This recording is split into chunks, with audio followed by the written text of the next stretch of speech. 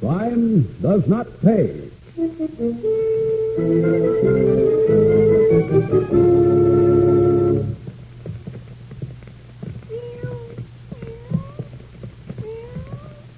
Third floor already. Can't see how much higher. Only one more to the top. I'll put you down soon. Hey, Dave. You're not dropping the bits of fish too close, are you? Not every 6 steps. One hungry kitten. If you hadn't eaten for 5 days, you'd be hungry, too. You're getting old. Next time we'll pick a lower building. All set, Dave? Set. Well, here we go. Down on the landing, see?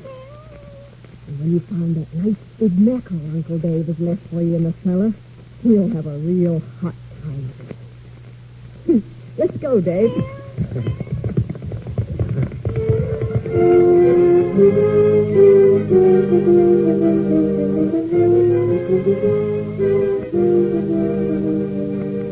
In the interest of good citizenship and law enforcement, we present Crime Does Not Pay, based on the famous Metro-Goldwyn-Mayer series of short subjects. In just a moment, you will hear The Lady Loves Kittens, starring Anna Lee.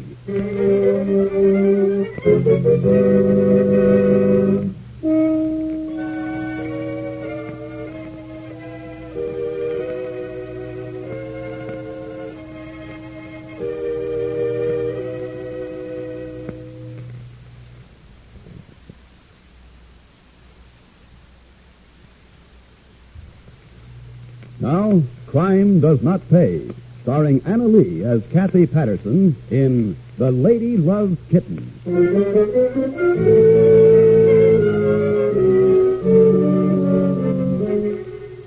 Kathy Patterson had a very human failing. She loved the things that money could buy. But Kathy carried that failing a step beyond ordinary human weakness. Kathy didn't care where the money came from.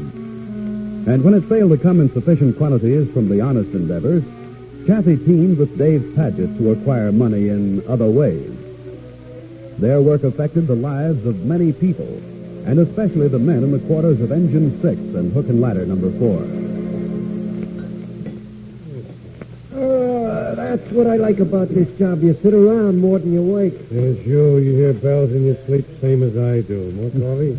Poor brother, poor. Hey, I heard that. Don't tell me you fellas like your work. Well, sure we do, Lieutenant. Especially those nice, fast, breezy rides through the streets on hot summer nights. Coffee, Lieutenant? Yeah, thanks. Yeah, and the nice warm beds upstairs on winter nights that we have to get out of to climb icy ladders so as we can get to the fire and get warm again. Oh, when you've been in this racket as long as I have, you'll take the hot with the cold, boys. You mean someday I'll grow up to be tiller man on the ladder truck? Hey, listen. 1, 4, 3. Hey, that's us. Get out. That's it. Come on. 1143 Carson Place and 8th Street. All right, come on. Hey, let's roll. Come on. Come on.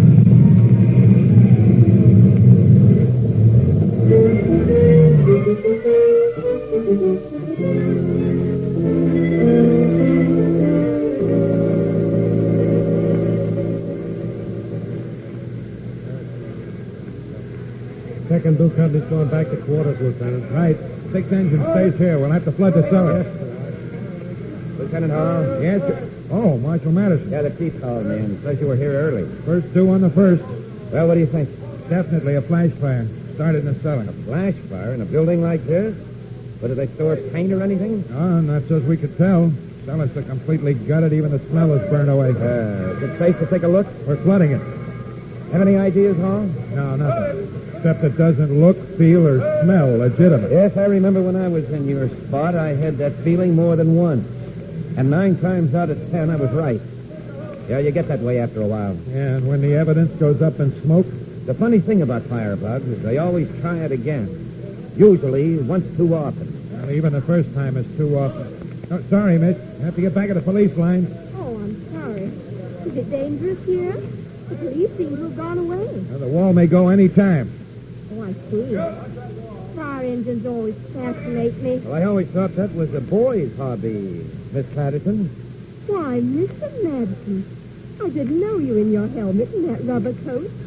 Are you a fireman? Well, in a way, I'm fire marshal these days.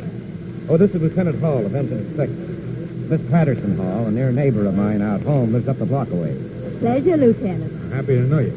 But still, I'm afraid Lieutenant's right, Miss Patterson. It'd be best if you did move along, please, as the police like to say. I'm on my way, gentlemen. I'm sorry if I broke any rules. I was on my way home and I heard the engine. Just couldn't help myself. Good night, Lieutenant. Good night.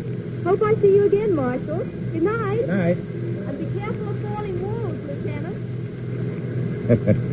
Shall I invite you to dinner sometime, Lieutenant? The lady loves fire. And I love my wife. But this is a new one on me, Marshal. A lady fire pup. What do you know?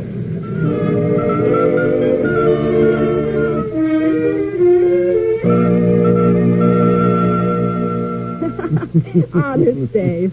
Those two poor but honest fire laddies protecting the rash woman from falling walls. If they knew. If they only knew. Knew what? You've got a certain way with cats. And mackerel. And oil lamps. And celluloid. Well, if they ever find out, they'll protect you all right. And me, too. Behind walls. High ones. Worried, Dave? You said the fire marshal recognized you. Well, sure. I recognized him. His house is 4 doors down from mine, and his kid Billy has been chasing cats for me. Are you crazy, Kathy? Like a fox. Nobody ever looks close to home for anything. I know, but sometimes you never know how smart they are. Not this time. Anyhow, it's easy enough to keep track. If they suspect anything, the insurance company will hold up the check. They'll tip their own hands that way. Which reminds me, a check came today. Which place? The one on Forster Street, remember, a month ago? Place I had in the name of Jason? That was a good one. 3 alone. Let me see the check. Yeah. Full payment. 25 grand. Ah, this is the racket, Dave. I've been waiting for this all my life. That dough will buy a lot of pretties. There'll be lots more after tonight. And after the 3rd Street joint, plenty more. When will we set the 3rd Street joint, Dave? Whenever your kitten's ready. Well, she ought to be right now. I haven't fed her in 4 days. Tomorrow, maybe. Any chance of them checking? Not a chance. Phony name. The policies with a company 1,000 miles from the gang who'll pay off for tonight's job. Okay, then. Tomorrow night. Another bonfire.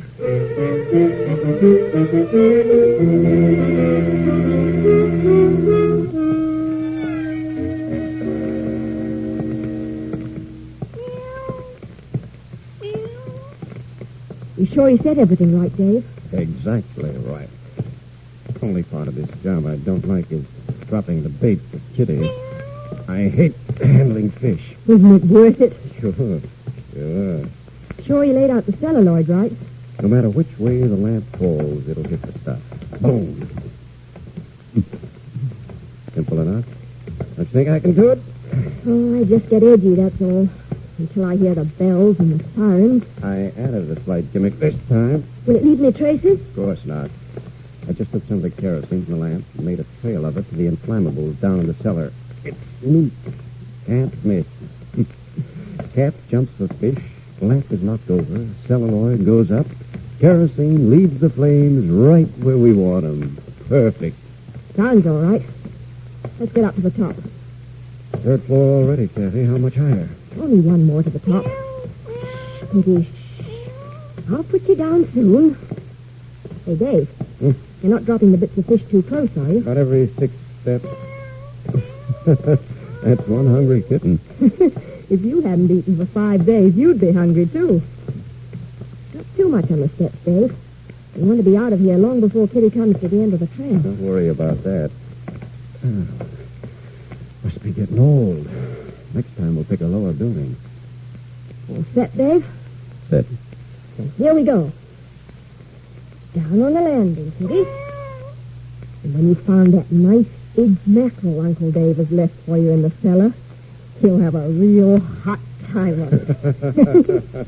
Let's go, Dave. Come on. Oh, harder to run downstairs than to climb up. That's why firemen slide down poles, baby boy. Oh, Oh, beg your pardon, folks. I heard you running down the stair. Oh, it's Mr. Shive. Oh, yes. Yes, you're Riley, the watchman, aren't you? Yes, sir. I'm just getting set for the night, sir. It's a long shift, this kind of work. Don't you get lonesome? Oh, no, ma'am, not very. I have my little radio. Mr. Smythe here he was nice enough to give me permission to play it at night. Yes, after all, why not? Well, not many employers permit it, sir. Oh, can't see anything wrong in it. Well, Miss Carter and I were just going to dinner. Good night, Riley. Oh, good night. Car's up the block, Kathy. I know. Phew.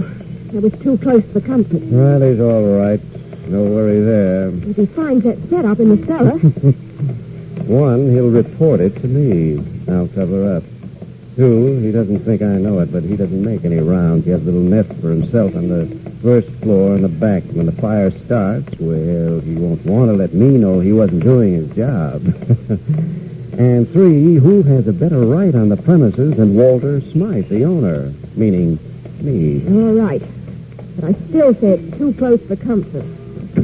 The chariot man? Where to? The nearest firebox, Davy. And we'll wait for the inevitable.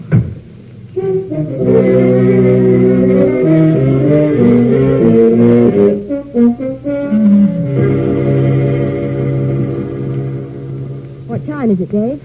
Must be close to 10. Too dark here to see my watch. The time is 10 p.m. Station WXE3, operator 17. There's your answer, Kathy. Straight from the fire department. All the modern equipment, even radio. Just so we can pick up the signals in the car. Taking that darn cat too long. Do you suppose Riley found her? Take it easy, honey. It's only an hour and a half. I don't like it. On the south side, box 1195, Jackson Street and 4th Avenue, WXE3, operator 17. Boy, it's a busy On the tonight. south side, box 1195. All on the south side, last 5 calls. Usually are. It's a slum down there. Uh-oh. They'll have a call in this neighborhood very soon, Kathy. I see smoke. Looks like a little flame. Must be going good. Heat must have broken the window. Let's pull the box. No, not yet. Give it more of a chance. Probably more toward the back. That's where I set the lamp and so forth. And where's Riley? Probably asleep. Oh, boy. See that flame. First floor window. Get the box, Dave. I'll start the car. Check.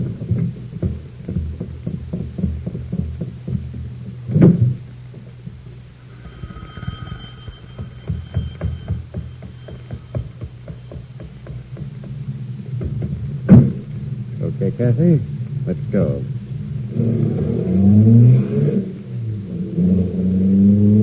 Oh, but Davy, I like to hear the engines come. They have such nice bells. They ring like money. On the west side, box 1167, Morton and 3rd Streets. On the west side, box 1167, Morton and 3rd Streets. That's it. WXE3, The boys are rolling. operator 17. Where are you going, Kathy? Up 4th Street. They'll come that way. They're exciting enough in daylight, but at night, all together. Kathy, sometimes you scare me to death. Here they come.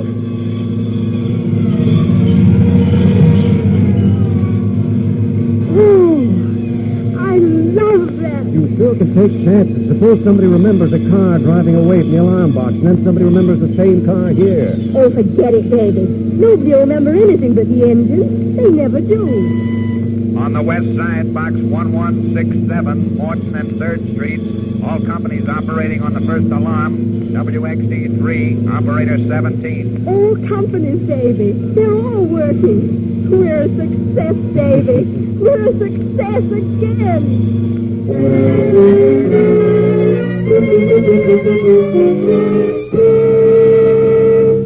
In just a moment, Crime Does Not Pay will continue with The Lady Loves Kittens.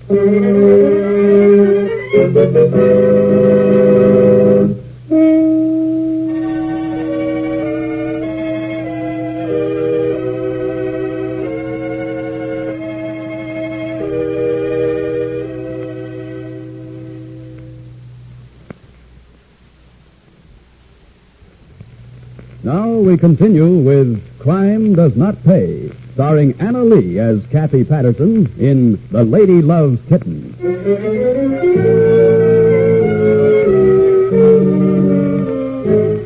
Kathy and Dave drove away from the scene of the fire. They drove as quickly and as far as discretion permitted. Their car radio, tuned to the fire department broadcasting station, told them, On the west side, second alarm, box 1167, Morton and 3rd Street. and a short time later, On the west side, third alarm, box 1167. yes, Kathy and Dave considered themselves quite successful in that particular project. But back at the scene of the fire, once the flames were under control and the worst of the battle was over, a tired, begrimed Lieutenant Hall of Engine Company 6 reported to Fire Marshal Madison.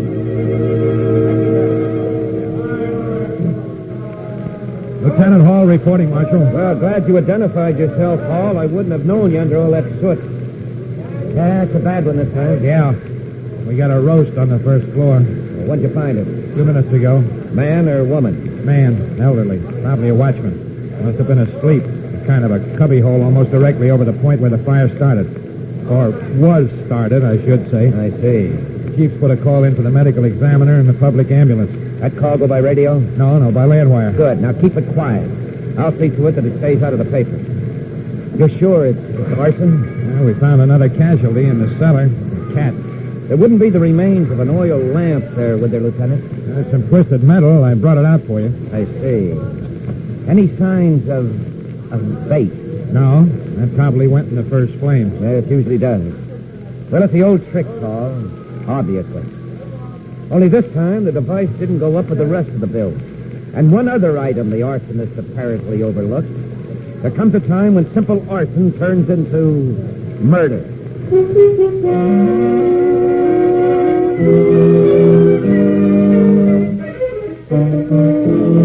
Here it is, Dave. Envelope from the insurance company. Probably another beef. They made enough fuss about the 3rd Street job. Beef, nothing. Look at here. $30,000 worth of beef, Davy, my boy. Oh, pretty. So pretty. Made out nice and neat to William's wife. Tomorrow's the day, Kathy. With this safely in the bank, we're almost through. One more job and we're set for life. I've got that property over on 10th Avenue. It'll go like a matchbox. Enough insurance? 25 grand. That'll do it. When? I'll get me another little bitty pussycat. When? I'll get my cat tomorrow. We'll be ready next week. As soon as Kitty is hungry enough.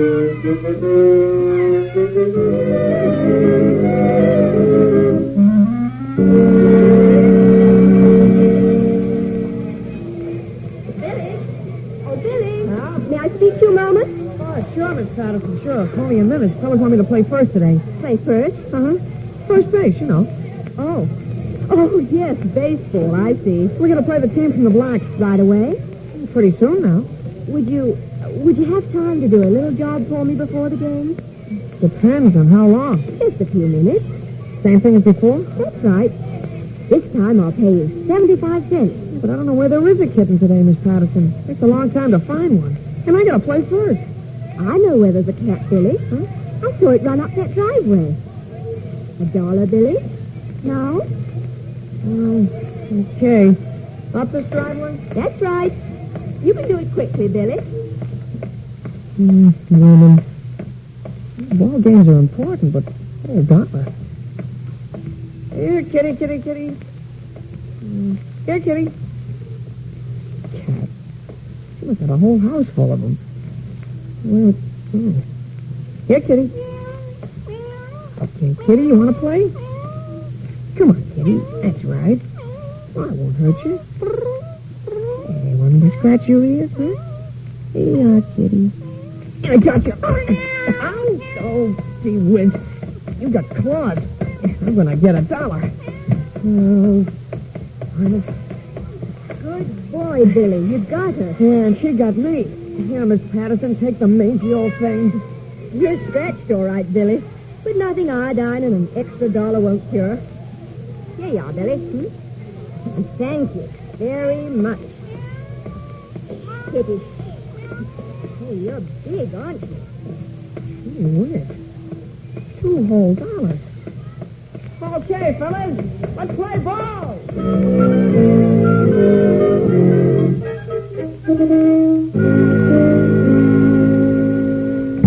Anybody home? Yes, I am, son. Your mother had to run out to the store for a minute. Well, how was the game today? Bill, you've been fighting again. No, Dad. Yeah, we won the game. What'd you play? Catcher without a mask? No, I played first. Oh, swell, boys. Huh?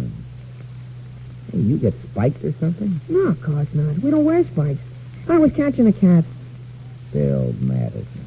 Catching a cat. Yeah. The lady gave me $1 for the cat. And another one for the scratches. Oh, I see. She must have wanted her cat pretty badly. No, it wasn't hers, just a stray. In the Hennessy's backyard. She collects cats. How do you know? Oh, I've caught some for her before.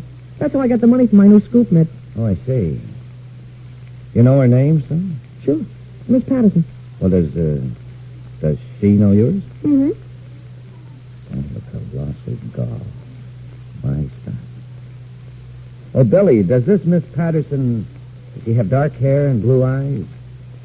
Yeah. Did you know her, Dad? Oh, by sight. Once I talked to her. At a fire. What was she doing there? She a lady buff or something? Well, that's what we thought at the time, but I'm not so sure right now. Now, look, Billy, you go on upstairs, clean up.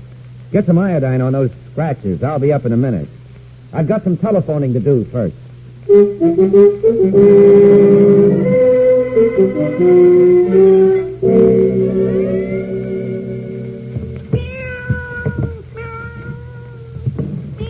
Hurry up, Dave. This cat is a devil. All right, fast as I can. Will you tear me to pieces? Okay, give me the animal. You set up the fish. Here.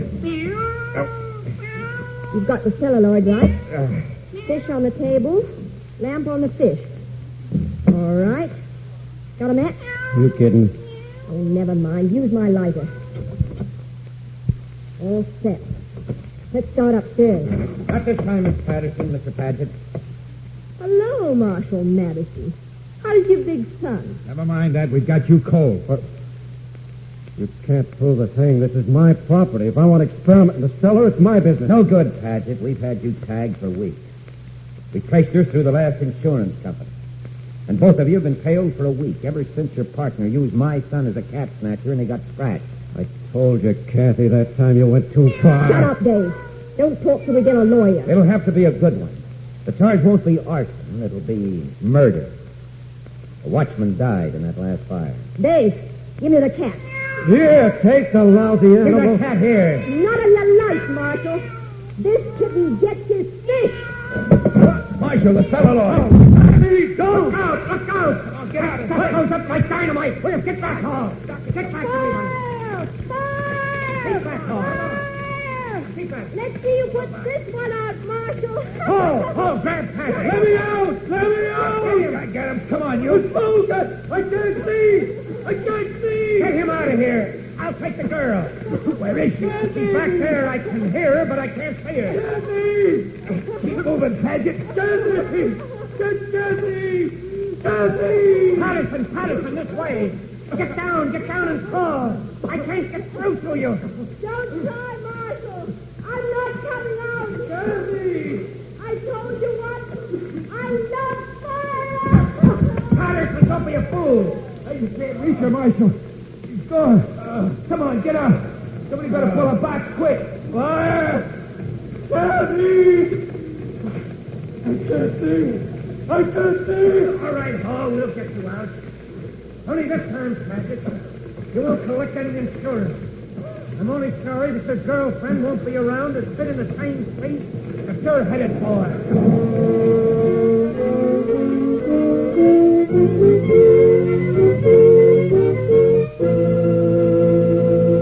Crime does not pay.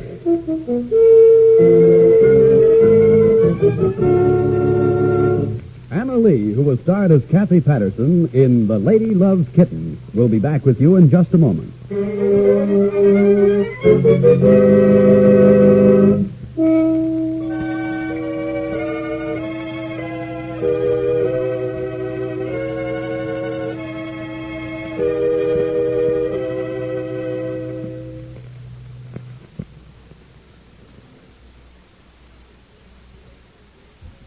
Now here in person is Anna Lee.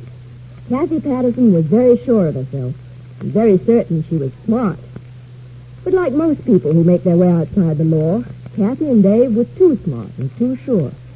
In the end, they outsmarted themselves because they underrated the wisdom and the patience of the forces of law and order, plus that extra little piece of luck which always falls on the side of the angels.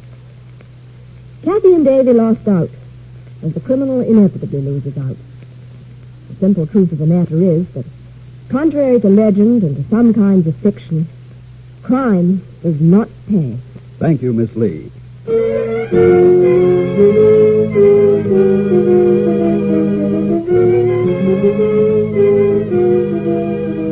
Crime Does Not Pay is written by Ira Marion and directed by Marx B. Loeb, with music composed and conducted by John Garth. Technical advisor is Burton B. Turkis. The events, characters, and names used in the story you've just heard are fictitious.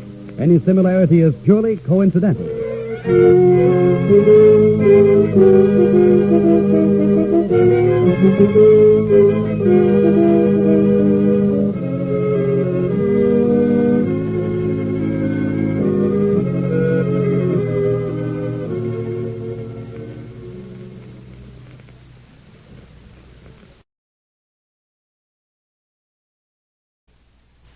Crime does not pay.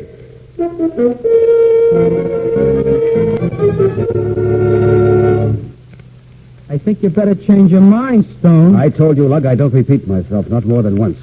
The boss won't like it. I don't like this kind of operation. You can tell that to your boss. And you can tell him, too, I'm taking my business elsewhere. You can't do that, Stone. The boss controls his territory. You buy from him or nobody. I buy where I please, and I don't buy hijacked goods. Now, beat it before I have you thrown out. You're throwing who out of where? I told you I don't repeat myself. You're so right about that, Stone.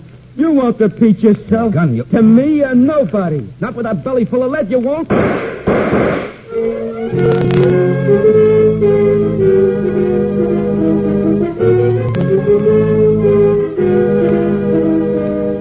In the interest of good citizenship and law enforcement, we present Crime Does Not Pay, based on the famous Metro-Goldwyn-Mayer series of short subjects. In just a moment, you will hear Once Too Often, starring Herbert Rudley.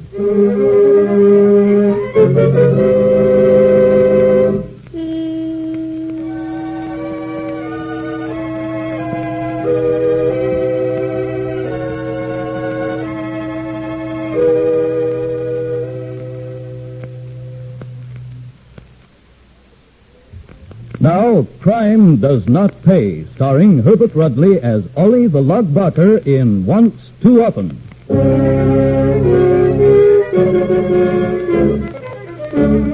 There is a familiar adage that civilization, like beauty, is only skin deep. From time to time, proof of this is offered in the person of people from whom the veneer of civilization has cracked, if it ever existed for them. Ollie, known as the Lug Barker, was such a person. Ollie served his boss Riggs, in several ways. One was in the collection of outstanding bills. The other, a direct outgrowth of the first, in the swift elimination of debtors who refused to pay. Ollie enjoyed his work, particularly the latter portion. To Ollie's elemental mind, death had no meaning when other people died. This made Ollie valuable to his boss and a trusted lieutenant. Lug, I've got a small job for you. The rope or the piece, boy? Neither as yet. Stick around. I want you to hear this phone call. Sure. I'm sticking.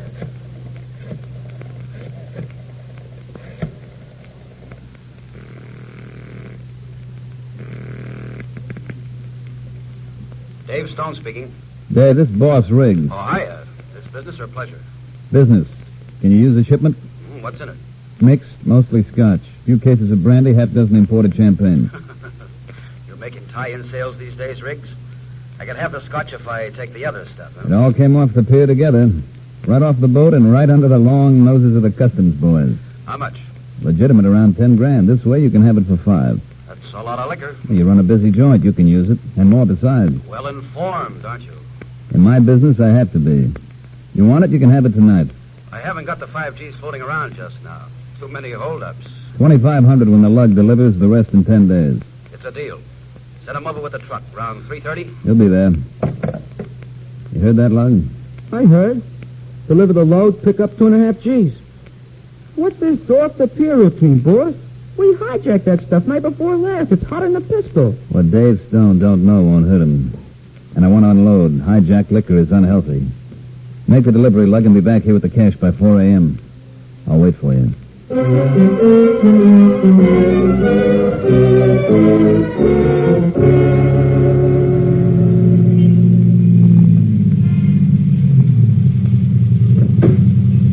Keep the change, cabby. Good evening, Mr. Barker. Stone inside? I can't see, Mr. Barker. I'll see for myself. I'm sorry, the club is full unless you have a reservation. Out of my way, jerk. I said I'll see for myself. Good evening, Mr. Barker. All you guys say the same thing. Why don't you change the script? I'm very sorry, Mr. Barker. You see, the rope is up. A very good house tonight. Stone here? I will see, sir. Never mind. Anton, I don't think Mr. Stone is in yet. Now I know he's here. And he's wise. You wouldn't come off the street in those 50-cent tips if you didn't have orders. Please, Mr. Barker, disturbance is not necessary. Out of my way, square head. I'm seeing Stone before he gets a chance to land. And I know the way. I've been here before, remember? Mr. Barker, please, Mr. Barker, I beg of you. Lug. Yeah, the lug. Well, Lug, It's 3 weeks. The boss gave you 10 days for the balance. 2.5 G's. Pay. I don't pay for stolen goods. Who says? I do. That load was hijacked. They took me for $2,500 on it. Okay, that's the way the game's played. I take my chances buying from Riggs. He takes his chances on getting paid for stolen liquor. The boss don't pay me for arguing. I want the dough. No more. Period. I think you better change your mind, Stone. I told you, Lug, I don't repeat myself. Not more than once. The boss won't like it. I don't like this kind of operation. You can tell that to your boss. You can tell him, too, that I'm taking my business elsewhere. You can't do that, Stone. The boss controls this territory. You buy from him or nobody. I buy where I please, and I don't buy hijacked goods. Now beat it before I have you thrown out. You're throwing who out of where? I told you I don't repeat myself. You're so right about that, Stone. You won't repeat yourself to me or nobody. Not with a belly full of lead, you won't.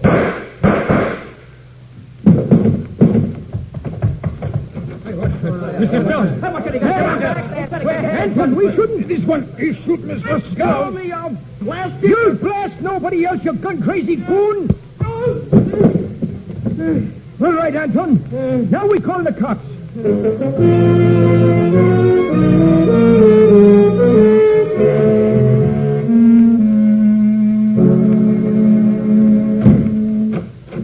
Sit down, Barker. I want to talk to you. Who are you? Assistant District Attorney. My name's Fulton. The one what invented the steamboat? Cut it out, Barker. You're in no spot to get fresh with me. Well, I'll get out of this rap. Just wait. Not a chance. 2 witnesses caught you at the scene with a gun in your hand. The boss will fix the rap. You can't fix a killing, Barker. You've been around long enough to know that. I've been around long enough to know that no DA comes down to this stinking jail just to talk.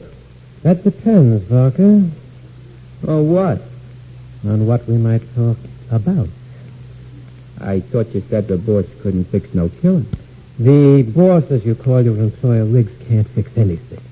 But he can cost the taxpayers a lot of money by hiring the kind of lawyers who stretch your case for weeks. Yeah, well, that's all right with me. The jury gets sick and tired of them, they're liable to let me off. I've seen it happen. Mm-hmm. On the other hand, they may get so angry at losing valuable time from their regular work that they'll convict you. And a first-degree murder conviction, Barker, well, a man with your record doesn't get pardoned. Okay, Spieler, so get to the point. You want to fry me. It'll look good next election. I'm not especially anxious to, as you put it, fry you, Barker. No? Well, what then? You making with a deal? In a way, I want a conviction. You don't want a fry. Now, there may be common ground someplace in between. Look, mouthpiece, them fancy words mean something, I know. Suppose you spell it out for me. Nice and slow. We don't have to go to trial at all, Barker. 1 minute you got me all strapped in a hot seat, next you say I don't even have to go to no trial. Make up your mind. The judge might accept a plea of manslaughter. Oh, at last he tells me. Copper, please. You talk to my mouthpiece? Riggs hasn't hired one yet. I'm talking to you. I gotta see a lawyer. You guys got too many tricks. Now, look, this is very simple, Barker. Even you should understand. Now, look. You stand trial, you'll go to the chair. I don't believe there's any doubt about it. You plead guilty to second-degree manslaughter, behave yourself in prison, you come out alive after not too much time. How much time? Well, it depends on the judge. I'd say about 5 years, no more than 7 or 8. I'm not promising that, Barker, but that's the usual thing. Well, Barker? I don't know. You get your life, I get my conviction. The state saves expense, everybody gets a break. How about it? You know, you sound like just one of those characters at a circus. Step right up, folks. Everybody wins. Nobody loses. Everybody It's no joke, Barker. Killing a man is no joke. Except maybe to someone like you. What do you say? Take it or leave it? You think I'm a dope? Of course I'm taking it. Natch. What else?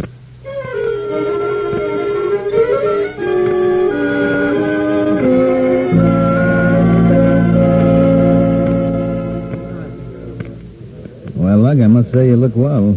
Big house seems to agree with you. You're putting on weight. Yeah. I'm being a good boy, like you said. Me. I'm an assistant in the library. Next thing, I'll be babysitting for the warden and his missus. And your spirits are high. Good boy. Yeah. On visiting days, we always have dumplings. Lug, you're all right. Am I? What's cooking, boys? Progress? We're making progress. You've been saying that for almost 3 years. Progress. Never heard of it. Now, the parole commission is very touchy, especially in cases like yours. Too bad about them. They don't have to sit around this joint and say yes or the screws. They don't like deals in murder cases.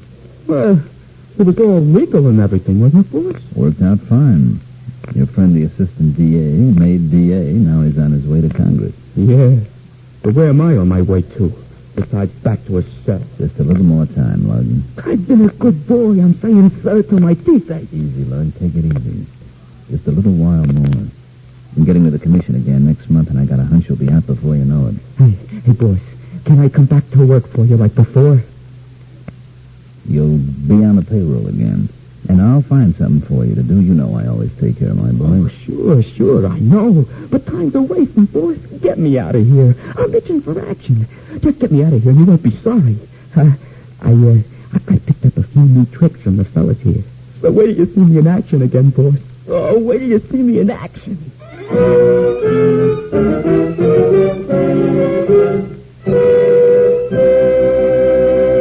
In just a moment, Crime Does Not Pay will continue with Once Too Often.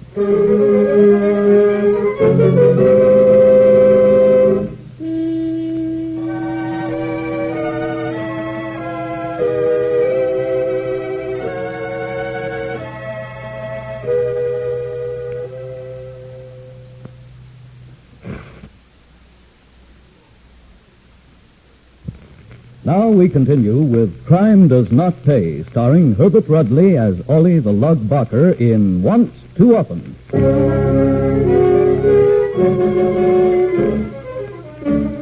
In due course, the good offices of the boss and his battery of legal talent worked for Ollie. The Lug came out of prison on parole.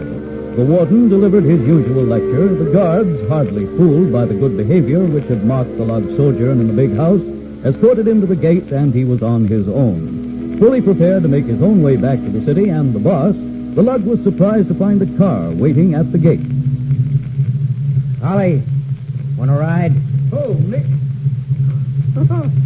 Joey, what are you doing here? Well, that's easy to figure, isn't it? Older brother calls for younger brother and hopes he can help the young fella go straight. You don't sound like you believe that yourself. I'm not sure I do, but Ma wanted me to come up here, so I did. Get in. Don't mind if I do. Home, James. You want to come home? Could be.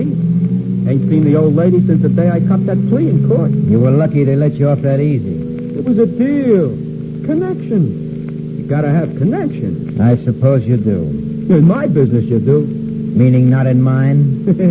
Unless you do a lot of cleaning. The boss could help you in that racket, you know. He runs the cleaners in town. No, thanks. I'm doing all right. If I need any connections, maybe I'll ask you. The tailor business not so hot, Joey? It's honest. But not so hot. The kids are growing up honest. Like I didn't? Well, if you want to put it that way. I ain't no more dishonest than you. I do like I'm told. I get paid, I don't double-cross nobody, and I give what I get paid for. That's honest. Yeah, I suppose that's why you went to prison. That was an accident. How should I know that squarehead in the doorman was there to grab me? And that the doorman had a blackjack? Can't figure everything. And I still say I'm honest.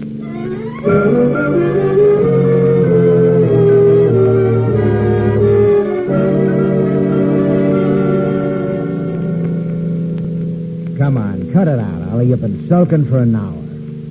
Okay, I agree. In your way, you're honest. Okay, forget it. Well, cheer up, kid. We're almost home. Yeah, I ain't forgot the neighborhood. Even the same garbage cans like 10 years ago. Pon Ma could move, but Ma, well, you know how she is. Yeah, I know. I know about Pa, too. He's still coming home stiff on Saturday? He works hard. He's got a right to his relaxation. Even Ma says so. Now she says so. Boy, she used to smack him around plenty. Remember the night she wanted to jump on it with both feet? We had to hold it down? Yeah, well, they were both a lot younger then. She'd be glad to see you, Ollie. So far. What'll she do? Pray over me? Because I knocked off a bum who should Well, what if she does? Will it hurt you to please her? Okay. I was only asking. Just behave yourself. You get me? Look who's giving orders. Big brother. Yeah, and I can still take you anytime, any place, and I will if you make one crack in front of Ma.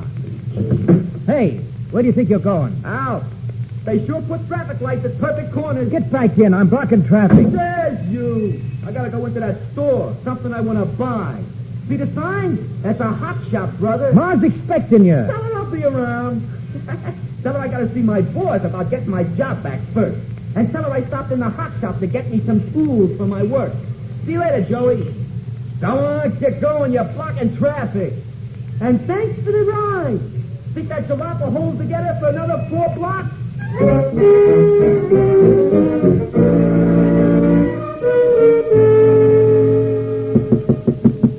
Come in. Hiya, boy. The lug. Well, you made it fast. Yeah, my brother called for me. You a brother? Why not? And a father and a mother, too. That's a switch. I thought you came into the world full grown. How come your brother was waiting at the gate? He wants me to come home. Well, maybe not him so much, but Ma does. You know, Lug, that might not be such a bad idea. Me? Living home? After 3 years in college?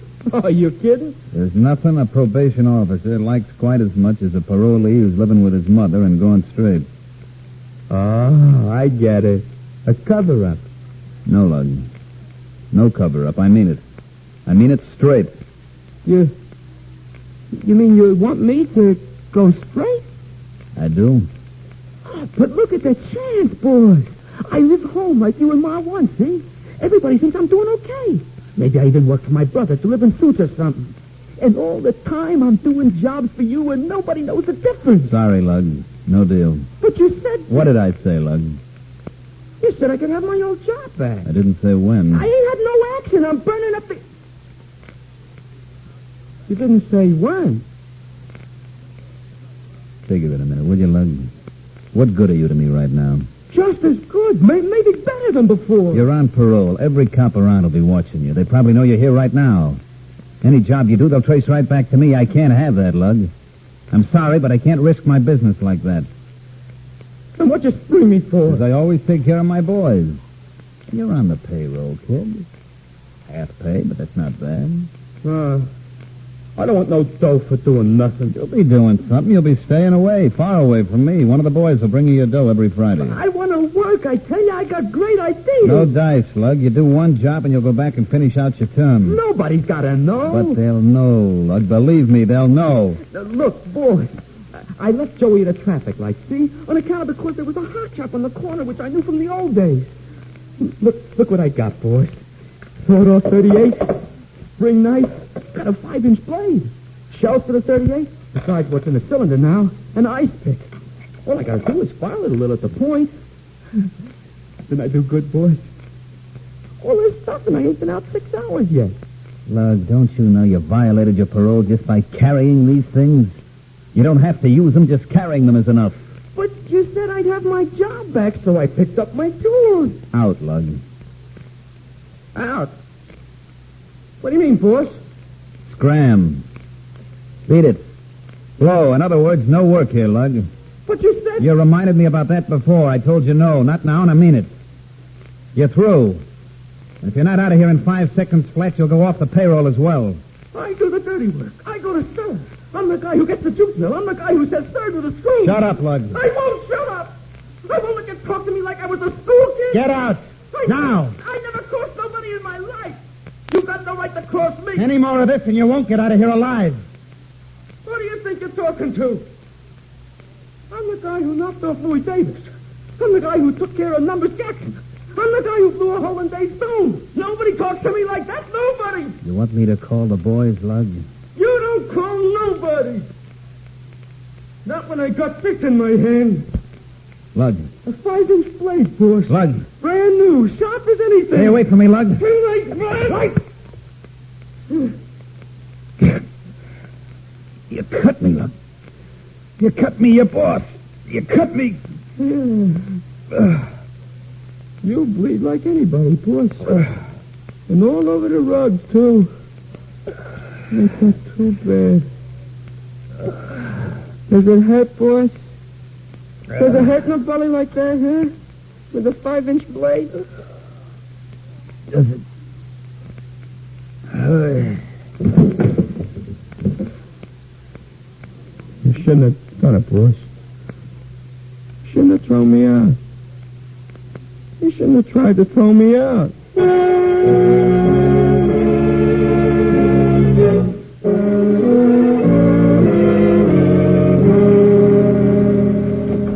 Hiya, Joey. See ya. And I want the tapes on the inside of the pants cup, Steve, so they won't get all frayed so quick. Excuse me. Yeah, I'll be with you in a minute, Ollie. Anything else on the suit, sir? You could check the pockets for holes. Clean and press. Yes, sir. Now, will next Tuesday be all right? Kind of wanted it for the weekend. Saturday afternoon, maybe? Well, I couldn't promise, sir. I'll do my best. How much? Tape, trouser cuffs, check pockets, clean press. $2.50, sir. Here's your slip, sir. And stop in Saturday. I'll try to have it ready. Thanks. I'll be here. See you Saturday. Okay, Ollie, what do you want? You don't have to be so tough. I come home like you said I should. Yeah, I see. Only this store ain't home. What'd you hear from your boss? Nothing. And I ain't going to hear nothing. He fire you? I said I ain't going to hear nothing from him. Well, go on up the house. Ma's waiting. Well? You're going to let me work for you, Joey? You can start delivering on Saturdays, maybe. I'm busy Saturday. What's wrong with you? You going straight, Ollie? Ma wants I should, don't you? First time you ever cared what she... Get your hand out of that jacket pocket, Ollie. That ain't your jacket. I'm responsible for it as long as it's in my store. There's nothing in it anyway. I know you, Ollie, from way back. There's nothing in it now. You saying I took something? I know you did. Open your hand. Okay. Nothing but a lousy $50. Give it here. Finders keepers. That's stealing, Ollie. I found it. It's mine. You stole it from a customer's pocket. Give it here, I said. I never stole nothing. Except maybe fruit from in front of the grocer's when we was kids. I want that $50. Come and get it. I told you I can still lick you. Don't touch me, Joey. I'm sick of you. I'm sick of making Ma think you're doing okay. I'm sick of hearing what a wonderful boy her baby is when I know... What do you know, Joe? You know I'm dangerous? Huh? And hot in the pistol? You know I just give it to the boss, Joey? Did you? Ollie. Shut up, you mealy-mouthed towing machine jockey. I'm sick of your baloney. Ollie, put away that gun. Sure. I'll put it away, Joey. After I'm done using it. Ollie!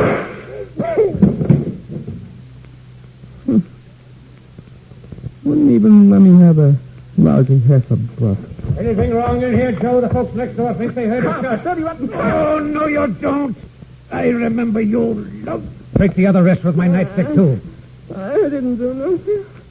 burns on us. Next to cop killers, Lug, we hate mugs who kill in their own families. Move, I said. This time you'll fry.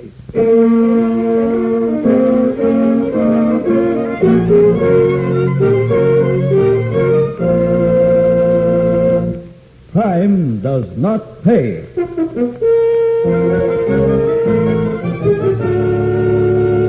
Herbert Rudley, who was starred as Ollie the Lug Barker in Once Too Often, will be back with you in just a moment.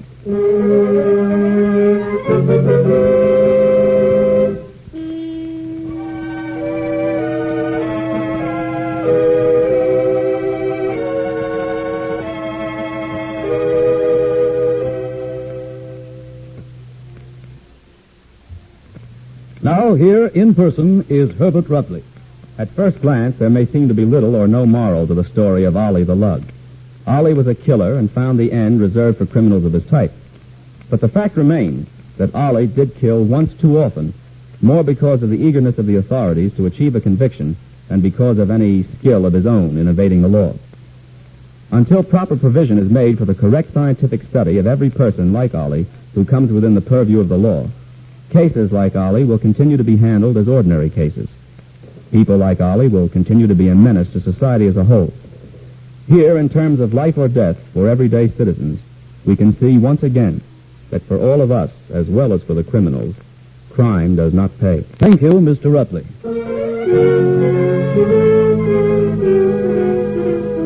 Crime Does Not Pay is written by Ira Marion and directed by Marx B. Loeb, with music composed and conducted by John Garth. Technical consultant is Burton B. Turkus.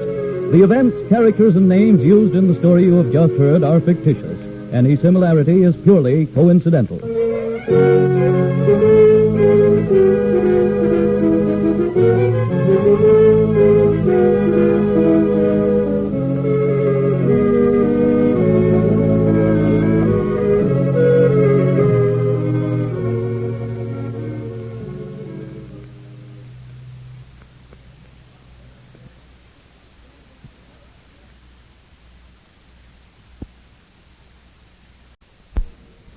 Does not pay.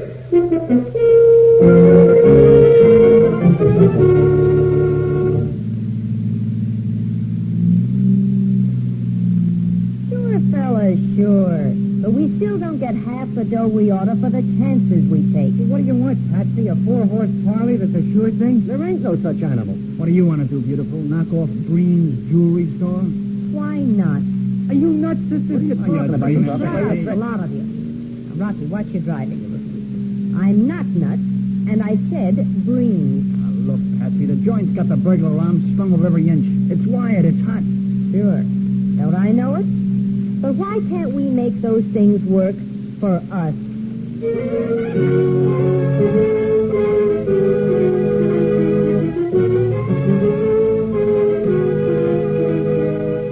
In the interest of good citizenship and law enforcement, we present Crime Does Not Pay, based on the famous Metro-Goldwyn-Mayer series of short subjects. In just a moment, you will hear Burglar Alarm, starring Betty Furness.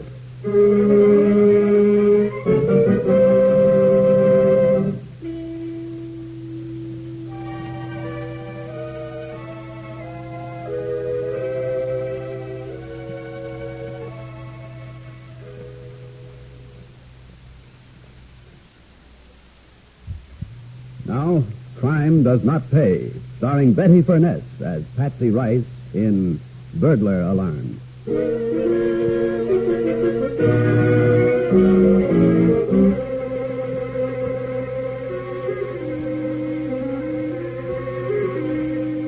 There are almost as many names for the kind of district in which Patsy Rice was born as there are cities with slums.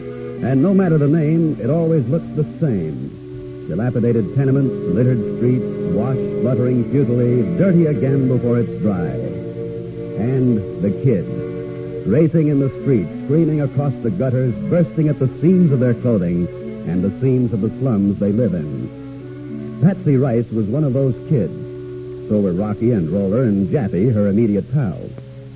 They grew up together, learned the same bitter lessons together, beat their heads against the same stone walls together, and were inseparable until Jappy finally had to go away for a while. When Jappy came back, there was a welcome home party of sorts. Why doesn't he come home, eh? Why doesn't he come? Don't worry, he'll be here. I told him the drinks was free. You know Jappy when the drinks are free. Drinks. 6 Cokes and 5 bottles of beer. Oh, what's eating you, Patsy? You like beer? Tomboy grew up, Roller. Like all dames, she wants egg in her beer. I want a decent drink once in my life. Can you buy it for me, Rocky? Easy does it, beautiful. Leave it to Rocky. You'll wear mink yet. When? When my bones are so old and cold, not even mink will keep them warm? You're a long way from that, Patsy. Thanks. You'll see, kid. I'll buy you plenty. On what? The kind of job sent Jappy up for 90 days and leaves us to give him a party on 6 Cokes and 5 beers? Quit beefing, will you? He's here.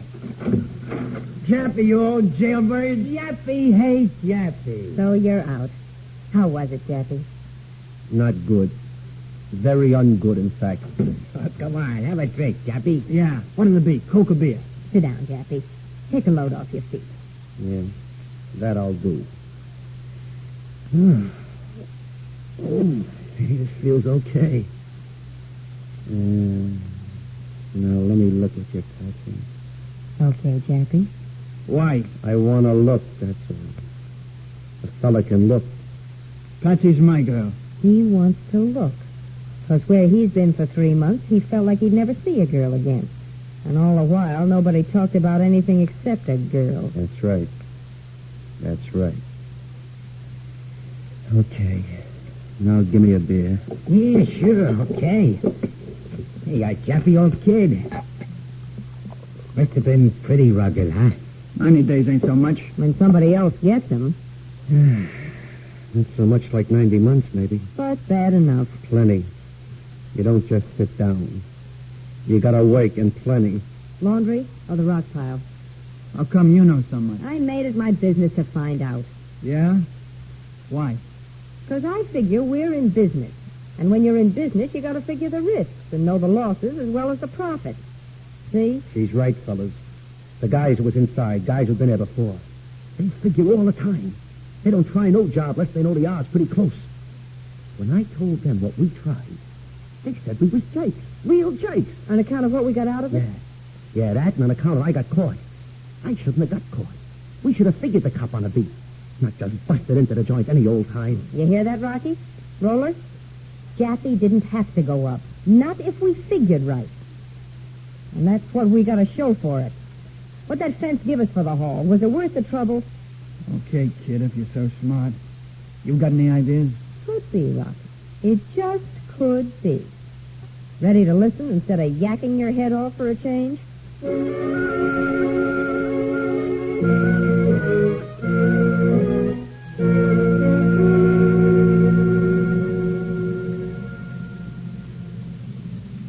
Looks like we're okay, beautiful. Tell you about that after we get back home with the haul. You're sure keeping the string loose. Well, it's like I told him, so there'll be no mistakes. If there's one job I'm satisfied I'm outside. Next time, maybe I'll let Roller stay out with me, and you can go in with Jappy. You try that just once. You're my girl. Listen. He's checking doors on the beat. Come on now, Rocky down. Be passionate. And don't forget to pull that string. I did it already. Cup's only a couple of doors down the line. Give me a smooch, huh?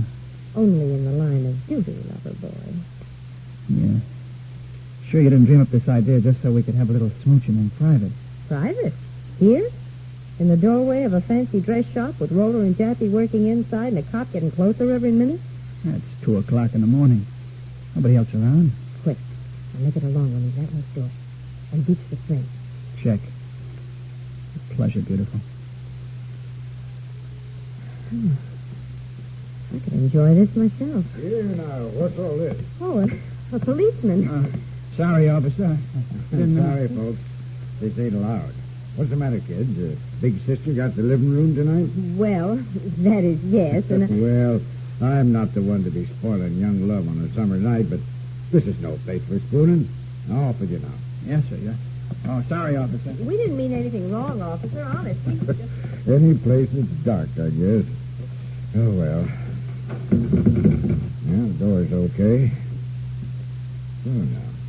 What's this? who'd be fishing for what through a keyhole in a place like this?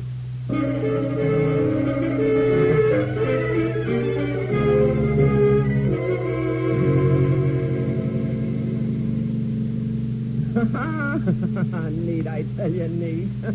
Only next time, Rocky, don't take the string so hard. You almost took my finger off. I'm telling you, we had the joint almost clean. The back door was standing wide open. Rocky pulls on a cord through the keyhole. Jackie says the cop is coming. We beat it to the car, then you come strolling around a corner like it was nothing at all. And off we go. That's how it is when you plan, fellas. That cop is still scratching his head over that string. 5 will get you 10 on that. We sure dumped the loot in the back quick like. Good haul. Yeah. What you been doing? Sleeping at the wheel? No. I'm just thinking that maybe I got the best job in the whole setup. Never mind that, Rocky. You know, I wouldn't mind that department myself. Not with you, Patsy. I'll save it, Jackie. You didn't answer Rocky's question yet. Is it a good haul? Looks okay to me. A dozen dresses, 3 coats, 2 with fur on them. Is that all? Good enough. Oh, for a first try with the new system, sure. Ben sort of give us a couple of hundred. Good start. And that bag you lifted yesterday had 150 in it, Patsy. How much you get on that heist job, Dappy? Only half a C. Oh, we've done 400 in a week, Patsy. Ain't bad. Yeah, that's pretty good. We do that every week. Plus a couple of good bets and a bobtails. We'll be riding in the chips in no time. Sure, fellas. Sure. But we still don't get half the dough we oughta for the chances we take. What do you want, Patsy? A 4-horse parlay that's a sure thing? There ain't no such animal. What do you want to do, beautiful? Knock off Green's jewelry store? Why not? Are you nuts, sister? What are you You're talking about? dreaming. You're Shut up. talking- Shut up, the lot of you. Rocky, what you driving? I'm not nuts, and I said green. Look, Patsy, the joint's got the burglar alarm strung of every inch. It's wired, it's hot. Sure. Don't I know it? But why can't we make those things work for us?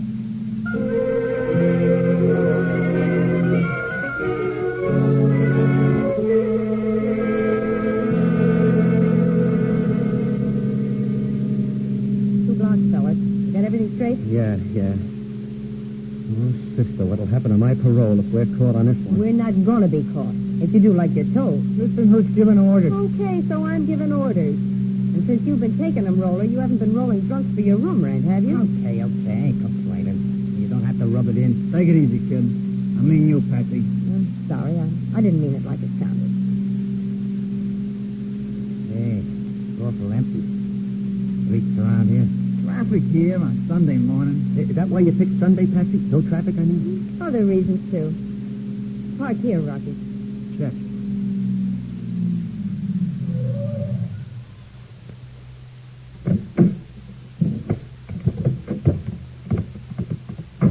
Green's ain't till the next block. Want to attract attention driving past on Sunday, Jappy? Gee, you think of everything, Patsy. No, I try to. Okay. Now, everybody got the orders straight? You and me, we stroll over to Breen. Right. Jappy? I gotta walk to that cellar door across the street from Green's, open it, go down inside. So far, so good. Roller? I drift to the corner.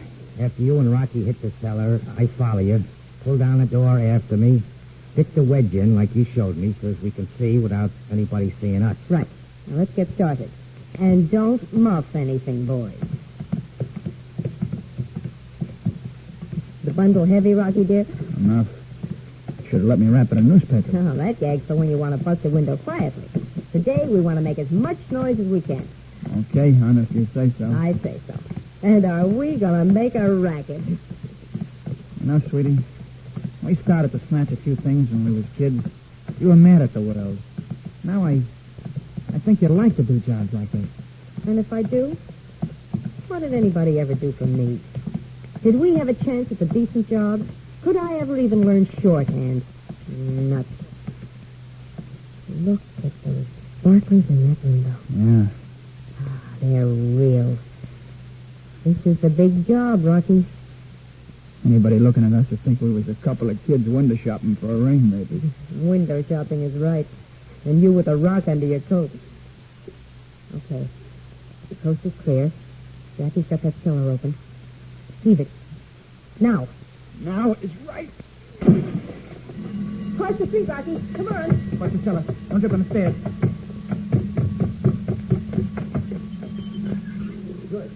you made it. What a beautiful racket. The cops ought to be here. So good. Is that all? Since when did you guys ever have grandstand seats to watch the cops open up a store full of diamonds so you could take your pick with nobody to bother you?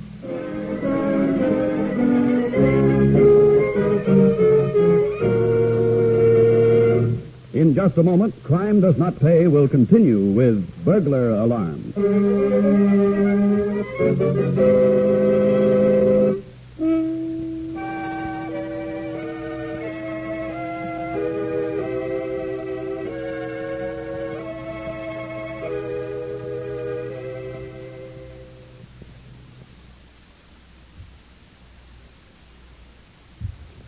Now we continue with Crime Does Not Pay, starring Betty Furness as Patsy Rice in Burglar Alarm.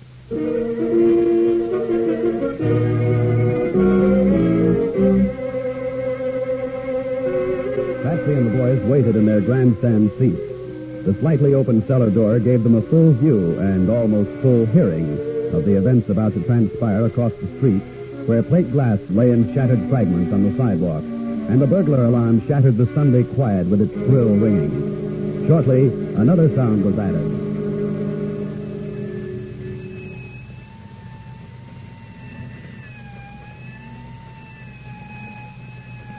Here they come, fellas. Yeah. Snow White and the two dopes.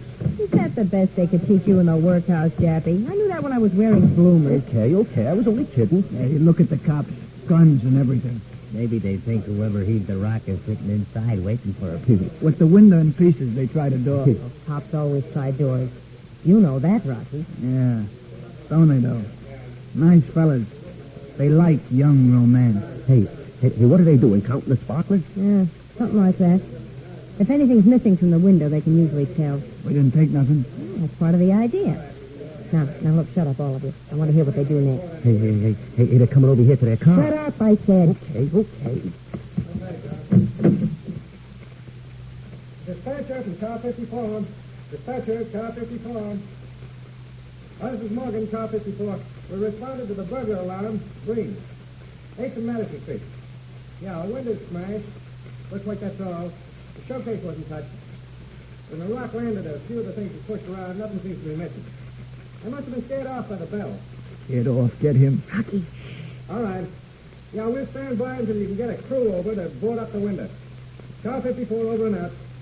Okay, we gotta stick around, Joe, till we get a crew over here. That's it, fellas. Just like I figured. Now all we gotta do is sit tight and wait.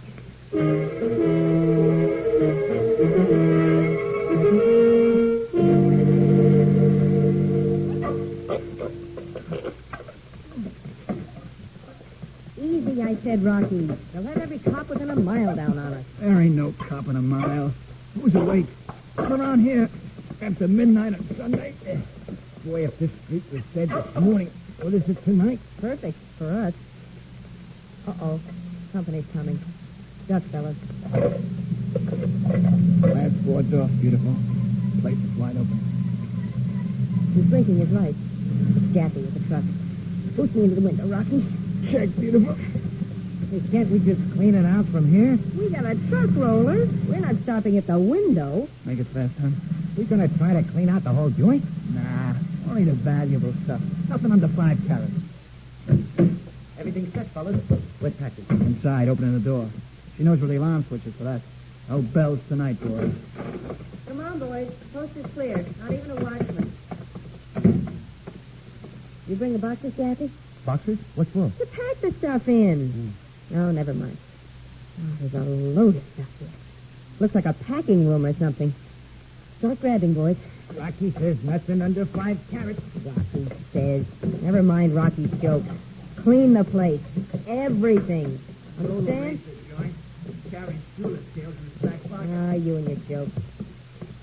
Rocky, we're gonna be rich. No more window shopping. We can split the loot with 5 or 6 fences. We'll get plenty. We'll get plenty if we get ourselves caught. Not me. They won't get me. They got Jappy that time. No plans. Whew. Warm in here.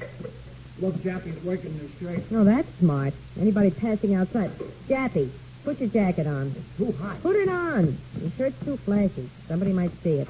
Oh, no, I ripped it. Okay. That better, Patsy? I took the thing off. Ripped anyway. Better. But don't forget to take it with you when we scram. I got the pieces in my pocket already. Good. Now keep going, boys. There's more rocks and junk in this joint than even Mrs. Van Astorbilt would want to wear to the opening of the opera.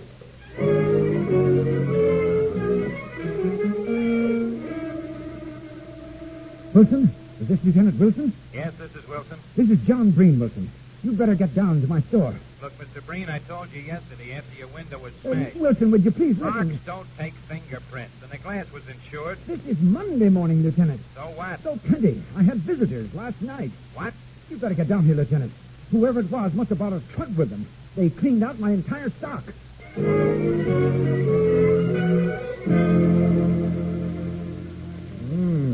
When you said clean, Mr. Breen, you weren't kidding.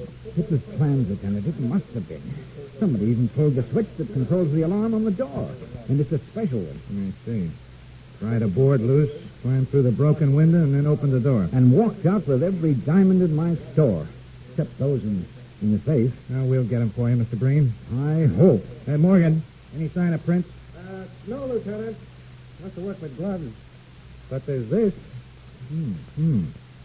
I see. Do you or any of your clerks wear shirts this color, Mr. Breen? My employees and I wear only white shirts, Lieutenant. It's the rule of the store. I see. Interesting. Laundry mark and all. All right, Morgan, start a tracer on this mark, will you?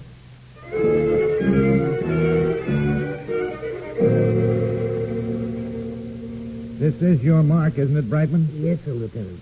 One of my series. Whose is it? Wait, now, I got to think.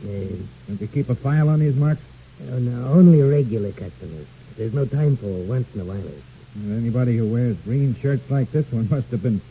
Well, you ought to remember him. The shirt, I remember. This fellow, he comes in maybe 2 weeks ago. I remember because all the shirts in the bundle, pink, yellow, blue, green. Always at least one is white, but not this customer. Pink, yellow, blue, green. What was he wearing? A suit. What else? What color shirt? I think, lavender, I think. Mm-hmm. And the suit? Like the boys say, sharp, brown, a little yellow stripe. Kind of stood out in the crowd, that baby. Yeah. Also on account of his face. Why, a scar or something? No, sir, Lieutenant, but, well, I noticed, anybody would notice, the eyes, very narrow, the hair, very black, almost for Japanese, except he's not Japanese. You leave his name and address? No, sir, Lieutenant. He takes the tickets, comes back with the shirt. No name, not that time. You know him again if you see him? Yes, sir, Lieutenant. Good. Get your hat. We're going downtown and look at some pictures.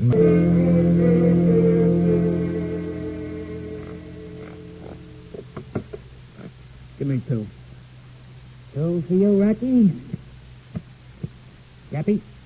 No. I'll stand pat. Pat, huh? What do you got, 4 of a kind or flush? You'll see. Yep. Think I'll take 3 myself. Patsy, sit down, will you? I don't feel like it. Ah, come on, get in the game, Patsy. Is that all you can think about? Cards and liquor? Well, I ain't a genius around here, maybe, but I sure ain't nervous like a cat, neither. That's because you haven't got the brains you were born with. Is that so? Says you. Now, take it easy. Nothing to get upset about. Look, when the fences clam up, there must be something to worry about. Fences are always jittery. Or the heat's on. Now, look, we gotta expect it. Green must have had insurance, so they put the insurance sticks on the trail. What trail? We all wore gloves. Jappy's the only one of us whose prints they got. I didn't leave no print. I ain't anxious to go back to no can. The white was too hard. Hey, what about your shirt, Jappy? The one you tore. I burned it. I burned it like she made me. Oh, I sure hated that. Oh, boy. It was such a terrific green. Are we playing cards or are we playing cards? All right. Keep your hands in sight, all of you. Cover him, Morgan. Cover, Lieutenant. You got no right breaking in here. Where's your warrant? Save the lip, lady. You got a warrant for your friend Jappy. Had it for days. I ain't done nothing, honest. Shut up, you. Well, we've got Jap cold on a laundry market. Just a piece of green shirt he forgot to pick up at Breen's. But we figured he didn't have the brains to plan this one, so we let him lead us to you. You can't prove anything on us. All you got is a laundry mark on Jappy, and he's been away before. You hear that, Jappy? If She wants you to take the rap for your pal. Yeah? If there's a rap, we'll get it together. Jappy, don't be a jerk. Button your lip, Jappy. You heard the fellas, Jappy. Yeah, you heard your pals, Jappy. You're the only one with a record. Second time around for you. Do I get a break, Lieutenant, if I talk? Shut up, you two. Start talking, Jappy boy. She planned it. She laid out the whole deal. She and Rocky. And a job on that dress shop over on State Street with the string and a keyhole. Why, you dirty, rotten, sniveling stool picker, let me get my hands on you. Ow! Okay, boys, we've got enough. And we'll have more after Jappy boy goes on with his song in private. Get moving. You too, girlie. I won't. You'll have to drag me. Get moving, I said, or I'll give it to you again. And you've no idea how I hate to sock a lady.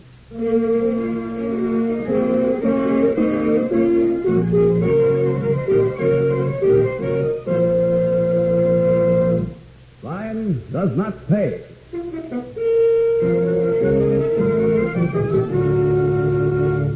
Betty Furness, who was starred as Patsy Rice in Burglar Alarm, will be back with you in just a moment.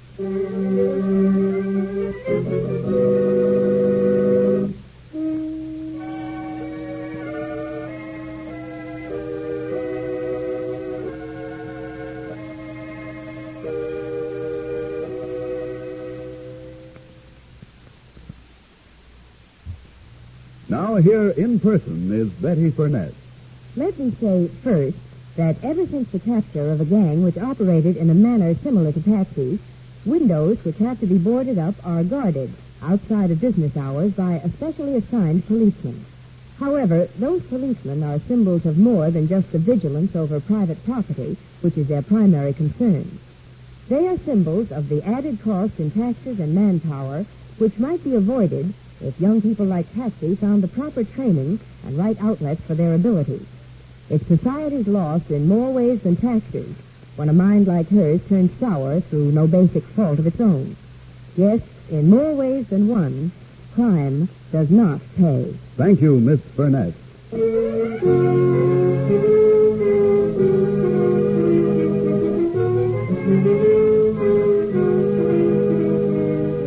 Crime Does Not Pay is written by Ira Marion and directed by Marx B. Loeb, with music composed and conducted by John Garth. Technical advisor is Burton B. Turkis. The events, characters, and names used in the story you've just heard are fictitious. Any similarity is purely coincidental.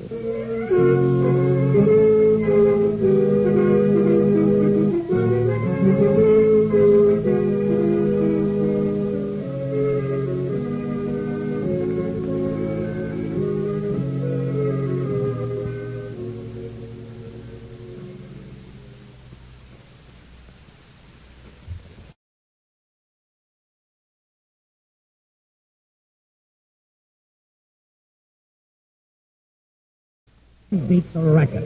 One for the birds. Beat you. See the manager tomorrow. Go on now. But you don't understand, Mr. Daniels. This is my... Out of my way, Torello. Out, Torello. You might get hurt. This is no fiddle in this case. I must hear that, Mr. Daniels. Mr. Daniels, what are you doing? Out of there's your friend. I'm hearing you say yourself is a horseshoe table, is a horseshoe, is a for luck.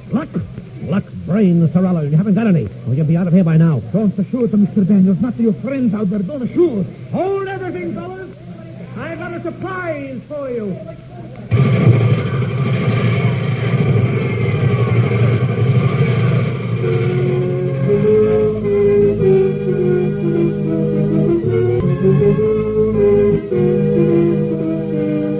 In the interest of good citizenship and law enforcement, we present Crime Does Not Pay, based on the famous Metro-Goldwyn-Mayer series of short subjects.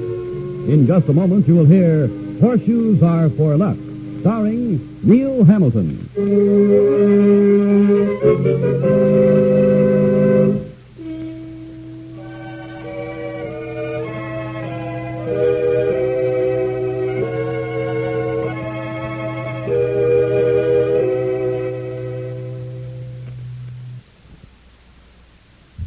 Now, Crime Does Not Pay, starring Neil Hamilton as Mitch the Smoothie Daniels in Horseshoes Are for Luck.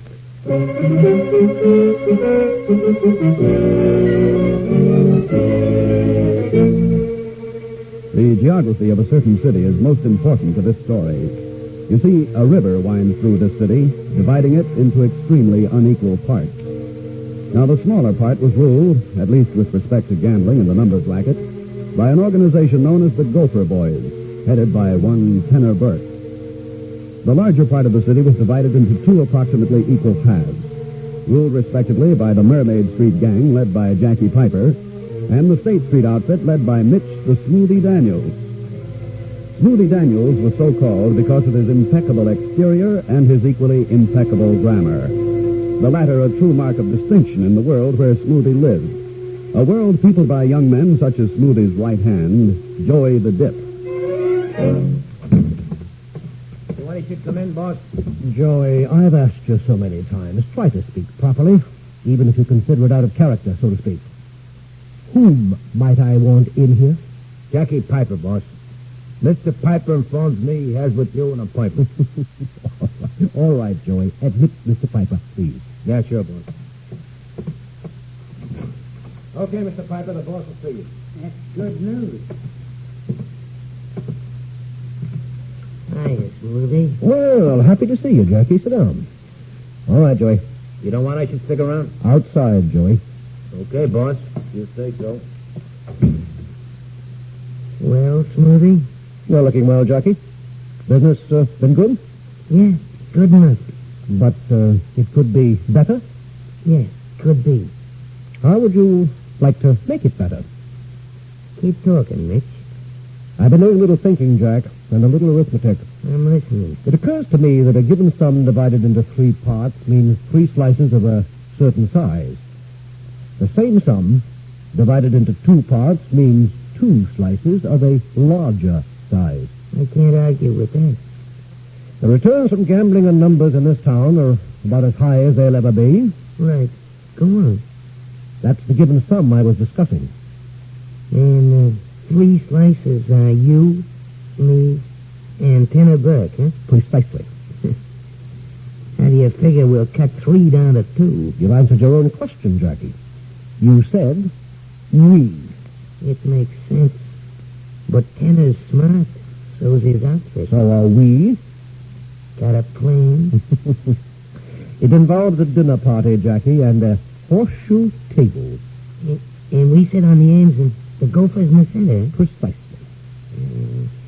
Well, they come to a party like that. I have a place. Matter of fact, I own it. Out on the Shore Road. Excellent cuisine. I'll issue the invitations. I may even have to hint to Tenor that things will happen to you. But you'll come. You've earned your name, Mitch. The Smoothie. Is it a deal? Name the date. We'll be there. One item. Who'll pack the artillery? No one. All pieces checked at the door with hats and coats.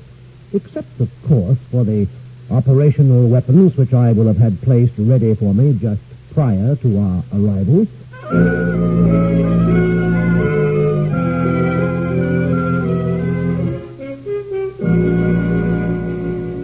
That's the plan, Tenor.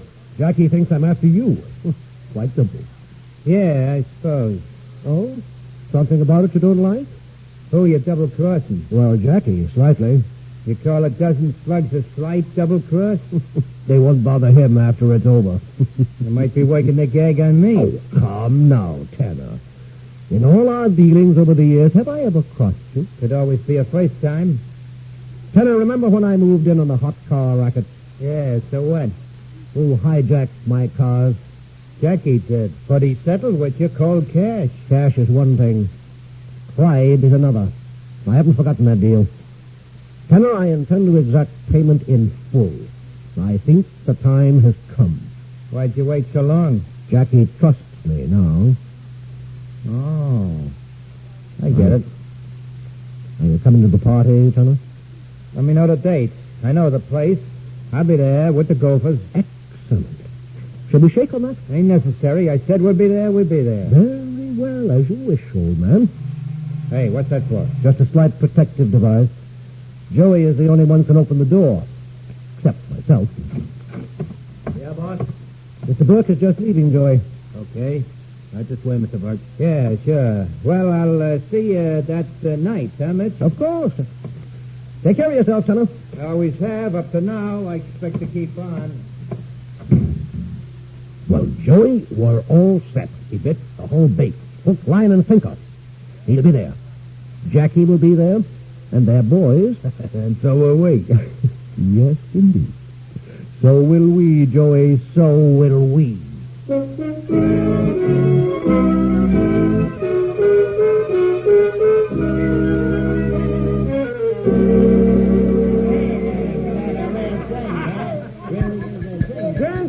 Gentlemen, the hour is growing late. May I propose a toast? Another little drink, bitch? Why not? Only why you gotta talk first, huh? One thing I never do, Smoothie, I never mix talk with liquor. So you talk, me, I'll take the liquor. Nevertheless, my friends, I give you this final toast to the horseshoe table, which has been the scene of our collation this evening. Horseshoes are for luck, my friends. Here's to this horseshoe, and to the luck we have in being friends. I drink to that. You think you like me, too? Pardon me, Rocky. Excuse me now. Be up back in a moment, kiddo. Now, Smoothie, How did you know, Jackie? I ain't as drunk as I look. Good luck, Smoothie. Give me the high sound so I can duck, huh? Sorry, if you let me through, boys. Thank you. Thanks, fellow. Hey, Mitch, you got a sense of humor. Good luck. Watch it, Tanner. Jackie's looking this way. He can't see nothing. He's blind. Would you pull in your chair just a slice there? Thank you. Sorry, boys, but I have to get through here. Okay, boss. Even the chef's gone home, like you said. Good, Joey. Our own boys? They all left the room, or they're out of the line of fire. Perfect. Now lay low yourself until the job is finished. Check. Right under the table. And the chopper's in the fiddle case, back of the curtains, like you said. Full drum, too. Excellent. Car's outside. Gimpy's got the engine running. Wait, what are you doing here?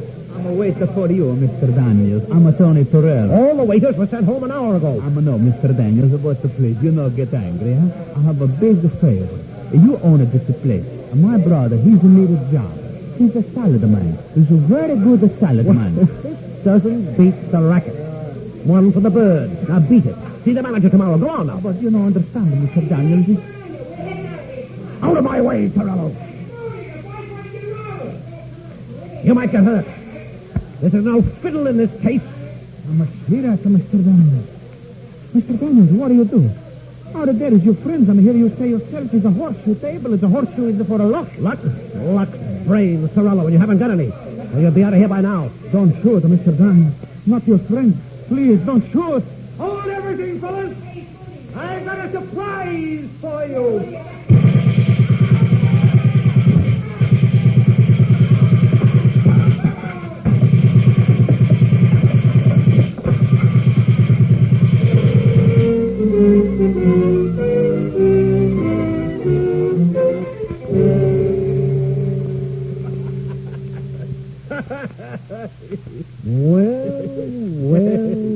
Well.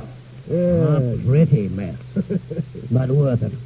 What's so funny, Joey? Oh, you should have seen it from here, boss. When the waiter come out of those curtains running like a scared rabbit, oh, brother. And the look on Jackie's face just before the slugs cut him down. Honest, boss, it was a circus. Yeah, no doubt. And there'll be a circus for us, too, if we don't get out of here. Everybody dead? Nobody moving. I checked them all. Like mackerel.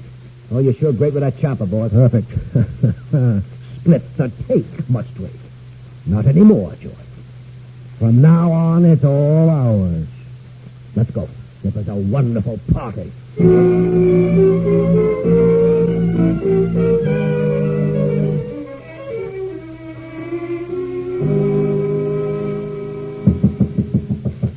Who is it? Right.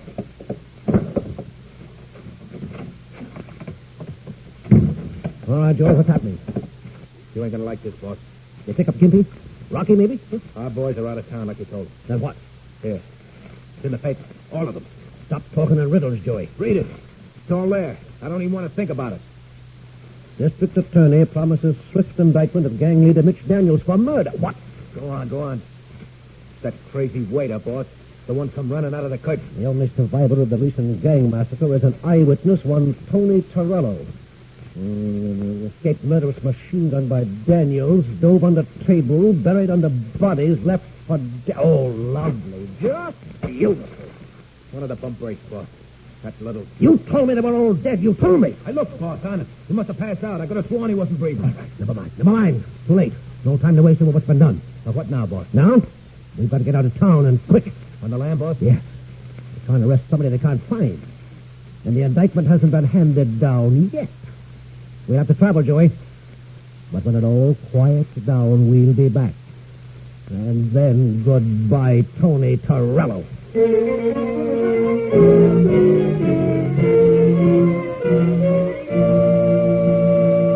In just a moment, Crime Does Not Pay will continue with Horseshoes Are for Luck.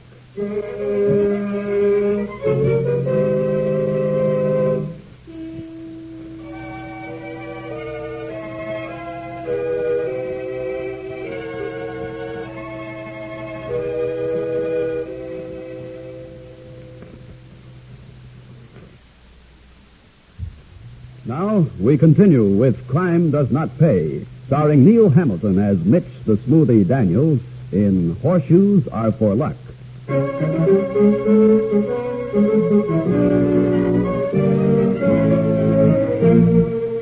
Mitch the Smoothie made his plans in his various hideouts. But such plans are subject to change without very much notice and to great delays.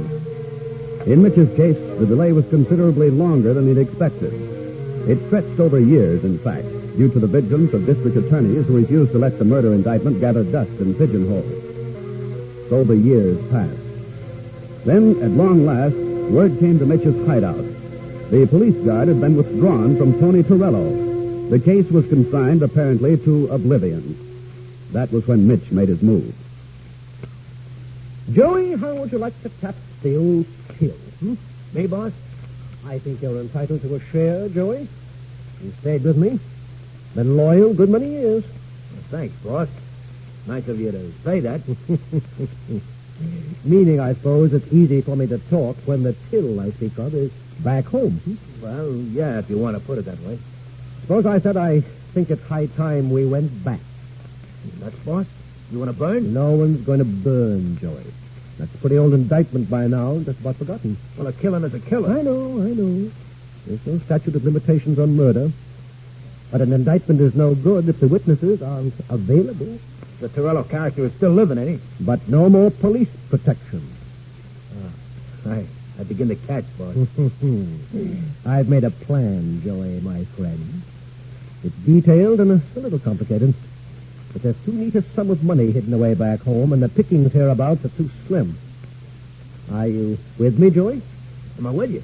And I always with you? My apologies, Joey. I shouldn't have asked that. Now then, this is it. You're going back first.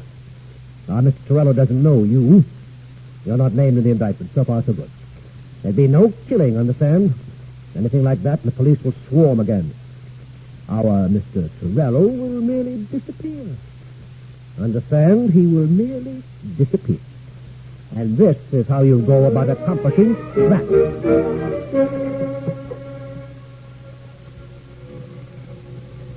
What do you want, Shrimp? I'm looking for the bosun of this ship. A fellow called Lovejoy, Matt Lovejoy. You're talking to him. I'm Joey the Dip. You was told I was coming. Okay, you're here.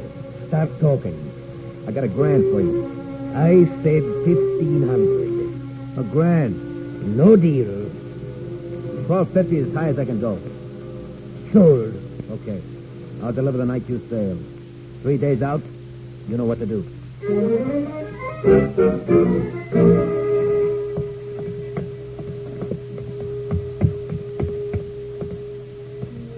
You're Torello? Who are you? What do you want to with Tony Torello? Let's take a walk, wise guy. I'm a no walk. I walk all the night with a tray. Now I'm asleep. Only as far as my car. You can sleep in the car. On the way to the waterfront. I'm a no Gorton. I ain't supposed to let you have it, but you'll get it sure if you don't walk. Now down the stoop, Torello. March, fast.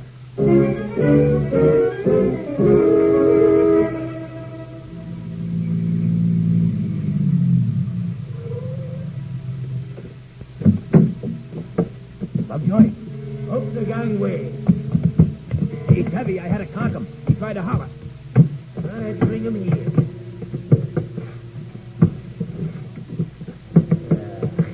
a little guy. What's the matter, Shrimp? You weak or something?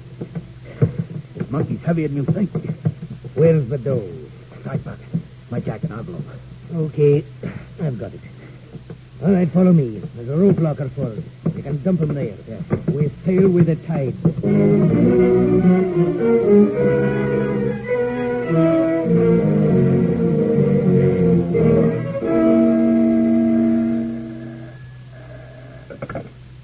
Hello. It's Joey, boss. Well, I called station to station like you said. never mind that. What about Torello?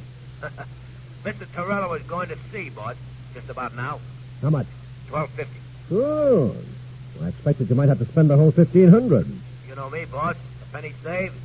Anyhow, I'm a partner now. Why, so you are, Joey, so you are. I trust Mr. Torello has a comfortable berth. First class, yeah. In a rope locker. Only one class on a freighter, like in them travel ads. Say, can we go around the world, boss? What for, Joey? I always wanted to see that place, Tahiti or something they call it. Well, we might, Joey. We just might. Once I open a certain safe deposit box. But before that's possible, we have a certain matter to clear up, don't we, Joey? We're all set now, boss. Oh, we will be in 3 days. Check. Reserve a room for me at our old hotel, Joey. I'll be back in exactly 3 days.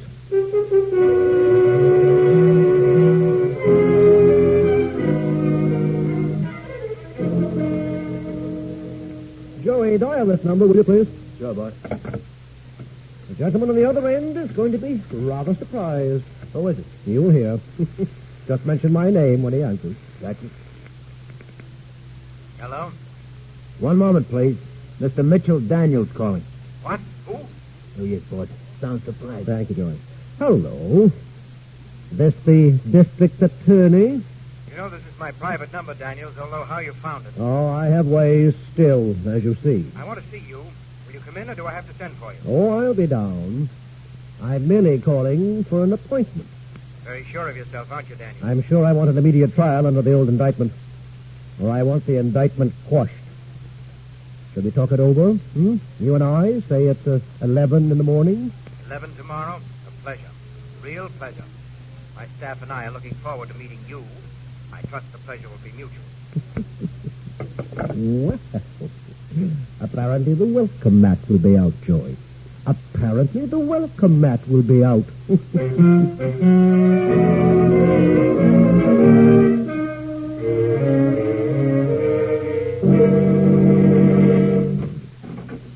Ah, yes, Mr. Daniels. Come in. Sit down. You can wait outside, Joey. Of course not, Daniels. Let him stay right here. We have nothing to hide. Oh, it's all right with you. Okay, Joey. Check, boss. Sit down, Daniels. Not necessary. What I have to say won't take that long. You never can tell. I can tell. You're the district attorney. I want a trial or the indictment thrown out. I see. Go on. That's all. Now it's your turn. On what grounds would you have me quash the indictment? You have no witnesses.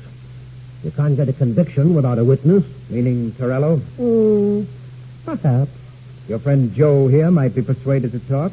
I don't know nothing. We might refresh your memory. I wouldn't try anything. Joey and I both had our pictures taken yesterday. My lawyer has them. Any marks will show. Well, you've thought of everything, haven't you? I believe I have. Smooth. You know, Daniels, it's strange about people. What's this? Philosophy? In a way. Sometimes people will take anything, connive at nearly anything. And then they reach a point, usually where someone rather like themselves is being pushed around for no good reason, and they stop. They change course in midstream and fight back. A pretty speech. Very pretty. Sort of sounds very fine. Make an excellent impression when you run for governor. I may do just that, Daniels, after I've convicted you. All right, you can come in now. Boss, it's a double cross. The big guy crossed me. Quiet. Well, Mr. Torello? After him, sir. Stop to Mr. Daniels. After him close, like a now, with a machine gun. And Mr. Lovejoy? Hey, that's the little rat, sir. Delivered Tony here like a sack of potatoes for the galley. I didn't like him then, I like him less now. Thank you, Mr. Lovejoy. Daniels, you're strangely silent. No more smooth talk, no bluster. My lawyer will speak for me. You'll never get a conviction, you know. Won't I? With Mr. Torello to tell his story and with Mr. Lovejoy to tell his? Mr. Lovejoy, will you tell Daniels and his pal here what you told me about why you left the ship with Mr. Torello instead of dumping him overboard 3 days out? Well, sir, I couldn't see no reason why a little fella like Torello should get bumped for a couple of bums like these two, that's all. I never intended to dump him anyhow. Just put him ashore when we got to the other side. But here's a little guy. All he wanted to do was to get back to his house and be left alone. Well, that's okay with me. Maybe that's what I want, too. But when a louse like this dip throws him around and beats him up and wants him to be bumped, I don't like it. Who do these guys think they are, anyhow? They were told to meet and walked off the ship with Tony. You dirty double You'll cross. leave my friend Matt alone, you hear? You... Never mind, Joey. Anything else, Mr. D.A., before Joey and I take up residence here? No, for the present, that'll be all. Nice of you both to come in voluntarily. But you rather underrated us, didn't you? Underrated whom? Why, Mr. Torello and Mr. Lovejoy, of course. Who else?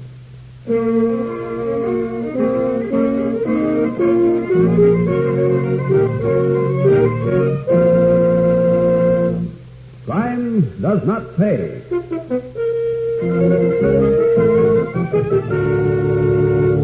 Neil Hamilton, who was starred as Mitch the Smoothie Daniels in Horseshoes Are for Luck, will be back with you in just a moment.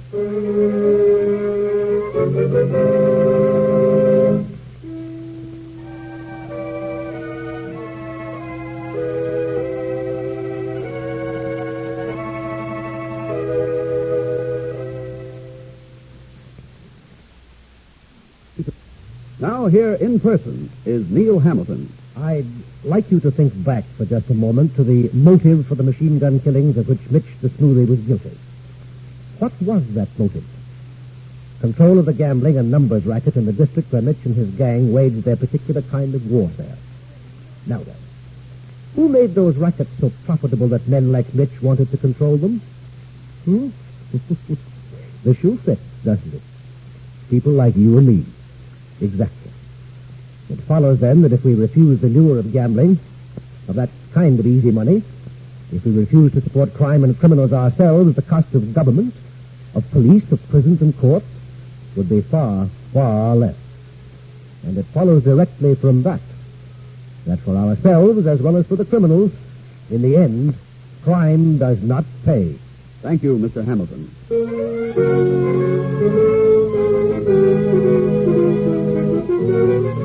Crime Does Not Pay is written by Ira Marion and directed by Marx B. Loeb, with music composed and conducted by John Garth.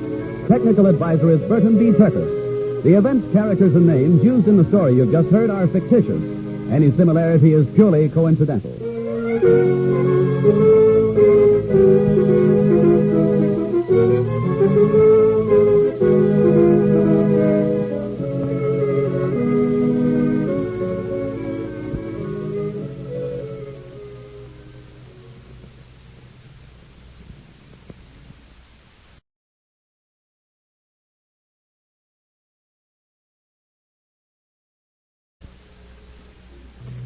Crime does not pay.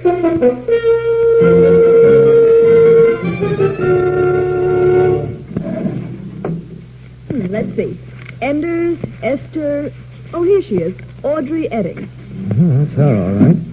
Everything there? Correspondence, her letters, carbons of your answers, her basic card, description, age, and financial condition. How did she tell you she loves you, Ronnie, darling? Pretty warm. Not for your eyes, sweetheart. You do trust me, don't you? Leaving all these files in my custody while you're traveling the circuit? And it looks like a wedding this trip, Nancy. Little Audrey is getting impatient. She wants a ceremony for her money. What do I care how many of them you marry, darling? As long as you and their checks keep coming back to me.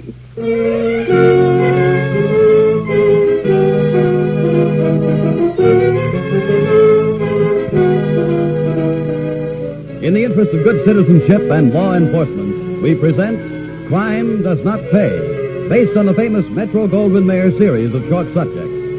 In just a moment, you will hear Beauty and the Beast, starring Everett Sloane.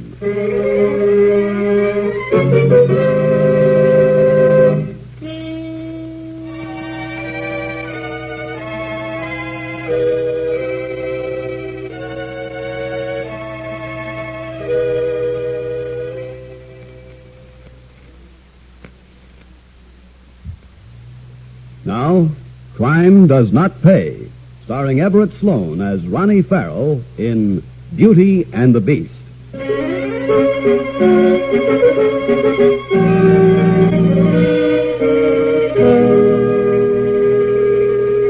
Ronnie Farrell was the kind of man many women seem to have a weakness for. Even Nancy Wood, his steady girl, would admit that. Still, Ronnie wasn't handsome. He wasn't big and tall and strong. In fact, Ronnie could give the impression, and very easily, that he needed care and a great deal of mothering. Ronnie gave that impression quite often. It was his business to do so. And as in most business operations, Ronnie's called for filing cabinets, clear, precise records, and the morning mail. Oh, here, take this letter, Miss Wood. Where to, the files or the wastebasket? Active file, Miss Wood. Very active indeed. This one enclosed a $50 check. Ronnie, darling, I hope this will help toward the doctor bill. When will I see you again, sweetheart? In haste, but with all my love, Lucy. I like the style of that. All the essentials, both love and money, and not one wasted word. You're so right, darling. Ready for the answer? Yes, sir, Mr. Farrell. Let's see. Dear Lucykins. Oh, check that against her card in the file, Nancy. I think that's her special pet name, but there's another Lucy, so be sure and check. And no kidding. Go on. Make it Form 3A and put a copy in the file. Sign it the usual way. Right. Next? Next is Rebecca Andrews. Remittance enclosed? No, this one we're playing for a big haul, remember? Oh, that Rebecca. How's the letter? Well, I think, in fact, I'm sure, Rebecca is due for a visit. Put her on the route sheet for the next swing around the circuit. So noted, boss. And now, Audrey. Audrey Eddings. Uh-huh, a remittance. About half its usual size. Get Audrey's file, will you, dear? Mm-hmm. Think there's trouble ahead? Maybe. Let's see. Enders, Esther. Here she is. Audrey Eddings. Oh, that's her, all right. Everything there? Correspondence, her letters, carbons of your answers, her basic card, description, age, and financial condition. How did she tell you she loves you, Ronnie, darling? Pretty warm. Not for your eyes, sweetheart. You do trust me, don't you? Leaving all these files in my custody while you're traveling the circuit? Looks like a wedding this trip, Nancy. Little Audrey is getting impatient. She wants a ceremony for her money. What do I care how many of them you marry, darling, as long as you and their checks keep coming back to me. Well, we'll both keep coming back to you, darling. Don't you worry about that. Oh, let's have a look at that road map, hon. Here you are. Which way around this time? I think... Yes, this way. Yes, definitely. You see, Rebecca lives here and Audrey here. So I can drop in on Rebecca first and then wind up the trip with Audrey. The traveling salesman in person. And all I've got to sell is just my own poor self.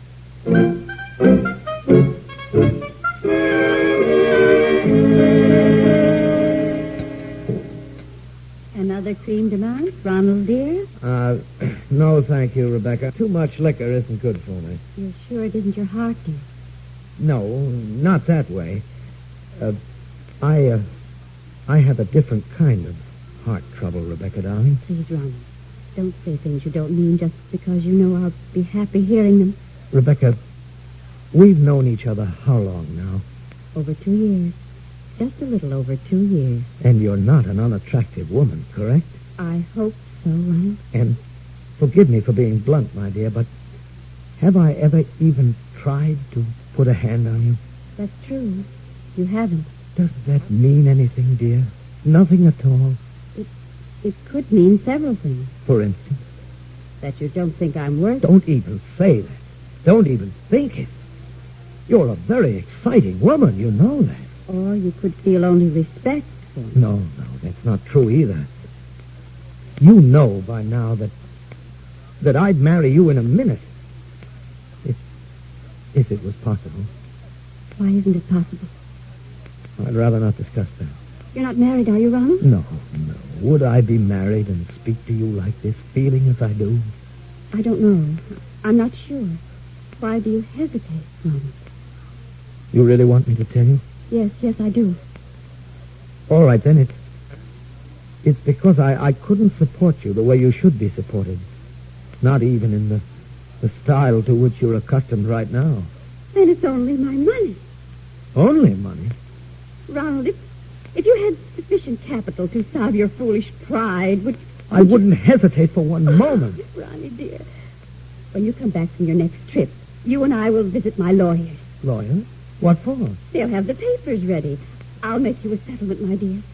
And after that... After that, it'll be Mr. and Mrs. Ronald Farrell. That's for sure, my sweet. That's for sure.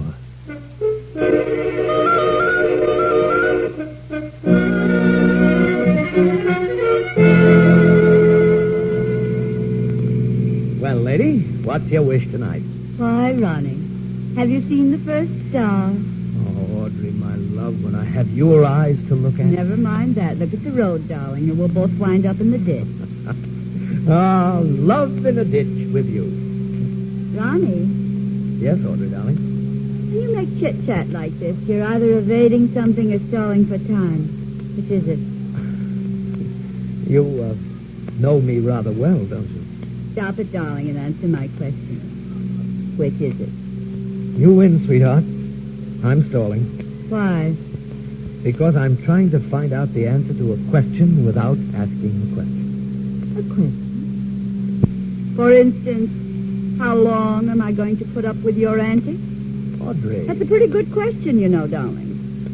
After all, I've been, shall we say, contributing to your income for several months. I think I made it clear the last time that this won't go on forever. Audrey, please, this sort of Let's talk... be frank, Ronnie, darling. I'm not as young as some, nor as attractive. That goes for you, too, you know. Together, we'd probably be decently happy. That's the sum of it. A perfect statement, and at the perfect moment. Also, an answer to my unasked question. Ronnie, why are you stopping? Why here? For several reasons. Audrey, you just said you wanted to marry me, haven't you?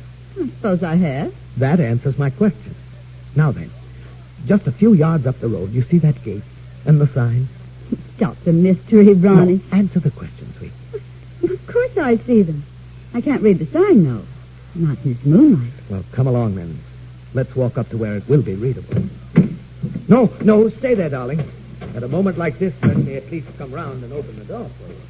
All right, Sir Walter Raleigh. For goodness sake, get it done with. Your Majesty, if you will but alight. Thank you, kind sir. All right, now. With the heels I'm wearing, more than 50 yards on this road will be plain murder. No need to worry. I just didn't want to block a driveway. That's why I parked back there. It is quiet, though. And the moonlight on that fence. I ought to know better, Ronnie, but, well, I'm just incurably romantic. Okay, Audrey, darling. Now can you read the sign? I guess so. David Pierce, Justice of the Peace. Ronnie. Oh, Ronnie. That's right, sweet. And he's expecting us. Will you join me in a wedding, Miss Eddie?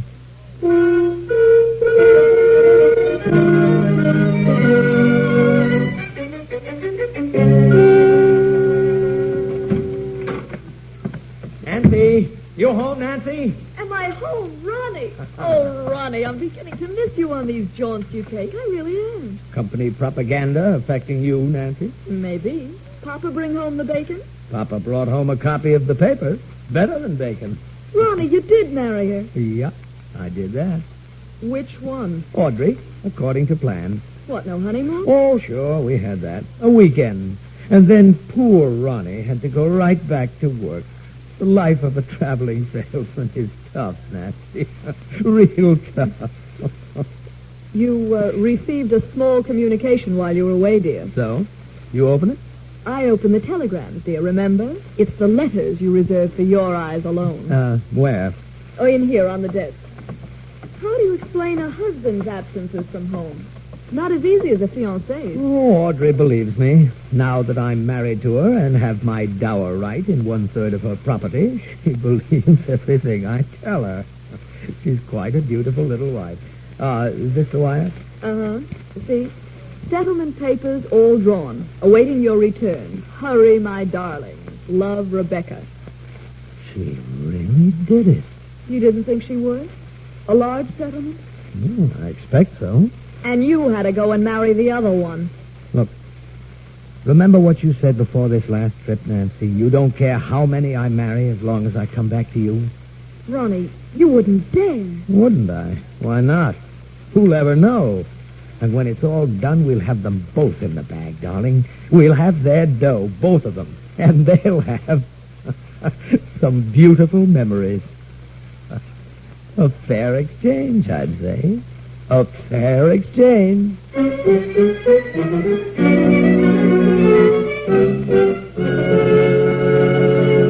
In just a moment, Crime Does Not Pay will continue with Beauty and the Beast.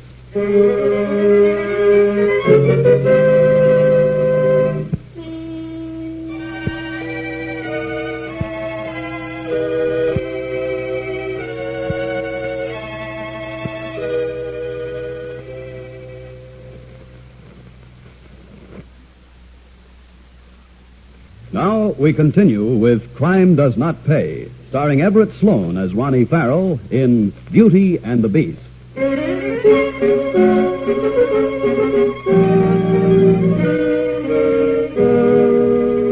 Just as Ronnie Farrell liked to express it, everything went according to plan. Ronnie kissed Nancy goodbye, temporarily of course, and joined Rebecca in matrimony, not neglecting to visit several of his numerous other fiancées along the route. And most important, not neglecting to obtain the settlement from Rebecca before the final ceremony was performed. And then, much to Ronnie's surprise, Rebecca seemed to change a little. Rebecca, Yes, dear? you know, it's 2 weeks now since I did a lick of work. Don't you think it's high time I started on my next trip? I've told you, dear, you don't have to work so hard anymore. Yes, but, well, I like my work. I enjoy it. Don't you enjoy being with me? Oh, yes, but a man can't just, well, idle his life away. You have money now, Ronnie, dear. A nice sum. Why not enjoy it? But I feel so useless. I want to be out and traveling. Are you sure you don't want just to be out and traveling away from me? Rebecca. Why don't you answer my question, darling? Well, of course I don't want to be away from you. Ronnie, Yes, dear? you're a liar, darling. Rebecca. I knew from the beginning I couldn't hold you, but I thought it would be longer than 2 weeks. But, my dear... No, don't say anything. Let me finish. You're bored and restless with your small-town wife. You have money now, my money, but no place to spend it. And you never think of spending it on me. You haven't even bought me a wedding present. You kissed me as if I were the maid, and you snatched the kiss behind the kitchen door.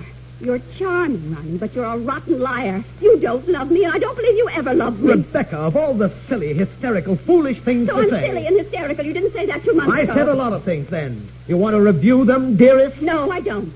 But I think I will ask my lawyer to review that settlement. I thought I bought myself a loving husband, not a sneering That's waste. about all I'll take, Mrs. Farrell. This whole argument started when I said I wanted to get back to work. In order to get away from me. In order not to be lazy and wasteful. You can't make up your mind what you want, a lapdog or a husband. And until you do make up your mind, don't expect to find me around this house. Ronnie, where are you going? You haven't finished your breakfast. I'm going out. And don't expect me back for some time. Ronnie, come back. Come back. No, I won't. I won't scream. I won't. I'll get him back. I will. I will.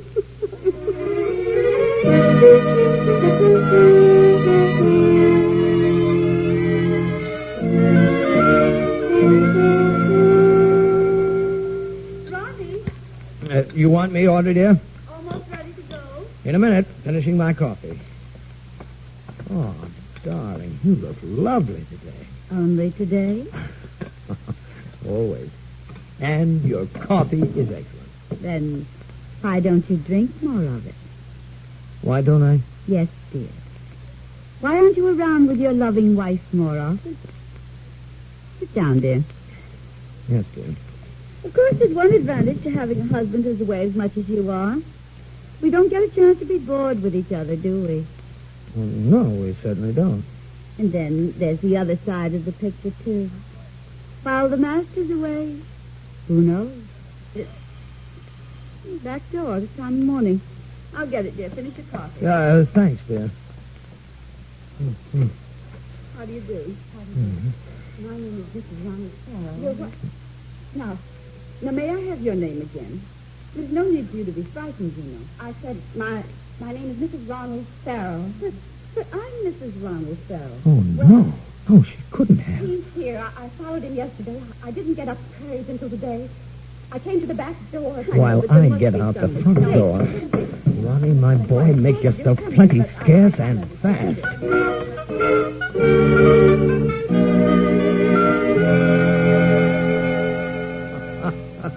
Oh, Nancy, hon. That I would like to have seen when those two biddies came into Audrey's dining room and found the bird had flown. You're something of a stinker, aren't you, darling? Well, I'm not in this business, dear, for anybody's health except my own.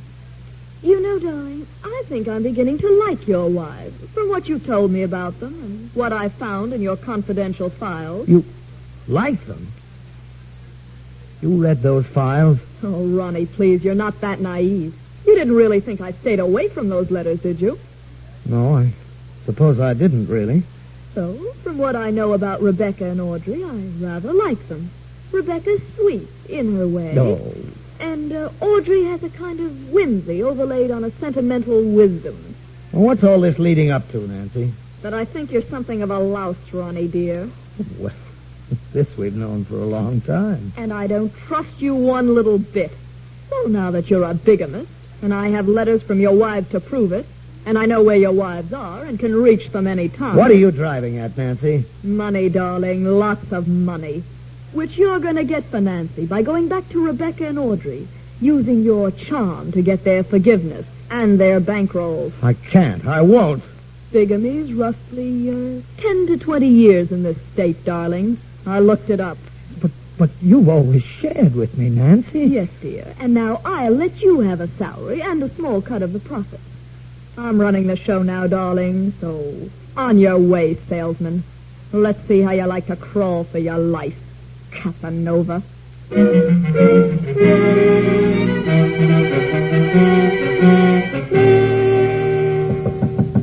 Rebecca, it's me, Ronnie. Open the door, dear. I'm back. Rebecca!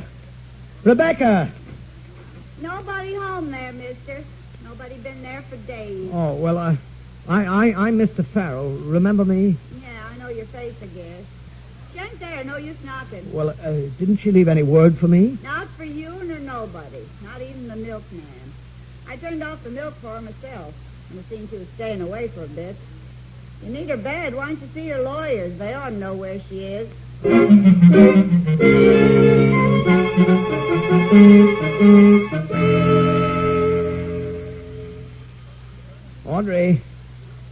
Audrey! Anybody home? Looking for Miss Eddie, mister? Hey, you're the fella she married. I saw you once on the front porch. Yes, I'm her husband. Has she been gone long? I lost my key. I can't get in. Oh, I can tell you're not married long. My husband climbed right through the dining room window. Not that I'd be out when he came home. Look, do you have any idea where my wife has gone? I wouldn't that, Mr. Farrell. I'm a great one for minding nobody's business but my own. Still, I don't mind telling you that for the past few days, another woman's been living with her. Woman that cried a lot. The two of them looked so grim you'd think they was heading for an execution or somebody's funeral or something.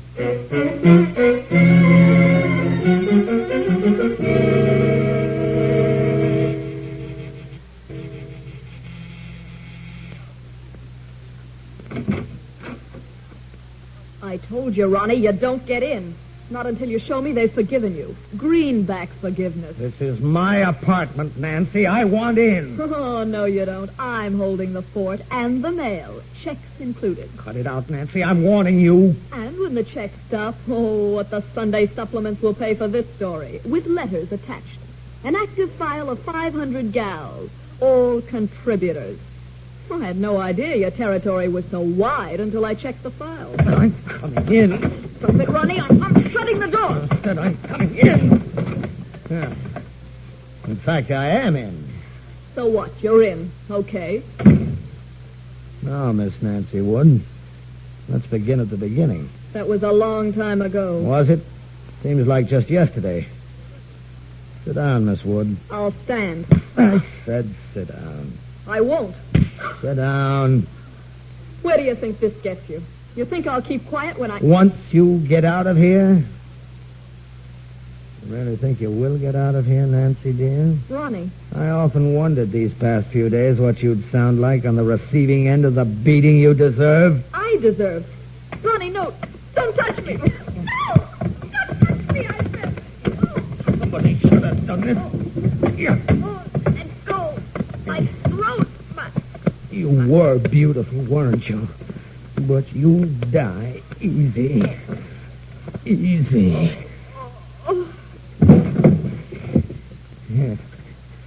They'll all die easy. Not too easily, Ronnie. Now we'll have you for murder as well as bigamy. Audrey. Rebecca. Ronald, I never thought you'd really kill that girl. Just let me get my hands on Don't you. move, Ronnie. I couldn't possibly miss at this distance unless I want to. No, don't shoot. Shoot, please don't shoot. Use the phone, will you, Rebecca? Like we planned. Call the police. Yes, of course I'll do it. No, let me go. I'll give you back. Our self-respect? You couldn't. The only way we could get that back is to take you in ourselves. But we didn't expect to take a killer. Sit down, Mr. Farrell. The Mrs. Farrells will keep you company for a while. Please? This is Miss Rebecca Andrews. Please come at once. I'm holding my husband for you. He's just committed murder as well as bigamy.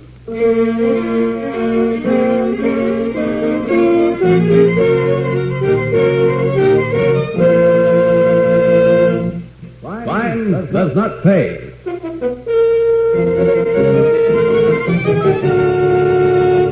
Everett Sloan, who was starred as Ronnie Farrell in Beauty and the Beast, will be back with you in just a moment.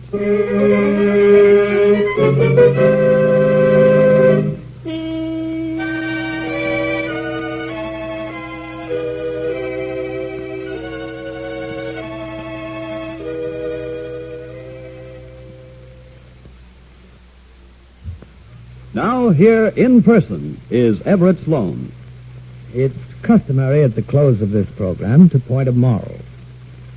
Well, looking back at Ronnie Farrell and his kind of man, of which there are too many in this world, I think a word is called for to the nice, decent, unsuspecting women who pay in self-respect as well as in money when crimes like Ronnie's come to light.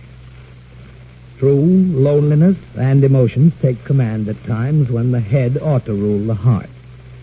It's the old story of look before you leap and think first before you act.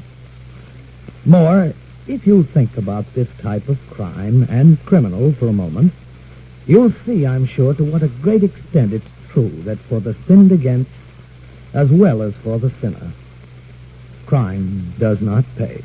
Thank you, Mr. Sloan.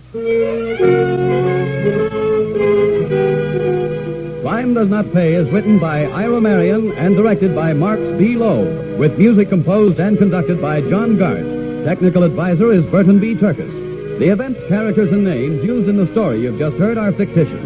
Any similarity is purely coincidental.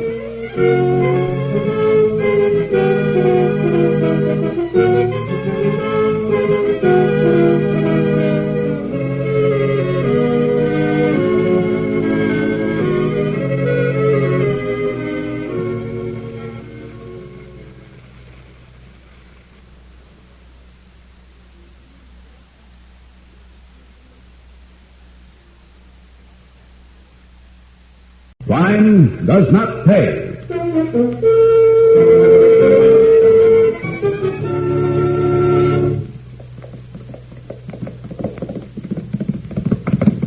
clock 'em, Don. Check with your watch, Frankie. Well, it's not bad. Not bad for a sleeper. I'd call it pretty fair. Pretty fair. Speed Boy's better. Sure? I clocked in myself yesterday morning. How'd you get into the track? I didn't. Slipped the janitor a fin, watched from the roof of the clubhouse.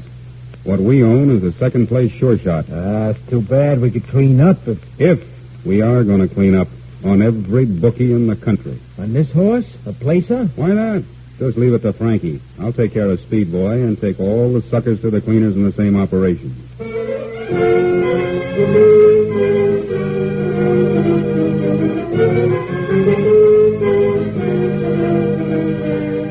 In the interest of good citizenship and law enforcement, we present Crime Does Not Pay, based on the famous Metro-Goldwyn-Mayer series of short subjects.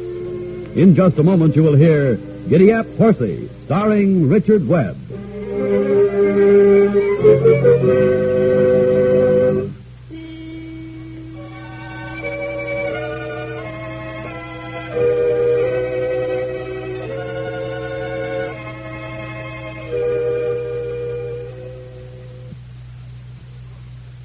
Now, Crime Does Not Pay, starring Richard Webb as Frankie Paston in Giddyap Horsey.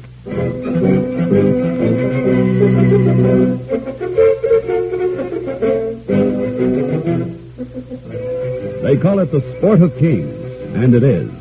There's a real thrill in watching the thoroughbreds thunder into the home stretch, hooves flying, necks outstretched, the bright bits of color in the jockey's silks splashing in the sunlight. Yes, that part of it is real sport.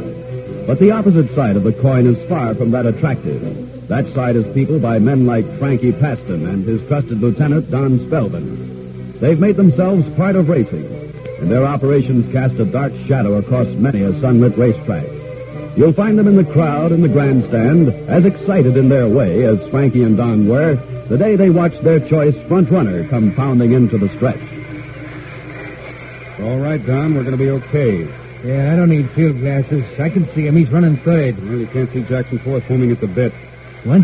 Jocko took good care of him. Needle? Not a chance. In the feed bag. The cinch. Here they come. Our nag's making his bid. Oh, that Jackson's fading fast. Oh, brother, at 8-1. Not bad. Not bad at all.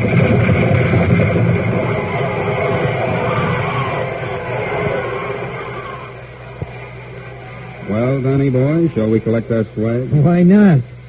I could name a few characters who aren't very fond of you. 8-1. Yippee! And a few at 10-1. I put 1,000 or so down before the odds dropped. Not bad at all. Too bad they dropped. Well, the suckers put their money in the machines on our nag. They think they were lucky. A long shot.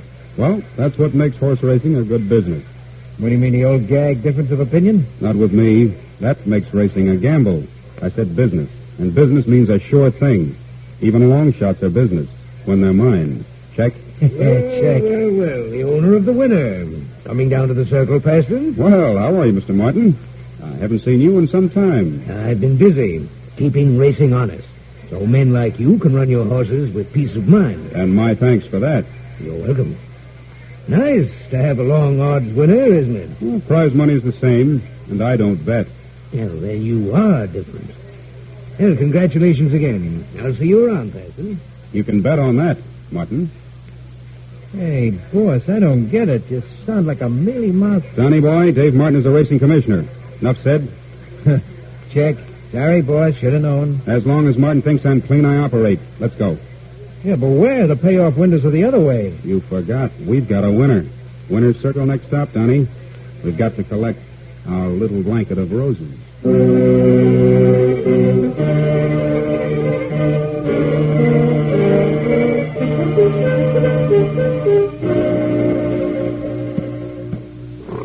Easy, boy, easy.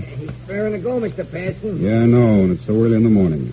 It's a horse's life, Jocko, a horse's life. He don't seem to mind. Eric's a smart GG, always willing to earn his oats. Well, all set, Jocko? Yes, sir. All right, let him out, but not all the way. Not a soul in the stables this morning. Maybe, maybe not. No use taking chances. We'll clock him, then chop off whatever you think we can do it. Go ahead. Get a boss.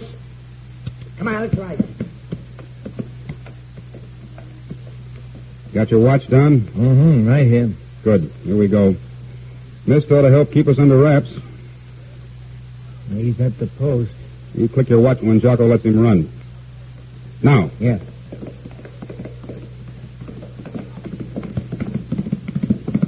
He runs pretty. Yeah, that nag cost me plenty.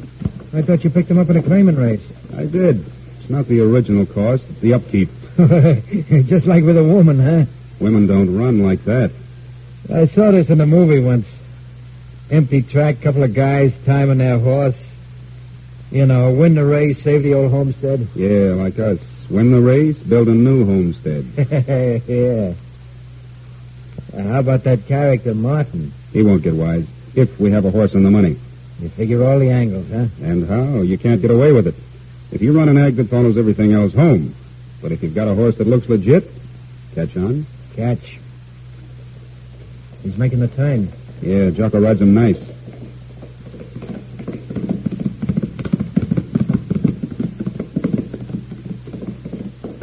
What do you clock him, Don? Check what your watch. It's not bad. Not bad for a sleeper. They call it pretty fair. Pretty fair. Well, the speed boy is better. Sure? Sure, I clocked him myself yesterday morning. How'd you get into the track? I didn't. Slipped the janitor a fin and watched from the roof of the clubhouse. What we own is a second-place sure shot. It's too bad. We could clean up If we are going to clean up on every bookie in the country. On this horse, a placer? Why not? Leave it to Frankie. I'll take care of Speed Boy and take all the suckers to the cleaners in the same operation.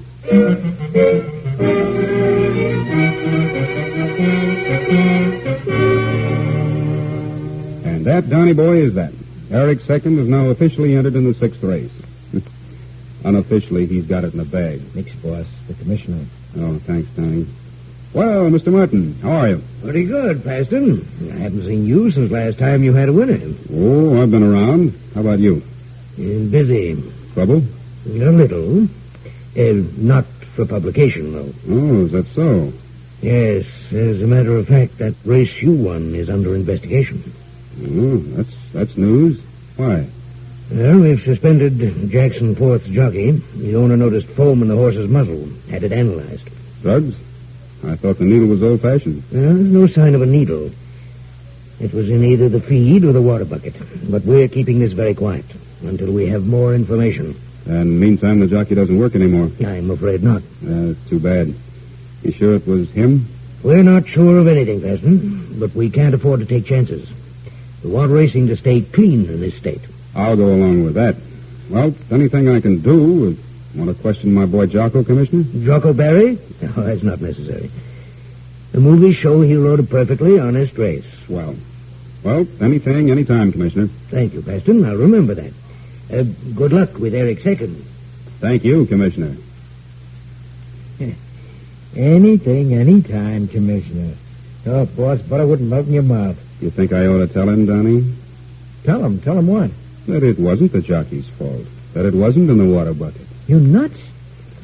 We want racing to stay clean in this state. Well, racing's gonna be cleaned, all right, Donnie boy. But not the way Dave Martin wants it. Not that way at all.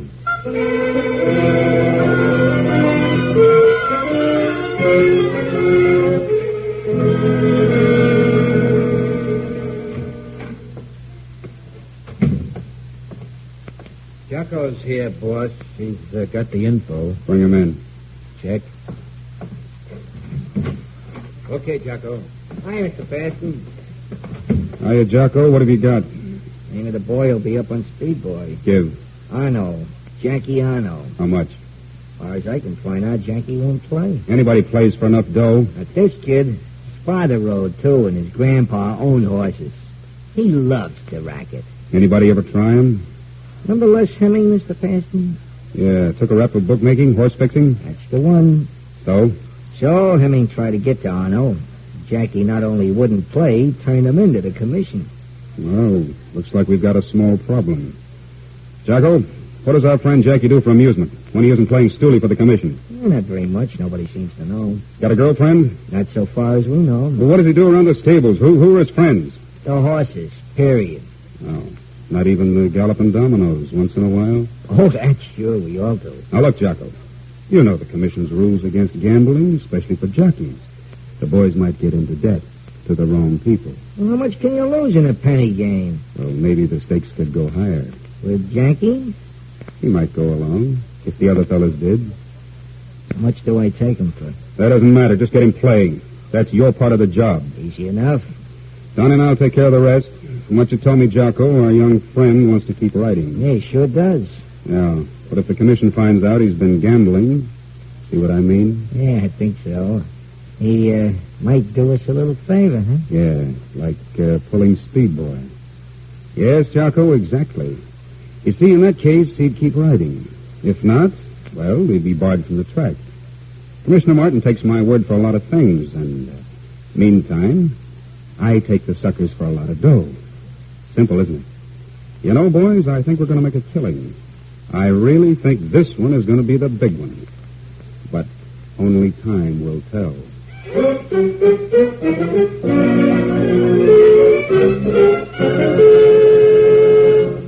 In just a moment, Crime Does Not Pay will continue with Giddyap Horsey.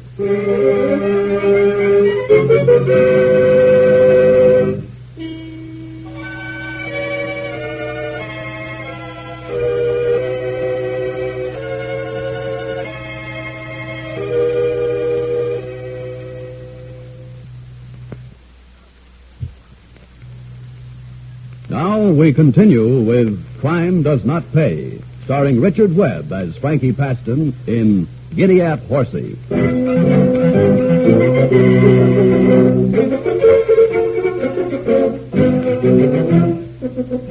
The date of the important race drew near. Eric Second continued to improve his form.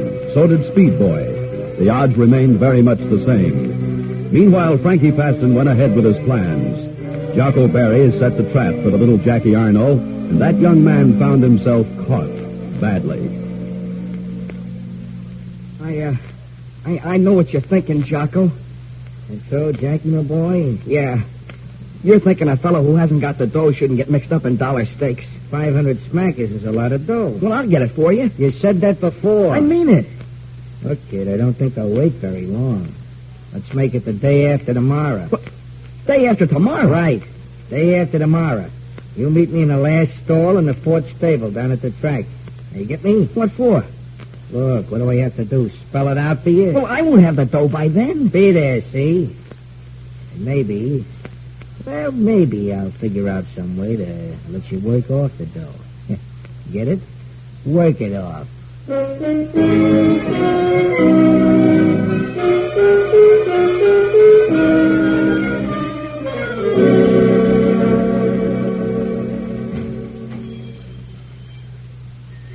That you, Jackie?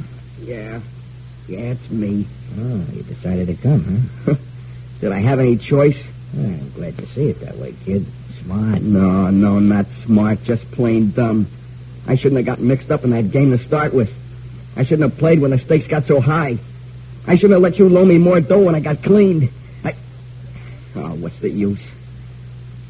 What do you want? Oh, just a small favor. Well, I won't have any dough to pay you till after Speedboy wins a week from Saturday. Tell me, Jackie, how'd you like to pay off without dough? Without dough? How? Just a favor. Go on. Talk. Look, a week from Saturday, that last turn, see? Just before the stretch, you make a small mistake, say? What kind of a mistake? Oh, say, pull wide on a turn so I could take the rail with Eric Second. What? Throw the race? You never know, except maybe you and me. You know they take movies of the whole race, and the stewards watch with the glasses. Oh, you'd make a mistake, that's all.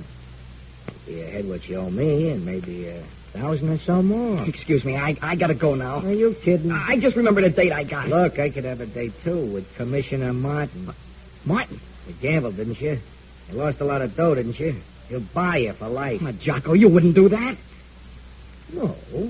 Not if you pull wide a week from Saturday. I never threw a race in my life. My father never did. I got a date, all right, with the commissioner.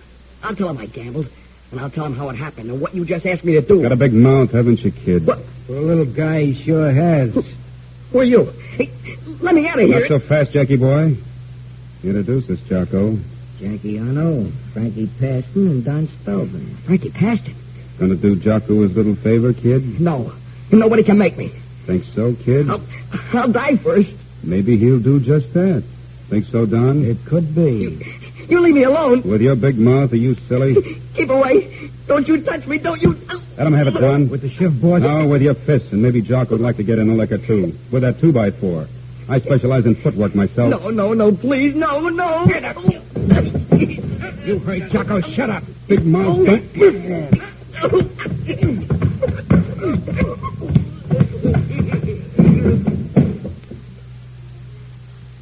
Okay, he's well done. He looks sort of rare to me. What a mess. Drag him out of here, boss? Not on your life, Jocko. The nag next door. The wild one? That's the one. Put him in this stall. The perfect alibi. Young jockey kicked to death by unruly horse.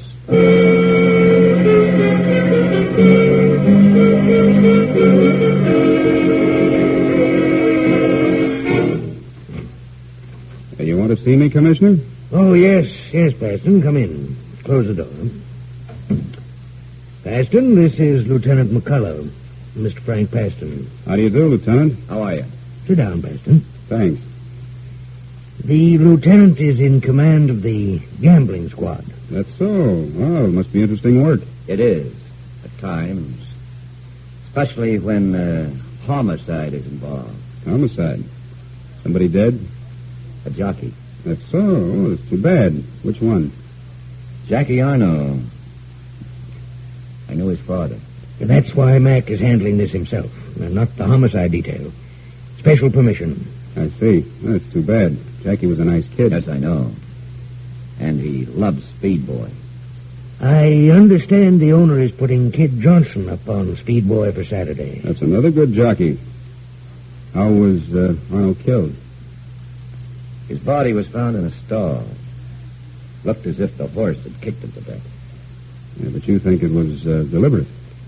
We know it. The horse belonged to the next stall. It obviously had been moved after the killing. And there wasn't one mark of a horse's hoof on the body. Very sloppy killing. Certainly a sloppy attempt to cover it. Yeah, well, it sounds pretty bad. Think anybody tried to get to Arno, Dave? Almost undoubtedly. Any ideas, Paston? Nope, not an idea in the world. Anybody who knew Jackie knew that he couldn't be reached. Anybody around this track you know of who maybe didn't know him? That well, at any rate? Well, everybody knew him. He's a nice kid, as I said before. Yes, he was. Nothing you can tell us, Mr. Paston? Yeah, I'm sorry, Lieutenant. But if I think of anything, or I can be of any help at all, Yeah. Well, thanks, Paston.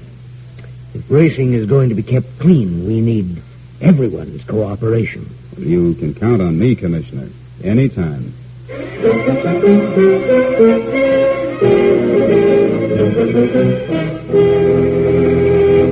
All right, Don, Jocko, the heat's on. Cops? And the Commissioner. They know Arno wasn't killed by any horse. Hey, that's bad. Well, it's not good. All they need is someone who'll swear we were around that stall. I don't like this. I don't like it at all. Shut up and listen. This is the layout. It's 4 days till Saturday. Our time's a-wasting. The odds on Eric have got to go sky high. We're going to make this last one a big one. Then we're going to get out. Well, what's the orders, boss? We've got to get Kid Johnson first. The kid riding Speed Boy? Right. What if he don't play? He's got to. Or we're done. Well, you ain't going to kill him, too? Oh, shut up and listen, will you? Okay, I heard you. Jocko, you know where Johnson hangs out? Sure, he's been around a long time. You find him in a juke joint over in Palmetto Street. I don't find him. You do. Look, I don't want no more part of this. I heard the boss, Jocko. Okay, I heard. What do you want me to say to him?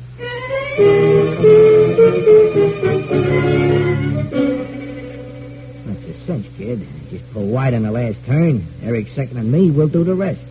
Where do I come in, Jocko? And you play. I'm not in this racket because I love horses. My boss says you can have 2 G's after the race. 4. What? 4 G's. Look, take 3, huh? That's my limit.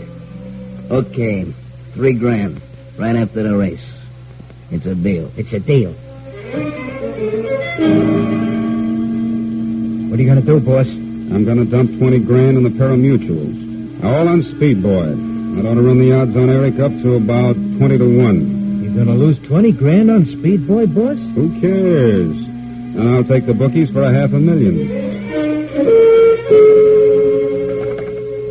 Yeah? Ready with Detroit, boss. Check. Hello, Chuck. Look, will you take me for $5,000 on Eric the 2nd and the 6th tomorrow? Sure, I want track odds. Okay, so I'm crazy. Maybe not. Now, hold it a second, will you? Right. So long. Here's Frisco, boss. Thanks. Hello, Beanie. Look, kid, I want you to put on about $5,000 for me on Eric's 2nd and the 6th tomorrow. Spread it around so nobody will be wise, see? Give me the track odds. Sure, I know something. And Beanie, half a G of that is yours at 20-1.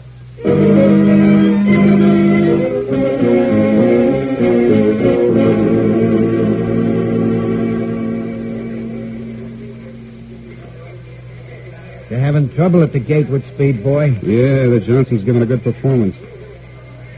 Oh, now they got him back in. He'll go in a minute.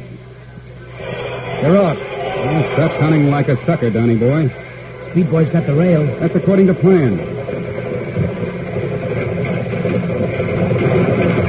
Good boy in the saddle, that Jocko. Why do you suppose he works for me? Yeah, hey, ain't he holding back a little too much? He's not in the pocket. I told him to move up at the end of the backstretch. There he goes. Yeah, that Speed Boy can run. Yeah, so can that Eric. Hey, something's busting out over there. Well, there's nothing wrong. Johnson's holding his head. Jocko's just a half a length. No, back further, boss. Number 8. Driving out of the pack. Black Pirate? There's nothing to worry about. He's crowding Eric already. Yeah, that kind of a horse always drives in the backstretch and then fades out on the turn. Watch him now. Yeah, but is he fading or is Jocko moving ahead? Same difference, isn't it? Yeah, it's a 2-horse race now. You sure got him all figured, boss. Yeah, maybe that's why you call me boss. Now they're making a turn. Yeah, watch that Speed Boy.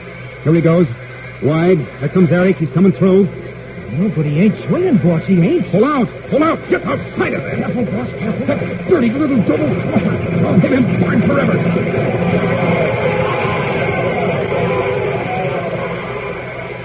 I don't believe it.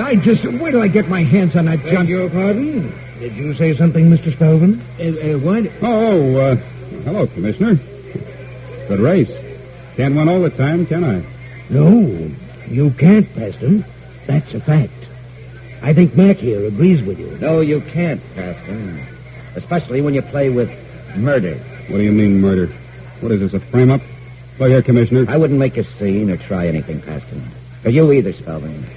My men have been around you in the crowd since you came to the track today. Now, let me out of here. I didn't do nothing. I didn't... Quiet, you. I'd appreciate the chance to let you have it, both of you. You're under arrest. You better come quietly. What's the charge, Lieutenant? And it better be good. False arrest carries heavy damages. Stop it, Paston. We have you cold. As it happens, Kid Johnson's been working with me for some time. He was put up on Speed Boy at my suggestion. And your Jocko has talked his head off. He may be mean, but he couldn't take that killing. Now, will you come quietly, or do we have to carry you out?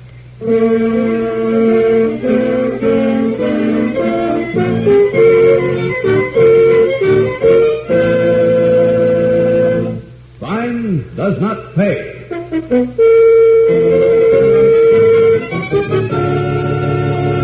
Richard Webb, who was starred as Frankie Paston in Giddyap Horsey, will be back with you in just a moment.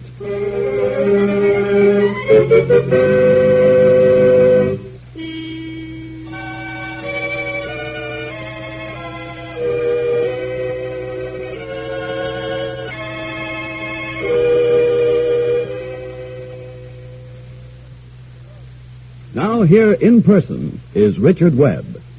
Well, the story that we've just played for you, with all its ramifications of gambling, crookedness, and the kind of violence that goes hand in hand with men like Frankie Paston, well, this is typical of many events in the past. I think it's important to point out that Frankie and his gang based their operations on the suckers, the people who persist in making their bets not through the legal pari-mutuel machines, but through illegal bookmakers, all of whom pay their tribute to organized crime. Now, men like Frankie find it easy pickings among such people, of whom there are more than many of us would like to admit. But from these facts, there is but one conclusion to be drawn, that illegal bettors actually compound crime. Yes, of course, they lose, always. For them, as well as for all the Frankies in the end, crime does not pay. Thank you, Mr. Webb.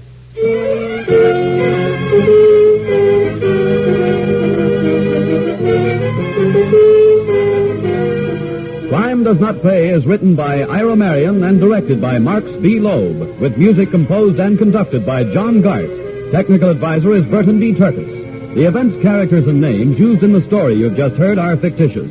Any similarity is purely coincidental.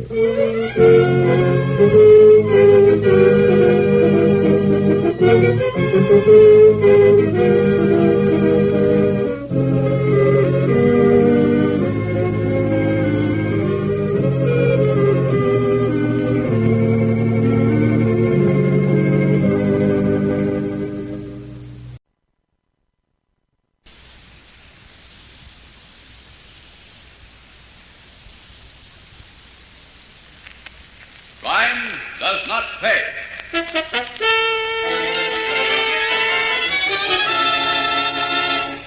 Stay away from me, lady.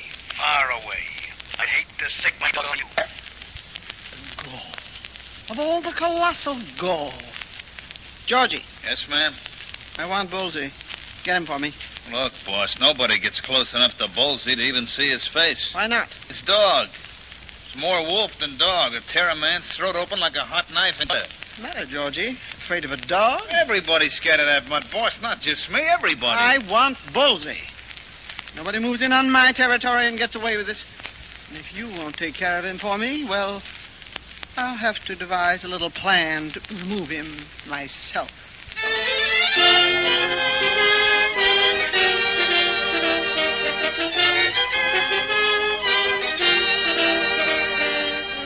In the interest of good citizenship and law enforcement, we present Crime Does Not Pay, based on the famous Metro-Goldwyn-Mayer series of short subjects. In a moment, you will hear The Gangster Was a Lady, starring Blanche Yerka.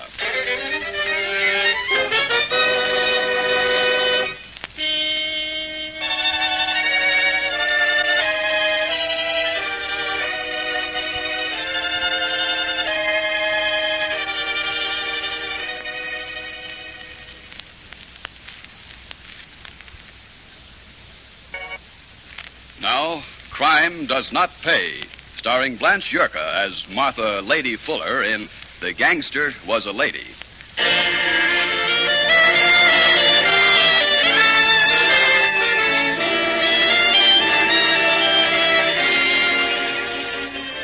Crime has its roots in many places, in slums, in greed, in lack of education, in warped minds.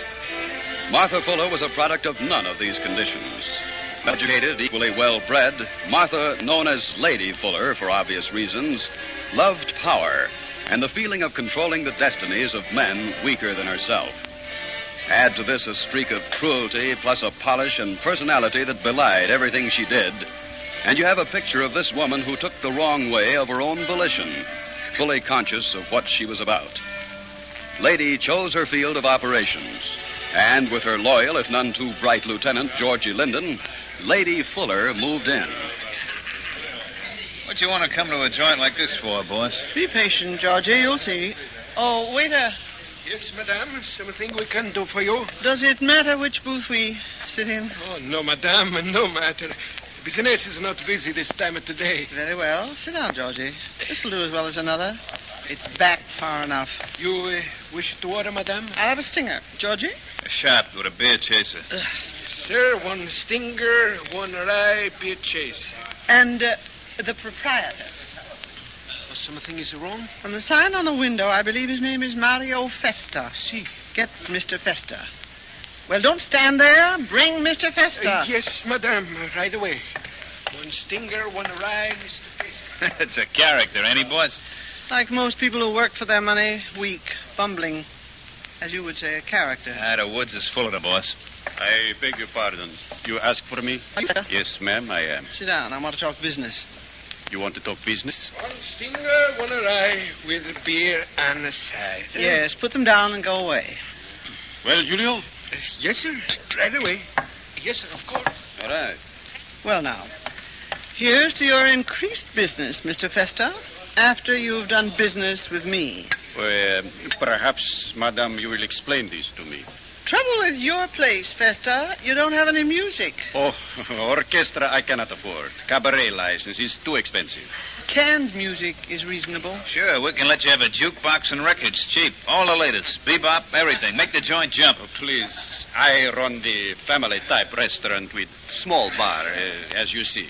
This kind of music, no, not for this place. We think you ought to have one. You tell me my business? Show him, Georgie. Check. Ever seen brass knuckles before, Mr. Festa? They fit good. We think you ought to order a jukebox, Mr. Festa, from us. Please, I don't make much money. I don't need a jukebox. Such music, such records, The gentleman seems reluctant, Georgie. Show him your brand of salesmanship. Check. Get out. Get out. You lady. Hoodlum. All right, Georgie. Pay him for the drinks. And for the insult. You bet, boss. It's a pleasure. Okay, Georgie, use one of those paper napkins to clean the knuckles. Now then, you, Festa. We'll deliver a jukebox in the morning. The bill will be with it. Please. Yes. You leave me alone. Please. You pay your bills, that's all. Waiter, take care of your boss. And have someone clean up that blood on the floor.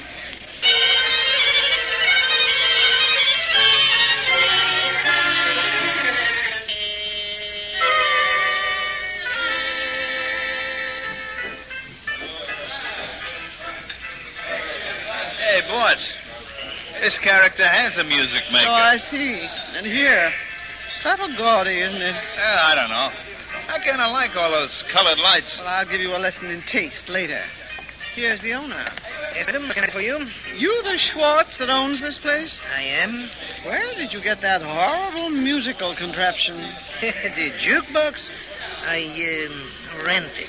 You'll get a better deal with my firm. Yeah? How do you know?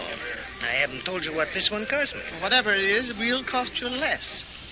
You know, ma'am, I've rather been expecting you. That's so. Very interesting. You're Lady Fuller, aren't you? And this is your boy, George?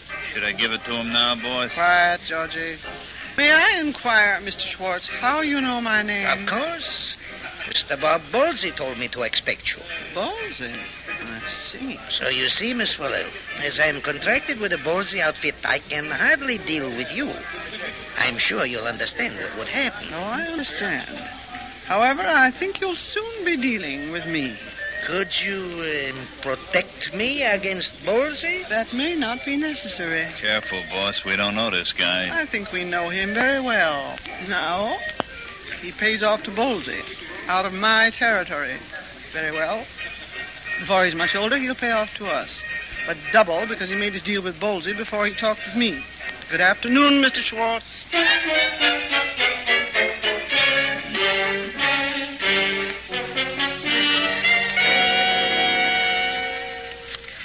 What now, boss? You'll see. Live long enough and you may learn, Georgie. Yeah? Mr. Bolsey? Yeah. Who are you? This is Martha Fuller. Well, the lady. To what or whom am I indebted for this honor? You can cut the jokes until we meet in person, Bolsey. Hey, you do really think we ever will? Not if you don't get out of my territory and stay out. But I'll be happy to attend your call. You deal from the top of the deck, don't you, lady? Straight from the top. Yeah, well, so do I. Tell me, you ever met Butch? Butch? Who's he? Just a minute. Hey, Butch, come here. Say hello to the lady. What is this, Bolsey? Another joke?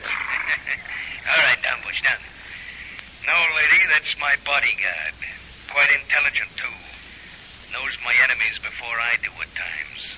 Look here, I've no time for nonsense. You get out of my territory or there'll be real trouble. I see. You stay away from me, lady. Far away. I'd hate to sick my dog on you. The gall of all the colossal gall. Georgie. Yes, ma'am. I want Bolsey. Get him for me. Look, boss, nobody gets close enough to Bolsey to even see his face. Why not? His dog. It's more wolf than dog. Tear a man's throat open like a hot knife in butter. What's the matter, Georgie? Afraid of a dog? Everybody's scared of that mutt, boss. Not just me. Everybody. I want Bolsey. Nobody moves in on my territory and gets away with it. If you won't take care of him for me, well, I'll just have to devise a little plan to remove him myself. You got guts, boss. And brains. Tell me, Georgie, does Bolsey go in for women? Well, he ain't married, if that's what you mean. That's part of it. You know, Georgie, I have an idea that a couple of ladies are going to call on Bob Bolsey and Butch. A couple of dames? That's what I said. Now pay strict attention, Georgie.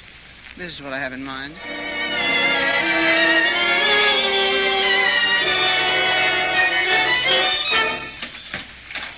Yeah, Freddie. Hey, you got visitors. Yeah? We expecting anybody? Not a couple of dames, anyhow. Dames? Here? All right. Quiet, Butch. You know, that mutt makes me nervous. Yeah, he won't bother you unless I tell him to. What about the dames? They got nerve, if nothing else. Yeah? No looks? They'll do. Anyways, they sashay through the outside door, and the blonde says, "We've come to see Mr. Robert Bolsey. Is he in?" Just like that, huh? This I gotta see. And now you do see, Mr. Bolsey. You don't mind, I hope? Your man took so long. Yeah, he did, didn't he? You want us to toss him out, boys? Well, I wouldn't think of it. All right. Quiet, Butch. What a wonderful dog. Is Butch his name? Yeah. All right, boy. Yeah, that's his name. He doesn't seem to like my sister and me. No, he's wary of strangers. Are you that way, too? Yeah, usually. What's your name? Mary. Mary Fairbanks. Your sister? Louise. But she's a little shy with strangers. That's why she hasn't said anything. Yeah, I don't like this, boys. Let me throw him out. Before we find out what their business is? Of course not. What is your business with me, ladies? Our business? This. All right, Georgie. Check, boss. Hey, boss, she's got a gun. The other one ain't no dame. Butch, go get him. Wait. You shot Butch. I told you to stay out of my territory, Bolsey. Let him have it, Georgie. No, don't you...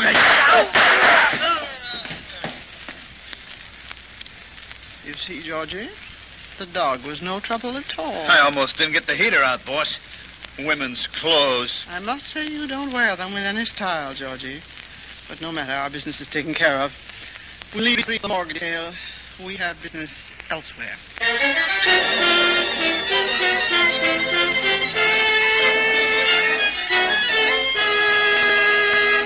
In just a moment, Crime Does Not Pay will continue with The Gangster Was a Lady.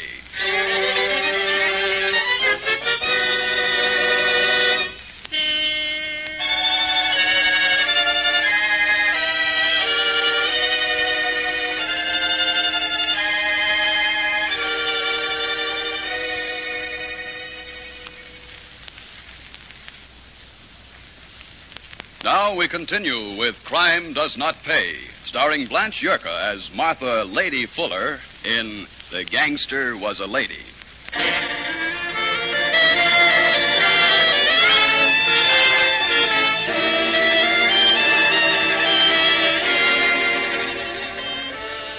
In due course, following the killing of Bob Bolsey and his man, the bodies were found, the police were called, and the routine of investigation was begun. Witnesses were their usual forgetful selves, as they usually are in such cases. Other members of Bolsey's gang found employment of sorts elsewhere, and the police under Lieutenant Dave Burns apparently drew a complete blank. But Lieutenant Burns was well aware of the rivalry between the Bolsey gang and the ladies' outfit. It was his business to know such things.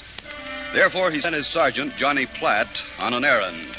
The sergeant returned, his errand completed. Here, Lieutenant. Okay. Bring him in. All right, you two in here. Not exactly a luxurious layout, is it, Georgie? Oh, I seen some precincts that was dirtier. We'll do without that. Got your book and pencil, Sergeant? Yes, sir. You don't mind, Miss Fuller, if we take down your statement? Well, if you get a statement from either of us. Yeah. We ain't talking. We'll see about that. Do you mind if I sit down? As a matter of fact, I do mind, Fuller. Well, you're hardly a gentleman. Save it, Fuller. Who's going to sit in my office? You picked yourself a man's racket, expect to be treated like a man. I see. A kind of third degree. I want the answers to a few questions, and I intend to get them. Apparently you don't care particularly what methods you use to obtain those answers. No, apparently I don't. Did you kill Bolsey and his boy? You really don't expect me to answer that, do you, Lieutenant? Where were you the afternoon he was killed? Let me see. Oh, yes. George and I went for a drive in the country. Nature at this time of year is lovely, don't you think? Save it. Anybody see you in the country? Did anyone, Georgie? No, not a living soul. Afraid we have no other alibi, Lieutenant. Bolsey invaded your territory, didn't he? Well, everybody knows that. I believe it was reported in the daily newspapers. Mm-hmm. That means war in your kind of world, doesn't it? Does it? You seem to know all the answers, Lieutenant. Why ask me? I'm consulting you for an expert opinion. My consultant's fee is high, Lieutenant. Then you admit you are an expert. I admit nothing. And your sergeant can write that down, too. Now then, Lieutenant, I'm tired of standing. Are you holding us on charges or just making talk? Well, I could hold you on suspicion. I may do just that. And I'll want my lawyer before either George or I say another word. And, by the way, I wouldn't advise you to try to use that transcript in court. I'll claim duress. I doubt if a jury would like that. After all, I am a woman, Lieutenant. All finished, Fuller? For the moment, yes. Good. Now get this. I think you and your boy here killed Bolsey. I'm not too sure you didn't do this town a favor if you did kill him. But the law is the law. Someone will fry for those killings. The next time you come back here, you'll come back to stay. Thank you, Lieutenant. Thank you so much for the warning. I'm sure it's offered in a cooperative spirit. Come along, Georgie. I believe our visit here is at an end. Or did you have any further questions, Lieutenant? Get out, lady. Get out quick before I forget I'm an officer of the law and a gentleman.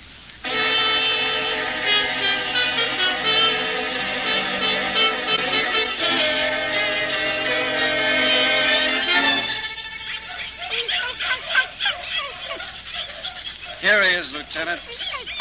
See? Wounds all healed. Yeah. Great job, Doc. When we found him, he looked like one dead dog. Just creased, I think you call it. The bullet cut through the flesh on his skull and scored the top of his head. A fraction of an inch lower, he would have been dead. Seems like a gentle enough hound for a German shepherd. Why?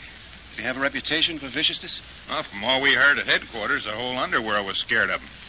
I believe he did kill a man once. Bolsey used him as a bodyguard. Dog's been through a bad time. Suffered from shock. Here, Butch. Hi, fella. Attaboy. Next thing, you'll have him sit up and beg. Oh, he'd learn that sort of thing quite easily. He's an intelligent animal. Say, could Bolsey merely build up a legend about Butch? Easy, boy. Easy. Well, not necessarily. Dogs can go through personality changes as the result of shock, just as humans do sometimes. What do you know? Live and learn, huh? In any case, he's safe for children now. Up, Butch. Up. What do you want me to do with him? He's the only witness for the state. He deserves protection. You're running up a big bill, Lieutenant. Butch has an expensive diet. I think I'll take him with me, Doc. What do you do with him? Oh, keep him around. I got a hunch about him. Yeah? Yeah, I have the idea that, well, dogs are pretty loyal. Not much judgment, but loyal. Mm-hmm. Butch didn't know what his master really was, and he didn't care. But he just might be as interested, almost anyway, as I am in finding the party who killed his master. Looks like homicide has itself a pet to take care of.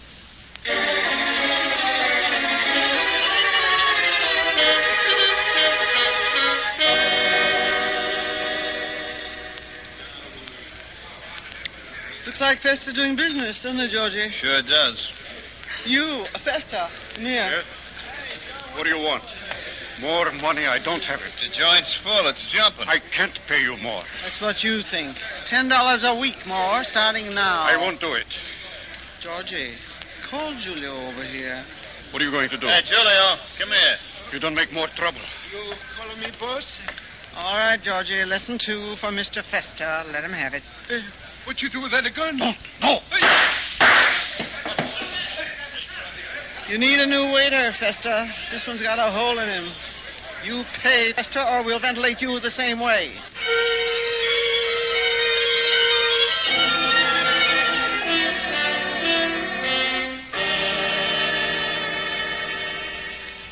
There's the total for the week, Georgie. $2.5 grand.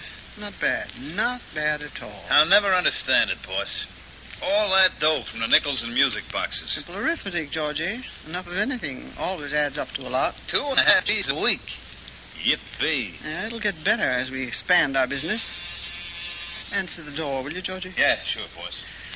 Another 50 machines in the East Hill district. About a dozen on the south side. And in the suburbs. I'll need Hey, more we got men. company, boss.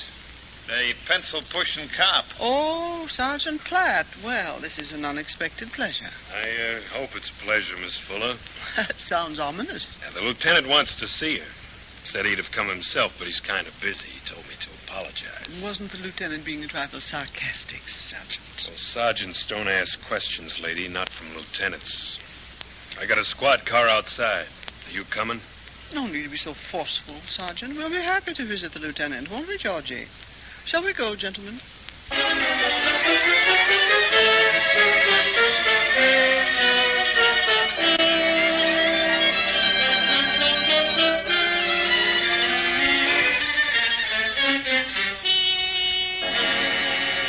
This way, Miss Fuller. You remember. Yes, indeed I do. Don't look so worried, Georgie. I'm sure all the lieutenant wants are the answers to a few more questions. This is the door, isn't it, Sergeant? Yeah, that's it. Well, Lieutenant Burns, how are you? Fair enough, Fuller. I see you brought your boy. Of course, you asked for him, didn't you? Quiet, boy. Quiet. What a nice big dog. Ever see him before? Shut the door, Sergeant. Yes, sir. Can't say I have. He looks like A lot of other police dogs. Intelligent animals, for the most part. Is our police department setting up a canine division? Oh, no. No, nothing like that. I found this fellow in bad shape. Had a vet fix him up. He's mine now. I see. Nice of you, Lieutenant. Shall we get to business, Fuller? Of course. I'm holding you on suspicion of murder. The Bolsey case. You haven't a shred of evidence. We might get some. In 48 hours... Maybe less. We have our ways. You dare lay a finger on me? No, never on you. Not that some of our matrons wouldn't like the job, but we like to try the weaker sister first. I wonder how Georgie here would enjoy a small session in our cellar. Nobody can make me talk if I don't want to. You'll want to. My lawyer will have us out of here before you can... We don't have to let you talk to a lawyer for 24 hours. You try anything like this, Lieutenant, and I'll sue the city. I'll have your job... But I am trying You'll it. get no place. You'll have no corroborating witnesses. Oh, won't I? You'll have nothing to take into court. Sergeant, hold the man. Yes, sir. Take your hands off me, copper. Go get her, Butch. Butch? Paul's his dog? Yes. And he knows you, doesn't he? Hold him. Hold him. Oh, it's a good leash. Chain. He's got his temper back, Sergeant. Sick of Butch. Get her, boy. Keep away from me. Keep him off. Scared now, Fuller, when you haven't got your gun to shoot him with. Go get her, Butch. Hold him. Tears your hem neatly, doesn't he? Wonder what he'll do to your leg or your throat. Stop it. He'll kill her. Go on, Butch. Back her into the corner. Go on, Butch. Go on. Back down. He's calling me for life. He'll kill me. Hold him. I can't stand it. He's a wolf. That's no dog. It's a wolf. Get away from me. Get him away. How'd you do it, Fuller? We heard about 2 dames. Get him away. Get him away, I say. How'd you get close enough to Bolsey? How, Fuller? Georgie and my clothes. Our guns. Get that beast away. Get him away. Who else did you kill? Talk, Fuller. Talk. No one. Georgie killed the waiter. You told me to. You ordered it. You planned the whole Get thing. him away. Get that dog away. If I do anything, get that dog away. All right, down, Butch. Butch,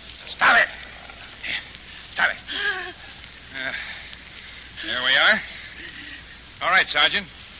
We'll book them both for murder. Strange is how a dog can change its personality.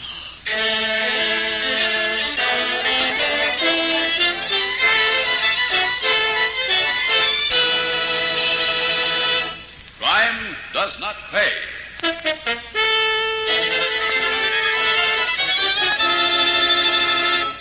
Blanche Yerka, who was starred as Martha Lady Fuller in The Gangster Was a Lady, will be back with you in just a moment.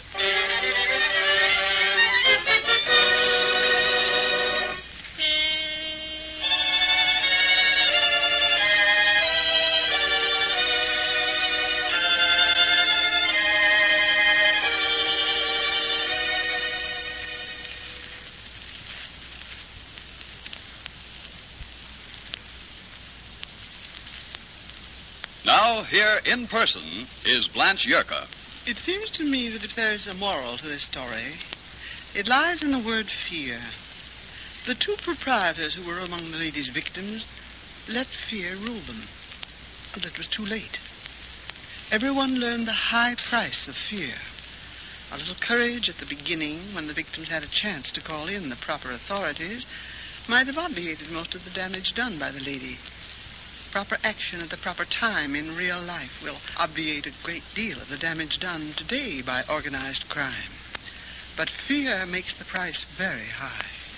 The price is always too high for all concerned when you have to learn the hard way that crime does not pay. Thank you, Miss Yerka.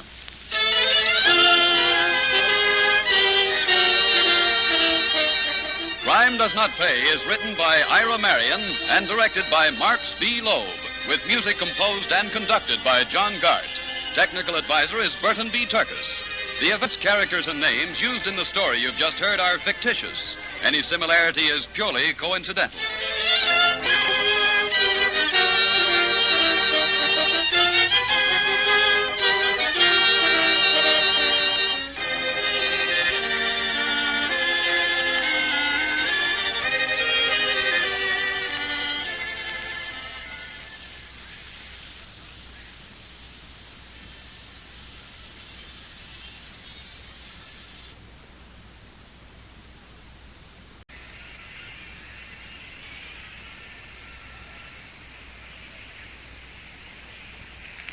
Crime does not pay.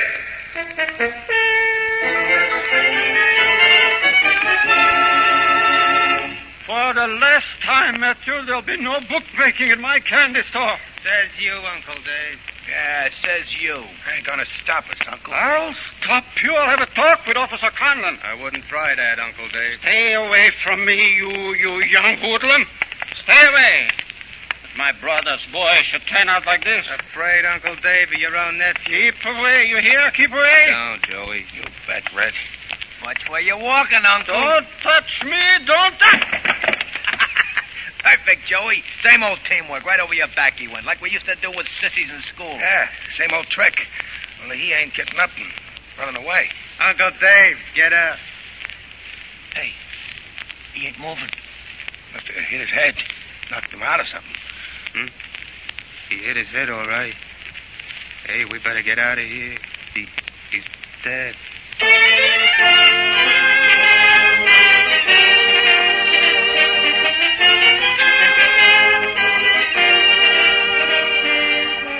In the interest of citizenship and law enforcement, we present Crime Does Not Pay, based on the famous Metro-Goldwyn-Mayer series of short subjects. In just a moment, you will hear Murder Makes Book, starring Joseph Wiseman.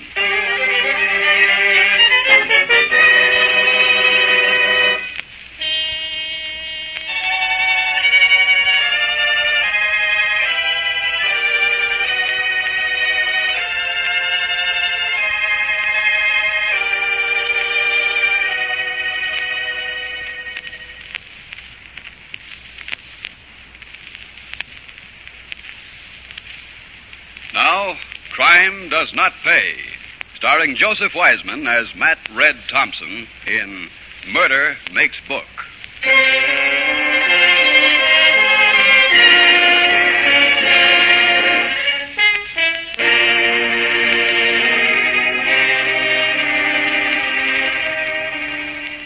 born and grew up in a slum. Red Thompson was a boy in the gutter, literally as well as figuratively. There he made friends with Joey Goodwin and Lazy Clayton. They became a unit, those three, and whether their immediate pursuit was tormenting their school teacher as long as they stayed in school, or swiping fruit from an open counter, Red was the leader, Lazy the echo, and Joey the efficient assistant. When they were full grown, the activities changed, but the pattern remained the same. It was Red who planned the escapades, Red who saw no way out for them through legitimate channels, Red who found the easy way to get hold of money. And it was Red who decided when it was time to collect their winnings from a character named Bookie. Okay, Bookie, pay off. Yeah, Bookie, pay off. Okay, boys, you don't have to take it like that. You won, didn't you? So you get paid off. How much? The nag paid $3.40. Here's the Mazuma. Hey, not bad at all. No, not bad. Should have put up more. Where from? I had to go to the old lady sugar bowl even for this. Yeah, where from? You got to put back? You get the old man on me with a strap if I don't. Hear that, Joey? Yeah. Okay, so put it back. Still got plenty for a change. Yeah, why don't you kids get smart? We're smart. We ain't working, are we? Neither am I. But I don't take no risks. What do you mean? Look, I pay off to you, see? But for every bet I pay off, I got a dozen I don't pay off on. So you get your $3.40. Me, I get about 10 times that. Even after I pay protection. Hey, not bad. What protection, Bookie? To Lou Kingsley. He controls making book in this territory, see? You don't pay off to Kingsley, you wind up in a cement jacket. Maybe I got a racket, see? But Kingsley, 100 bookies pay off to him. Say, $10 a day. That's $1,000 a day in Kingsley's pocket. Catch? Think about it, kids. I will simply. I hate to see smart kids getting played for suckers. See you around, boys. Don't take no wooden nickels. Suckers. That's what we are, suckers.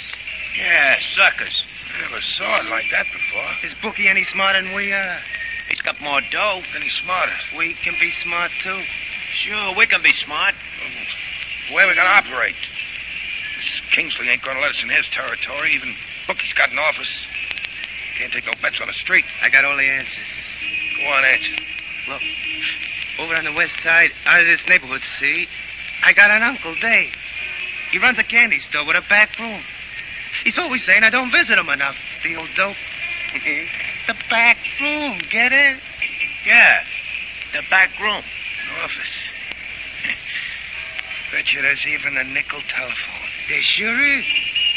You know, guys, I think Uncle Dave is going to see a lot of me and you from now on.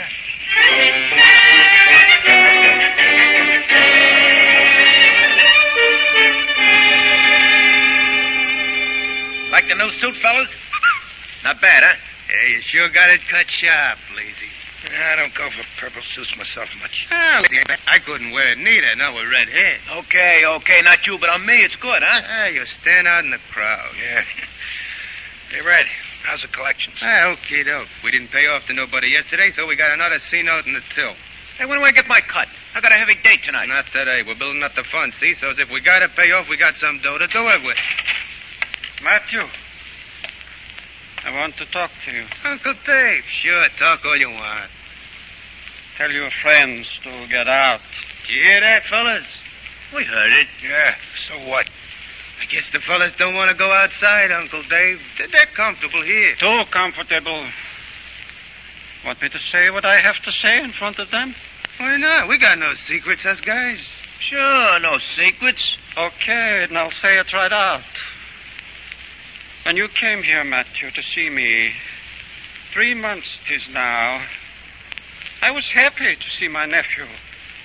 Now I don't care if I never see you again. Uncle Dave, is that the way to talk to your favorite nephew? If I had another nephew, you wouldn't be the favorite. You a bookmaker? Oh, that's a nasty word, Uncle Dave. I don't make book, not ever. Sure, not ever. Yeah, what gave you that idea, Uncle? Not your uncle. I'm talking to Matthew. I know what you do. Why you hang around here so much? Why you use the phone every afternoon? It stops. It stops now. What's the matter, Uncle Dave? You want to cut it a taste? I want you to go away. Stay away. Is that the way to talk to your nephew? A nice store, nice people. Children come in all the time. I'll not have hoodlums in the back. Oh, not a nasty word. Oh, this'll get you nothing, Uncle. For the last time, Matthew, there'll be no bookmaking in my candy store. Says you, Uncle Dave. Yeah, says you. How you going to stop us, Uncle? I'll stop you. I'll have a talk with Officer Conlon. I wouldn't try that, Uncle Dave. Stay away from me, you young hoodlum. Stay away. That my brother's boy should turn out like this. Afraid, Uncle Dave, of your own nephew? Keep away, you hear? Keep away. Down, Joey. You bet, Red. Watch where you're walking, Uncle. Don't touch me. Don't touch. Perfect, Joey. Same old teamwork. Right over your back he went. Like we used to do with the sissies in school. Yeah, same old trick, only he ain't getting up and running away. Uncle Dave, get up. Hey, he ain't moving. Must have hit his head. Knocked him out or something. He hit his head, all right. Hey, we better get out of here. He's dead.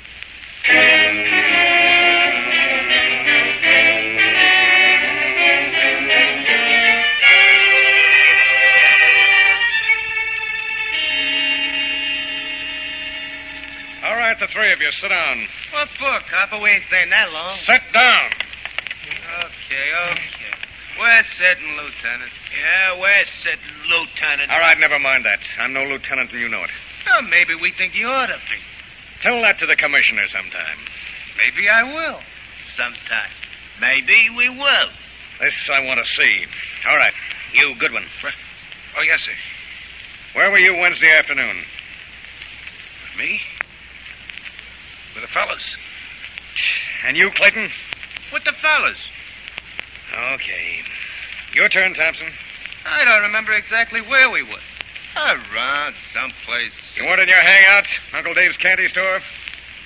Come to think of it, that's one place we didn't go Wednesday.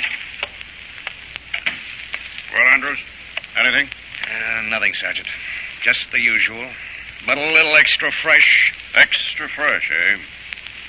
How'd you baby-face mugs like a small trip downstairs? I wouldn't advise it, Sergeant. You got no charge against us. How about suspicion of murder?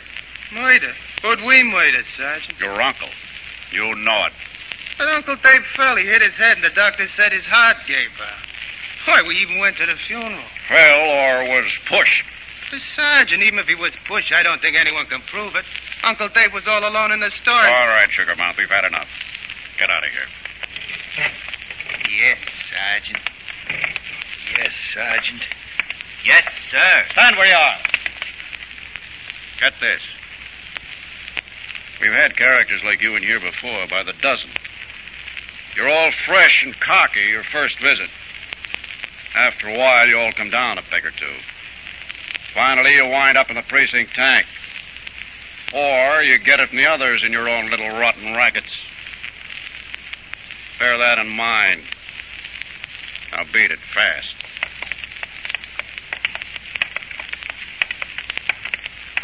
Funny kind of cops. Let us out like this. Yeah, funny. Save it till we hit the street.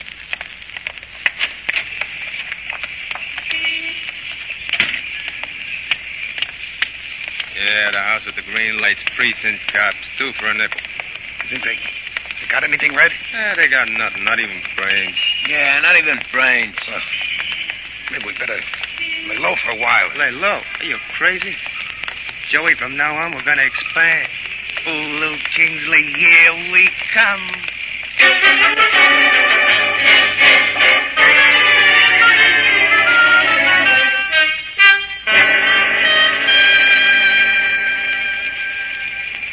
Say it's smooth. Nothing to do but count the dough. Yeah, count the dough. Except when some sucker hits one, then we gotta count it out. So what? So once in a while we get hit, we pay. So the suckers like us, they keep coming back. Do they, kid? That's good. Hiya, Bookie. Yeah, okay. So you think you're glad to see me, huh? Okay. Well, you tipped us to this racket, didn't you? Now I got another tip for you. Straight from the feed bag. A winner? For tomorrow? Shut up, lady. Keep talking, Bookie. This is from Kingsley.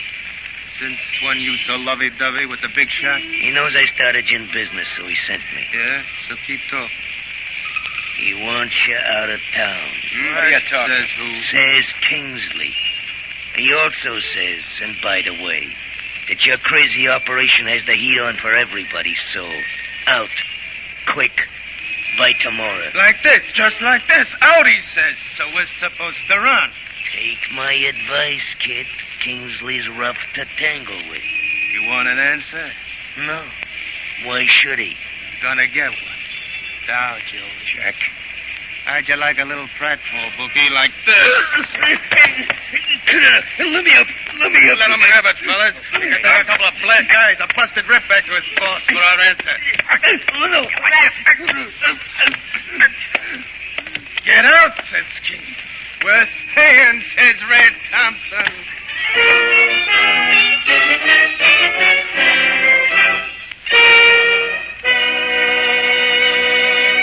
In just a moment, Crime Does Not Pay will continue with Murder Makes Book.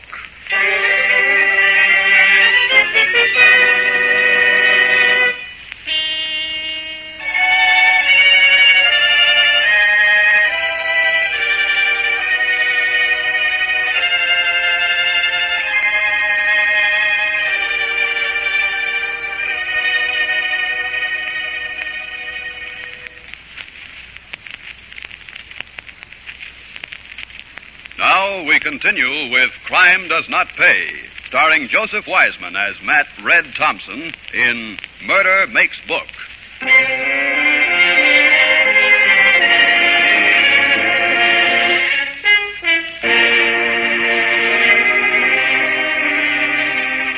Red, Lazy, and Joey left bookies sprawled on the sidewalk and went about their business. They heard no more from Lou Kingsley, and their operation settled into the usual pattern, expanding in the usual way, until Rhythm was the head of an outfit with its own bookmakers in many spots throughout the city. Lazy's main job was collecting the daily tribute. Red and Joey were waiting for him on their usual street corner early one evening. Ain't Lazy a little late? Nah. What's the matter? You nervous or something, Joey? Nervous. What for? I don't know. You act like you got an itch or something. Just thinking. Thinking what? It's awful funny. Kingsley never did nothing after we gave the business to Bookie. The cops, they ain't done nothing either. Cops gotta have evidence, which they ain't got. Quit it, Joey. Everything's under control. Even Lazy. Hey, Lazy! Step on it. Joey's got a date tonight. Oh, my. Keep your pants on. Hey, look at that crazy bum drive. Thinks he's a fire engine. What's the matter, Red? I don't know. Wait. Hit the street, Joey. It's Kingsley. They got lazy. They get you, Joey. They get you. No, I'm okay. They got lazy. Let's get him quick.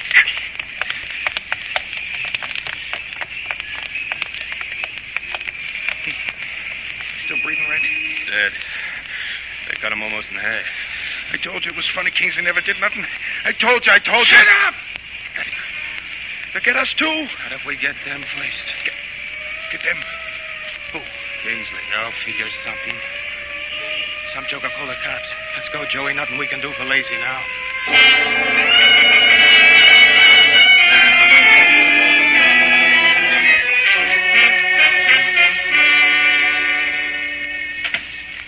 Well, come in, Mr. Thompson. Glad to see you again. Hiya, Doc. Sit down. Thanks. Well, Doc, what's the bad news? Well, there isn't any, young man. I don't get it. There's nothing to get. There just isn't any news. What you said, the lab reports, all the tests and stuff. Everything's negative. I'd say that was good news, not bad. Yeah, I suppose. Oh, maybe it's good news, Doc, but it sure don't stop this bellyache. We're in the same place, Mr. Thompson. Yeah, only bigger. Frankly, I don't know what to tell you. There seems to be pain. There seems to be. Doc, you don't know. You ain't got it. Yet our complete examination is negative. Oh. You seem to be in perfect health. But you think I'm making this up? Such things have happened before. Perhaps a psychiatrist. Oh, no, not me. Not one of them. I'm afraid there's nothing more I can do. Oh, you gotta do something, Doc. You gotta. I can't stand much more. No, for a young fellow, you seem to worry a great deal about your health.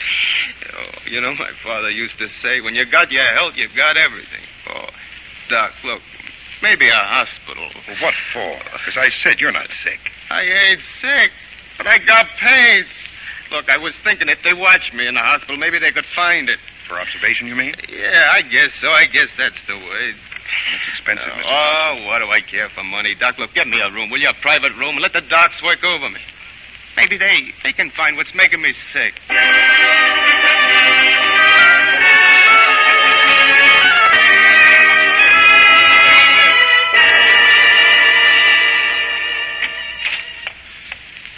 Well, Mr. Thompson, all alone?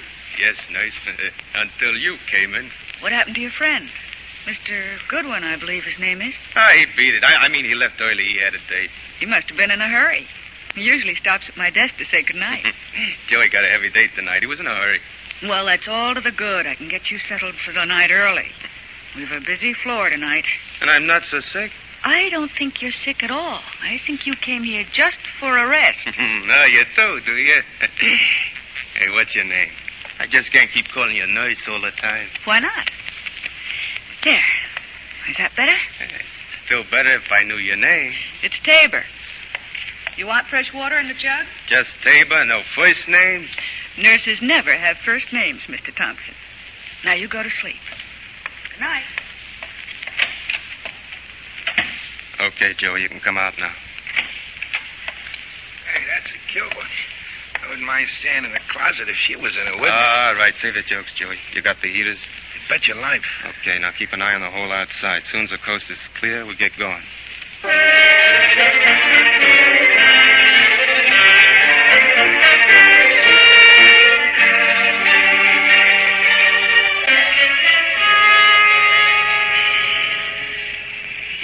How much longer, Ed? The dogs are barking something fierce. Not long. You dragged me all over town looking for Kingsley. It's 2 a.m. We ain't found him yet. He always winds up at the hash house across the street. We just wait here and boom. What about the hospital?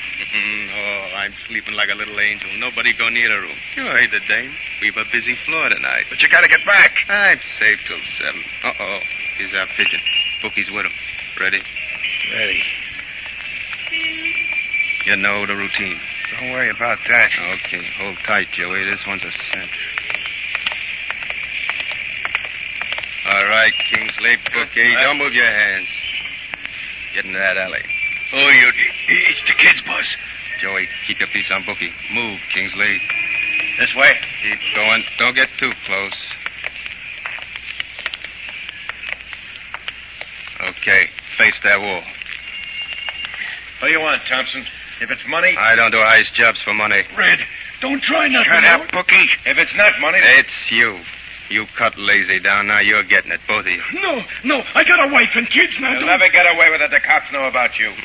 They'll never get this on me. You don't know it, Kingsley, but I'm so sick. I'm in a hospital right now. Matter of fact, the way we fixed my bed, it looks like I'm sound asleep, don't it, Joey? Yeah. Let's get it over with, Red. Stop the gagging. All right, sure. This bum knows why he's getting it. Boys, please, I didn't do nothing. Shut up. I'm golden. Now you, Kingsley, right in the kidneys. That's it, Joey. Let's go. I hope he liked that. Getting it in the kidneys broke his back knee, didn't it?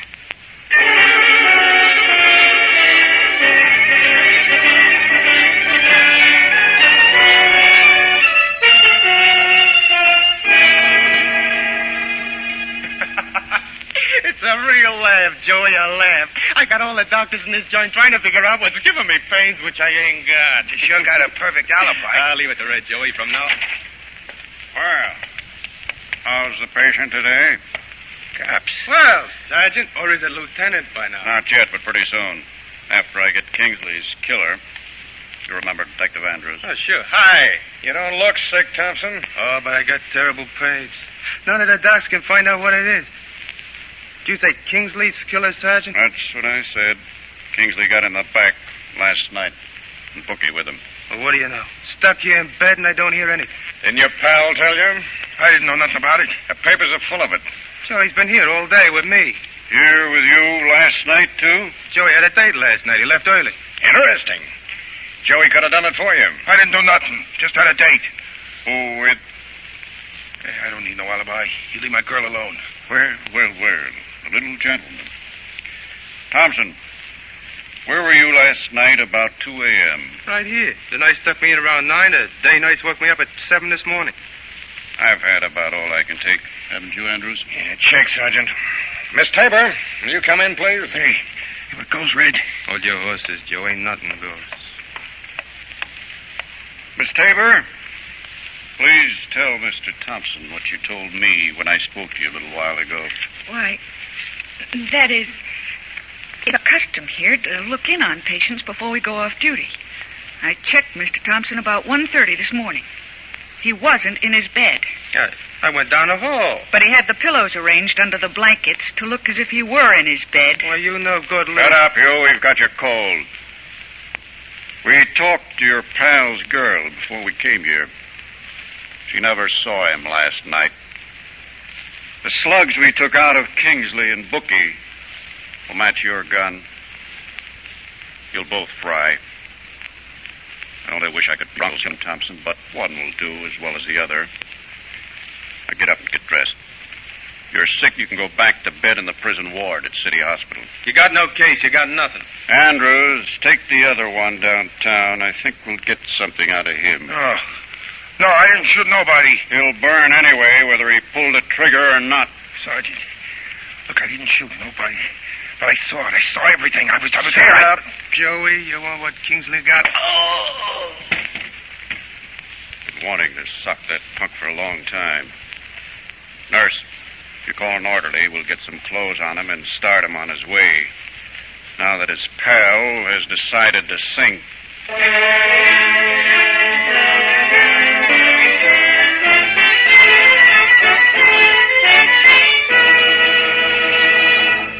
Crime does not pay.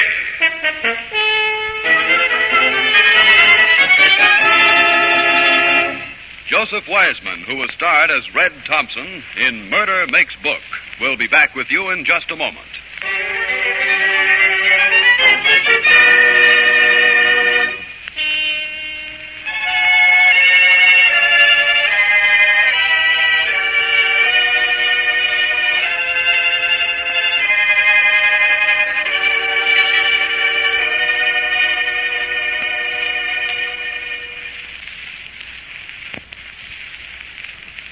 Now, here in person is Joseph Wiseman. I think it is worth examining, for a moment, the background against which Red and his friends grew up. It's a sadly familiar background to everyone. A slum with all its rotten conditions. Above all, with all its hopelessness. Of course, we cannot say simply, wipe out slums and we'll wipe out crime and the temptations to crime. But once our slums are gone, a great deal of our crime, certainly the major portion of our juvenile delinquency, will have gone with them. Yes, this will be expensive, but no more expensive in proportion than a successful operation on one individual to remove a malignancy. Meanwhile, to continue the medical metaphor, the palliative costs go on. Police, special courts, property damage and maintenance. Above all, the millions siphoned each year out of channels of legitimate business into the pockets of organized crime. It is true, isn't it? For everyday citizens as well as for criminals, crime does not pay. Thank you, Mr. Wiseman.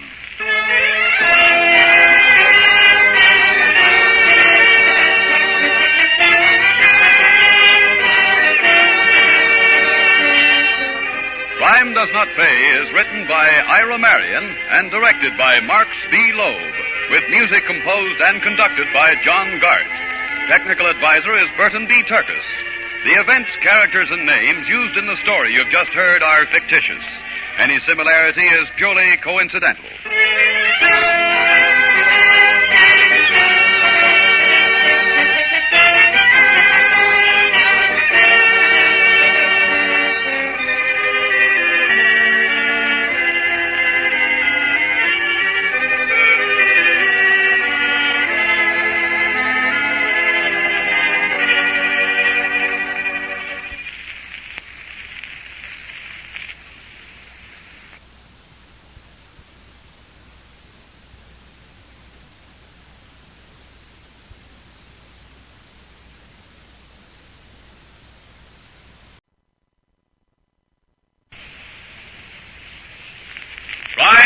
does not pay.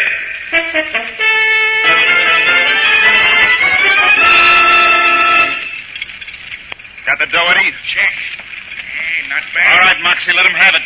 No, don't hit me. Moxie hit him with a gun butt. What do you think, kid? We'd ask him polite-like to sit down and be quiet till we got away. But maybe he's dead. Nuts. Okay, fellas? Yeah, okay. All right, Tink, drive. But if he's dead, you'll burn for it. If he's dead... Shut up. Here's 50 for your share. That's easier, ain't it? And a lot better than fixing other people's jalopies.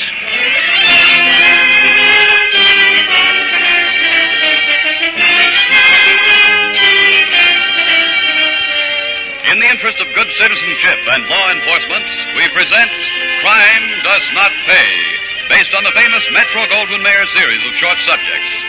In just a moment, you will hear Father's Boy, starring Richard Hart.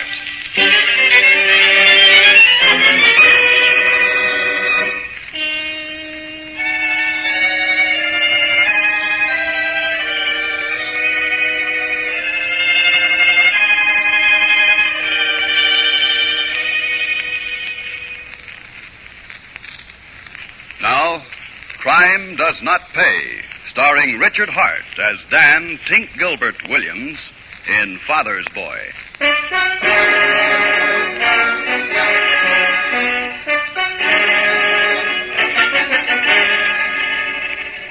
The neighborhood was on the verge of becoming a slum. No one wanted to live there. But where else can you go when you're scraping a bare living from a poorly paid job, and every penny goes to protect a hard-won respectability? This is the condition which faced Dan and Muriel Williams as Dan Jr. grew up into that half-sad, half-joyous period called adolescence. More, all this removed the element of surprise from Muriel's voice and Dan's reaction the evening Dan came home from the machine shop where he worked to be greeted by Muriel saying, "The cops, Dan. They brought Danny home this afternoon." I see. Surprised? Not very. You say that as if it were my fault. Isn't it? For 16 years I watch him every moment I can spare from fighting the dirt and the budget we have to live on. Where's his father been? Has he ever really had a father? I've done my job. I've kept a roof over our heads. I've gone absolutely straight. That's been my part of the job. And your son hasn't been. Oh, it's no use, and it's too late. Too little and too late. Is it that bad? What does it matter how bad it is? Cops brought Danny home, understand? Cops picked up Danny. Like father, What'd like they pick him up for? Parcel service truck unlocked. He grabbed some packages. He and his gang. You hear that? His gang. Where is he now? Here in his room. Then they let him go. It's juvenile court. He isn't 17 yet. A week from tomorrow. I see. Company's pressing charges. It's not the first time the trucks have been hit in this neighborhood. All right. What's all right? They'll send Danny to reform school. You know what he'll learn there. I begged you to get us out of this neighborhood. I begged you, Dan, but you couldn't or wouldn't. Too late for that now. Danny, come in here. Hi. Danny, I said come in here. Dan, what are you going to do? Be a father. Danny. Don't hit him. It won't do any good. Not with my hand, I won't hit him. Okay, so they caught me. Next time I'll be smart. Oh, Danny. Sit down, son. What for? I can hear you standing. I said sit down. Okay. Okay, I'm sitting. Okay, button your lip, Pigeon, and use your ears. Dan, don't talk like that. It makes me remember. Maybe Muriel, once this young punk gets a load of the real thing, he won't be so full of juice. Get to it, Pop. I ain't got all night. Button it. You've got as much time as I say you have, understand? Okay. So what? So you'll get a load of what I'm spilling in language you think is pretty smart. And maybe you'll have something to chew on. You know, kid, the kind of snatch you tried to pull this afternoon is old as Methuselah. Give me time. I'll figure a couple of angles. I know about those angles, all about them. They've got a funny way of turning into the angles bars make with a windowsill. There was a kid once, not much older than you. He thought he had angles, all of them. He was smart. Ask him, he'd tell you, say. This kid liked cars, see? From the inside out, he liked them. He was a whiz with tools. Could take a car engine down, put it together with 3 parts left over, and make it run better than they could at the factory. He was a good driver, too. But most of all, he liked to tinker with machinery. His crowd called him Tinker, or Tink for short. He had a job in a service station. Worked on cars and loved it. A good kid. Smart. Played the angles. Never made much dough, but he could hope. And one day, he was alone in the shop. His hopes come true. Or he thought they had.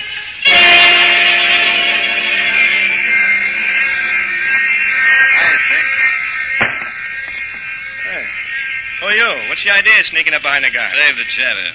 I got a business proposition. You're Tink Gilbert. Yeah? Who told you? Little birdie. Sits on telephone lines and listens all day long. Trouble with the fool bird, can't keep its fool mouth shut. Can you? Depends. On what?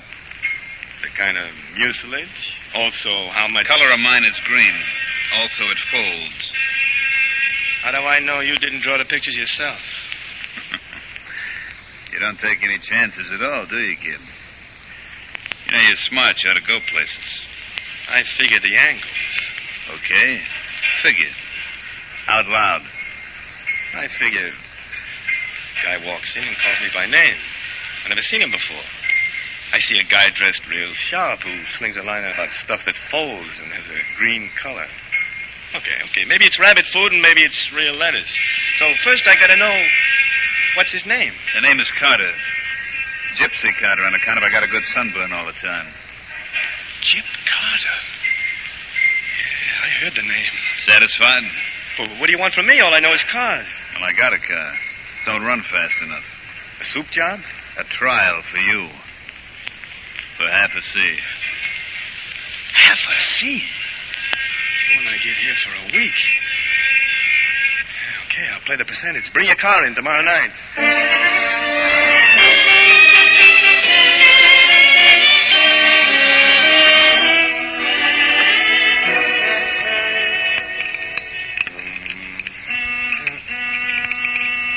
Oh, for crying out loud.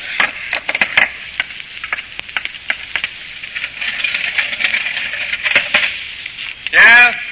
Tink, that you? Who else? Oh, it's you. Hi. How you like the new chariot? Oh, you sure can pick cars, Gyp. You don't need this one souped up. You can say that again. Hey, what does this chariot do, about 90? Better than that. You like to try it? Oh, you're not kidding.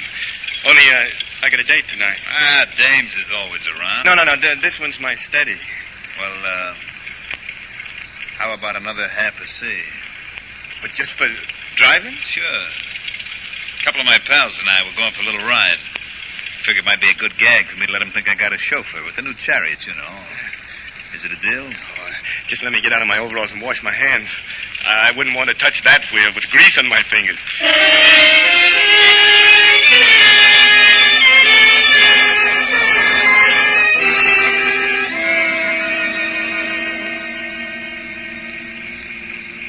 So you got a chauffeur.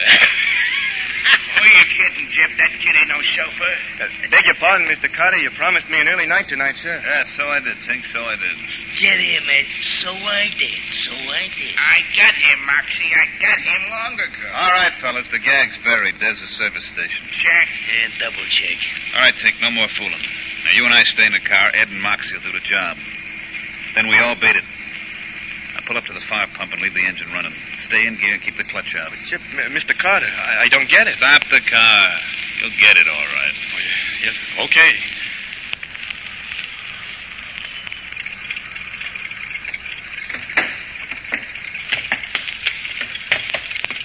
Help you, gentlemen? Yes? What? You can help, all right. This is a stick-up. Make like you're busy on the car. Ed, empty the tin inside. Check. You can't, I'm scared of you guys. Shut up and behave. I don't carry no 45 because I want to fool a guy who's guessing my weight. Let me go. Got the door, Eddie? Check. Not bad. All right, Moxie, let him have it. No, go ahead. Moxie hit him with a gun butt. What do you think, kid? We'd ask him polite-like to sit down and be quiet till we got away? Maybe he's dead. Nuts. Okay, fellas? Okay, Chip. All right, Tink, drive. But if he's dead, you'll burn for it. If he's dead... Shut up. Here. Here's 50 for your share. That's easier, ain't it? And a lot better than fixing other people's jalopies.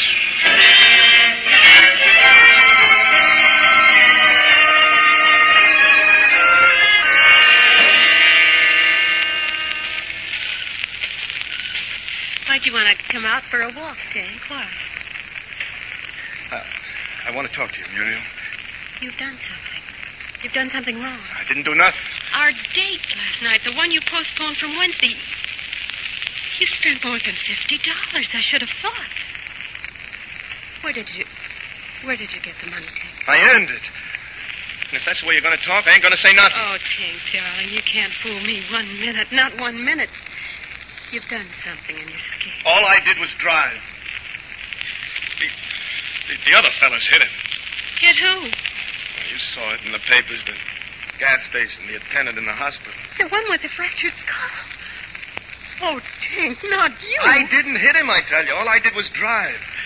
And I didn't even know what was going on till it happened. That's no excuse, Tink. If he died... He won't die. And get this. I'm going to throw in with Jip Carter. Oh, no, Tink. No. Now, look, you had your fun last night, didn't you? Okay. That was Jip's dough. And I made it in 1/10 the time I could have made it legit. So I'm telling you. I'm going in with Jip, understand? Then you can forget about us. What? Are you nuts? We'll never get no place legit. I can build up to $50,000 a week with Jip. I don't care about the money. I don't care. I want you honest. Want me? You'll get me like I'm going to be. With money in my pocket and a pocket in a good suit. Good night, Tink. Goodbye. Muriel! Hey, what do you think you're doing? Oh, nuts. All dames are screwy. I'll show her. I didn't do nothing but drive.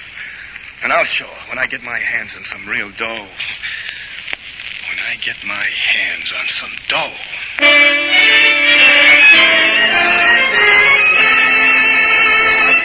In just a moment, Crime Does Not Pay will continue with Father's Boy.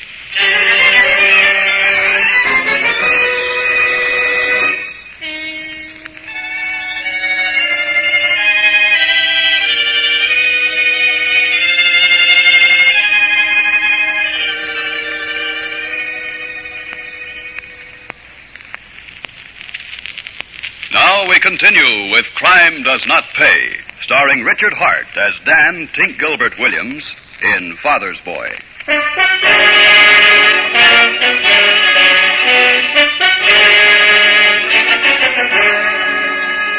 In the quiet, dingy parlor of the flat where they lived, Dan Williams unfolded the story of Tink Gilbert for Danny Jr. The boy listened, his eyes sullen. His mother sat there, the memories flooding back upon her, as her husband's voice cut the quiet of the room, reenacting, reliving the moments of the story. Yes, Danny. Tink made up his mind to show Muriel. And Tink was never one to let the grass grow under his feet. Oh, no, not Tink. A few minutes after Muriel ran away from him, Tink was on his way to pay a call. Okay, kid, come in. I'm coming. Hiya, Jip. Good enough. What's on your mind? Shut the door, Moxie, and stay on this side of it. Yeah, right. Well, what's on your mind, I said? I want to work for you, Jip. Regular. Oh? Getting wise, kid? I'm wise enough to know you can't make no real dough changing oil and grease and bearings. What do you want to do for me? Drive for you. Well. My idea exactly. Well. How about it? What makes you think I need a driver? I got Moxie and Ed. Most jobs, it takes two guys. One man should stay at the wheel. You don't want to get out of the car like the other night, and you don't want to drive the job yourself. You sure do figure all the angles. I got eyes. Oh, I see. How much do you want? 150 per. You can have 100. Any job we get over $1,000, you get 5% as a bonus. Okay, it's a deal. Only, let's have a couple of big ones fast. I gotta show somebody. I'm smart.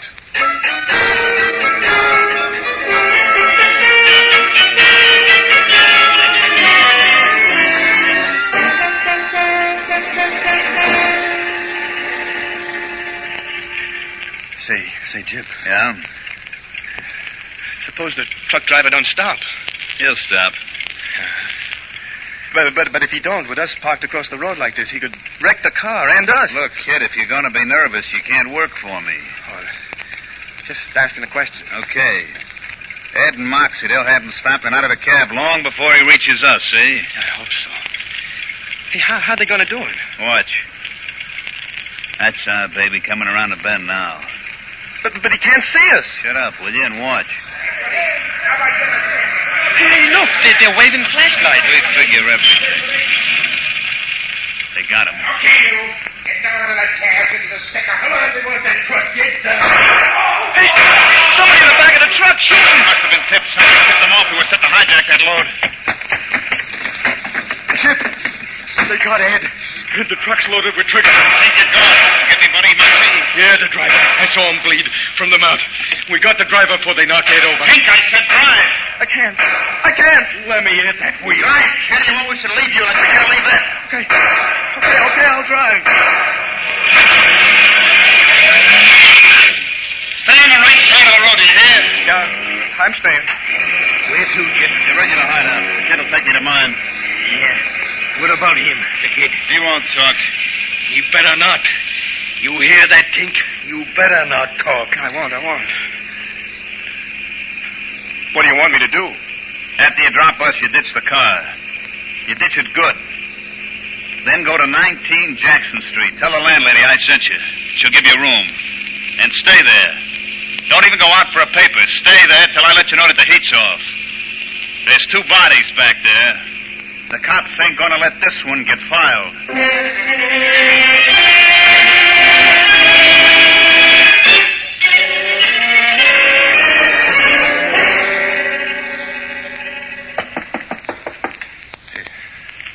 Yes? That you, Tink? Yeah. I gotta see you. Let me in. Oh, okay, just a minute.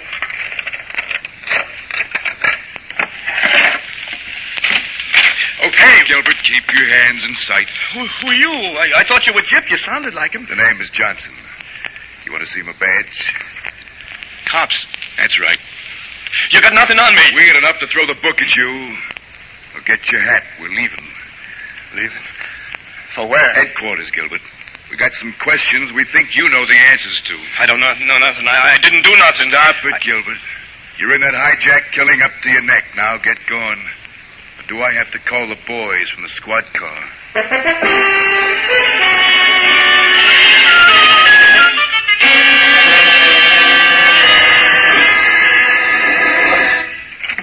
All right, on your feet, Gilbert. Okay. Gilbert, this is the assistant DA, Mr. Masters. All right, Gilbert, you can sit down. Okay, thanks. Now get this straight from the start, Gilbert. Mr. Masters wants to talk to you. You've got no previous record, which may help you if you help us. Now bear that in mind. Mr. Masters. Tink, you're in a jam. Bad jam. I wonder if you realize how bad. We've known about Moxie's favorite hideout for a long time. And he talked. Moxie says you fired the shot that killed the driver of the truck while he was running away from the shooting. That's a lie. I never touched a gun in my life. It makes no difference, Tink. You'll fry anyway. I'll fry? I told you it was a bad jam. The worst. You were involved in an attempt at armed robbery that wound up in a killing. It doesn't matter that you never touched a gun.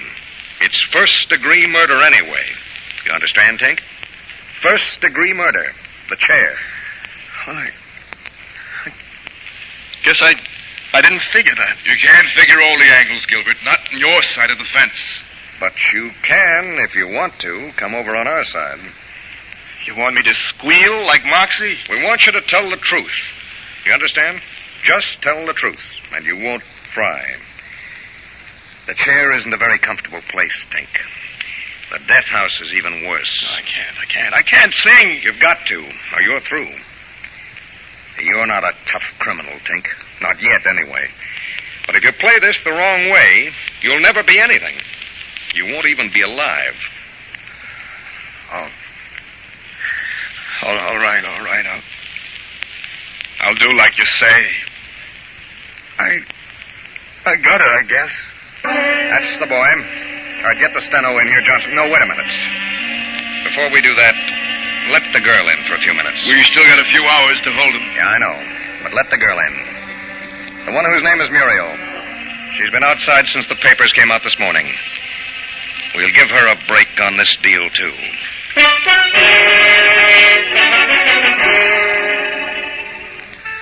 So, Danny, Tink got a lot better deal than could have been expected. He didn't get off scot-free, of course, but after a while, not very long, they put him on probation. That's when Muriel married him. He took a job. He's held that job. But he'll never be more than a mechanic. He ruined himself, ruined his chances, all of them. Okay. So what? Oh, Danny, don't you see? What's to see, Mom? What's this got to do with me? I didn't drive any car. I just snatched a couple of packages. Yeah. That's how Tink started. Only with him, it was stuff from the counters of a 5 and 10. Yeah, but I still don't see what... All right. All I can say is... Well, maybe you weren't really listening to me. You'll probably find out what all this has to do with you in court a week from tomorrow.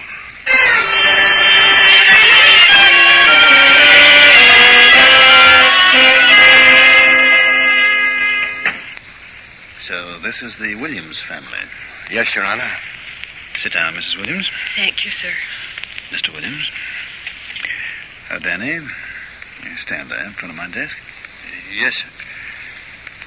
Now then, I asked you all into my chambers because I feel that there are times when the publicity of open court can do more harm than good. Now, Mr. Williams, I have your probation report right here on my desk. I expected you would have, sir. It's been excellent. Apparently, when you changed your name, you changed your ways as well. I hoped Tink Gilbert was buried forever. Do you understand now, Danny? Well, Danny?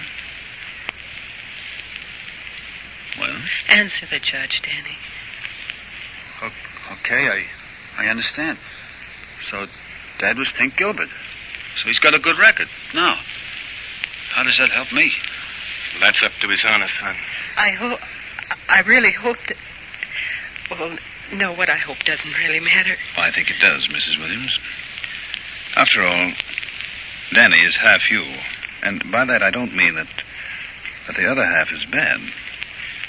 You see, here in juvenile court, we handle matters somewhat differently. Do I have to go away, Your Honor? Not for the present. I'm going to put you on probation, son. To your father. He learned a lesson some years back that ought to do you a lot of good. Oh, thank you, Your Honor. Now, please, Mrs. Williams, I'm handling this case as seems best. That's my job. I want no thanks for doing the job. But, Danny, I want you to remember this. The shortcuts are no good. They're no good at all. All of you who try them wind up standing where you are now, in front of the judge.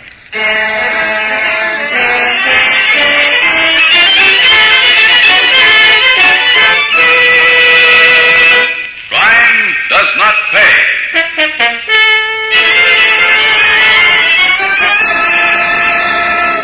Richard Hart, who was starred as Dan Tink Gilbert Williams in Father's Boy, will be back with you in just a moment.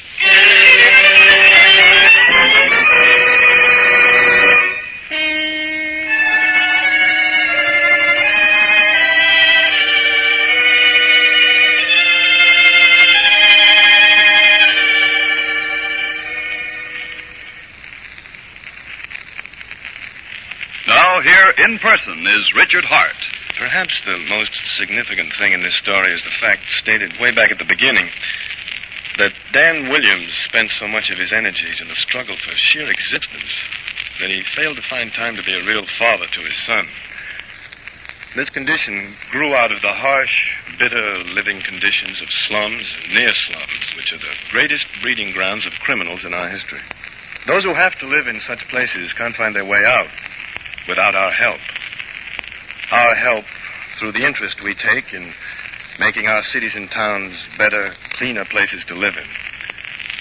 True, this costs money, but in the end it will cost far less than is spent every year to fight the crime of which these conditions are the cause.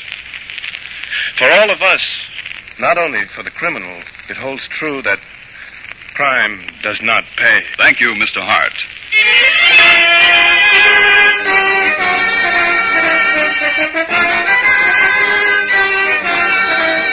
Crime Does Not Pay is written by Ira Marion and directed by Marx B. Loeb, with music composed and conducted by John Gart. Technical advisor is Burton B. Turkis. This is Bob Williams speaking. The events, characters, and names used in the story you've just heard are fictitious. Any similarity is purely coincidental.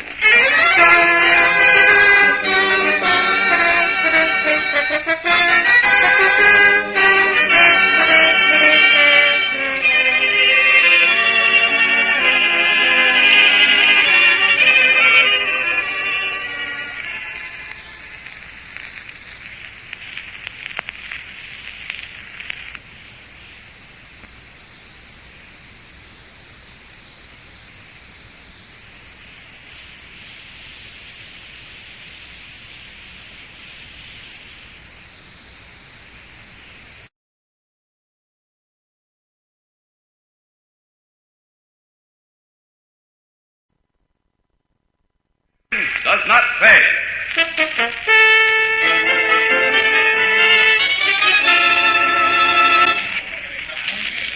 I tell you, Jackie, we can be smart.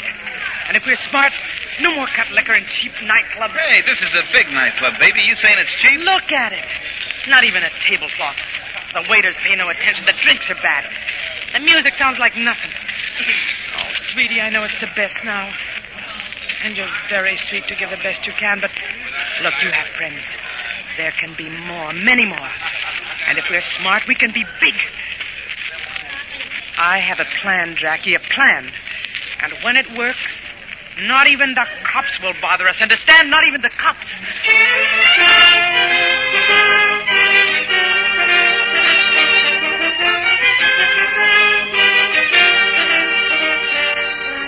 In the interest of good citizenship and law enforcement, we present Crime Does Not Pay, based on the famous Metro-Goldwyn-Mayer series of short subjects. In just a moment, you will hear The Weak Spot, starring Margot.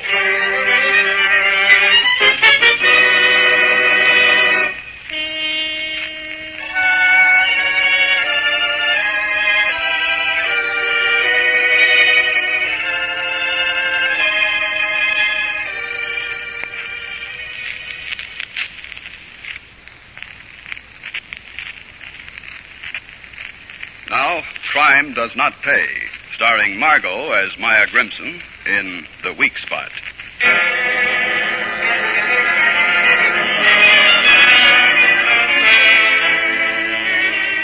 Maya Grimson knew poverty from the day she was born.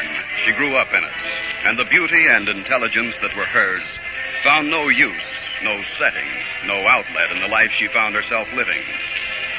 Inside, the canker grew, starting with a small bitterness of envy and developing into a grim determination to seize by force, if necessary, all the material things that did not come any other way. Maya herself had no words for this, but it was there, awaiting the moment.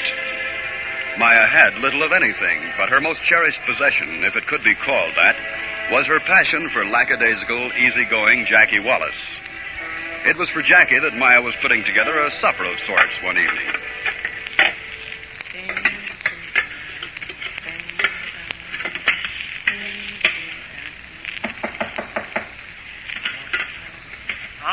All right, come in. Hi, baby. How's every little thing? No. Don't kiss me now. What's the matter? Something wrong, my baby? It's so hot. And I'm tired of cooking yesterday's stew. Well, baby, this is your night out. That's what I came to tell you. Out? Where? The hot dog stand at the corner? Now get this, honey. We're stepping out tonight. I got a 10 spot and old Alex Hamilton is crying for a date with you. Who died? Nobody. Why? Never mind. Where'd you get this $10? Business was good. All the suckers were riding long shots today. The book showed a real profit. $10. Well, look, baby, you know it ain't often that we got $10 to toss around. You don't want to go out, just say so.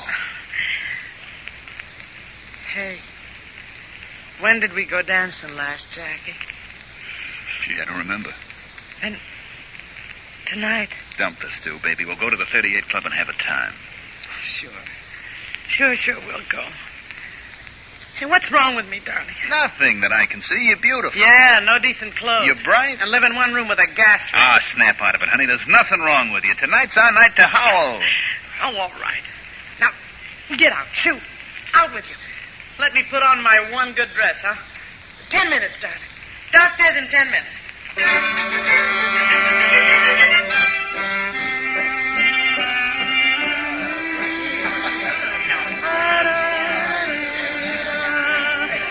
You got a voice, baby. You know, when you hit those low notes, I get goosebumps. Hiya, Jackie. Hey, you have a good day today, you know? Hi, Boogie. Great. How about you? I'm not bad. Oh, that's shocking. Hi, Fred. Hiya, Jack. Hi, nice guy, Fred. You know, all the boys are out tonight.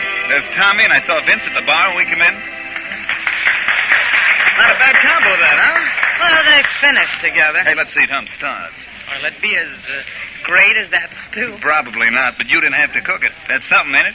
Come on, sit down, baby. Hey, your friend over there held the chair for his girl.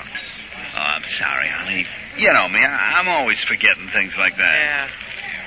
Someday. Hello, Wallace. Oh. You. Yeah, me. Don't you introduce your friends, Wallace? This is Detective Masters, Precinct Gambling Detail. Masters, Miss Grimson. How do you do? Nice to know you. Wallace, I understand the boys made quite a killing in the 4th today. Did they? I wouldn't know about it. I think you would. Or you wouldn't be here with a girl. You're the detective. I also happen to know about souped-up odds. Some phony rumors that got around. Look, why talk to me about that? I'm not the syndicate. The syndicate isn't my business. Why not, Mr. Masters? I'm on the precinct detail. I see. You're interested only in making everything a little harder for people like Jackie. Even when we're trying to have a good time, you come around. You finished, Miss Grimson? When you have the evidence, that's time enough, isn't it? Why can't you leave us alone? Why? When I have the evidence, I won't waste time in conversation. You understand, Wallace? That's all. Good evening, Miss Grimson. Nice to have met you. Not even to eat or dance in peace. Oh, look, baby, that's the way it is. Always was, always will be. Look, if you're big enough, they leave you alone. The big fellas have lawyers. They got money, protection. I hate a man like that. Masters? Oh, lay off him, baby. He's only doing his job. Yeah, his job. What do I care about his job? I care about you. I care about us. Honey, will you eat your dinner? I don't want to eat dinner. Look, I say we can be stronger than this detective, this precinct detective. Okay, then what? Jackie, don't you see? Can't you see? Oh, look, Maya, baby, all I see right now is that you're beautiful. All right. All you ever see is right now, today, tonight, this minute. Sure, why worry about tomorrow? Why not? Jackie, we can be big. Oh, stop kidding yourself, baby. I tell you, Jackie, look, we gotta get smart. If we're smart, no more cut liquor and cheap nightclubs. Hey, this is a big nightclub, baby. You saying it's cheap? Look at it. Not even a tablecloth. The waiters pay no attention. The drinks are bad. The music is rotten. Oh, I know it's the best now.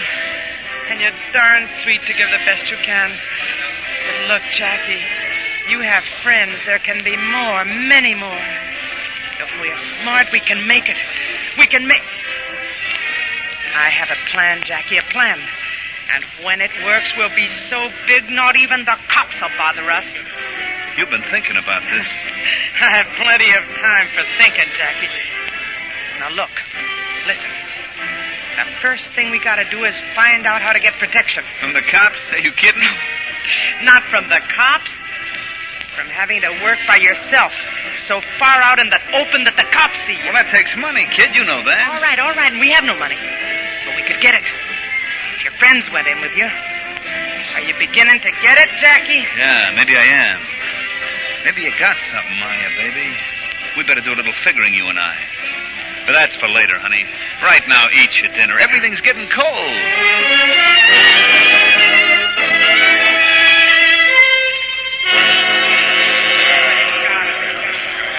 Okay, Jackie. Now you call a meeting. What's on your mind? That's a big idea. If I may, gentlemen. Sure, go ahead, man. Even if you don't dodge sense, you sure okay to look at. Hey, look at that, huh? This is strictly business, gentlemen. What Jackie and I have to say is this. We can get us all protection. We know where and how. If you come in with us, you'll all double your incomes, and it'll cost you only a few dollars a week. That's it. And that, as Jackie said, is news.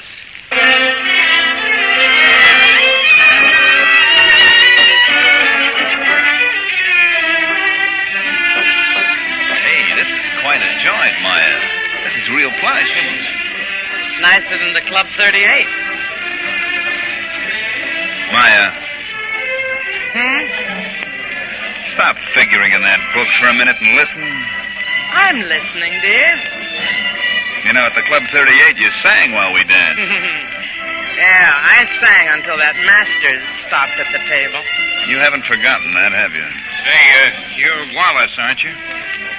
You know, we seem to attract people to our tables in nightclubs everywhere, Jackie. Maya, this is Stiff Paris and, Listen, Norton. How do you do? Pleased to meet you. Won't you both sit down? Thank you. Yeah, thanks. When did you get into our town, Mr. Paris? We flew in this afternoon. Oh, I see. Hey, that's our tune, Maya. You want to dance? I think Mr. Paris and Miss Norton will excuse us. I'm a little tired, Jackie. I like that song, too. I'd love to dance. Go ahead, Wallace. If you want to, that is. Maya? Go ahead, dear. Miss Norton is our guest. Miss Norton? Thank you. And thank you, Miss Grimson. Not at all. Well, this is an unexpected pleasure, Miss Norton. Your Miss Norton is well trained. She takes a cue very smoothly. Yeah, a foot pressed gently under the table. You know, she's better than you give her credit for. That was my foot you pressed. I see. You seem to know something of my purpose, Miss Grimson. Well, I know that Stiff is, shall we say, a kind of advance agent for the syndicate. I represent a group of businessmen, if that's what you mean. Well, it all adds up the same way, doesn't it? Yeah, I suppose it does. I assume you have some proposition to place before us, Mr. Paris. Before you, we know where the brains are in your organization. Oh. Very nice compliment. It's the truth. Well, then, since we're indulging in the truth, Mr. Paris, here's a truth for you. We are not interested in your proposition. Don't you think you'd better be? Frankly, no. I don't think you can touch my operation. I think you would find the cost made the proposition unattractive. And besides, you know, everyone who works with me is intensely loyal, including Jackie. And strong-arm tactics might cost, well, too many expendables. And now, if you will excuse me, Mr. Paris, I'll ask Jackie to get my wrap. Oh, yes. If you want a message to take back with you, you might say that you found the partnership here is limited. Limited to 2 people, Jackie Wallace and Maya Grimson. Good evening, Mr. Paris. Nice to have met you.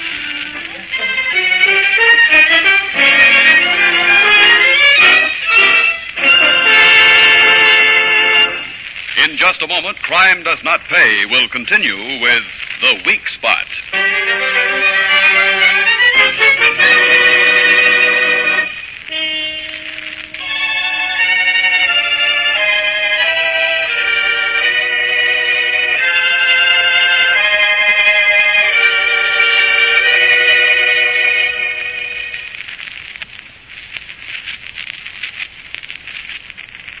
Now we continue with Crime Does Not Pay, starring Margot as Maya Grimson in The Weak Spot.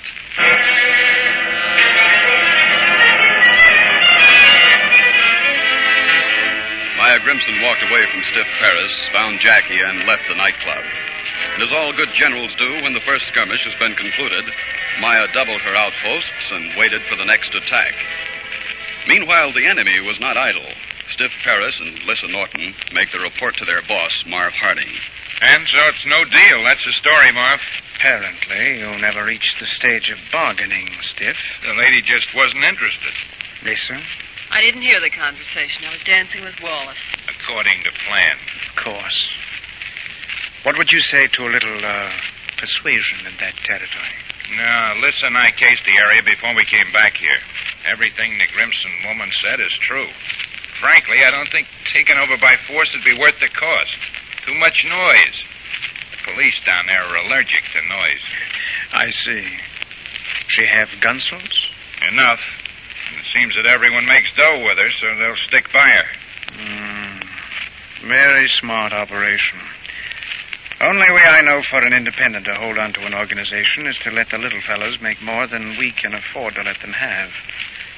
But we can't afford to let her get away with it either. Too many others might get the same idea. Well, if she puts up a good fight, it'll have the same effect. And she will. There's a weak spot somewhere.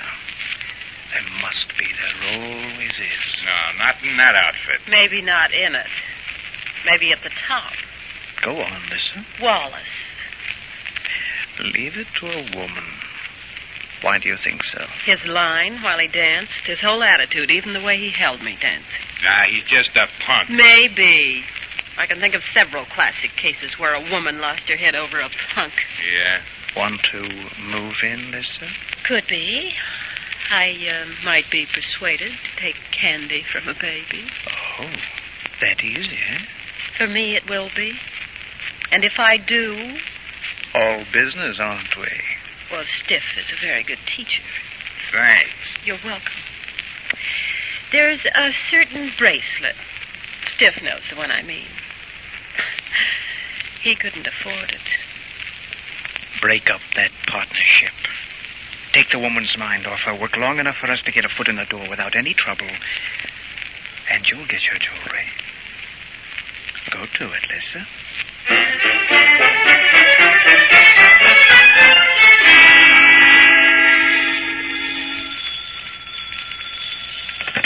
Yeah, Wallace here. Jack, this is Lissa Norton. Oh, when did you get in town? A little while ago. I'm alone this trip, Jack. I see. Well, I'd like to see it. Your girlfriend won't like it. I represent the enemy. You know, there's an old saying, what she won't know won't hurt her. Can you be sure she won't know? I'll be sure. How about 8:30 tonight?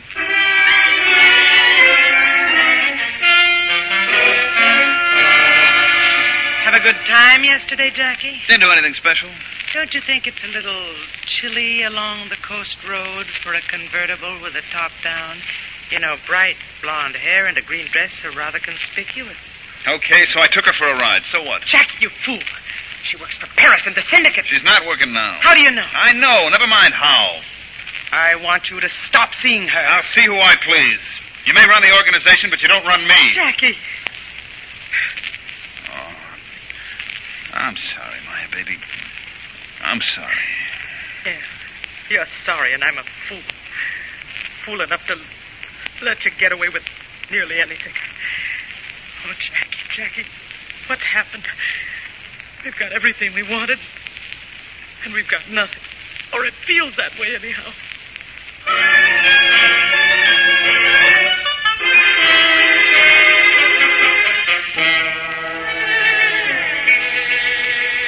Oh, Jack, you're sweet. You know, this is something new, listen. A woman Well, someone like you treating me the way you do. When we danced that first night when Stiff and your girl got rid of both of us so neatly, didn't you know then, honey? Did you? I knew. I knew from the way your arms went around me. Yeah, we do go well together, don't we? Yeah, we do. And we could stay together. We could. Oh, listen, baby, you don't know the kind of heat that's on. Maya? Maya may have ideas about being a big shot and everything, but she's not dumb. She knew when you hit town. She knew about that day we spent in the convertible. Has she been watching herself? Doesn't have to.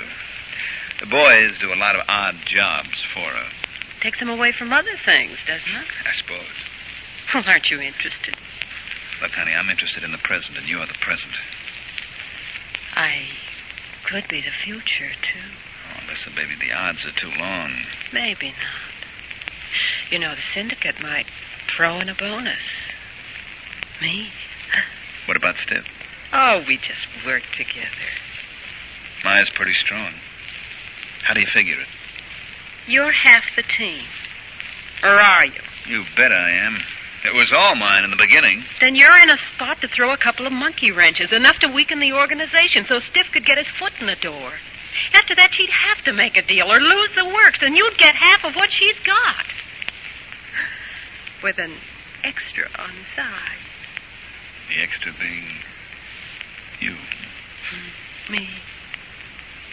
Any samples, Alyssa, baby? What's that? Oh, it's just somebody at the wrong door. Nobody has a key to this room, not even you, sweetheart. It's nice to have enough influence to get a bellhop to swipe a master key, isn't it? Okay. You're in. Now what? Maya, I told you. Have you forgotten the 2-day-old stew in the room with the gas ring, Jackie? Everything was pretty personal then. Now you'll tell me that everything you've done was for me. For both of us. I was satisfied. Want to go back to the $2 bets, Jackie, to a 10 spot every 3 months, to masters pushing you around? You'll never have to do that kind of a thing. You'll see to that now. Why not? I have one reason why not. What? Maya, you've never fired a gun in your life. I never did a lot of things. Once I'd never broken the law, or tasted caviar, or worn nylons. But there's a first time for everything. It's like talking back to a cop, or pulling a trigger. Murder rap, Maya. It's murder rap. Yeah, it could be murder and suicide if the gun was found in her hand. Maya, for heaven's sake. You'll never get away with it. Stiff it, no. Even if the cop don't figure it, he will. And he'll see to it that you die slow. If you'd only left him alone, did you have to have everything? You wouldn't even listen to a proposition. You were too big.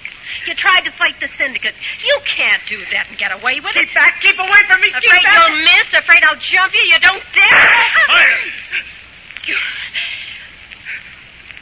It hurts. Maya. I can't stand. It hurts. Maya, stop it if you're going crazy. You aren't worth it. You aren't worth any of it. You aren't even worth keeping alive. Maya, baby, we'll get away together. You'll see. We'll get away, you and me, just like old times. Not worth keeping alive. Maya! One more. There's one more in the gun. One more. There's got to be one more. What? Not even that. Not even a bullet for myself.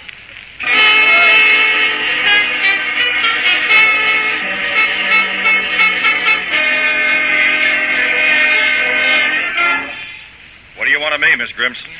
I didn't think big shot bookmakers of any gender bothered with precinct detectives. I remembered your name, Mr. Masters. It's nice of you. What's your story? I killed them. Well, you want homicide. What? I killed that girl. And Jackie. When did you do this? It must be hours ago. I've been walking ever since. I wanted to kill myself. The gun was empty. I used all the bullets. I didn't have any left. I didn't have any left. Holy smoke. I left them there on the floor. I I tried to think. I went back to the old places. I remembered you. You started it all. I started? Look, you trying to establish insanity in this? No, you did. You didn't know it, but you did. That night, the Club 38, I was sore. You talked to Jackie. I wanted us to be big. I tried to think. So I came here. I have files. I know the syndicate. Do you want them? Do we want them? I'll give them to you. They don't know. I knew they'd try to take me over. I bought evidence. Nobody knew. Not even Jackie. Sister, if you can do this, you can go down in history. Is this a deal? A deal? What for? Well, you've confessed murder. After you've given us this evidence, then what? Then I don't care. I don't care. Jackie's dead. I killed him. I killed her, and then I couldn't stand him. Whining.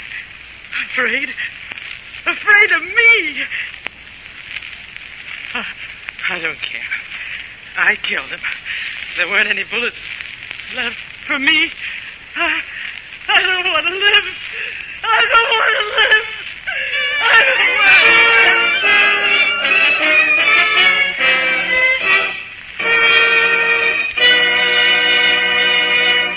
Crime does not pay.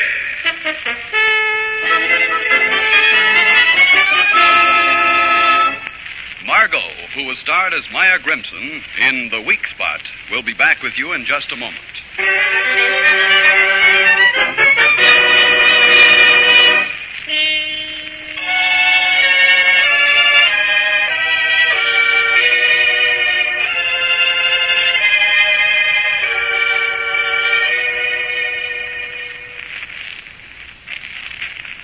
Now here in person is Margot. Maya Grimson was a criminal, but opportunity for her basic activities was presented to her by hundreds of people who did not look beyond their $2 bets, who did not realize that the racket they were supporting bleeds millions of dollars each year from the legitimate channels of honest business and constitutes a hidden tax that all of us have to share.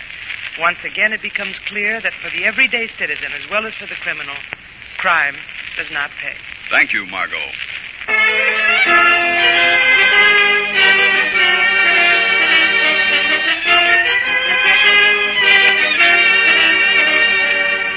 Crime Does Not Pay is written by Ira Marion and directed by Marx B. Loeb, with music composed and conducted by John Gart. Technical advisor is Burton B. Turkis. The events, characters, and names used in the story you've just heard are fictitious. Any similarity is purely coincidental. This is Bob Williams speaking.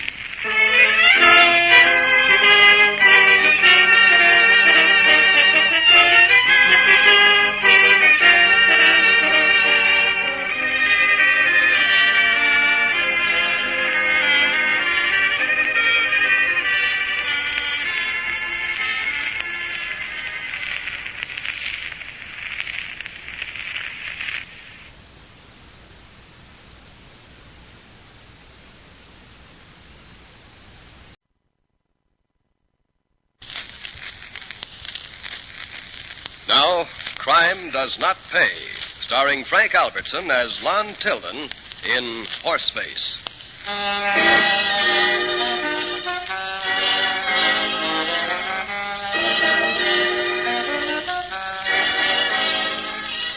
It was one of those off-the-beaten-path amusement districts. The bars were dingy, fly-specked, their windows curtained half their height with wrinkled green duvetine. The theaters, garish with naked white lights over 50-odd still photos from the movies inside, played scratched prints of 5-year-old pictures which had made no success even in their heydays. The dance halls were as aged and overpainted outside as their hostesses within, and just as weary. But there was money to be made here, not exactly honestly, and the usual type of half-criminal found the district good pickings. That's why Lon Horseface Tilden, his girlfriend Ginny Landis, and his pal Artie Ewing were casing, as the saying goes, the joint that was run by Dimes Wilson. Well, what do you think of it, Artie? Ain't been painted in 10 years. Jenny? That music sure isn't for dancing. If that outfit gets more than 50 cents a night, it's highway robbery. Yeah, you're not kidding. Crowd ain't bad, though. A couple of blondes on the dance floor. See there? They ought to do all right, huh? Jenny? What's your expert, I tell you? Take the girdles off Artie's blondes, and there wouldn't be room for anybody else on the dance floor.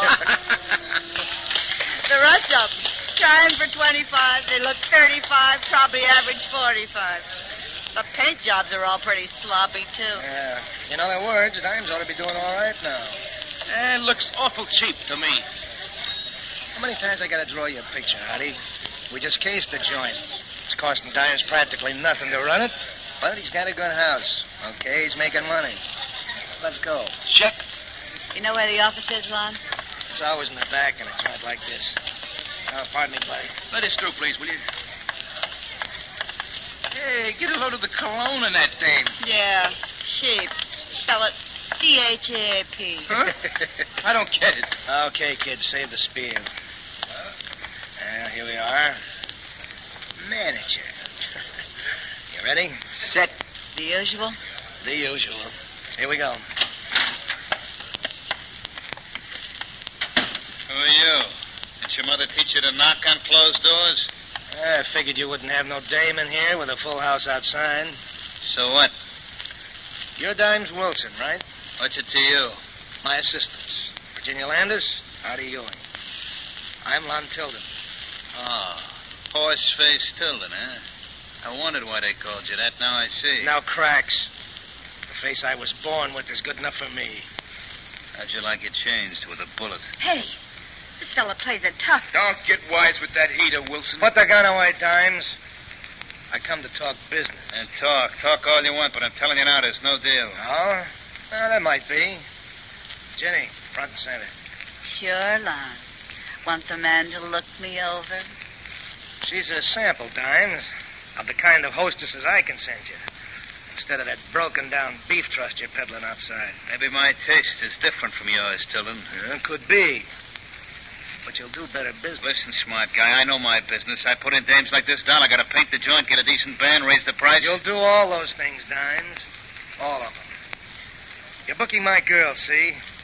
I dropped in tonight just to let you know. This is my territory from here on in. Save the talk, Horseface. You're out of bounds. I service every hall in the district, and I'm keeping it that way. So get out and stay out. Unless you like to see your baby doll here ventilated. You, want it this way, huh, Dimes? I want it and I got it. Now you beat it. Okay. For now. You'll be hearing from me, Dimes. Bear that in mind. Just bear that in mind.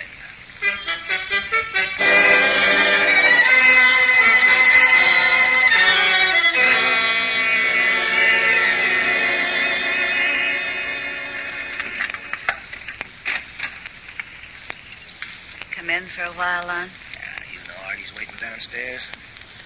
Give me a kiss goodnight and I'll see you tomorrow. Careful, darling. Please be careful. Careful of what, sugar? Dimes wasn't fooling. He's got enough hoods working for him. Artie and me, back to back, we can handle anything. For my sake, Lon, leave Dimes alone. Now, don't you worry your beautiful head about a thing, cutie. Just get a good night's sleep, huh? You kiss me like that again, and I will leave Artie outside. All right. I will. Business before pleasure. I'll see you tomorrow, kid. Be careful, Lon, please. Please be careful. Yeah.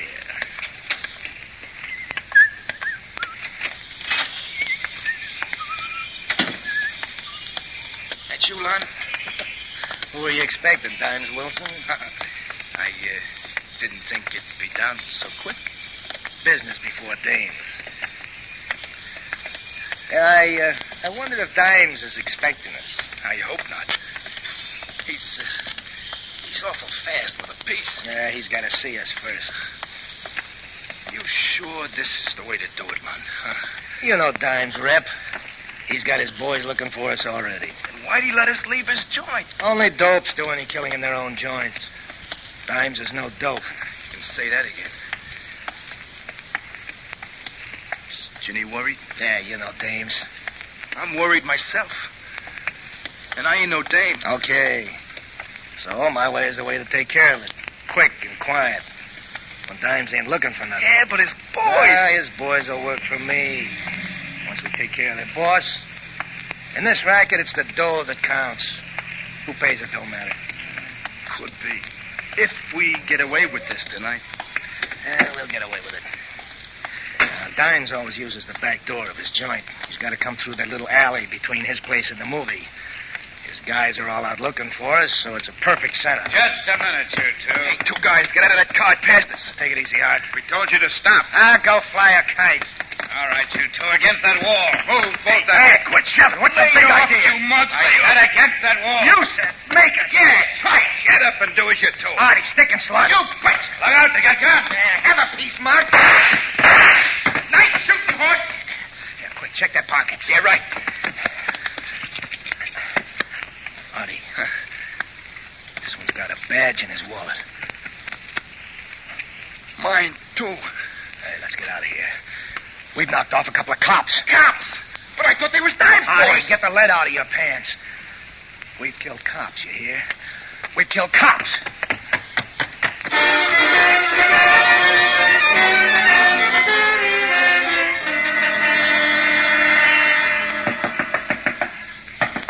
Why didn't she open up? Why didn't she open the door? She'll sleep sound. Oh, here she is. Lon. Artie, what happened? Let us in quick. You got Dimes. I wish we did. Shut up, Artie. Jenny, give him a drink or something. All right. What happened? I'll tell you in a minute. Hey, I need one of those, too.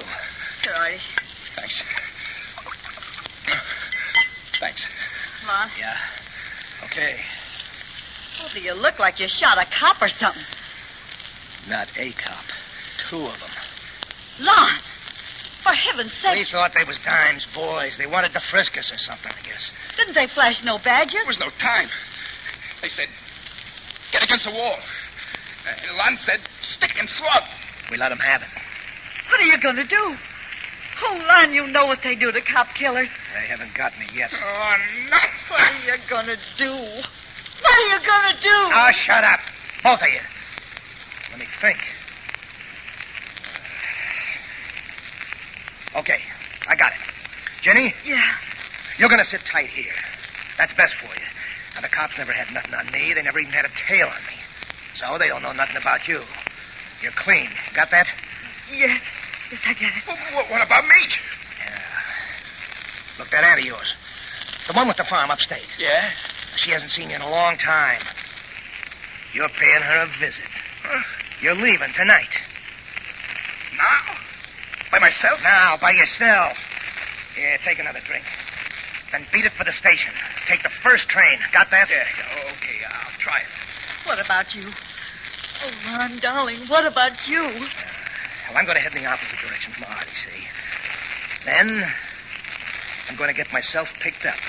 Are you nuts? Lon, you're crazy. Am I? Crazy like a fox. Guns are ditched. Unarmed housebreaking. First offense. Why, the most I can get is 5 years. 5 years? Artie will have most of the dough. You run out, he'll take care of you. But 5 years, Lon. Sugar, I'll be good as gold. I'll be out on probation in 18 months. Don't you see, kid? Nobody will dream of looking for a killer in the pen on a housebreaking rap. It's safe as aces. Then, when I get out, a new name, another state, and the three of us will be safe and happy as 3 bugs in a rug.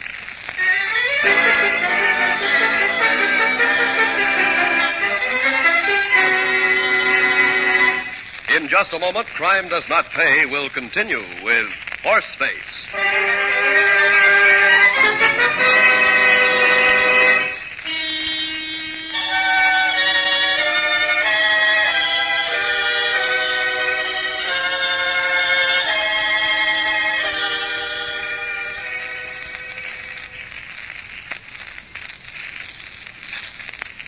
Now we continue with Crime Does Not Pay, starring Frank Albertson as Lon Tilden in Horseface.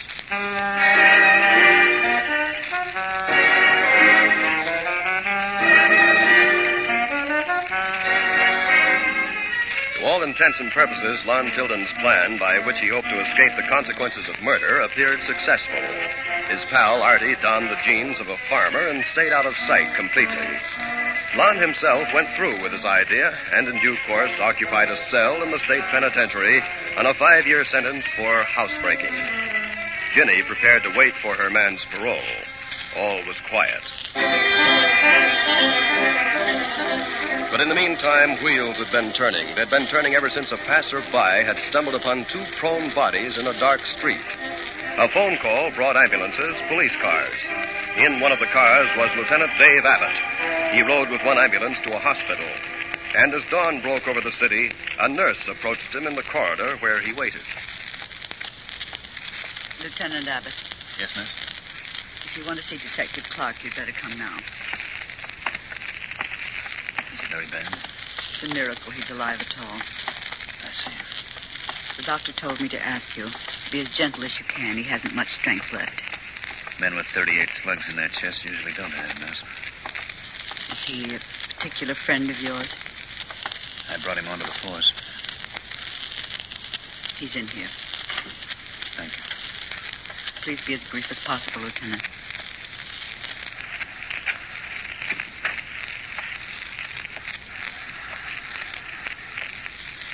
Hi, Joe. Hi. Oh.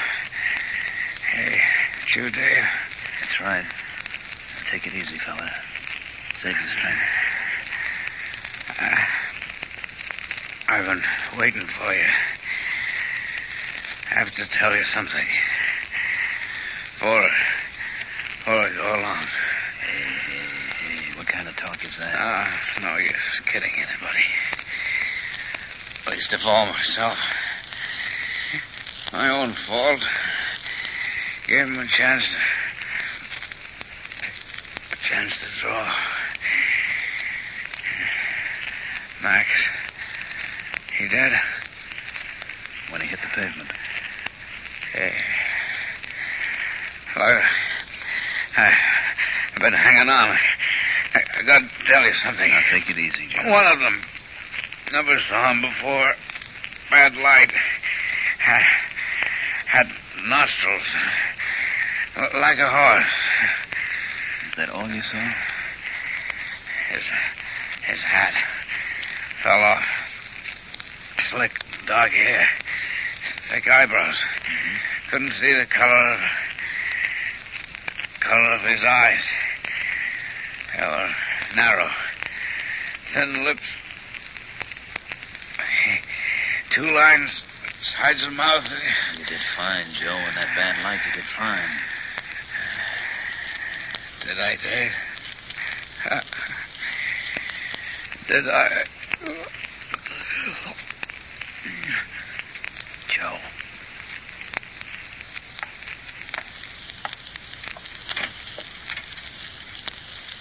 Nurse, you better get someone.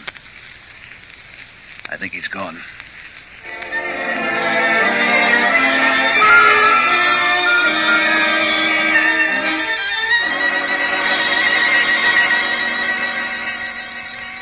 There it is, Lieutenant. Best I can do, I guess. You only guess, Scott? Well, you know how it is. A man works in clay, he might never finish. Always something to fix. I don't want to add too much to that head from my own imagination. Jack, it looks like what Joe told me he saw. Yeah, slick hair, narrow eyes, thick brows, lines alongside the thin mouth. Mm-hmm. The nostrils gave me some trouble. They look enough like a horse's. No wonder that stayed in Joe's mind. Never seemed to belong in that face at all. Broken nose, maybe? No, not unless he fell on his face when he was a baby and was never set properly. Could have been that way. Any number of reasons. What do you want me to do with this masterpiece? Paint it. You know, usual routine. Then we'll photograph it, circulate it around the country. It's a lead, and you never can tell. Yeah, it might be better than you think. Anybody ever saw that horse face could never forget it. Suppose anybody ever loved him besides his mother?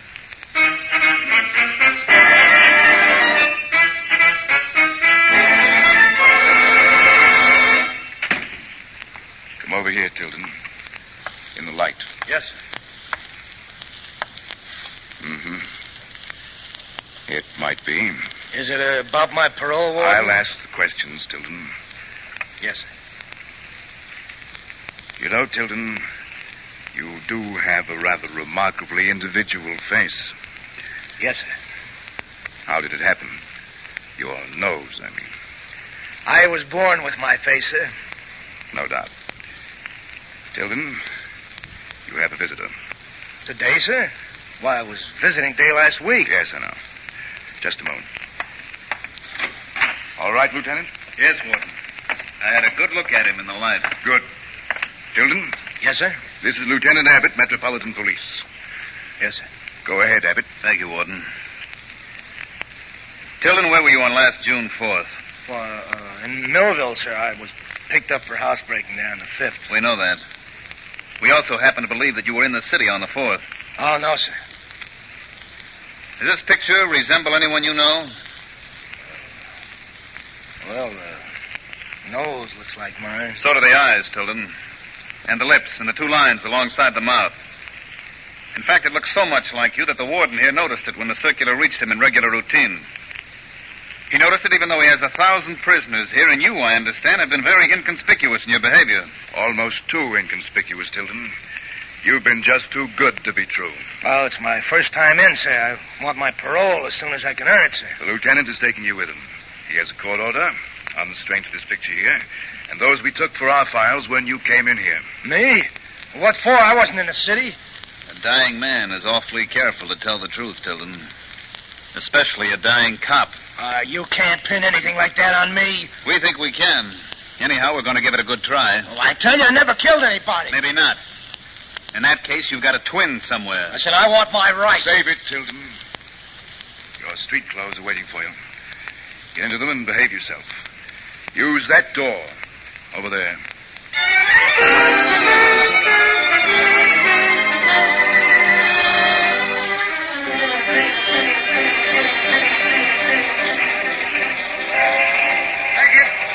Tickets, please. Another hour, Tilden. I trust that you're as uncomfortable as I am. Yeah, you can be sure of that. Conductor's coming. So what? Well, when I came up, they wouldn't let me use the thing unless the conductor was there to lock the door. Oh. Conductor. Yes, sir? My companion here wants to use your facilities. Will you lock him in for me? Sure. Come along. Make it snappy now. Okay. Hey, up. Aren't you unlocking the handcuff, Lieutenant? Yes, I'm unlocking it. And when you come out, you'll find yourself locked right back to my wrist all over again. All right, get going. Thanks, Lieutenant. Bad one, huh? Cop killer, we think. We hope. You hear that, conductor? Glass breaking in there. Open the door. Yes, sir. Hey, where is he? Pull your emergency cord, quick. Yeah, right.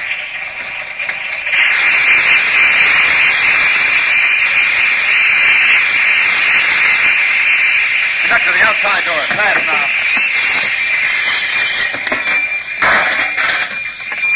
This guy's crazy, jumping off the train at the speed we were making. Crazy or desperate? He's dropped off. He must be in the ditch. Yeah, back about 1/8 of a mile. There he goes, across that field. It's a long try. You winged him. No need to rush now. He'll finish his trip to town in an ambulance.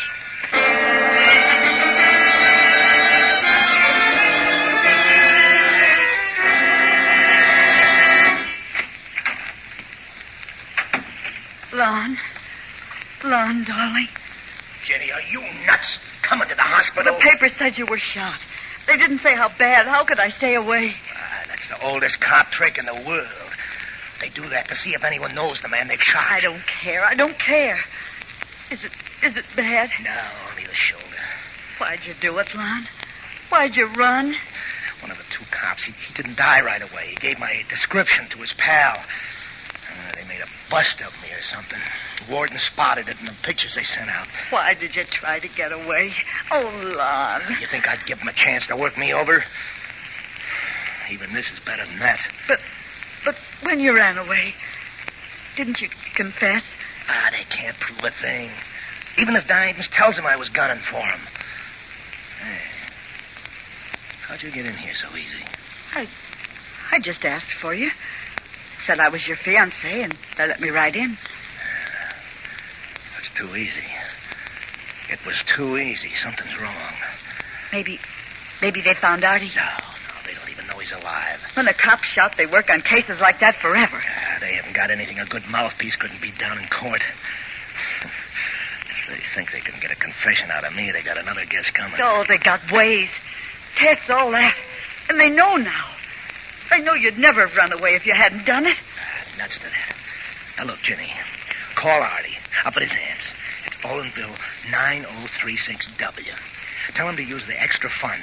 Get me a good mouthpiece. But to stay out of sight himself. Yeah, I got it. Olinville 9036W. I'll tell him.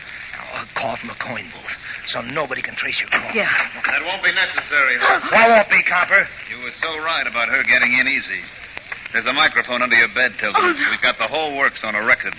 The boys will be on their way to pick up Artie in a few minutes. Oh, no. You're done, Tilden, and the little lady here is under arrest as a material witness. Oh. It's a good rule, Tilden, to think before you shoot. I'd say remember that for the next time. Only there isn't going to be any next time. Not for you, Horseface.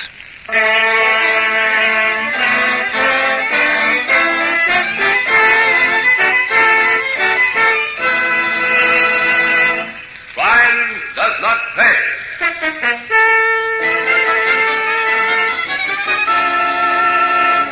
Frank Albertson, who was starred as Lon Tilden in Horseface, will be back with you in just a moment.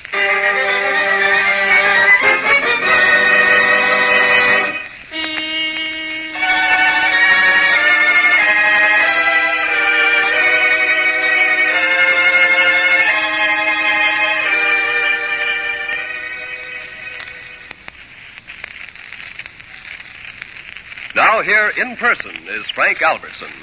To me, the science of police work is a never-failing source of wonder and excitement. In this case, with nothing to work on except the dying man's description of a gunman he had seen only briefly in very dim light, the inexorable chase was maintained until the killer was caught and trapped in the meshes of his own scheming.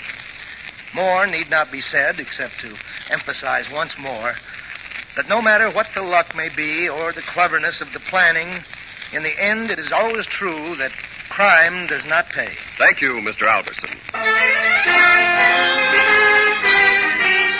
Crime Does Not Pay is written by Ira Marion and directed by Marx B. Loeb, with music composed and conducted by John Gart.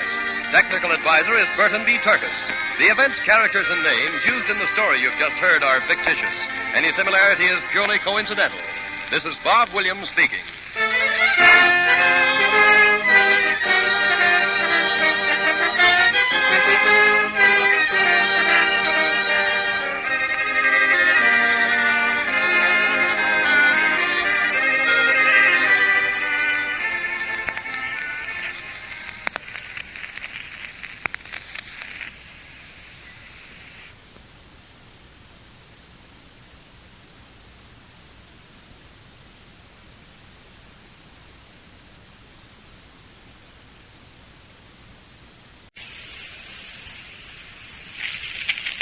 Crime does not pay.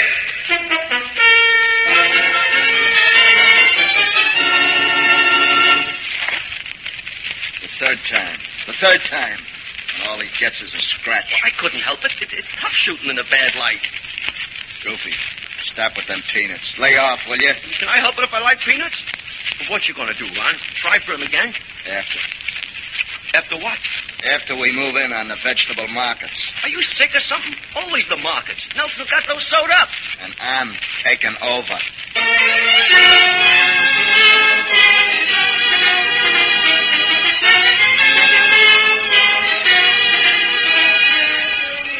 interests of good citizenship and law enforcement, we present Crime Does Not Pay, based on the famous Metro Goldwyn Mayer series of short subjects.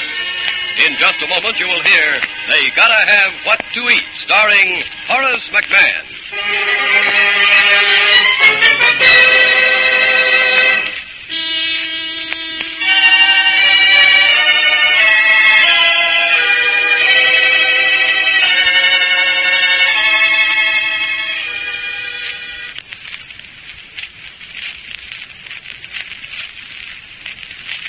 Now, Crime Does Not Pay, starring Horace McMahon as Ron Reynolds in They Gotta Have What to Eat.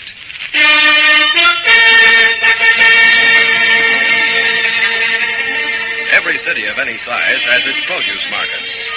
There, the small hours of the morning are made bright as day by the naked light bulbs casting their glare over the mounds of vegetables, the piled-up baskets of many-colored fruit. Trucks grind their gears, backing and filing into position so that the rich produce of the nearby truck farms can spill over the tailboards onto the crowded sidewalks. Men in white coats, pencils in their hatbands, rush through the disorder, their voices clamoring against the roar of the truck engines. Other men find their ways amid the baskets and the bright pyramids of eatables to make their choices, order the beans, the carrots, the grapefruit, the apples, all the things they'll offer you at the neighborhood stores after the sun comes up. And some men, like Ron Reynolds and Goofy Mason, lurk in the shadows just beyond the bustle and rush, waiting.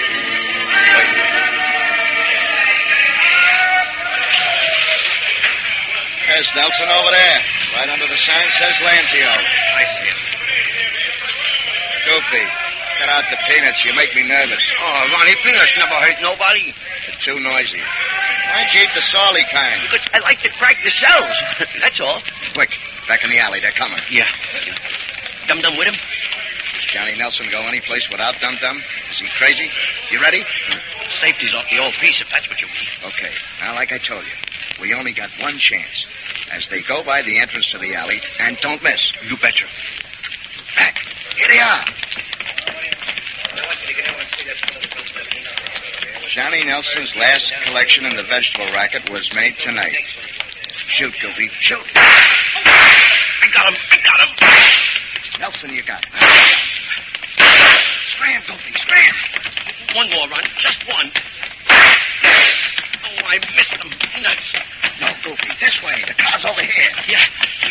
I almost forgot. Forget everything if I didn't play nursemaid. Everything except peanuts. I got Nelson for you, didn't I? What's the beef? Sure, okay. You got Nelson and Miss Dum-Dum. Don't worry. We'll take care of him. Without his boss, easy. He got no brains, none at all. Check. Well, any way you look at it, tomorrow night, Ron Reynolds takes over the vegetable racket in this town.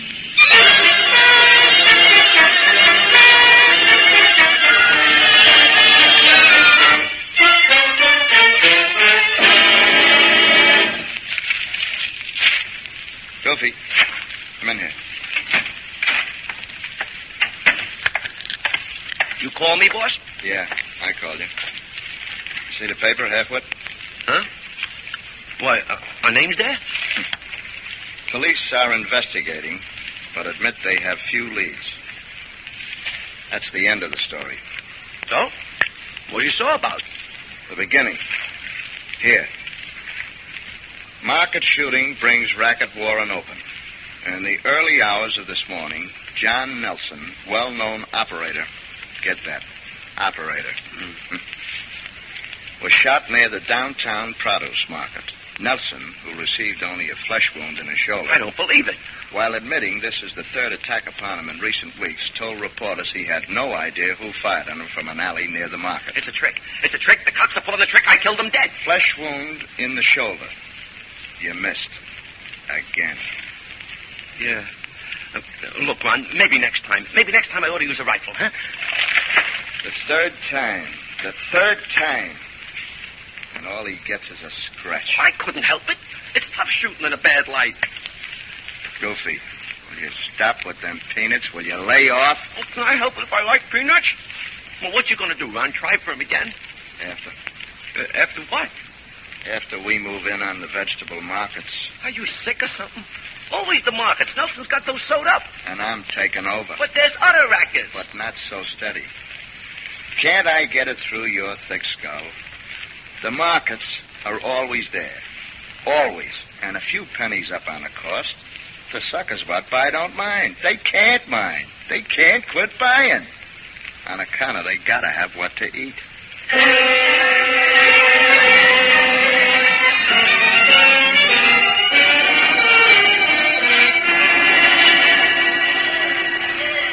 Yes, sir, gentlemen, what I can do for you? You, Lanzio? Yes, sir, Lanzio Company. Finest, freshest fruit and vegetables in the whole of market. Okay. My card. Huh? And this is my assistant, Mr. Mason. Hiya, Lanzio. Oh, is that all? Race Protective Association satisfaction guaranteed. Ron Reynolds, General Manager. We're ready, Lanzio, to protect you against everything and everyone. Get me? I already belong. Not to me, not yet you don't. I belong with Mr. Nelson, I belong. Maybe you better join with me, too. Yeah, maybe you better. Already it costs too much. No more than trouble will cost, and what do you care? You just jack the price a couple of cents. The retailers will jack theirs a couple of cents. Won't cost you nothing. Only the consumers. Look, young man, I told you once, I belong to Mr. Nelson. I pay him. I'm not joined with nobody else. Now go, out, quick. Ron, you want I should maybe... Not now, Goofy. Maybe later. For now, we'll just drop across the street to see Mr. Ellis. Good day, Mr. Lanzio. No good hoodlums. Some day honest, faithful to fix you good. Hey, what's the idea, boss? Why don't you let me give him a sample of what We're he not gets? ready for that yet. First, we grab off a couple of his competitors. See? Then, when things begin to happen to Lanzio and his competitors are left alone, he'll come around. It's easy. Like that. Nice place this Ellis has. Yeah, but where is he? I don't see nobody. Back there. At the phone. Oh, yeah. Yes, gentlemen. You, Ellis? I am. Don't bother with the card routine. Now, Reynolds, I know. That's so. You get around. Just by telephone. My friend Vincent Lanzio across the street. Oh, you're a wise guy. Hold it, Goofy. What Lanzio tell you, Ellis? About you. And I'm telling you I work with Nelson, see? So you're wasting your time. Think so, do you? I know so. Now, look, son, Nelson has this market in his back pocket. Why don't you peddle your protection someplace else? I like it here. The fruit smells so fresh. Just a country boy at heart. I'd hate to see it go bad on you. Don't worry about that. Johnny Nelson will keep it fresh for me. That's what I pay him for. And take a tip, son. Scram. Lanzio's called Nelson and told him about you already.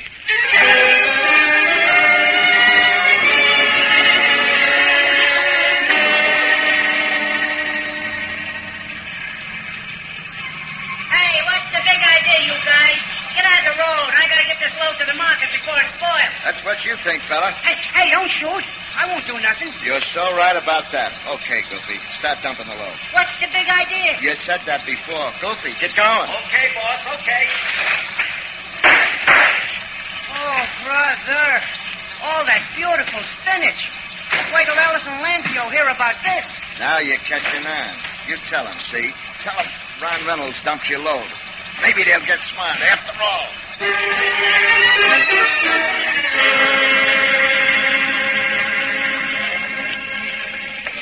This is it. It says Lanzio and Company on the door. Get the cap off the gas tank, Goofy. Check. Such a pretty truck. All red and yellow. Like squash and tomatoes. Shame to spoil them. Huh? Hey, I don't get it. You going soft or something? Me, soft. Here goes. Straight from the beach. Finest sand available. Free for the taking and just perfect in the gas line of a truck. Oh, what that'll do to the fuel pump. Goofy, dump in a few of your peanut shells, just for good measure.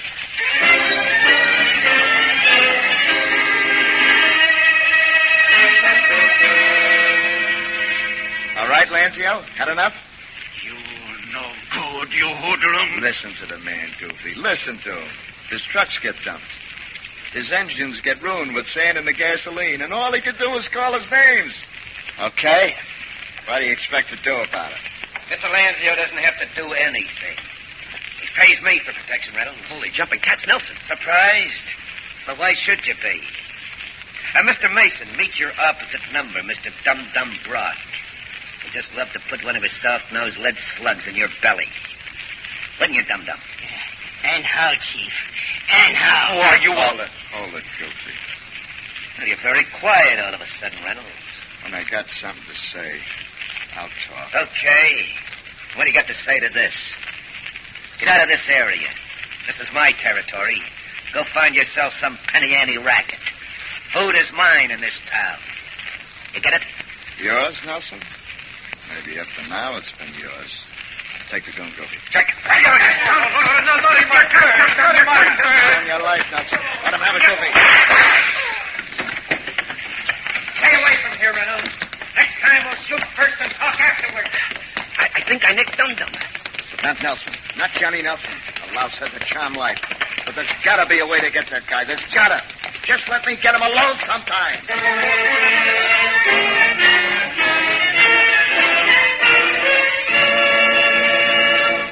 In just a moment, Crime Does Not Pay will continue with They Gotta Have What to Eat.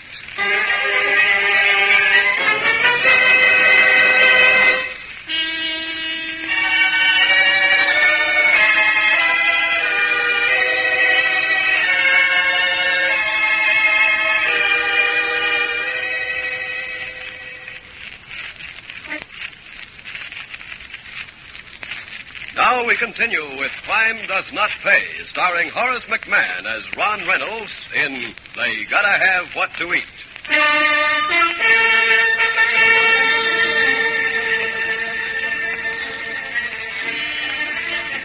Ron and Goofy bided their time and nursed their hurt dignity. A would-be racketeer cannot run from an opponent before witnesses and save face. So Ron and Goofy waited for the break that would give them Johnny Nelson alone. With Nelson out of the way, the food rackets could be Ron's. Several weeks passed. Everything seemed quiet. Nelson continued to collect his protection fees. Fees which were paid for, in the end, by the people who bought the food Nelson had taxed at the wholesale source. And then, Ron recognized the opportunity when it came. Here it is, Goofy. There it is. Here's what? Our chance at Nelson? But death. Look here, in that paper. Look at the doll. How does floppy as Nelson rate a babe like that? He's got the dough, Goofy. If you had his kind of dough, you could get him, too. I can get him right now. Like this one?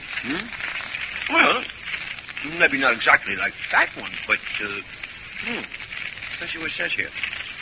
Caught by our photographer at the Club Arnold last night. Well-to-do produce operator John Nelson with Miss Jill Avery, whom he has been escorting recently. Get that? Whom he has been escorting recently. So what? Does it do us any good? Could be. How? That picture's important, Goofy, for a lot of reasons. For instance? One, how many times have you seen Nelson's mug in the papers? Oh, I don't know. Once or twice, maybe? Usually with his hat over his puss, okay? Here he is, big as life, grinning at the camera. So, okay. Johnny Nelson is getting careless. Things are easy, he thinks. Maybe too easy. Go on. Dum-Dum in that picture? Nah, he wouldn't take Dum-Dum to a classy joint like that. Right. Which might give us an opening, too. And finally, the dame. She's not looking at Nelson, but she's mighty interested in something or somebody on the other side of the room. See her eyes? Yeah, so what? Jill Avery has a roving eye, Goofy. I think the first step is getting it to rove in my direction.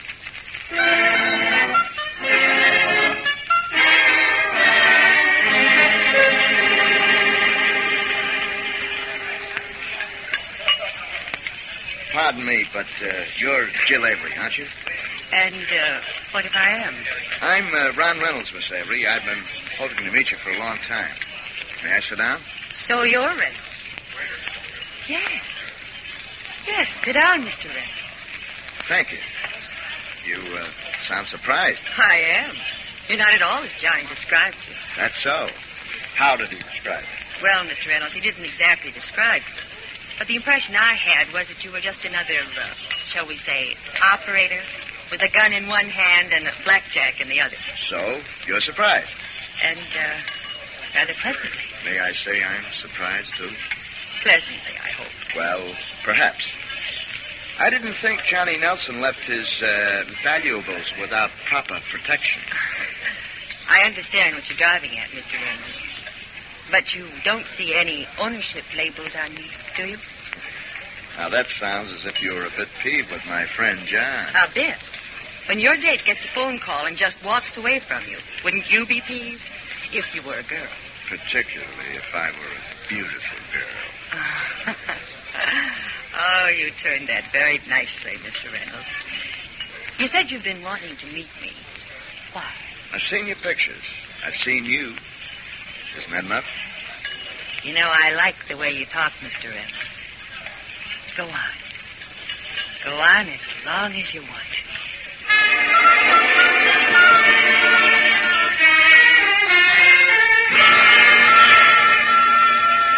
I like you, Ronnie.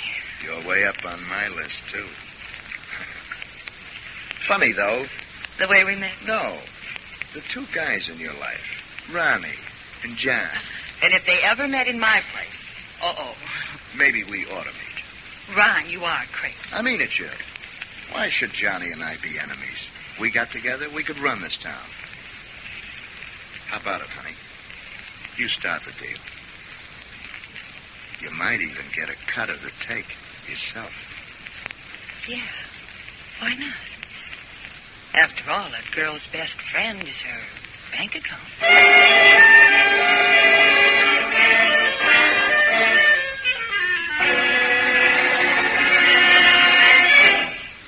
Dum-Dum's alone, all right. Yeah, there he is. How'd you know, boss? The one I said I have in common with Nelson has Nelson on the string tonight. Huh? You got something in common with Nelson? Cherchez the fin, Goofy. Remember little Jill? Here we go. Okay, Dum-Dum. This is it. Reynolds, don't try nothing. You won't get away with it. Won't I? Show 'em, Goofy. And this time, don't miss. No, don't! And that is that. Drag his body into the alley. Quick.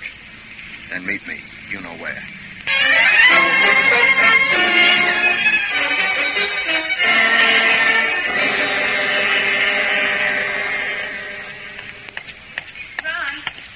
Ron, I'm sorry I'm late.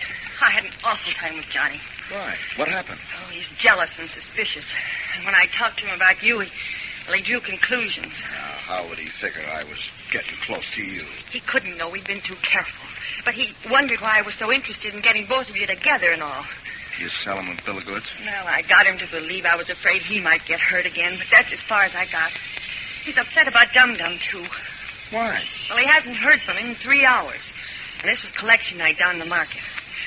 Ronnie, I don't think tonight's a good night for you to just walk in on him. There's no telling what he'll do. You leave that to me. Got the key, sweetie? Yes. Give.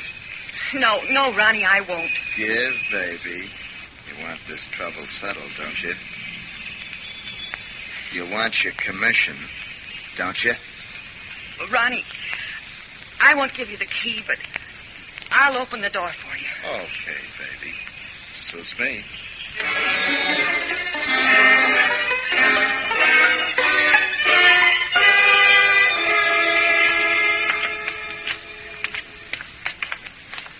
This is the floor. Funny. The lights must have burned out. Which door, sugar? This one. Wait, I can hardly see this one. Yeah, this is the key. Ron, you're sure this is the way you want to do it? Just walking on him like this? It's the only way, baby. Let's go. All right, then. Which room, Jill? Honey? Right across the living room. Right over there. Right. Goofy, you there? Yeah, right behind you. What are you up to? I got him, boss. Good. Now listen, Joe. One sound out of you, you'll get what Nelson's gonna get.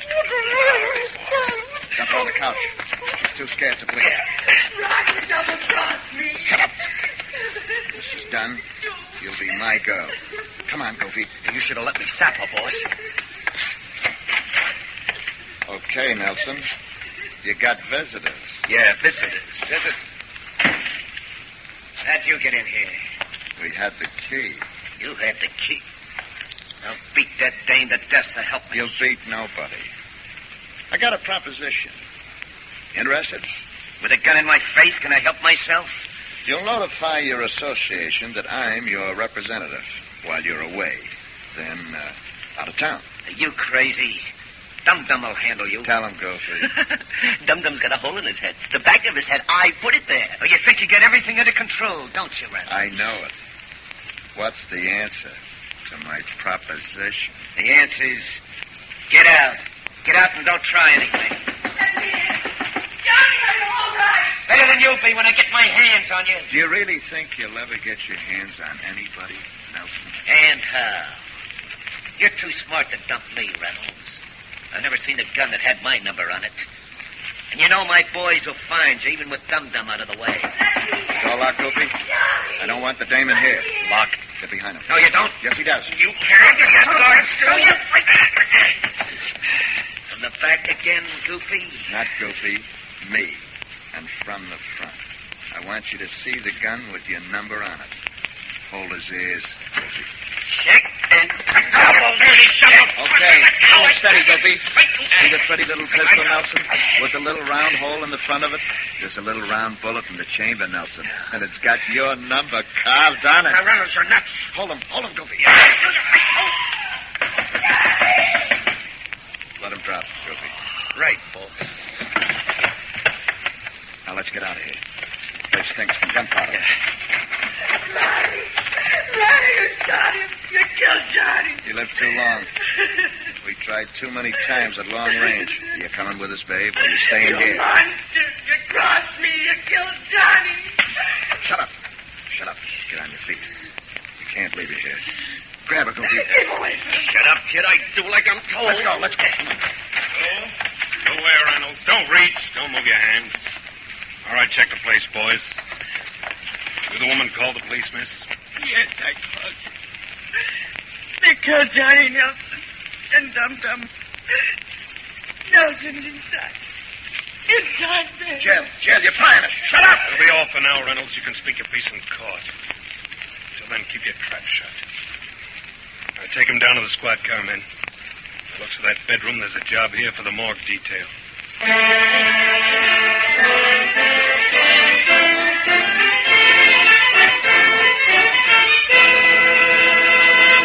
Crime does not pay.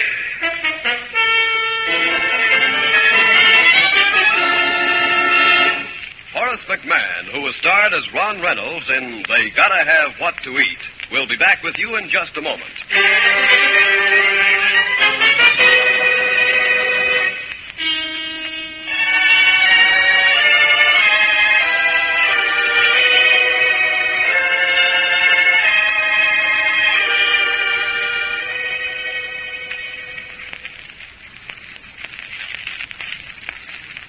Now here in person is Horace McMahon. While it's true that the failure of men like the Prado stealers in this story to get together and fight back gives racketeers and gangsters the chance to prey on our pocketbooks, it's also true that there's no excuse for men like Ron Reynolds. Reynolds chose the life he led of his own free will. In the end, he reached the point where he enjoyed violence for its own sake and killing for the sense of power it gave him. But in the end also, Reynolds learned, as they all learned, that he could not win forever. Reynolds found out, as they all find out, that crime does not pay. Thank you, Mr. McMahon.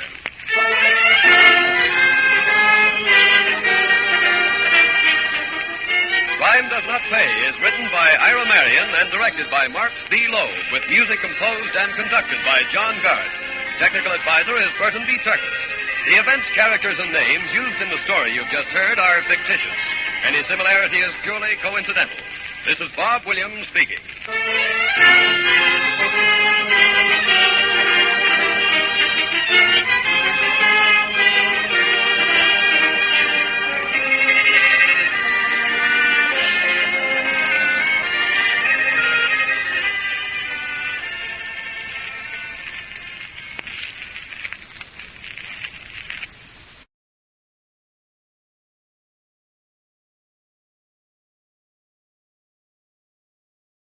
Crime does not pay.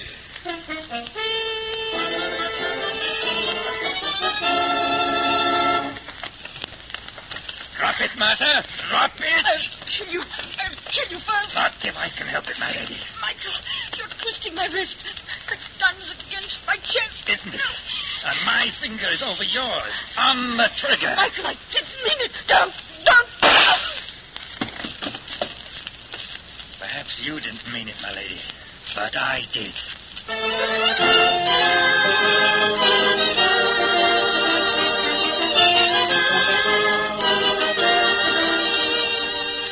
In the interest of good citizenship and law enforcement, we present Crime Does Not Pay, based on the famous Metro-Goldwyn-Mayer series of short subjects. In just a moment, you will hear Voice of Death, starring John Loder.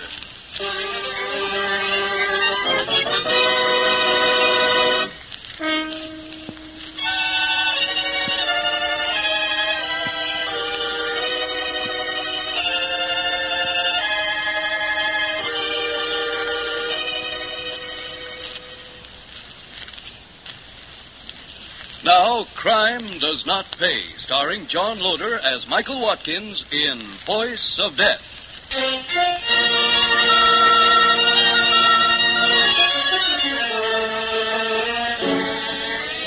Before anything else, Michael Watkins had charm.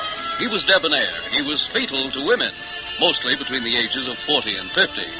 Therefore, Michael Watkins had two sources of income, the women he cared to draw upon, and his great skill as a ventriloquist in the English music halls. Both paid him well, very well indeed. The occasion upon which this story of Michael begins is one evening in a London theater, as he concludes his bows to the applauding audience, and with his famous dummy, Mickey, turns toward his dressing room.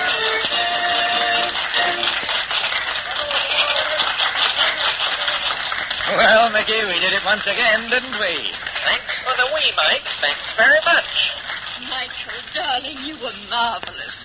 Say, Mike, she's here again. Mickey, is that the way to talk about the love of our life? Never mind the our life. Yours, not mine.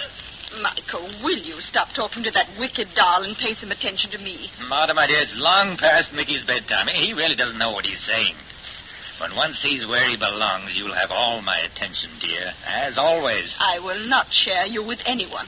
Now, hurry, darling. Take off that silly makeup so you'll look like my Michael. Hurry now. You heard the lady, Mike. Why stand there? I'm on my way, son, on my way. 10 minutes at the longest, Martha.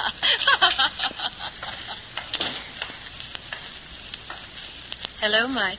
Mike, we're set upon from all sides. Do I hear any complaints? Now leave me alone with the lady. Into your box.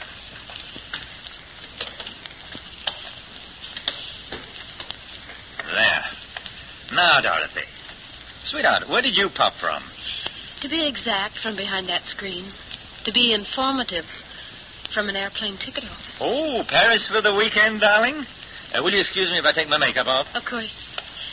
Not Paris for the weekend, Mike. America forever.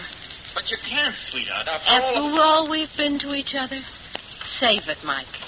Save it for the Martha Wingate. What do you know about Martha Wingate? I'm not my father's daughter for nothing, Mike.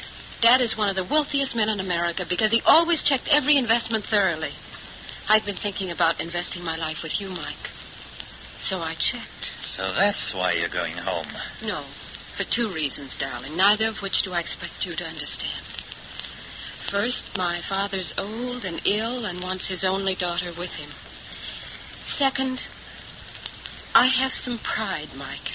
Enough pride to say to you, if you love me as you've said, You'll follow me. But I can't. My career. Mickey will find another voice for himself. If you really want me. Goodbye, Mike. Goodbye.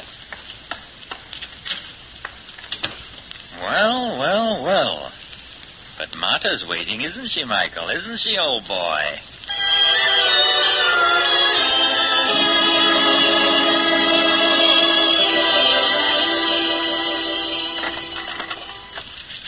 Here, Michael, darling. Read this. I, Marta Wingate, being of sound mind, and so on, leave all my real and personal property, with certain exceptions hereinafter described, to Michael Watkins, for whose love and kindness to me at a time when I most needed them. Marta, you haven't cut off your family for me. I have no family. No one. The exceptions are my servants and a charity or two. What if I told you, my dear Marta, that I've been playing for bigger stakes than this? I don't understand, Michael. What more can I give to you? I have no intention of marrying you, my dear. But I needed wherewithal to put me in a position to lay hands on more money and power than you ever dreamed of. How? By marrying that American? Leave it to a woman's instinct. Think of it, Marta. Not only tremendous wealth and the power that goes with it, but youth and beauty as well. Two assets which I'm afraid you do not possess any longer. I don't believe my ears. I don't. I can't. Here on the desk. The letters you wrote. I tied them with ribbon. I believed them. Did you really, or did you only want to believe them? Isn't it possible, my dear Marta, that all along you knew the ending might be like this? That is why you kept your little pistol there with my letters? Yes, the pistol there, I knew. I suppose I knew. It's why you're very right, Michael. But I think you made one mistake. One mistake. You expect me to use the pistol on myself. Not on you. Marta, I'm going to take that gun away from you. No, Michael, don't move. Don't move. Drop it, Marta, drop it. I'll kill you first. If I can help it, my lady. Michael, twisting my wrist. The gun's against my chest. Isn't it? My finger's over yours, on the trigger. Michael, I didn't mean it. Don't. Perhaps you didn't mean it, my lady, but I did.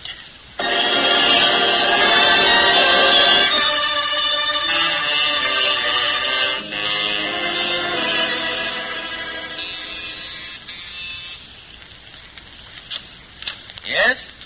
Oh, Mr. Michael Watkins? Yes. My credentials. I see.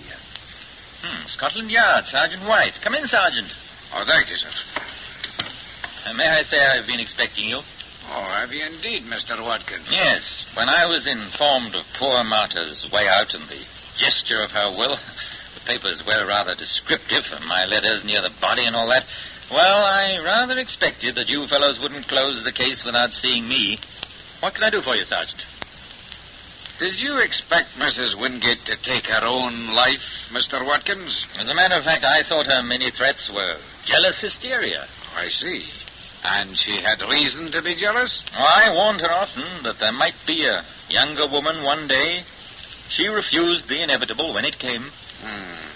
Well, you were honest, at any rate. I try to be, always. Is there any reason for any other verdict than suicide, Sergeant? If so, I offer any help I can give to track down the killer. Oh, no. Nothing, Mr. Watkins. Just the small fact that the wound... Well, it struck me that Mrs. Wingate's wrist must have been bent at a very sharp angle to permit the bullet to enter where it did. You don't miss very much, do you, Sergeant? However, the medical examiner assures me that it could have been done.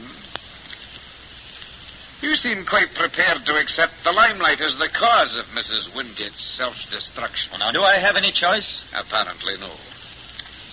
Well, Mr. Watkins, I wanted to meet you, and having seen you, if you'll excuse me now... Naturally. Anything I can do, just call on me. Oh, we shall.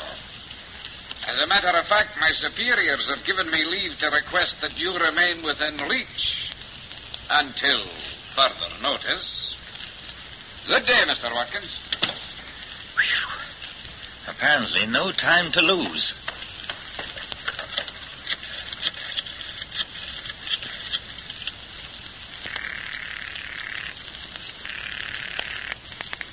Yes? That you, Pence? Who's asking? Mike Watkins, remember? Well, the lad I taught a few tricks to not so long ago. I need your help, Pence. I'll pay well. You birds always do. What is it? A check you want signed with someone else's No, name? that I could do myself after all you've taught me, Pence. I want a complete set of identity papers from the photostat of birth certificate on up. I want them in the name of Martin Williams. Get that, Martin Williams, and I want them fast. I'm getting out of the country, Pence, as quickly as I can.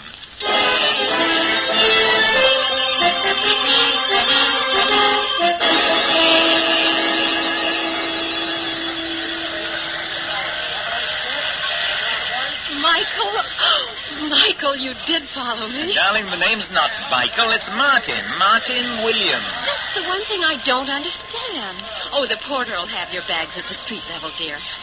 Come on, we go this way. Why did you change your name? I didn't. Williams is my right name.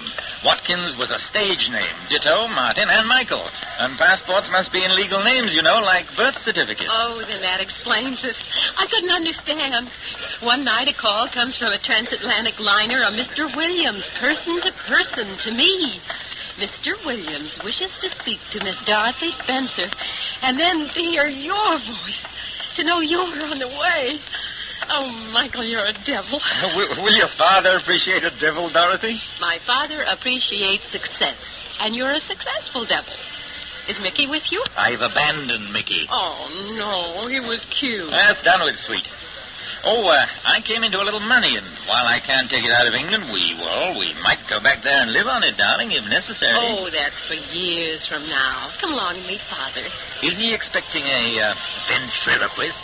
He's expecting the man I love. Well, darn nice of him to come to the pier this way. Oh, Dad insists on doing all sorts of things he never did before. Michael, Dad's far from well, and he knows it. I'm so glad I came home in time. I see. And so am I. Glad I came to America in time.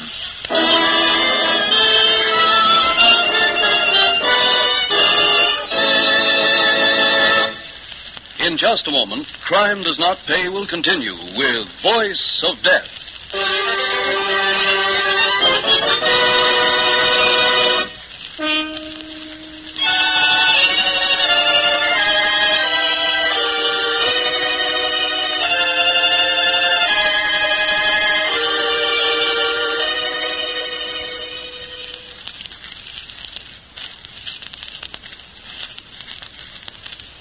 Now we continue with Crime Does Not Pay, starring John Loder as Michael Watkins in Voice of Death.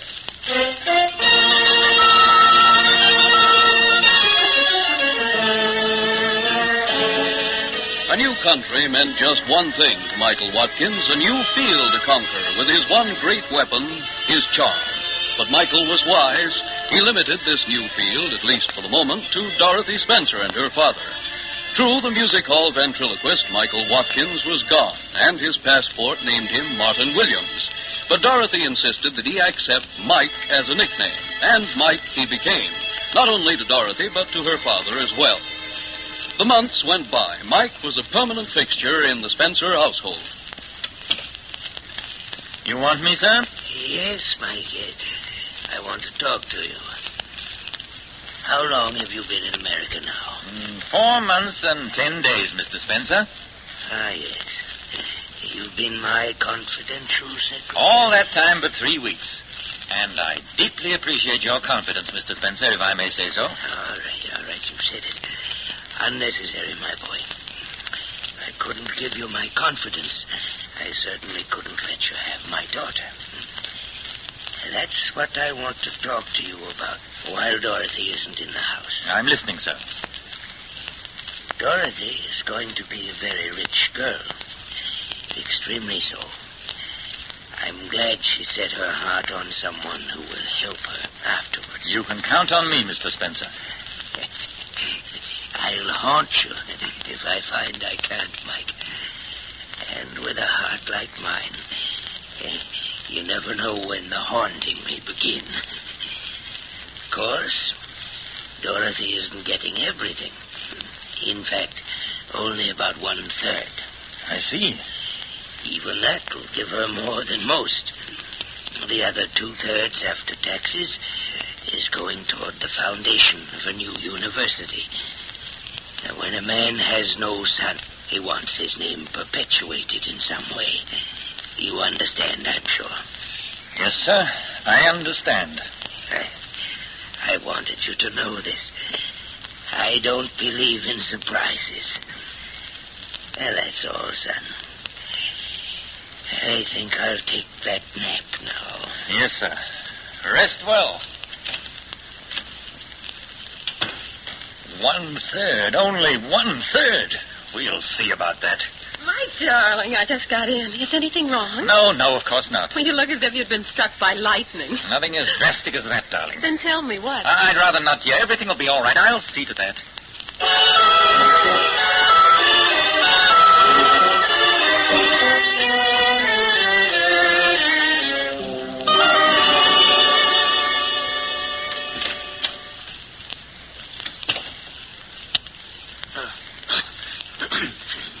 Who's there?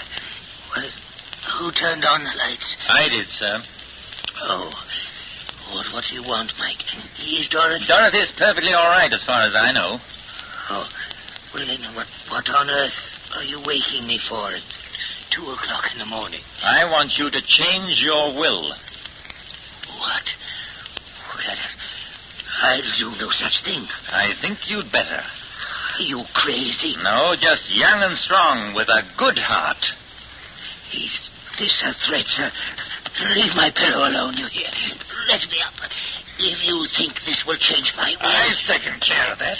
Taken care of it to a point already. You're smothering me. Don't fight, Mr. Spencer. Just slip away. Your heart won't take much. Make it easy for yourself. There. Even easier than I thought. Now, prop the body on the pillows. Good. The bells. Here. So, cook. And yes, butler. Excellent. Papers ready, fountain pen. All set. Come in. Mr. Williams, is something wrong? Mr. Spencer, is it... You rang, Mr. Spencer? Oh, Cook and Mr. Williams, too? Is he... Has he... Shut the door, please. Not yet, but he's quite low. He called me a few minutes ago. Oh, have you sent for the doctor, Mr. Williams? I will, as soon as we've accomplished what Mr. Spencer wants done. So quickly, please. Oh, anything, sir. Of course, Mr. Williams. Mr. Spencer's made his will. What's that, sir? To be legal, they must know I'm in my right mind, that I want them myself to witness the instrument. Yes, sir. Now, please, save your strength. Did you hear that, Mrs. Mallory? Oh, yes, I heard. I heard. And you too, Davis? Yes, sir. He spoke quite clearly. Now, here's the pen. Mr. Spencer signed it while he still had the strength. Here, you know his handwriting. Just there. And there. Now I'll call the doctor.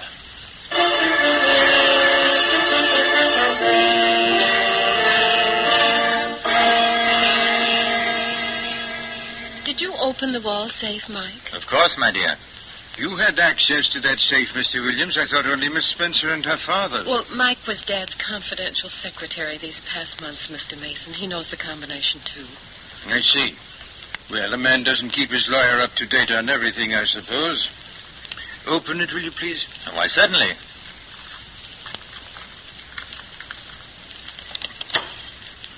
There you are, Mr. Mason. Thank you. Ah, yes, these leases are familiar. And this is the first share of stock he ever bought. He told me once he'd never sell it. Yes, papers. Okay. Oh, this is the will I drew for him. There seems to be one more envelope here, same size as that one. Yeah, no harm in opening it.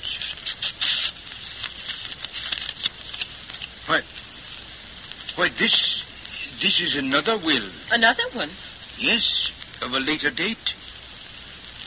Let me see. A complete change of heart.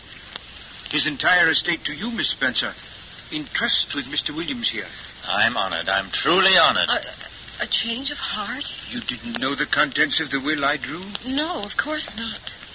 Oh, well, briefly, 1/3 to you directly, 2/3 for the founding of a university to bear the Spencer name.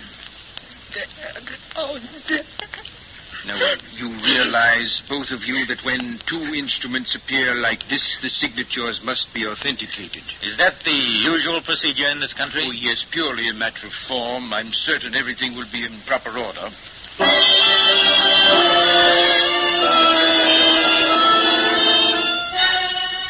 Miss Spencer, I asked you here to my office in strictest confidence. You sound as if something terrible were happening. On your honor, on your father's name, not a word beyond this room. Oh, of course not. The second will. The signature was far too perfect. It's definitely a tracing. Analysis reveals the faint carbon lines of the tracing. It's a forgery? I'm afraid so, and I'm afraid I must ask you to sign this paper. It's permission to exhume your father's body. The police have requested it.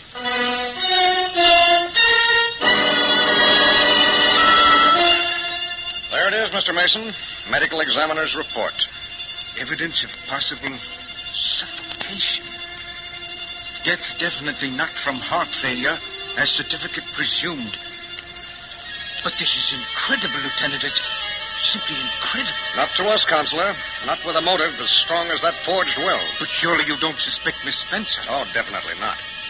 But we've been doing some checking, sir, including several telephone conversations with the Criminal Investigation Division of the London Police. Scotland Yard? Exactly. I wonder, Mr. Mason, if you could arrange a meeting between Miss Spencer and myself. Lieutenant Allison, I can't. I just can't. If what you believe is true, I'll never be able to live with myself. Not ever. Well, he was an old man, Miss Spencer. His time was very short in any case. And there is such a thing as justice. You said Cook's story puzzles you. About Dad speaking to her the night he died. It does. Mike was a ventriloquist in England. Well, that fits. It fits everything. Miss Spencer, will you go along with our plan? Yes, oh yes, only quickly, or I shall do something terrible myself.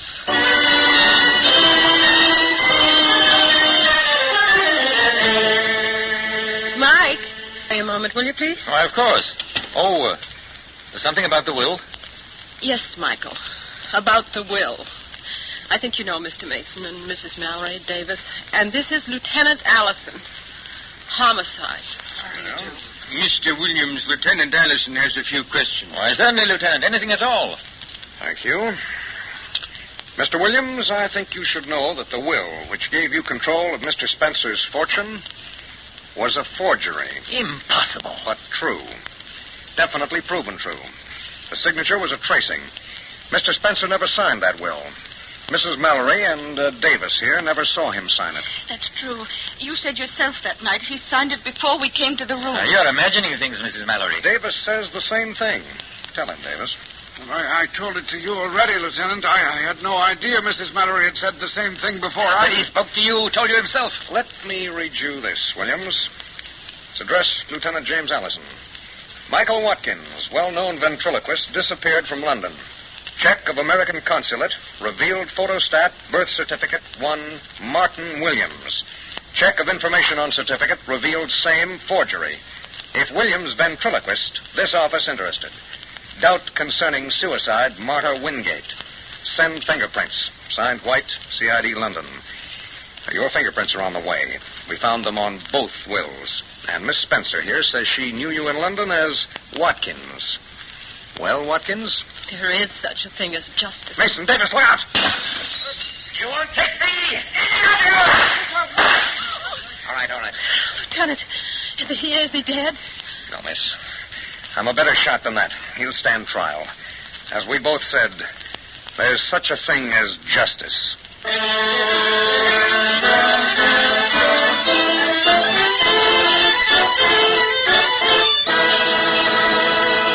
Crime does not pay.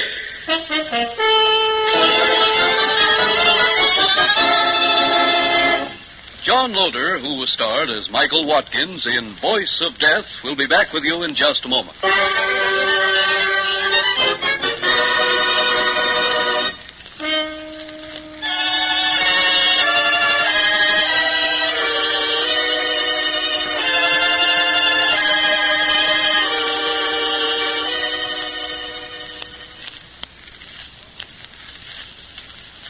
Now, here in person is John Loder. Obviously, there was nothing about Michael Watkins that might be counted excusable or even as a saving grace.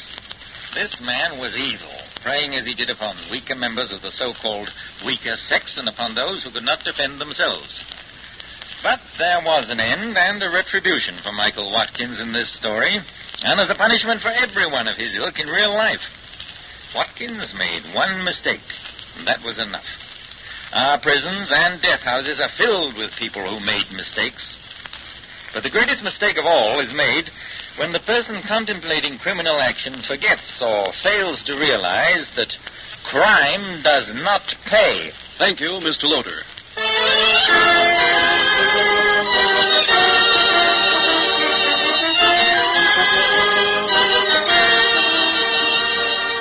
Crime Does Not Pay is written by Ira Marion and directed by Marx B. Loeb, with music composed and conducted by John Gart. Technical consultant is Burton B. Turkis. The events, characters, and names used in the story you have just heard are fictitious. Any similarity is purely coincidental.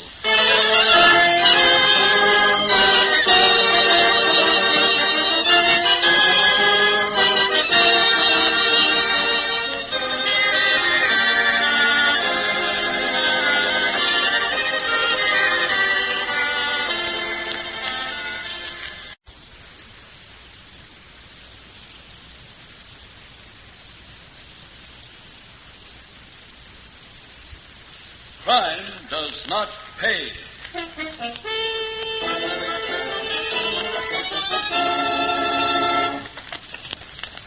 Drop it, Martha. Drop it. I'll kill you first. Not if I can help it, my lady. Michael, you're twisting my wrist.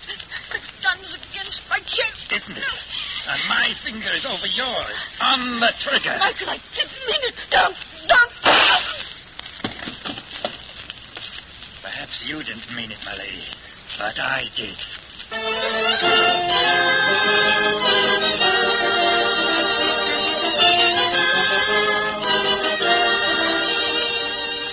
In the interest of good citizenship and law enforcement, we present Crime Does Not Pay, based on the famous Metro-Goldwyn-Mayer series of short subjects. In just a moment, you will hear Voice of Death, starring John Loder.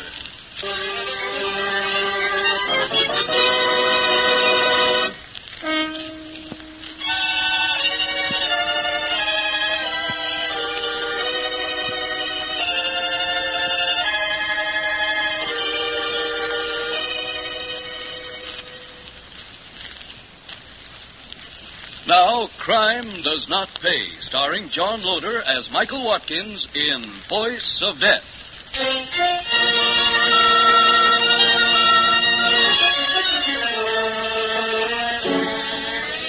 Before anything else, Michael Watkins had charm. He was debonair. He was fatal to women, mostly between the ages of 40 and 50. Therefore, Michael Watkins had two sources of income, the women he cared to draw upon, and his great skill as a ventriloquist in the English music halls. Both paid him well, very well indeed.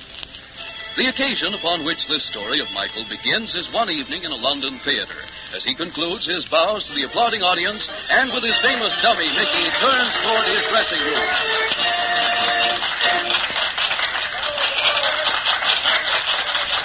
Well, Mickey, we did it once again, didn't we? Thanks for the wee, Mike. Thanks very much. Michael, darling, you were marvelous. Say, Mike, she's here again. Mickey, is that the way to talk about the love of our life? Never mind the our life. Yours, not mine.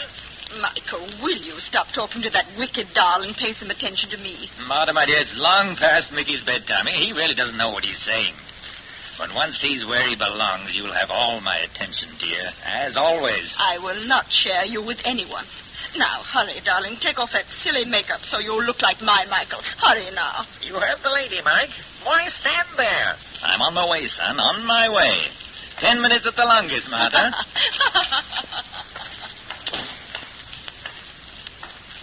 Hello, Mike. Mike, we're set upon from all sides. Do I hear any complaints? Now leave me alone with the lady. Into your box.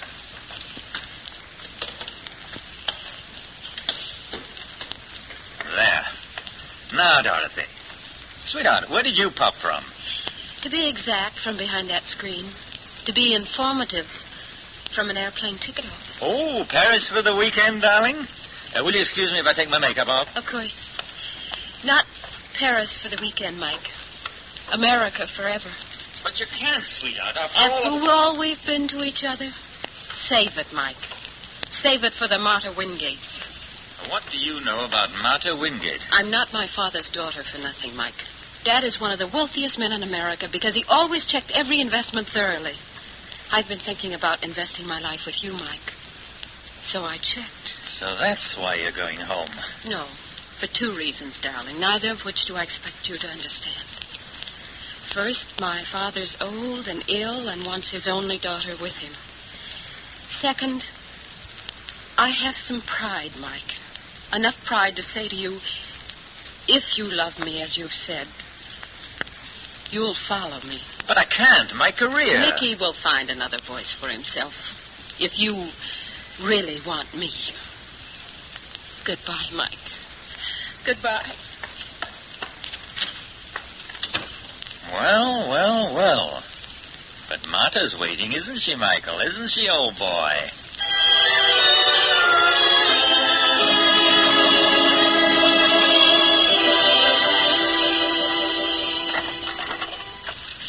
Here, Michael, darling. Read this. I, Martha Wingate, being of sound mind, and so on, leave all my real and personal property, with certain exceptions hereinafter described, to Michael Watkins, for whose love and kindness to me at a time when I most needed them. Martha, you haven't cut off your family for me. I have no family. No one. The exceptions are my servants and a charity or two. What if I told you, my dear Martha, that I've been playing for bigger stakes than this? I don't understand, Michael. What more can I give to you? I have no intention of marrying you, my dear. But I needed wherewithal to put me in a position to lay hands on more money and power than you ever dreamed of. How? By marrying that American? Leave it to a woman's instinct. Think of it, Martha. Not only tremendous wealth and the power that goes with it, but youth and beauty as well.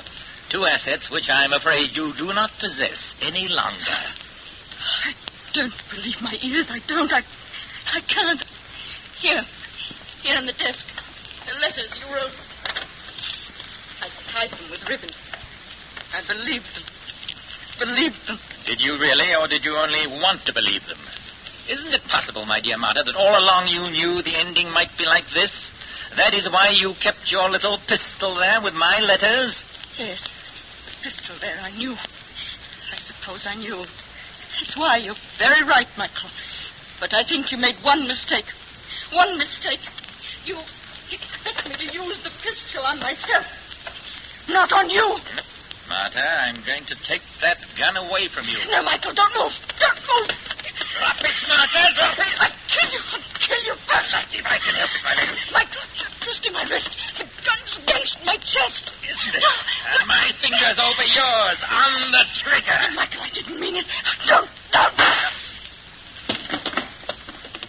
Perhaps you didn't mean it, my lady, but I did.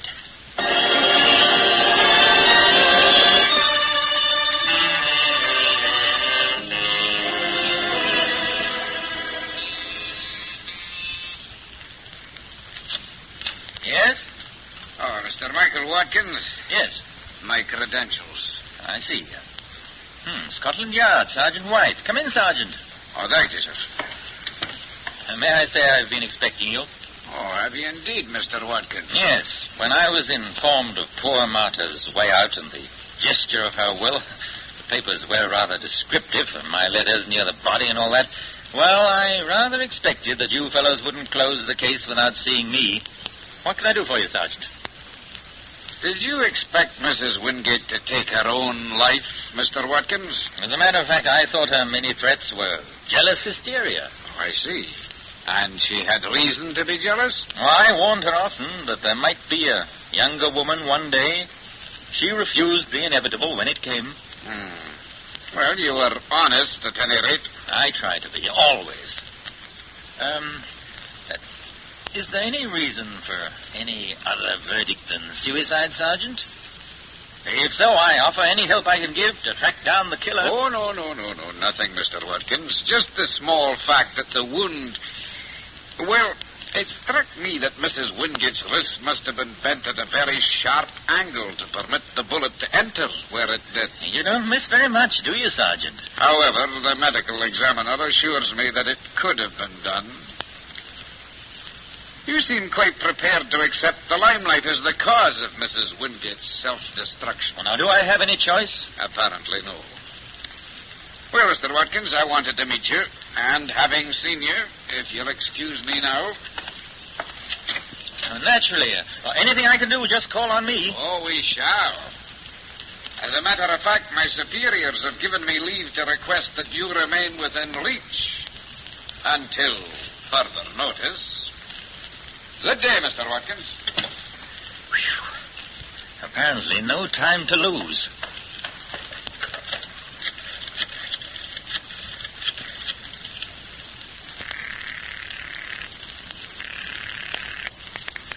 Yes? That you, Pence? Who's asking? Mike Watkins, remember? Well, the lad I taught a few tricks to not so long ago. I need your help, Pence. I'll pay well. You birds always do. What is it? A check you want signed with someone else's No, name? that I could do myself after all you've taught me, Pence. I want a complete set of identity papers from the photostat of birth certificate on up.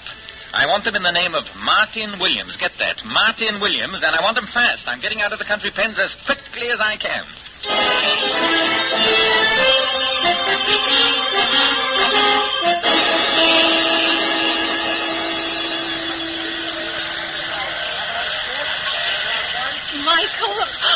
Michael, you did follow me. Darling, the name's not Michael, it's Martin. Martin Williams. That's the one thing I don't understand.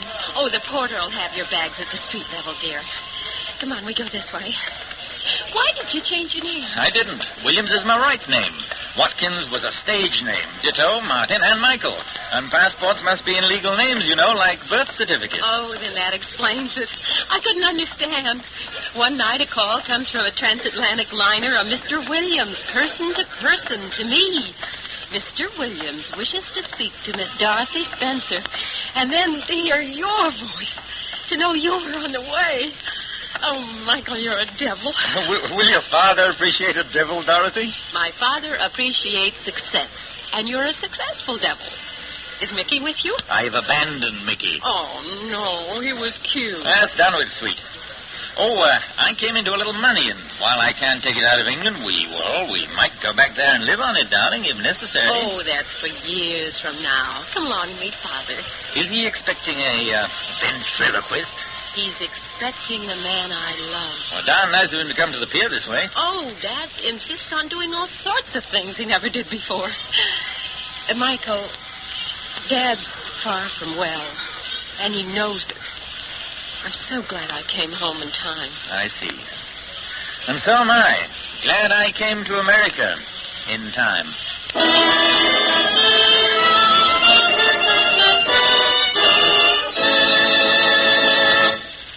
In just a moment, Crime Does Not Pay will continue with Voice of Death.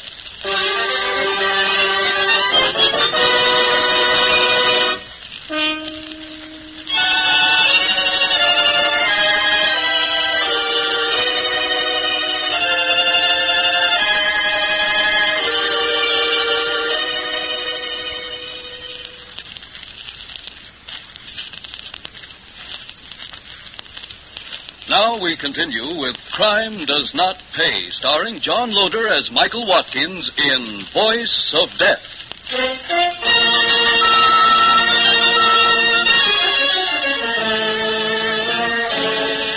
A new country meant just one thing to Michael Watkins, a new field to conquer with his one great weapon, his charm. But Michael was wise. He limited this new field, at least for the moment, to Dorothy Spencer and her father. True, the music hall ventriloquist, Michael Watkins, was gone, and his passport named him Martin Williams. But Dorothy insisted that he accept Mike as a nickname, and Mike he became, not only to Dorothy, but to her father as well. The months went by. Mike was a permanent fixture in the Spencer household. You want me, sir? Yes, Mike. I want to talk to you. How long have you been in America now? 4 months and 10 days, Mr. Spencer. Ah, yes. You've been my confidential secretary. All that time but 3 weeks. And I deeply appreciate your confidence, Mr. Spencer, if I may say so. All right, you've said it. Unnecessary, my boy. I couldn't give you my confidence. I certainly couldn't let you have my daughter. That's what I want to talk to you about while Dorothy isn't in the house. I'm listening, sir. Dorothy is going to be a very rich girl. Extremely so. I'm glad she set her heart on someone who will help her afterwards. You can count on me, Mr. Spencer. I'll haunt you if I find I can't, Mike. And with a heart like mine, you never know when the haunting may begin. Of course, Dorothy isn't getting everything. In fact, only about 1/3. I see. Even that will give her more than most. The other 2/3 after taxes is going toward the foundation of a new university. Now, when a man has no son, he wants his name perpetuated in some way. You understand, I'm sure. Yes, sir. I understand. I wanted you to know this. I don't believe in surprises. That's all, son. I think I'll take that nap now. Yes, sir. Rest well. 1/3. Only 1/3. We'll see about that. My darling, I just got in. Is anything wrong? No, of course not. Well, you look as if you'd been struck by lightning. Nothing as drastic as that, darling. Then tell me what. I'd rather not yet. Everything will be all right. I'll see to that.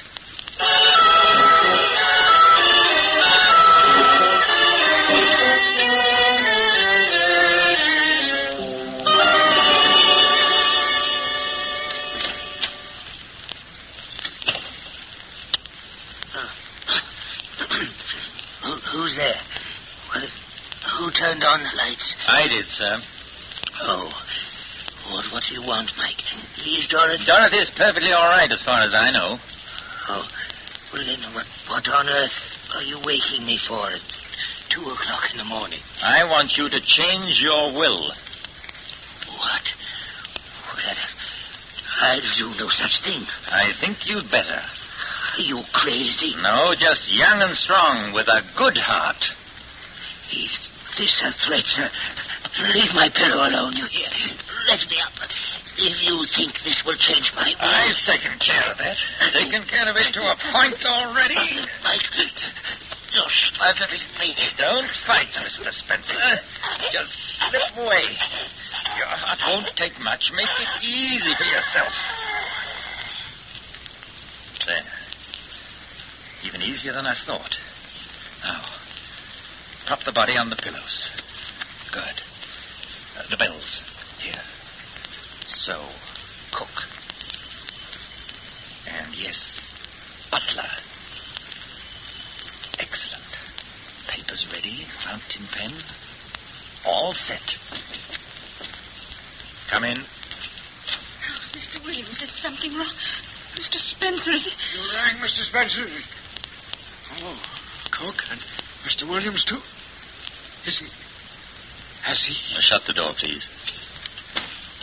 Not yet, but he's quite low. He called me a few minutes ago. Oh, Have you sent for the doctor, Mr. Williams? I will, as soon as we've accomplished what Mr. Spencer wants done. So quickly, please. Oh, anything, sir. Of course, Mr. Williams. Mr. Spencer's made his will. What's that, sir? To be legal, they must know I'm in my right mind, that I want them myself to witness the instrument. Yes, sir. Now, please, save your strength. Did you hear that, Mrs. Mallory? Oh, yes, I heard. I heard. And you too, Davis? Yes, sir. He spoke quite clearly. Now, here's the pen. Mr. Spencer signed it while he still had the strength. Here, you know his handwriting. Just there. And there. Now I'll call the doctor.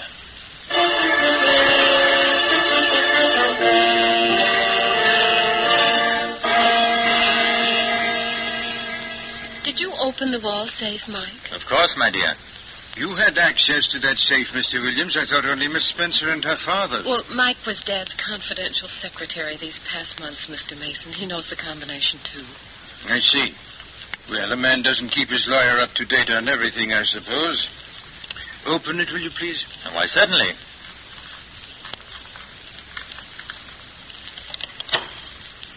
There you are, Mr. Mason. Thank you. Ah, yes, these leases are familiar. And this is the first share of stock he ever bought. He told me once he'd never sell it. Yes, papers. Okay. Oh, this is the will I drew for him. There seems to be one more envelope here, same size as that one.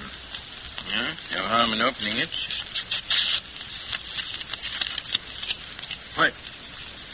Why, this is another will. Another one? Yes, of a later date.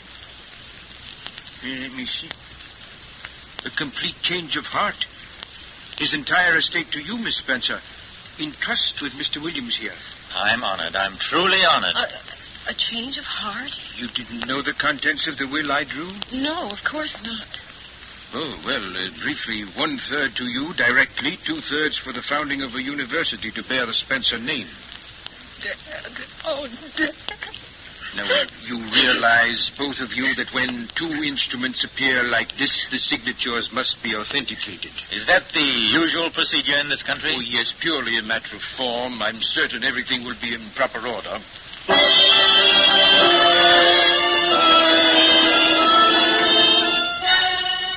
Miss Spencer, I asked you here to my office in strictest confidence. You sound as if something terrible were happening. On your honor, on your father's name, not a word beyond this room. Oh, of course not.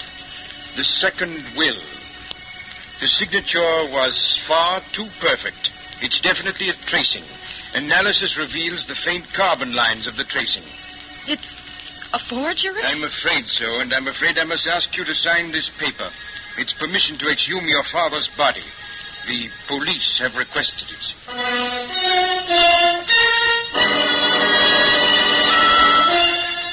There it is, Mr. Mason. Medical examiner's report. Evidence of possible suffocation. Death definitely not from heart failure, as certificate presumed. But this is incredible, Lieutenant. It's simply incredible. Not to us, Counselor. Not with a motive as strong as that forged will. But surely you don't suspect Miss Spencer. Oh, definitely not. But we've been doing some checking, sir, including several telephone conversations with the Criminal Investigation Division of the London Police. Scotland Yard? Exactly. I wonder, Mr. Mason, if you could arrange a meeting between Miss Spencer and myself. Lieutenant Allison, I can't. I just can't. If what you believe is true, I'll never be able to live with myself. Not ever. Well, he was an old man, Miss Spencer. His time was very short in any case. And there is such a thing as justice. You said Cook's story puzzles you. About Dad speaking to her the night he died. It does. Mike was a ventriloquist in England. Well, that fits. It fits everything. Miss Spencer, will you go along with our plan? Yes, oh yes, only quickly or I shall do something terrible myself.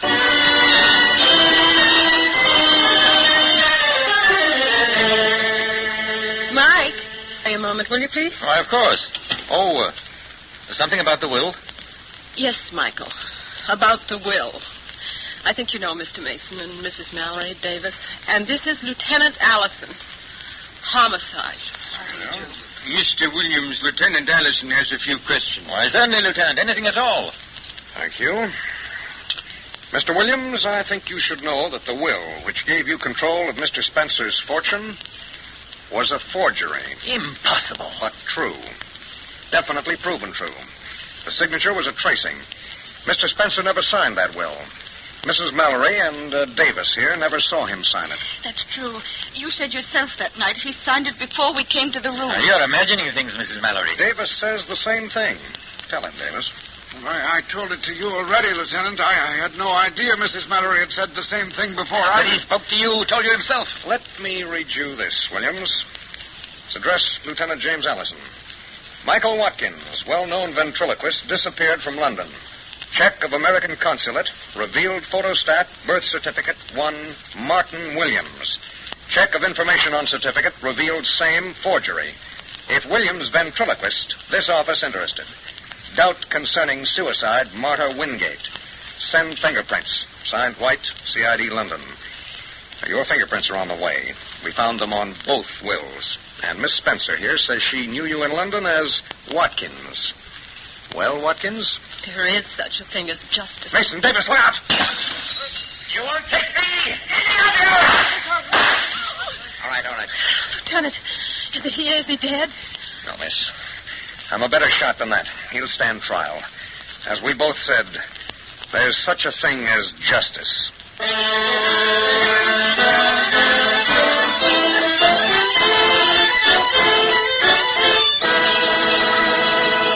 Crime does not pay.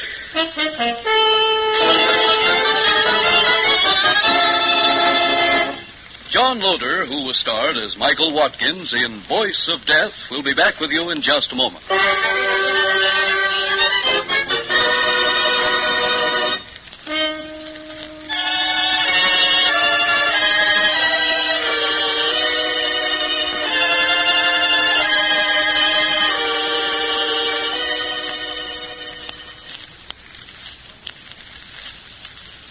Now, here in person is John Loder.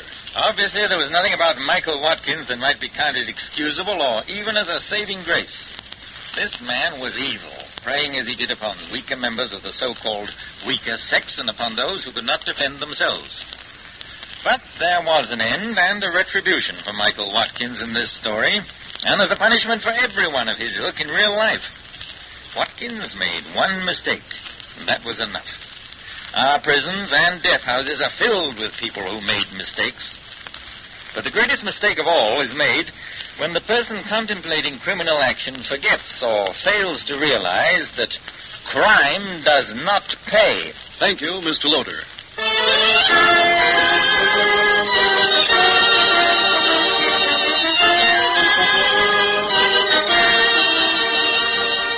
Crime Does Not Pay is written by Ira Marion and directed by Marx B. Loeb, with music composed and conducted by John Gart. Technical consultant is Burton B. Turkis. The events, characters, and names used in the story you have just heard are fictitious. Any similarity is purely coincidental.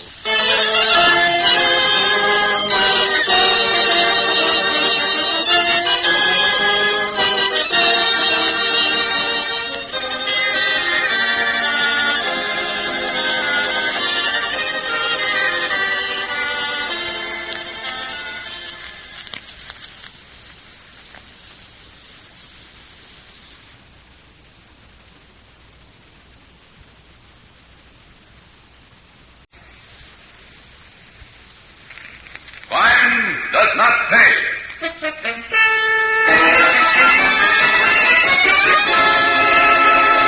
It was easy, Julie. Easy as swiping an apple from a fruit stand.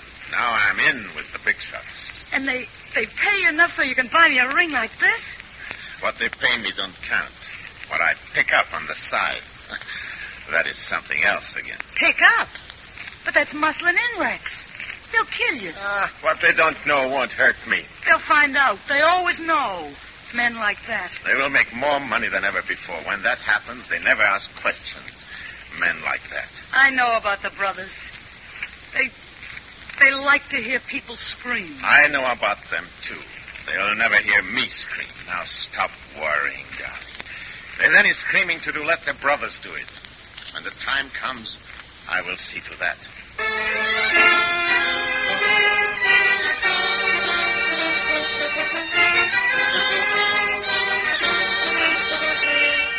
In the interest of good citizenship and law enforcement, we present Crime Does Not Pay, based on the famous Metro-Goldwyn-Mayer series of short subjects. In just a moment, you will hear The Recruit, starring Charles Corbin.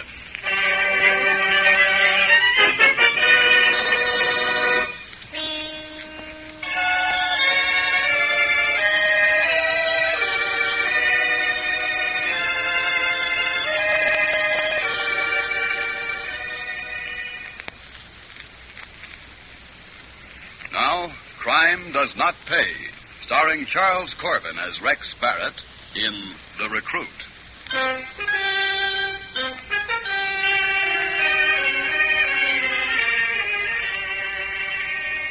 The vast majority of our American cities began as villages. As they grew and spread, each succeeding generation of builders left its mark in styles of architecture in the direction of the expanding built-up areas. Behind each mark, deterioration set in. The old houses began to sag. Dirt accumulated. The people who lived in the old houses remained there, mostly because they could not afford to go anywhere else. Thus, the slums came to American cities, and with them, the people of the slums. Occasionally, the younger generation managed to get away. Mostly, they stayed. And the stronger among them began to exploit the weak. This was the pattern into which Rex Barrett was born. This was the pattern within which Marty and Richie Amboy, the brothers, operated and grew wealthy. Typical of their operations was the visit Richie and his henchman Hatchet paid to Pop Sanders' candy store. We're here, Pop. Yeah, we're here. Payday, Pop. I told your brother I got nothing to pay. You got a cash register. Pay. I pay you, I gotta raise the sodas, the cones. I lose customers. Cut it, Pop. Every other store around here pays. They had to raise their prices, so you get their customers. Now you pay. I don't do it. All right, Hatchet. The counter. With pleasure. No, you don't do it. Shut up! Already fixing that counter is going to cost more than we charge in a month for protection against accidents. Now pay. I don't do it. I'll call the policeman. You hear? I'll call the cops. All right, Hatchet. Let me hear him scream. With pleasure. No, give me... Good work, Hatchet, good work. Now you got a busted arm, Pop, and a doctor bill to get it fixed. Next time, the other arm and maybe a leg or two. We'll be back. You'll pay. Let's go, Hatchet.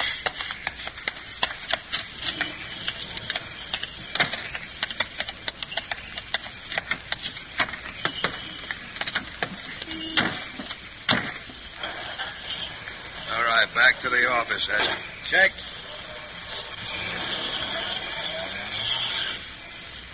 Mind if I come along, Mr. Amboy? We got company in the back seat, Hatchet. You want I should start, boss? No. If he talks fast enough, my heater won't go off. He's covered. Keep driving. You hear a backfire, just drive out to the dumping ground instead of the office. All right, now start spieling, you. I'm Rex Barrett. So what? Never heard of you. I want to work for you and your brother. Just like that. You want to work for me and Marty. Why? I want to make dough. There's nothing in a legit job, not enough for me. All right, keep talking. I know about you and your brother. I see you going to the candy store. Leave the car. When you busted the old geezer's flipper, I hopped in the back seat. Look, Mr. Amboy, I want to learn the business. You and your brother are the best guys to learn from I know of. I'm strong and I keep my mouth shut. Let me work for you, will you? You hear him, Hatchet? He thinks me and Marty is good teachers. Well, what do you know? A wise guy. Or a smart guy. Okay, Barrett. I'll take you to Marty. And if he okays you, you're in.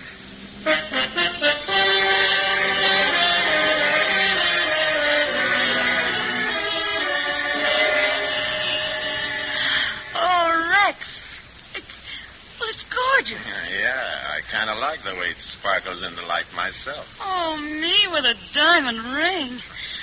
Oh, thanks, Rex. Thanks. There's gonna be more from where that came from, baby. If you're nice to me... If I'm nice to you. Huh? Oh, Rex. Rex. How's that?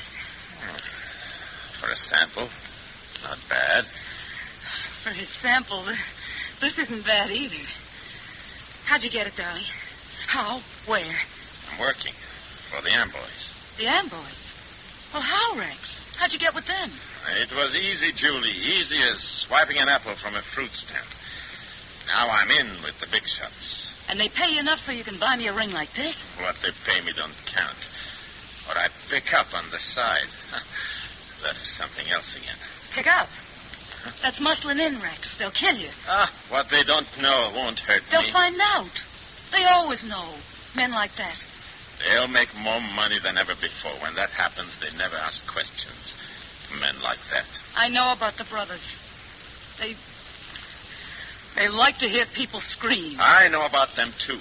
They'll never hear me scream. Now stop worrying, darling. If there's any screaming to do, let the brothers do it.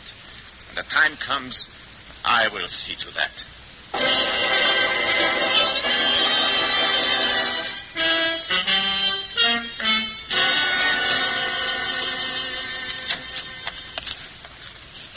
Come on in, Barrett. Marty and I want to see you a minute. Something wrong, boss? Marty's got something to say to you. How do you do it, Barrett?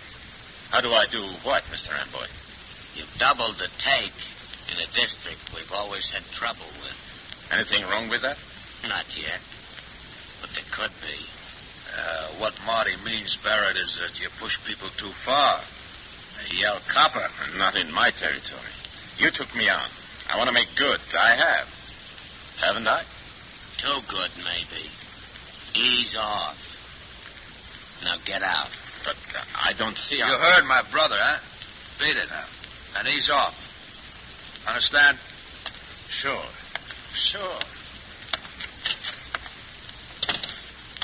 How'd you make out, Rex? Okay for now. Who's this? Oh, this is Luck Baylor. So what? It's like this, Barrett. I've worked with Hatchet here a long time. He tells me you're doing good, so I figure maybe you need another man. How do I know you're the man? If I need one. Tell him, Hatchet. Well, Lug's the best man with an ice pick in the business. I see. Why are you bringing him to me and not in there? I've been in the business a long time, Rex. I know who's coming up and who's going down. That's how I stay alive. I take that as the estimate of an expert. Okay, Lug, you're on. As for you, Hatchet, don't ever count on me going down. Now let's get out of this crummy joint.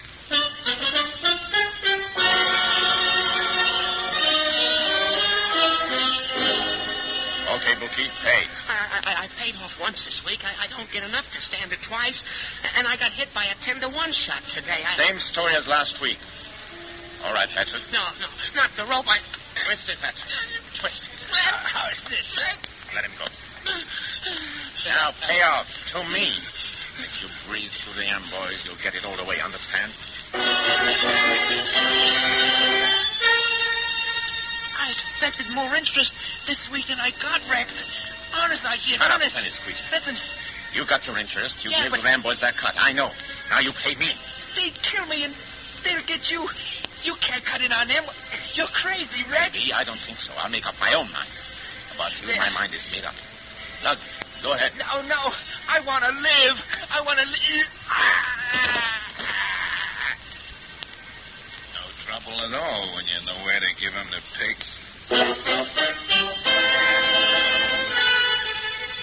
Rex, Bookie squealed. What? All right. Take care of it. Hey, ain't True coming along? I'm waiting for Julie. She was due here 10 minutes ago. Something's wrong. Oh, dame's is late. Not Julie. She knows I don't like it. I'm waiting. You and Luck take care of the bookie. I'm waiting for Julie.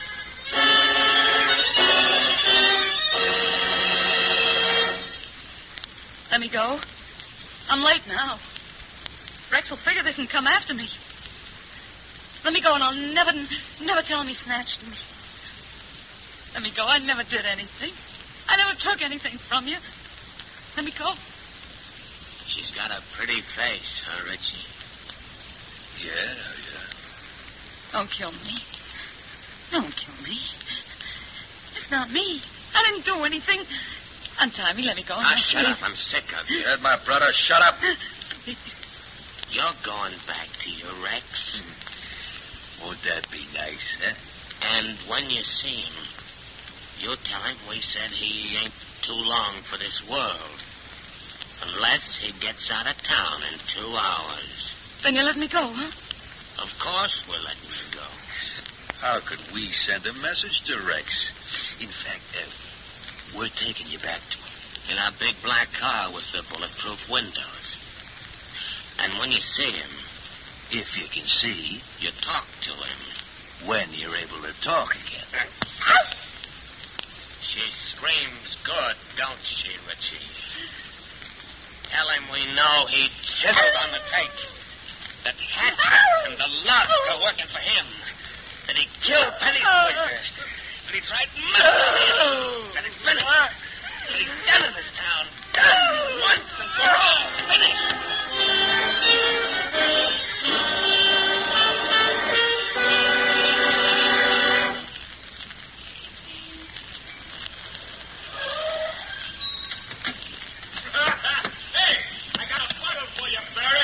Slightly damaged, I'm sorry.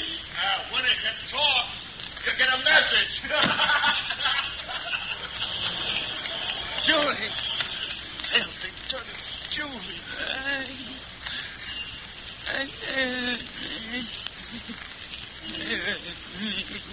Hatchet! Love!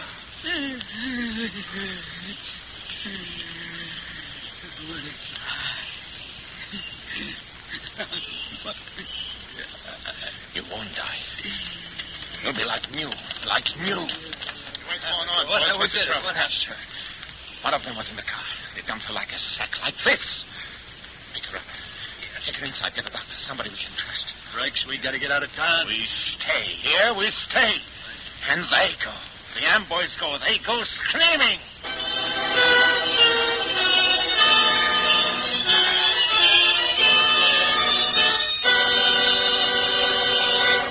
In just a moment, Crime Does Not Pay will continue with The Recruit.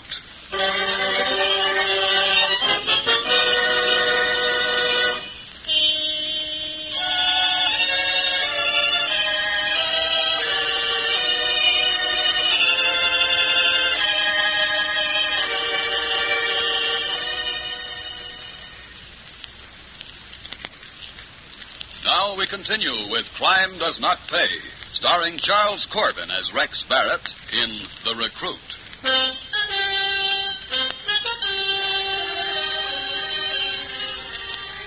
They mended Julie.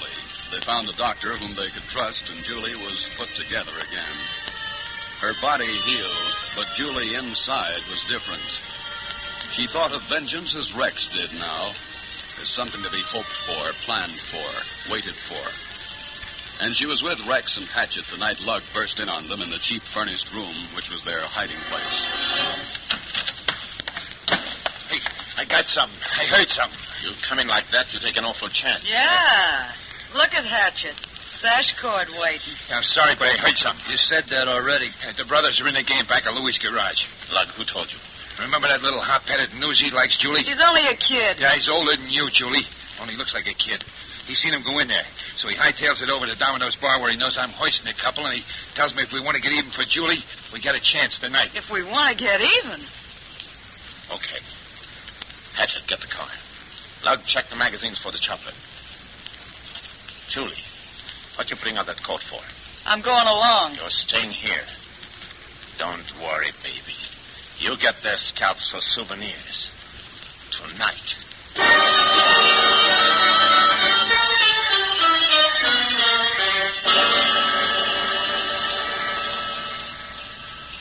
Hey, how long we been sitting here, Rex? Only an hour. Not much traffic tonight. There never is around here. Why? Headlights in the rearview mirror. Yeah, so what? Some dumb driver lost his way. Keep your eyes peeled. You never know. Hatchet and me will watch the garage. You figure maybe they used the back way out? There isn't any.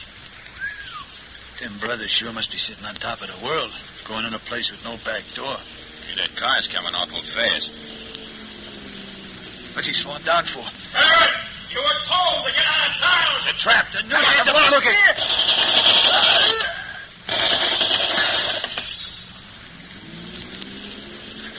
Drive, Hatchet. Look. Yeah, I can't see. Blood. They creased me. What's with Hatchet? Yeah, they cut his throat with slugs. You hurt, Rex? Not bad. Only messy. Get over there. Into the front seat. Drive. Fast. Gotta get out of here. Before the cops.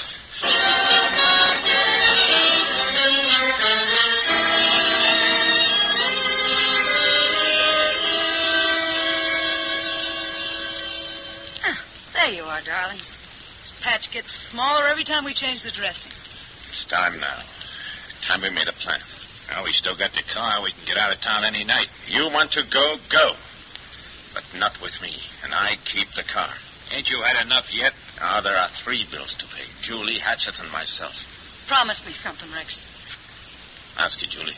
This time I go alone. No. Too dangerous. I got a right to go. They hurt me more than anybody. She's got something there, Rex. I don't... You'll need a driver. With Hatchet gone, somebody's got to drive. You and Lug both will have to handle the guns. It makes sense. Rex, you're not going without me this time. If I got to hide in the trunk of the car... All right. All right, you can go. Might be right at that. The poetic touch. Julie, you will do exactly as I say. I will. I promise. All right. Tonight, then. Want me to check the chopper, boss? No.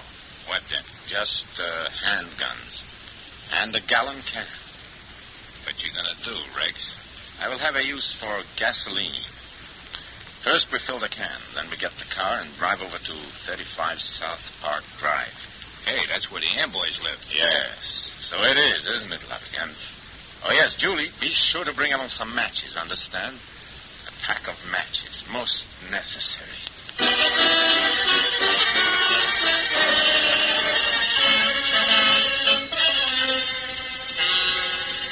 I don't like this, Rex. I don't like it. You don't have to like it. Just do it. The hall outside their apartment and Julie down there alone in the car. In the service entrance, she's safe. You think I'd take chances on Julie? But supposing they come home with a bunch... Then we wait until the bunch leave and we go in and get them out. Every detail is worked out, from the car you stole and parked in the proper place to the matches in Julie's bag. I still don't like it, I tell you. Shut up, they come. Oh, brother, this is it. You will keep your hands exactly at your side. Don't try anything. Well, the boy wonders. Our recruit who was so smart he got his girlfriend all... Shut up. Walk straight ahead. Now, or I'll kill you at once. Sounds as if he meant it. Walk. To the back of the hall. You won't get away with this. If you think that, why are you walking? With a heater in my back, I walk. As long as you're alive, there's a chance. Stop here. Service elevator. Got a car on the service drive? What else? Push the button, Lug. The car will still be here where we left it. Modern buildings. Even the back elevators are automatic at 3 in the morning. Get in, quickly. Get in. Julie is waiting.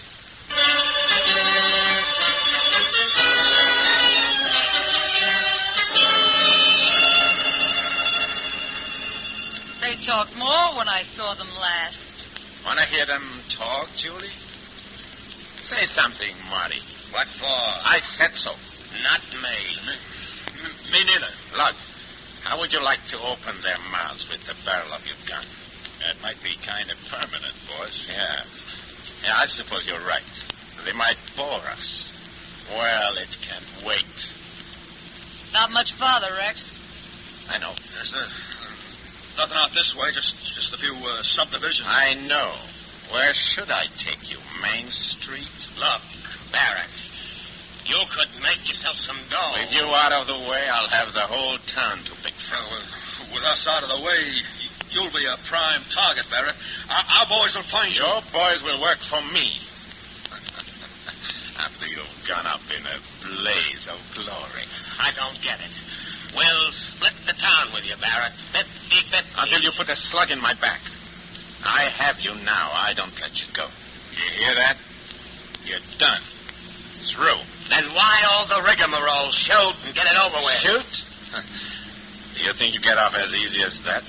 Do you think after Julie I'll let you off as easy as that? Drive faster, Julie, before I lose my patience and start on them now.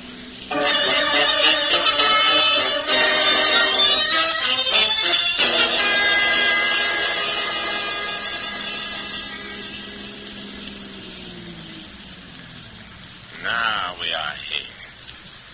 Lug, open the door.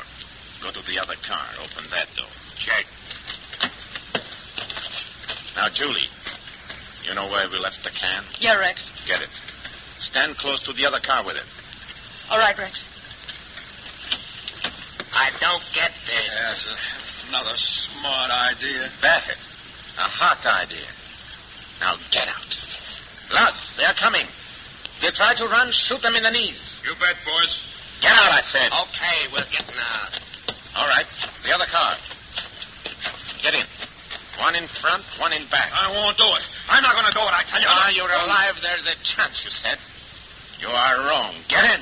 You can have the town, Barrett. We'll get out. Into that car. Look, shut the door.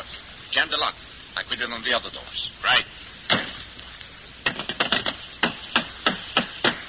That won't open inside or out. He's half nuts, Marty. Jams the locks and leaves the front window open.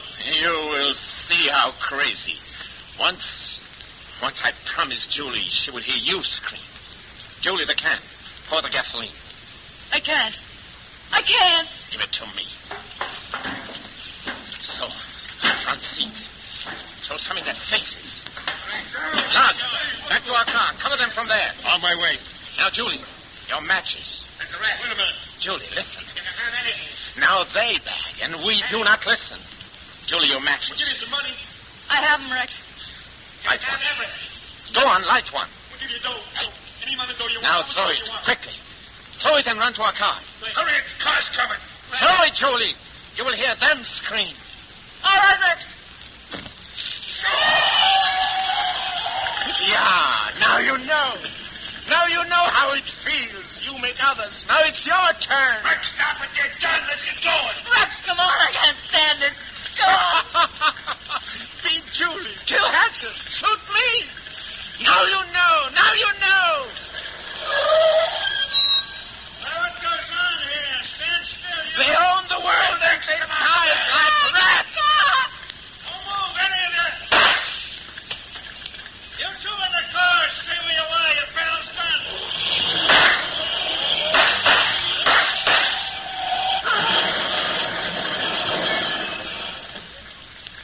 All right, Davis, get on the radio. Homicide in the meat wagon and tell headquarters for once somebody way out here looked out of a window at the right time and called in. His body's in that fire, a dead hoodlum on the road, and 2 ambulance cases in what's left of that car.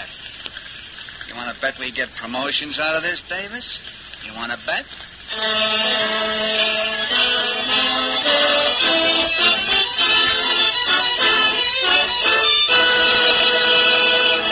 Crime does not pay.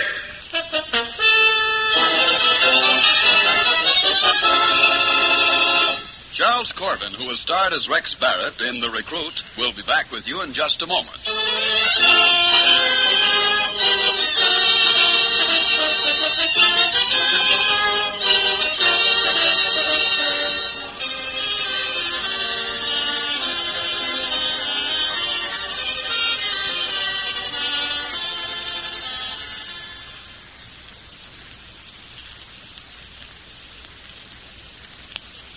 Now, here in person is Charles Corbin. Rex Barrett was the perfect recruit for men like Marty and Richie Amble.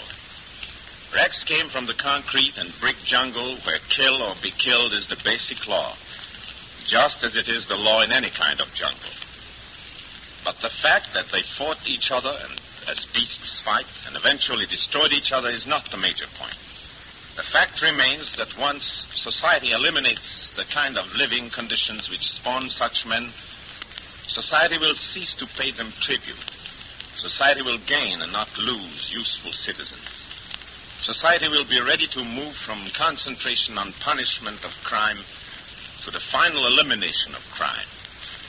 It becomes quite apparent from this point of view that for everyone concerned, decent citizens as well as criminals, crime does not pay. Thank you, Mr. Corbin.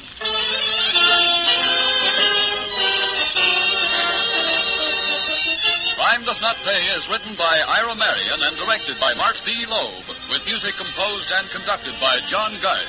Technical advisor is Burton B. Turkis. The events, characters, and names used in the story you have just heard are fictitious. Any similarity is purely coincidental. This is Bob Williams speaking.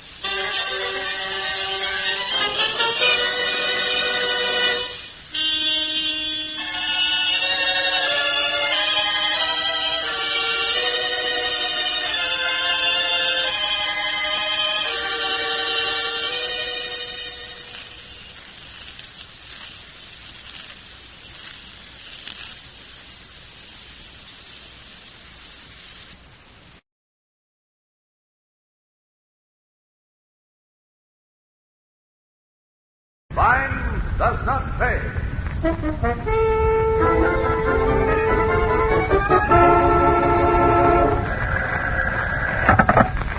Mayview Escort Bureau.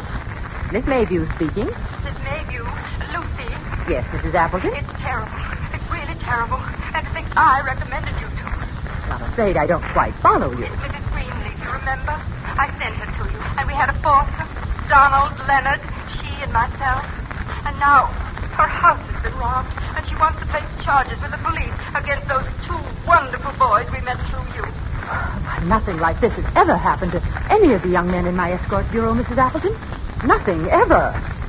If I saw Mrs. Greenleaf, would I be able to... If it wasn't my boys? And will you take me to her? Oh, yes.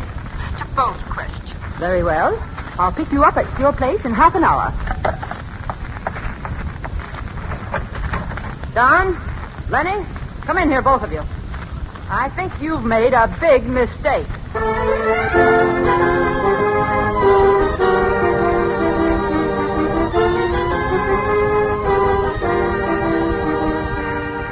In the interest of good citizenship and law enforcement, we present Crime Does Not Pay, based on the famous Metro-Goldwyn-Mayer series of short subjects. In just a moment, you will hear Escort for Hire, starring Mary Wicks.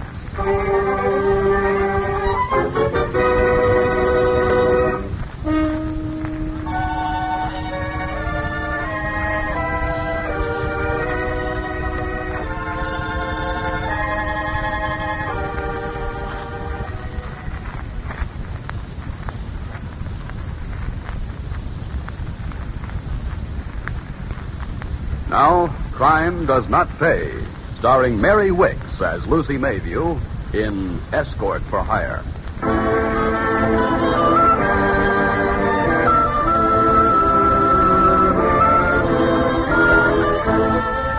There was nothing about Lucy Mayview nor the Mayview Escort Bureau which would inspire anything but confidence.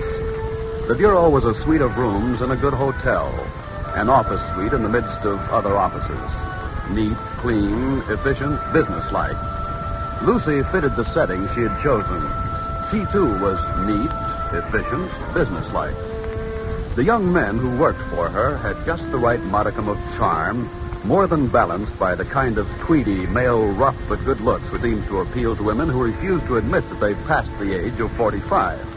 So, Lucy did well. So well, she could afford to be choosy about clients.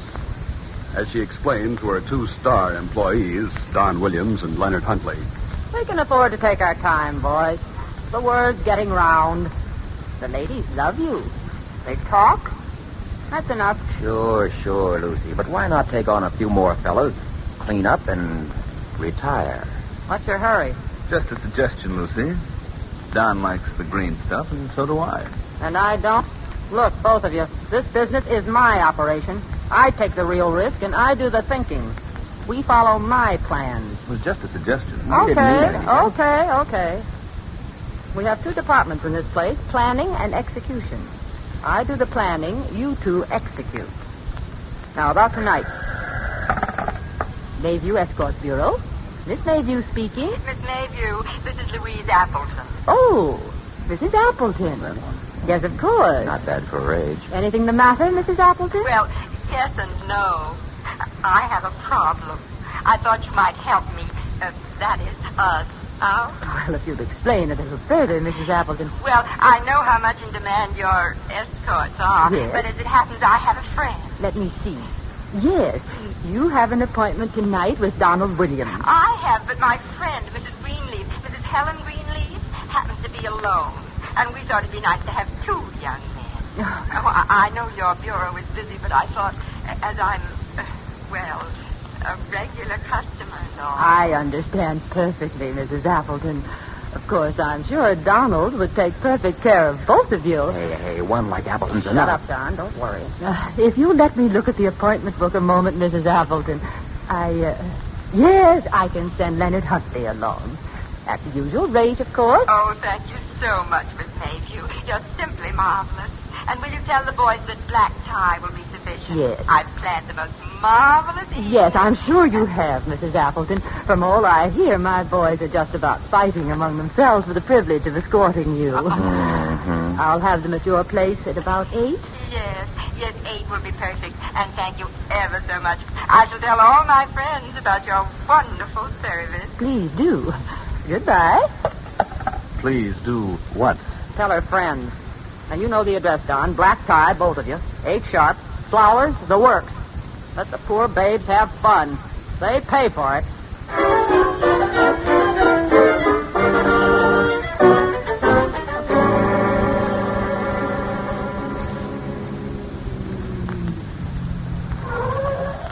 Oh, how I hate to see this evening end. Why, it's been glorious. Oh, thank you, both of you. We did our best, Helen. Well, here I am. Good night, Helen, darling. Good night, I'm so Helen. glad you had fun. Oh, I did, dear. I truly did. Shall I take you to your door, Louise, dear? You stay with Helen. I want her to know what it's like to have 2 men take her home. The last time that happened was just after I came out. Oh, boy, that was a party. No, I'm sure Linda... darling. I'd better go up alone. Mr. Appleton was due in town on the 11 o'clock plane. And, of course, you know, I've been spending the evening with Helen. Good night, everyone. Good Call me night. tomorrow, Helen. Not too early.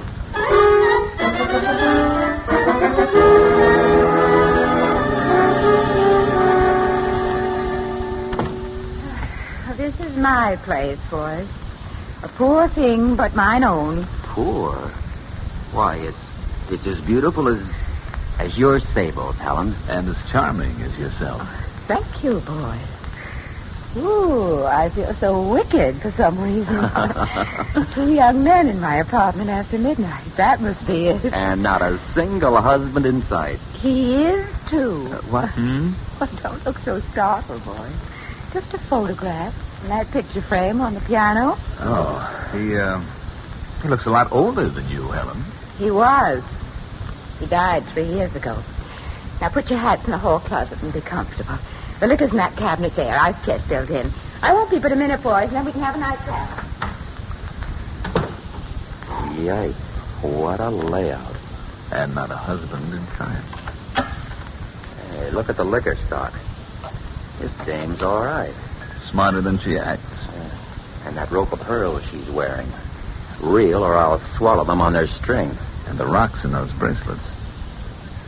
Hey, look here. Found something? Wall safe. As easy to open as a piggy bank. Ixnay the Abe. Now, don't tell me you've been too bashful to mix yourself drinks. We just waited for you, Helen. Now, what would you like? Well, you probably think I'm awful, but I'd like a short bourbon and soda for a last drink. Fine. Make mine light, Len. Jack. You know, Helen, if I may, I'd like to say that you've made both Len and myself forget tonight that we're paid employees. You've been very kind. Of course I have. I wanted a good time, too. That's the only way. That's the reason, boys, that I never go out with the same young men more than once. Familiarity breeds contempt, you know.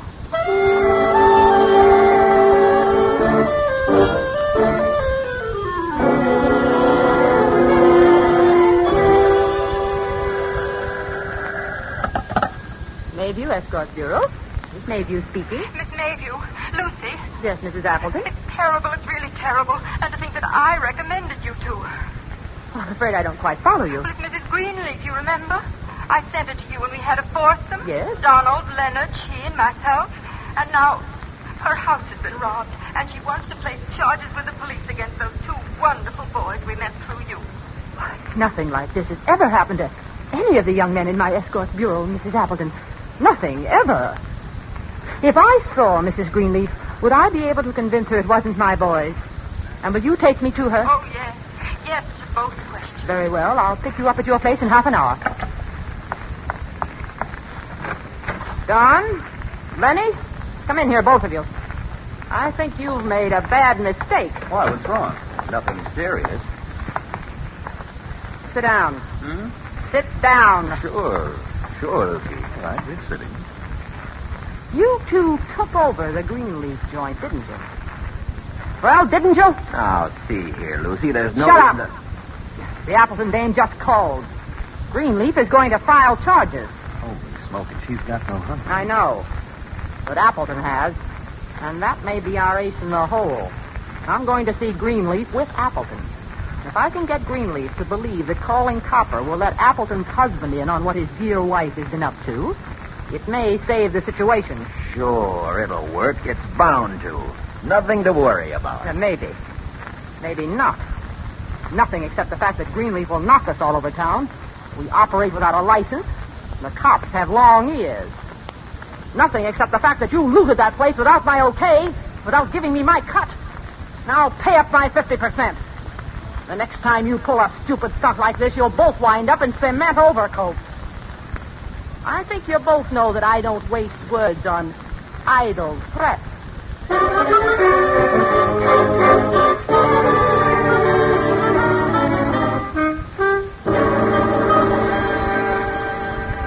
How can you possibly be so certain, Mrs. Greenleaf? Oh, I know it seems suspicious, but I've shown you the boys' references. Mrs. Appleton here has told you how she's been going out with Donald for months. Never a breath of suspicion. Louise is a fool, far bigger than I am. Helen, I never thought for one moment. You never thought, period. Occasionally, Miss Mayview, I indulge myself in the company of men younger than myself. At the close of the evening, I inform them that they will not see me again. Perhaps that's what caused your employees to work so quickly. May I remind you, Mrs. Greenleaf, that you are making these charges in front of a third party. That is grounds for a suit. Louise wouldn't dare testify. You wouldn't dare bring suit. You see, I have proof. What kind of proof? Why, I can't believe my boy. I opened the door with the key from my evening bag. After they left, that key was missing. The thieves came in and went out by the door while I was sleeping. Your boy, Leonard, mixed our nightcap. I had my chloral hydrate, just enough to make me sleep soundly. I have a case and a good one, and I intend to prosecute. I held off this long out of respect for Louise. Now, this is your chance to return what was taken from me. Just a moment, Mrs. Greenleaf. Out of respect for Louise, if you prosecute, the whole story will come out. The world will read in the papers your world of society and society columns that Louise arranged that date. Helen, don't you see? Henry will find out, and I'll never be able to hold up my head. I see only a polite form of blackmail, and I'm not intimidated. My property, Miss Mayview, or the police. You're very determined, aren't you? Words don't seem to have much effect. Very well, then. In here, boys. What? Greetings, lady. Happy to see you again. What's the meaning of this? Obviously, we have moved from the region of words to that of action. All right, Don, hold her. Wait, Lucy, you couldn't. Keep your hands off me. I'd scream you. She won't yell, Lucy. No, I can't believe it, Lucy, not you. Shut up, now, a small sample, Mrs. Greenleaf. I will not have my business interfered with. If you try anything, you'll die. Slowly. You'll beg to die. You understand? Understand? Lucy, she's passed out. Helen. I started this. Let me help her. Her heart stopped. Huh? I was a nurse's aide, I know. She's dead. All right. She's dead. As Murder, I suppose. Now, wait a minute. What are you talking about? Yes, brought about during the commission of a felony is murder in this state. Don't argue. Now, you do as you're told. You put her in the bedroom, clean the place of fingerprints, then leave the back way. Louise will escort me out the way we came in. The maid will find the Greenleaf woman. It'll seem natural. And as for you, Appleton, you're into this up to your neck. You breathe a word and you'll be an accessory before and after the fact. I'll see to that. And what your husband will do will seem mild compared to what the law and the newspapers will do to you. Now, you're one of us now. And from here on in, you'll operate under my orders and do exactly as I ask. If you know what's good for you.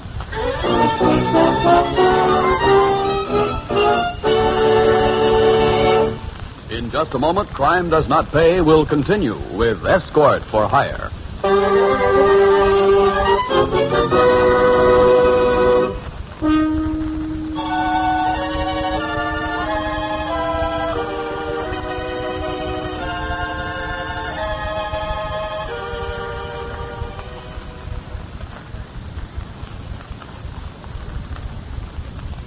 Now we continue with Crime Does Not Pay, starring Mary Wicks as Lucy Mayview in Escort for Hire.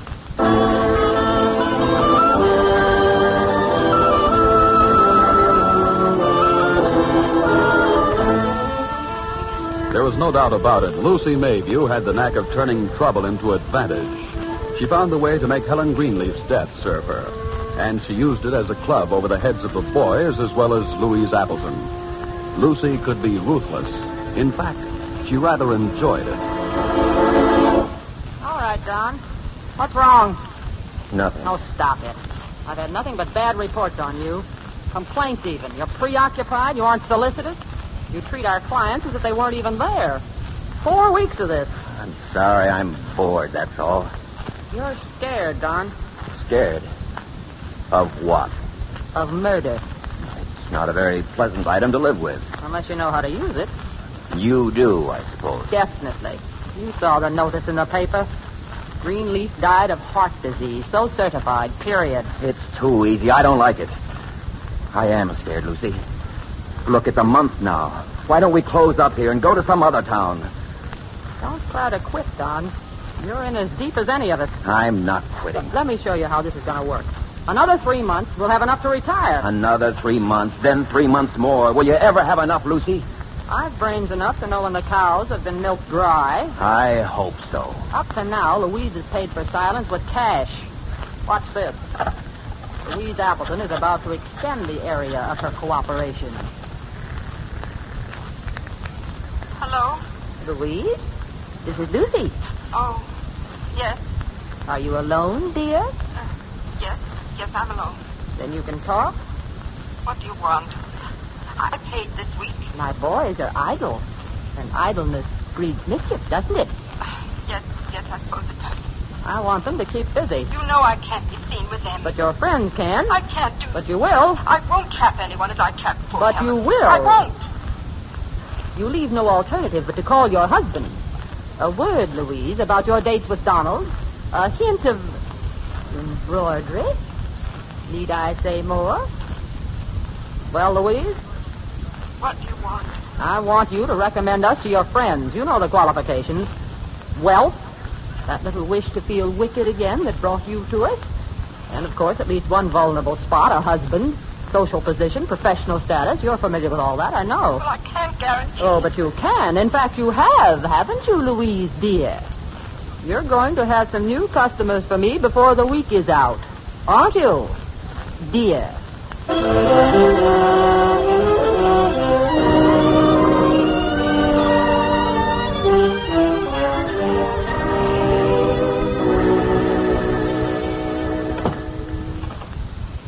You're Lucy Mayview? Yes. You're Mrs. Parnell? Marna Parnell. Louise Appleton. Thank you. Yes, of course I remember. Oh, you sit down? Thank you. You're younger than I expected. Perhaps that helps me understand the position of ladies like yourself. Louise implied something like that. I hardly know where to start. Well, it's not usual for ladies to come here. They prefer to telephone. I buy content, not wrapping. And you prefer to see what you're getting? Oh, getting into. I gather from Louise that you're a very clever young woman. Thank her for this. I trust you will have the same feeling. I hope so, Miss Mayview. Louise mentioned a young man with whom she'd gone out occasionally. A Donald Williams. Oh, yes. She seems to enjoy his company. Would you like to meet Don? If he's here. I have a meeting of the Milk Fund Committee in a short time. I'm chairman this year. Oh, are you? How nice. Excuse me a moment. Don, will you come in a moment? Yes? Mrs. Parnell would like to meet you. Of course, Miss Mayview. How do you do, Mrs. Parnell? How do you do? Donald, Mrs. Parnell was sent to us by Louise Appleton, remember? Oh, of course. Charming woman, Mrs. Appleton. She spoke highly of you, Mr. Williams. I must say you impressed me, if first impressions mean anything. Oh, thank you, Mrs. Parnell. Yes, I'm happy to hear that. I think they do in this business. Now then, shall we arrange a date for you two? For tonight, shall we say? Never waste time is our motto, you know, Mrs. Parnell.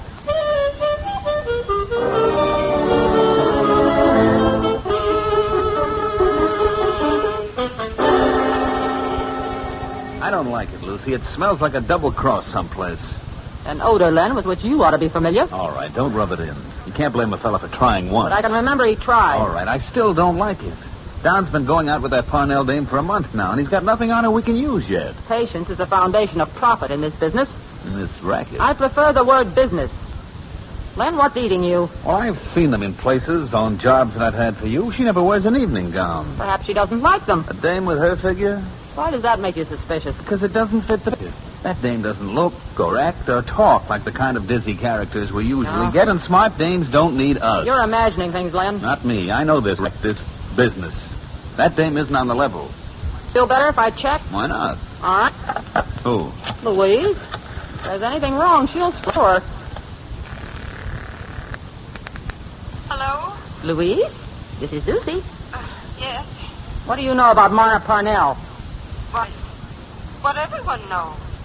Chairman of the Milk Fund, a very nice-looking... Oh, stop it. How have you known her? Why, years and years. Yes, years and years. Go to school together? Yes, that's it. We went to Miss Drew's together Mm-hmm. years ago. It's a very exclusive school. Only girls, the very best family. We had some wonderful times together. We really did. I don't think you knew her 2 months ago. You mean when... When Greenleaf got hers, that's exactly what I mean. Lucy, how can you imply... Oh, save it, Louise, until you get to my office. But I can't. You'll come. I'm sending Leonard for you in my car. You'll come at once. Go get her, Len. Well, what do you want her for? She's a rotten liar, and you may have hit on something. Get Appleton. Bring her back here? Here? In the hotel? Obviously not. If Louise needs a going over, she'll get it at my apartment. Take my car. And if she needs persuading, I'll leave that entirely up to you, Romeo.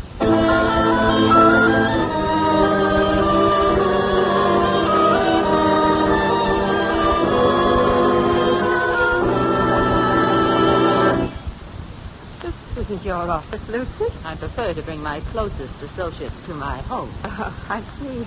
Thank you. Why did you lie, Louise? That isn't healthy. Lie? When You did I never lie? went to school with that Parnell woman. Well, I said the first thing that came into my head, I guess. We don't trust dimwits like that, do we, Len? No, we don't. And we don't care for them in our organization. That's definite. Well, then let me go. I swear I'll never breathe a word of... Until it becomes the first thing that pops into your head? No, Louise. No one leaves our organization. It's a life membership. Once in, you stay in until you die. Quite simple. Who's Marna Parnell? And this time, the truth. Well, I met her at a milk fund meeting. She's the chairman. Why did you send her to me? She seemed lonely. Len, what's your impression? But Marna's always gone out with Don. Shut up. Len's seen them together. Len? That thing was lonely in her life. Well, I don't believe it. Why, she told me... Told you what? Well, that she'd never had a date. This one's lying again, Len. What do you suggest? A small refresher course in the truth, along the lines of what she saw her friend Greenleaf Don't get. you touch me. You keep away from me. Hold her, Len. Let her yell. No one will hear her. A pleasure, Lucy. Sit still. You... I don't care. I don't care anymore. I can't live like this. Tell me, do what you want. I won't talk. I won't talk. Brave, isn't she, Len? What'll it be? The usual? Or something special? Make it fast, that's all. There's something with that Parnell dame, but... Open up in there. Open it. Help! Please! Help! Sounds like it. The name's Willis. Homicide. Here's the warrant. It's lies, all of it. How do you know until you've read it, Mayview? Oh, Mrs. Parnell. Mrs. Parnell. You dirty double-crossing... dame's a lady cop. I told you, Lucy. Both of you for the judge. Thanks for tailing them so well, Lieutenant. You can't make the charge stick. You've got no witnesses except this woman. Haven't we? When your boy Williams is down at the station house saving your skin with his wagging tongue. Look, Maeve, you get this. Mrs. Appleton came to us with her story in confidence after she confessed to her husband. So we played along until Williams was willing to talk. You're going to find out the hard way, Mayview, that fleecing silly women may be a misdemeanor, but burglary, blackmail, and murder is something else entirely.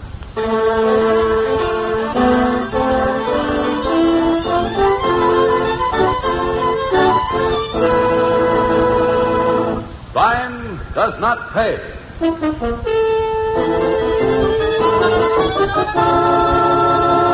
Mary Wicks, who was starred as Lucy Mayview in Escort for Hire, will be back with you in just a moment.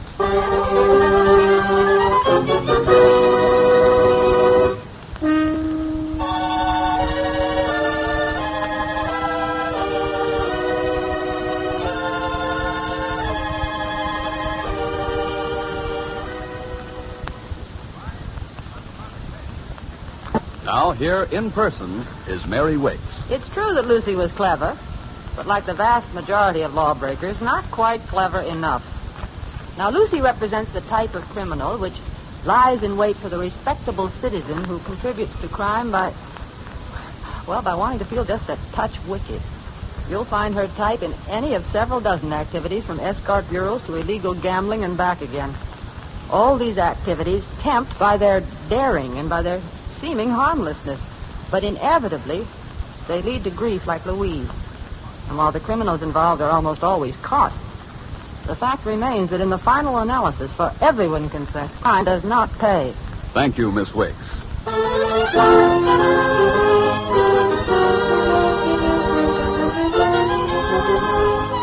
Crime Does Not Pay is written by Ira Marion and directed by Marx B. Loeb, with music composed and conducted by John Gart. Technical advisor is Burton B. Turkis. The events, characters, and names used in the story you've just heard are fictitious. Any similarity is purely coincidental. This is Bob Williams speaking. Crime does not pay.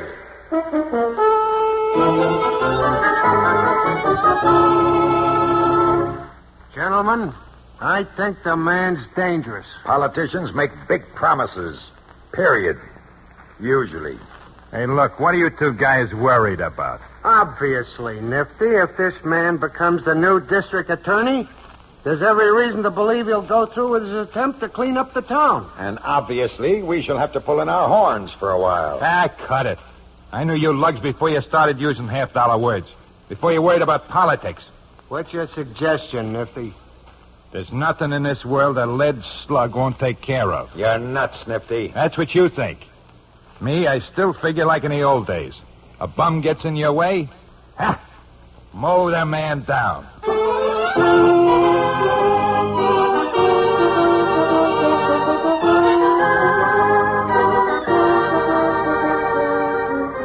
In the interest of good citizenship and law enforcement, we present Crime Does Not Pay, based on the famous Metro-Goldwyn-Mayer series of short subjects. In just a moment, you will hear Mow the Man Down, starring Ward Wilson.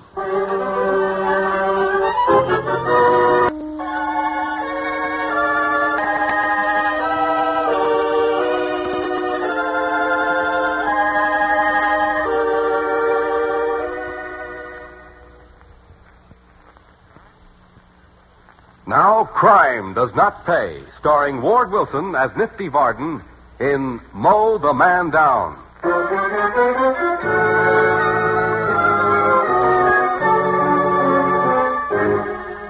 Some men seem born to crime. They move into a life of violence from all kinds of environments, and they thrive in the jungles of the underworld. Kill or be killed is their watchword, and they rise to power over the bodies of those who once stood in their way. Nifty Varden was a man like that. He relished the life he led, and he reveled in the execution of a crime only when the chatter of a machine gun was echoed by the squeal of the tires on the getaway car.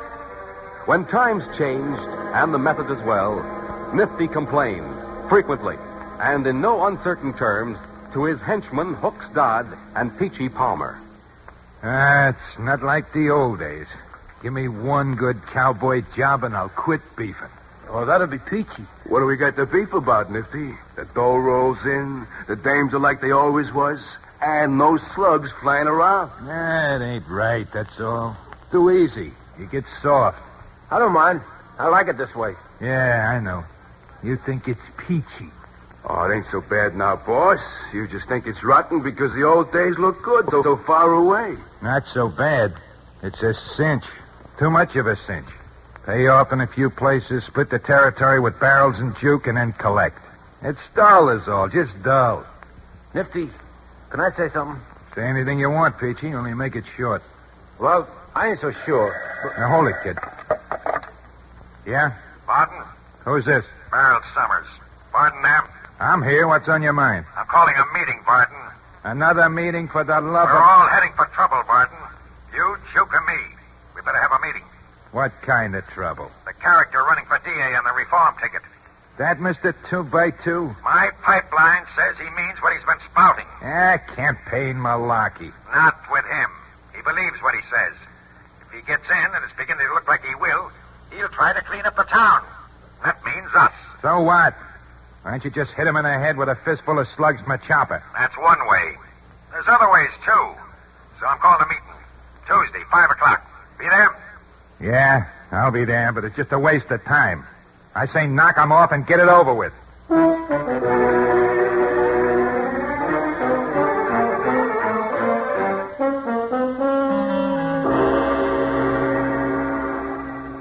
I don't like Varden, Barrels. I don't like him, and I don't trust him. Yeah, well, that goes for both of us, Duke. But the fact remains that if the three of us don't handle this together, we're all done. Bad as that? Plenty. Can we trust Varden? He's just likely to make a deal with this new DA. Not with the DA. This guy is practically on our side that way. No deals. I still don't trust Varden. We gotta trust him. And since we split the rackets around here, he hasn't crossed any lines. Okay, but you never know. How do you want to handle him? Make out like we haven't been talking at all. Just waiting for him. You act like you're worried about this new type DA. Me, I'll play it like I ain't convinced. We'll find out what Varden's thinking. Okay, there's a knob on your side, too. Well, hiya, boys. Think you know Hooks and Peachy? How are you? Yeah, we know them, Varden. What do you say, boys? Park 'em outside, Varden. All rods and hoods strictly out at this meeting. Yeah? Yeah, out. Okay. Outside, boys. Stick around the door. Check, Right, boss. Sit down, Varden. We've been waiting for you. Yeah. I'm sitting. Start the spiel. We've got a rough time ahead, Varden, if we don't do something fast. That so? How'd you figure that, Juke? On the same adding machine you figured the nickels from your jukeboxes? Why, frankly, Varden, I'm not as worried about this man as Duke is. Why not? Politicians and elections have been bought before. Now, I suggest a war chest. Say, 25 grand apiece with another 25 call money. I don't believe you can buy this election. Too much reform in the wind. Too many independent voters.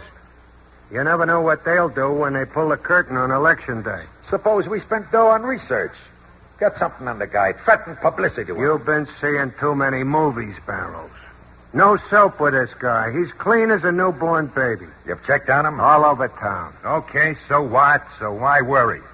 Gentlemen, I think the man is dangerous. Politicians make big promises. Period. Usually. Hey, look. What are you two guys worried about? Obviously, Nifty, if this man becomes a new district attorney, there's every reason to believe he'll go through with his attempt to clean up the town. And obviously, we shall have to pull in our horns for a while. Cut it. I knew you lugs before you started using half-dollar words. Before you worried about politics. What's your suggestion, Nifty? There's nothing in this world a lead slug won't take care of. You're nuts, Nifty. That's what you think. Me, I still figure like in the old days. A bum gets in your way, mow the man down. You haven't learned very much all these years, have you? I'm still a better shot than you are. I ought to pin your ears back for that crack. Why don't you try, you clod? Hold it, both of you. You know, this is just what the enemy wants. Get us fighting each other and we're all done. Maybe you're done. Not me. Ah, you too. We won't have much time to outsmart the DA, new or old, if we're gunning for each other. And I seem to remember that when we set up the deal in this town, we agreed that everything we had to do together, we'd do after we all agreed we'd found out the right way. By unanimous vote. Okay, so what? I still say knock the bum off. And have this town sewed up so tight we'd have to scram on the first train out? Try getting this man, you'll elect his party and his successor, and this town will be too hot for anybody for years. Okay. You got any better idea? We might snatch his wife or his kid. Ah, same result. So now what? Forgetting for the minute that my idea is the only way, and no kidding. I guess we'll have to think about it more. It's getting awful close to election. Another meeting tomorrow? Suits me. Well, if we gotta, we gotta. I'm telling you, monkeys, the only way is the best way. Hot lead.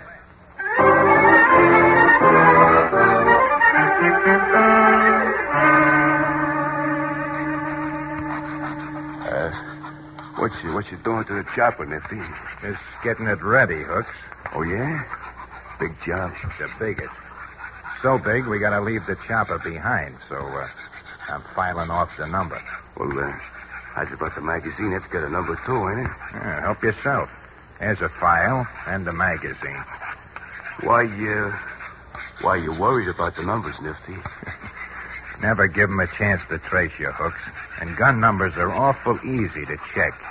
When we do this job, boy, it's got to be perfect.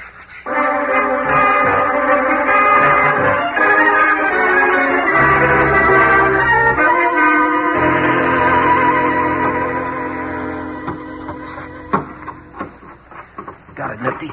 Just peachy. Good boy. Can you reach the lock? Wait a minute. Just right. Your new limousine is ready, boss. Of course, the owner doesn't know it. Save the comedy. Let me get at the dashboard. Can't find a word. A flashlight, boss? Oh, wait. Got him. Now, peel a little of the insulation. Splice the ends. Who needs a key to start a car? Well, I should drive, boss? No. This is too much like the old days, Peachy. I'm going to drive this jalopy myself. Hold your hat. Here we go. Smooth as silk. Got the gun. Now we get the car. Next stop, Hooks and the private garage. Same old tricks, same old routine. Sure feels good for a change.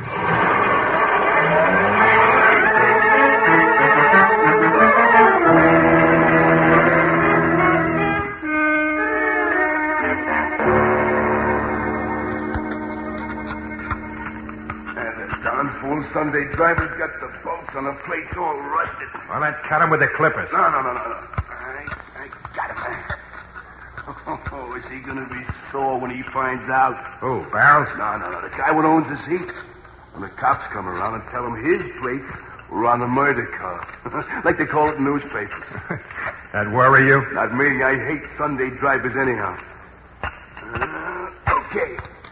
Got him, Nifty. Let's go hitch these plates to our car. Then we'll be all set for the fanciest killing this town ever saw.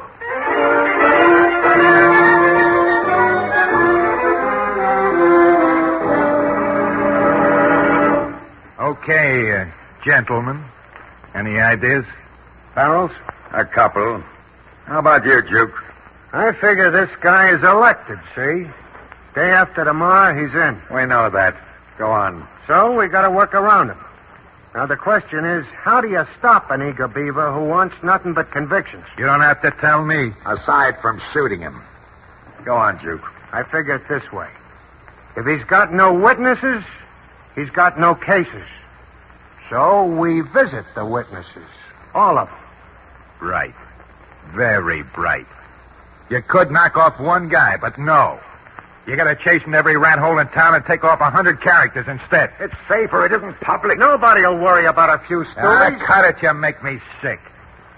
Think I'm keeping company right now with a pair of gutless wonders. A couple of jerks without the brains they were born with. Are you coming along on this idea or not? I don't know. I haven't made up my mind yet. I gotta count the witnesses first. I don't figure to spend the next 20 years in the can because some loose-mouthed cokey decides to pick up a couple of bucks turning state's evidence. I'll let you know what I figure to do unless you read it in the papers first. Good night, gentlemen.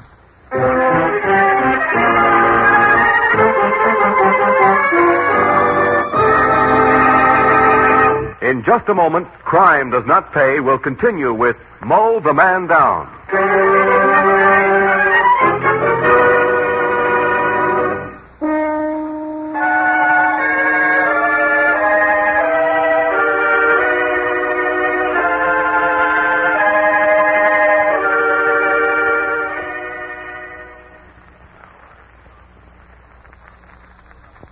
Now we continue with Crime Does Not Pay, starring Ward Wilson as Nifty Varden in Mow the Man Down.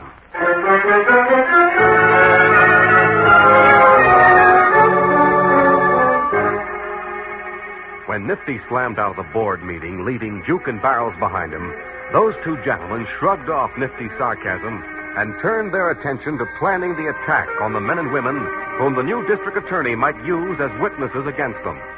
Not so Nifty. Not so at all. In his car, with Hooks driving and Peachy for company, Nifty began to outline his plan of attack. Will this town sit up and take notice? Back into the headlines for old Nifty, boys. Sure, boss, but ain't that just what Juke and Barrels are afraid of? You bet your life, but not for the reason you think. I don't get it, boss. Well, look. Those two chiselers keep saying the cops will be down on us, but that ain't the point. The whole town knows they haven't the guts to pull off a stunt like this, so it'll be me in the headlines, not them. It'll be me who'll take over the rackets, pushing them out. Hey, that'll be peachy. Yeah, but then we'll have to fight them, too. Not for long. Hey, what's the matter, Hooks? You going chicken on me, too? Oh, me? Chicken? Are you kidding, Nifty? Okay. Just don't let me start worrying about you, that's all. Look, don't you never worry about me, boss. Don't worry about me. Sure, don't worry about Hooks. Or me neither. We both go down the line with you, boss. You know that. And keep it that way. Well, we got the car and the gun, boss. Now what? Now we wait. Wait? What for? To see if the dope gets himself elected. No sense wasting lead on a character who only wants to be a DA. I get it. So when do Let him have it. Election night. He's far enough ahead of the other guy running against him. But there'll be 1 million cops around. Yeah. And 2 million other dopes. Everybody trying to shake hands, pat him on the back, get a job for Cousin Joe. So what about it? Happens every election. So we walk into his headquarters, see? We want to shake his hand, too. And put something in his back besides an ache. Oh, I get it. Then we scram while the women are screaming and the cops can't shoot. On account of they might hit somebody. Right. Neat, huh? Like a pin clear like a road map. Sure sounds peachy. Yeah, I got the timing laid out. The works. That guy gets himself elected. He's electing himself right into a 6-foot hole in the ground.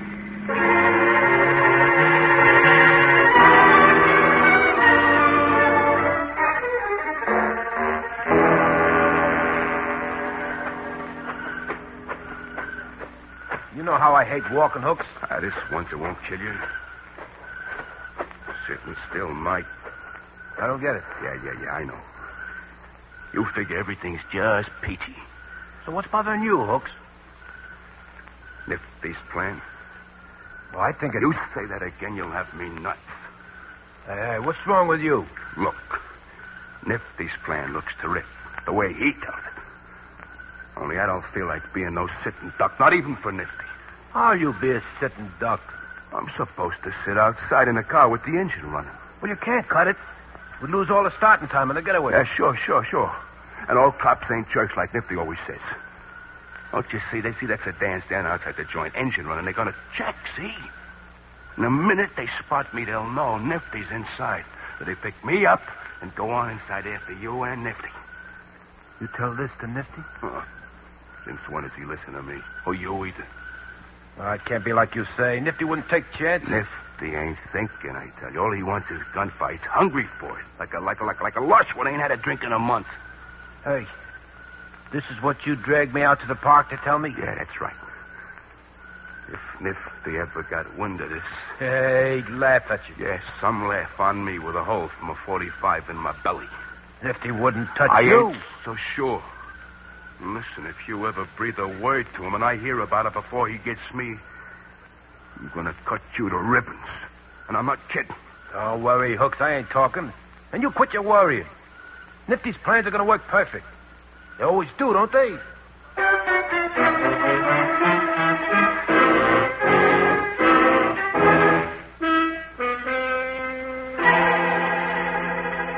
Now, turning to the local scene this election night, we find James Perkins, the reform candidate for the office of district attorney, so far ahead of his rival that there's little doubt of his election. Perkins' campaign headquarters are expecting the opposition to concede at any moment, and Perkins' headquarters is the scene of a victory celebration at this moment. Time to move, boys. Anything you say, Nifty? Yeah. Anything you say. Okay, Peachy, you know where the chopper's stashed? Get it. Check, boss. Hooks, you got the keys to the car? Natch. Okay. Take ours, drive out to the garage. Park ours and pick up the special. Be back here in half an hour. Oh, I can do it in 20 minutes, boss. Take half an hour. You want to get picked up for speeding tonight? Go on now. Do like I tell you. Beat it.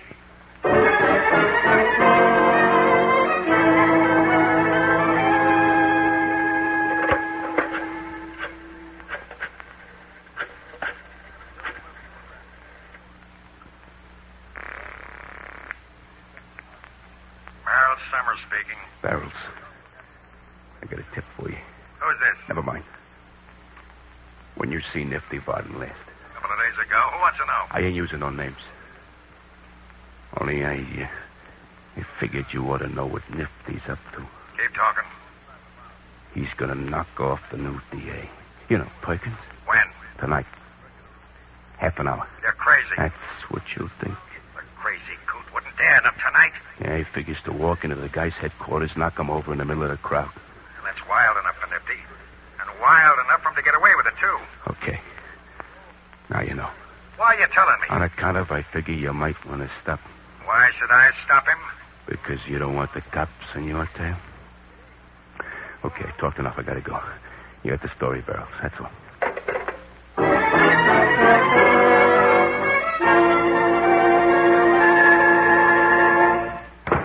What's the rush, Barrels? You sounded like somebody was putting you in the hot seat. Don't kid about that. We're both practically in it now. What's cooking? Nifty. What's he want to do? Knock off Perkins on election night? A little birdie told you? You're kidding. Am I? Then why had Hooks Dodd call me and tip me? How do you know it was Hooks? I kept him on the phone till I was sure. Nifty's gone nuts. Completely nuts. Which leaves us on a fine spot. You know when and where? Hooks was most explicit at Perkins' headquarters practically now. What do you think you're doing with that phone, Juke? Calling the cops. Oh, they'll believe you, of course. They'll thank you for the information and arrest Nifty at once. If they know what's good for 'em. Hang up the phone. They'll tell you to chase yourself, or they'll grab you and dump you into the crazy house. Okay, you're right. So what do? Let him pull it off? Check. Or we stop him ourselves.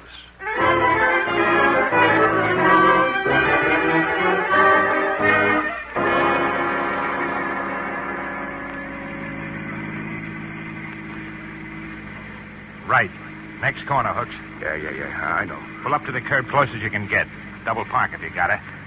Peachy and me won't be long. I hope not. Repeat your share, Peachy. I follow you in. I stop at the door of the room Perkins will be in. Yeah. When you yell, I shoot at the ceiling with my piece. Right. Then when the crowd runs, you let Perkins have it with the chopper. Then I follow you out. Backwards. Good. A lead pipe cinch. Holy smoke. Will you look at the mob? The bigger the mob, the better for us. Okay. Here we go. Drive around the block. Nifty. What for? Do like I say. All them jerks on the steps will break our necks. Let them get inside first. Turn the corner. I thought you got cold feet, Nifty. Thought? Or hoped, Hooks? Oh, no, only thought. Oh, you sure surprised me, boss. That's the difference between you mugs and me. I use my head. Yeah, you sure do, boss. Hey, suppose the crowd inside don't split like you figure them to, boss. So a couple of jerks get hurt. So what? The woods are full of them. Nobody will miss a couple more or less. Yeah, they only hang you once, Peachy. I live without that, thanks. Sure wouldn't live with it. Take it easy on the next corner, Hooks. If they still got a crowd in the steps, you want I should keep driving? Yeah. Might be too late for the morning papers if we waste any more time. Boy, I sure would like to see Barrel's face when he reads about this. The only face I want to see is Perkins when he looks into my chopper. Slow, Hooks. Check. Okay. Coast is pretty clear. Pull up and double park in front of that sedan. Yeah, check.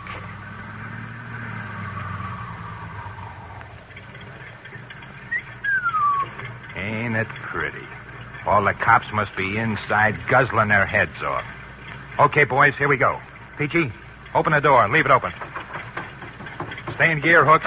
Keep the clutch pedal down. No time to waste when we come out. Except Nifty ain't going in. What? Barrel? Yeah, and me, too. Drop that chopper, Nifty. You're not going in. How'd you find out? Who squealed? Never mind the talk. That's our car behind you. You're covered from there. And we've got choppers, too. Now turn around. Get back in your car and keep driving till you're out of town, then stay out. Says who? Try this in your guts, both of you. That's for you.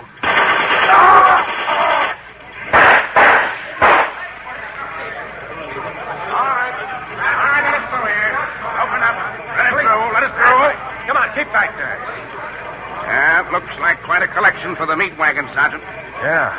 Looks like Perkins got himself elected practically for nothing, too. You know who these mugs are? Big shots. The biggest. Barrel Summers, Juke Barry, Nifty Varden, and two of Nifty's boys. Hey, from the position of the bodies, you could almost say Barrels and Juke were trying to protect Perkins from Nifty. You're kidding, Sarge. Who'd believe that? Yeah, who'll believe that? Okay, lay off the talk. Call the meat wagon. Then go inside and tell Perkins he might want to see how effective he's been, even before he was sworn in. Brother, this is one for the books. One for the books, all right.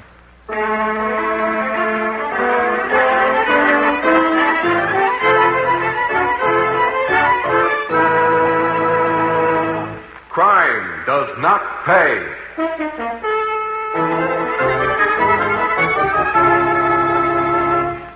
Ward Wilson, who was starred as Nifty Varden in Mow the Man Down, will be back with you in just a moment.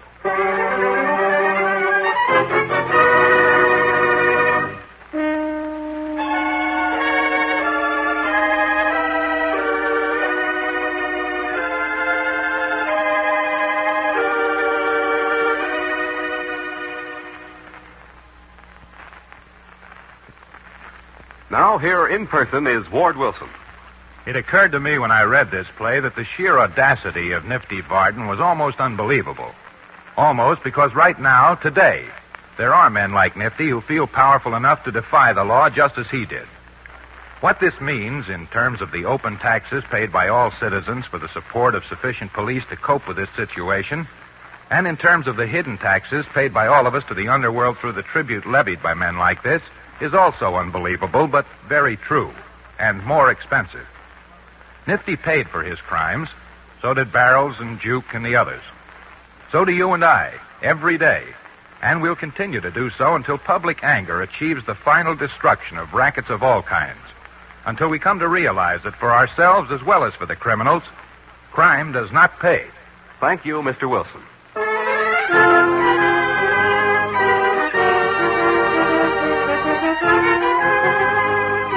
Crime Does Not Pay is written by Ira Marion and directed by Marx B. Loeb, with music composed and conducted by John Gart. Technical consultant is Burton B. Turkis. The events, characters, and names used in the story you have just heard are fictitious. Any similarity is purely coincidental.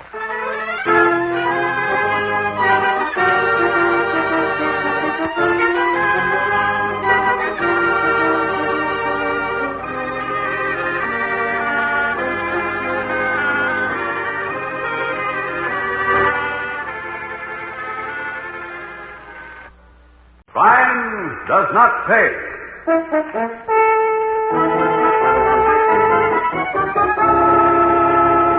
Steady, gentlemen.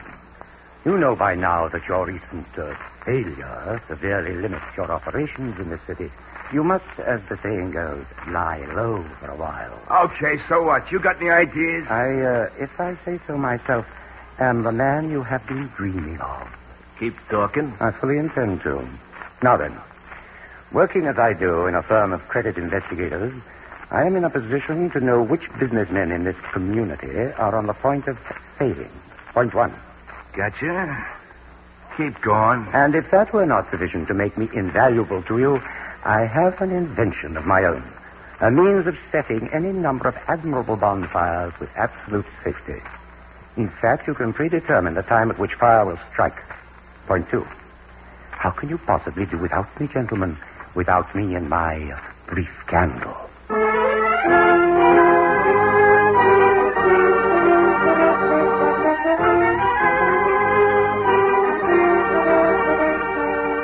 In the interest of good citizenship and law enforcement, we present Crime Does Not Pay, based on the famous Metro-Goldwyn-Mayer series of short subjects. In just a moment, you will hear The Celluloid Candle, starring Ralph Forbes.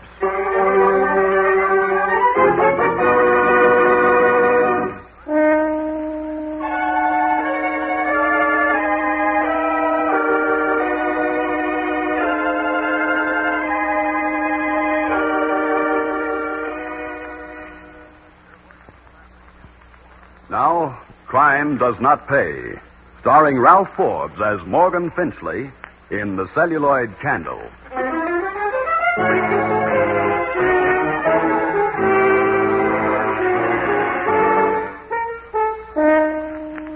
There are certain segments of organized crime, the underworld as we like to call it, whose functions in the vast and frightening structure of theft and death are purely service functions.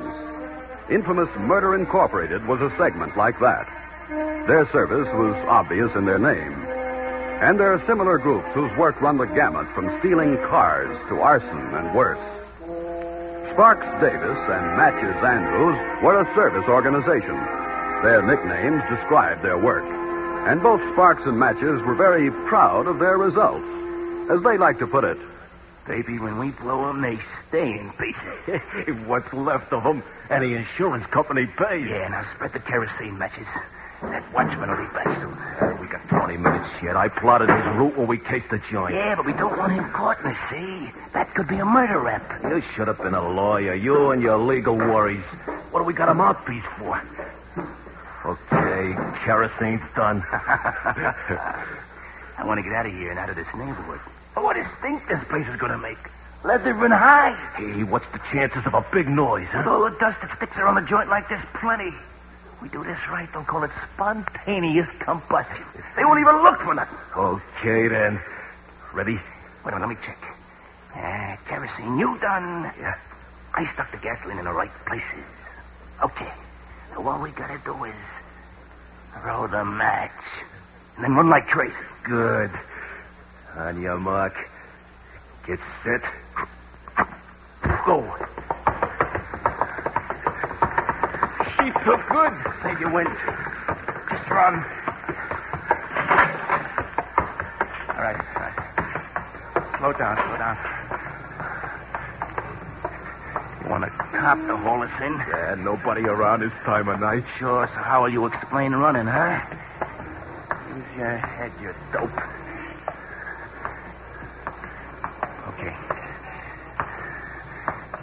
Okay, we can wait here. By the firebox? Why not? There she goes. Now it's my turn to have fun. That does it. You like to play with matches? Me, I love to pull at alarm box. Okay, let's scram matches before the fire boys start whooping up the streets. Right. Hey, ain't that a pretty one, though? 3 alarms, or I ain't no expert. And we'll collect on this one, sure.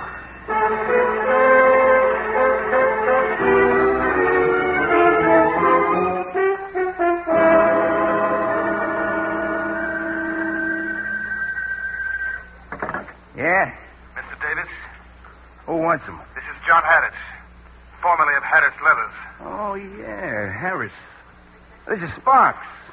What's cooking? You ready to pay off already? The insurance company is holding up payment on the suggestion of the fire marshal. His name is Horton, I've been told. Impossible. That place blew sky high. Yes, I know, but they found traces of kerosene.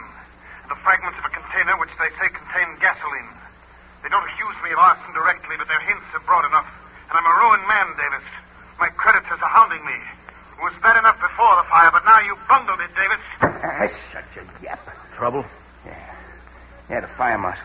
Anything point to us? Not unless Harris talks, and he would dare. I'll see who that is, will you? Yeah, sure. What do you want? My name is Finchley. Morgan Finchley. May I see Mr. Davis, please? What do you want? My card.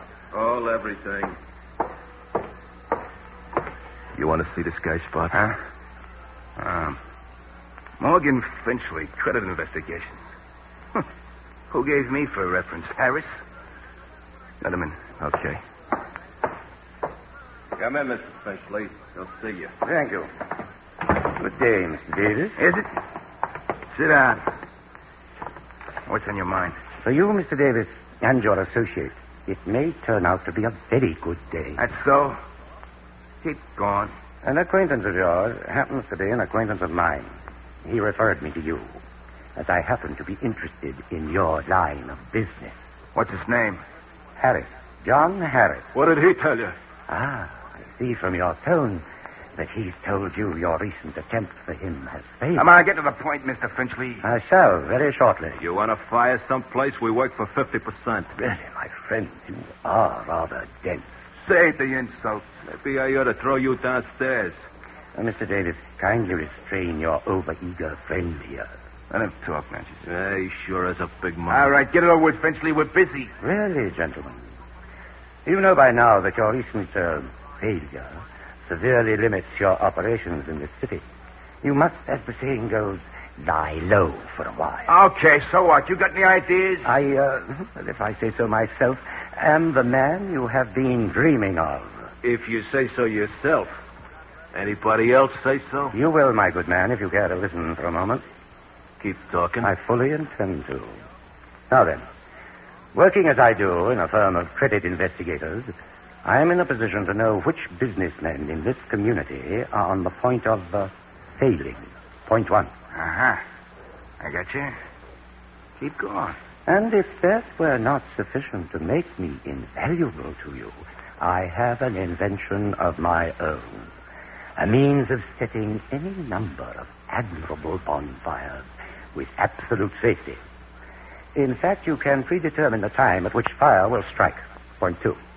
How can you possibly do without me, gentlemen? Without me and my brief candle. Brief candle, eh? This is a lot of talk. That candle gag's no good. That's where you are wrong. My candle is perfect for the purpose. You can't tell how long they'll burn. You set up an alibi, boom. Candle burns too fast, you're out of luck. Uh-huh. But mine are made up from a special formula of my own. So much candle, so many minutes. I have them marked. Graduated like a measuring cup in half hours, and they never fail. You got a sample? I'm not selling candles. I'm offering a partnership. You got a gall. Our business he tries to muscle in on, and he offers us a partnership. Mr. Davis? I'm still listening. I cannot be associated in any way with prospective clients. That part I need you for. The approach, the making of the deal, part of the execution. You need me for the information on prospects to which I have access and for my candle. I suggest a three-way split, gentlemen. You got a deal. When do we start? At once, gentlemen, at once. I have here a list of companies whose credit is melting away. A little heat applied in the proper manner will benefit everyone.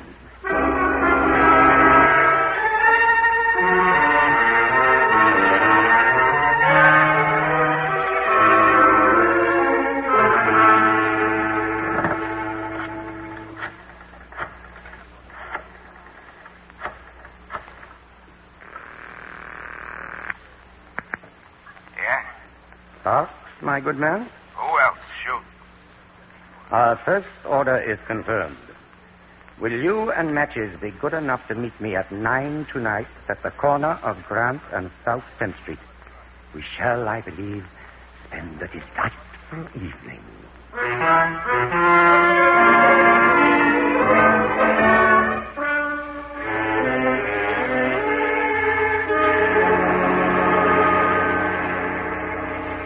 Well, not bad for one evening's work. 3 evenly distributed piles of green fill. He likes money. He's human after all. Ain't we all? I trust you have observed the promptitude of the insurance company, mute witness to the security provided by my method of setting a fire. Why don't you get it patented? Your sarcasm is both heavy-handed and misplaced, my friend. As long as I alone retain the secret of the measured candles, I need no further protection. Do I, gentlemen?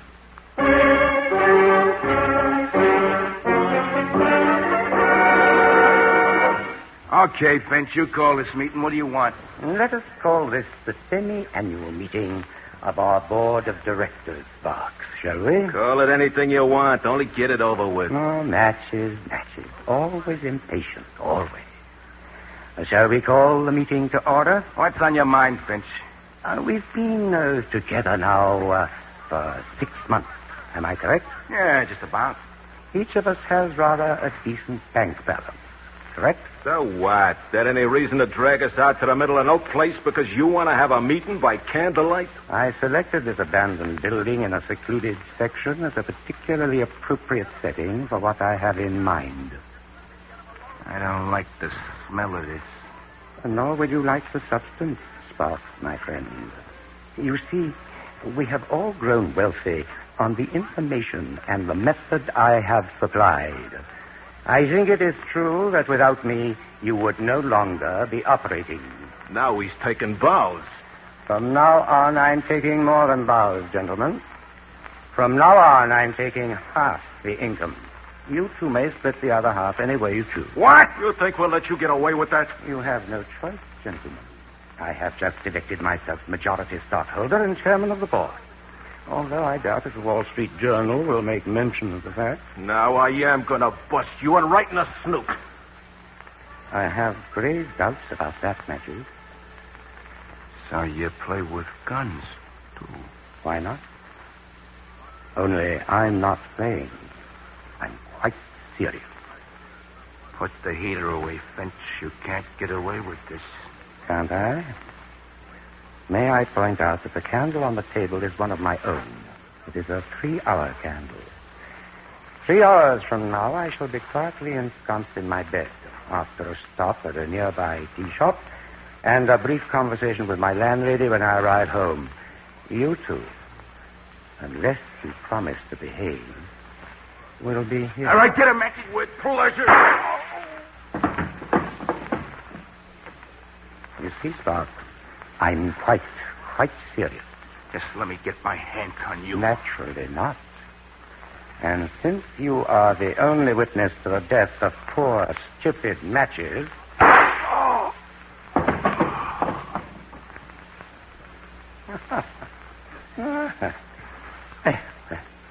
Quite neat. Now, a few sheets of celluloid, thus, and then on my way. Do your work, little candle, gleaming so brightly in this dark, dark world.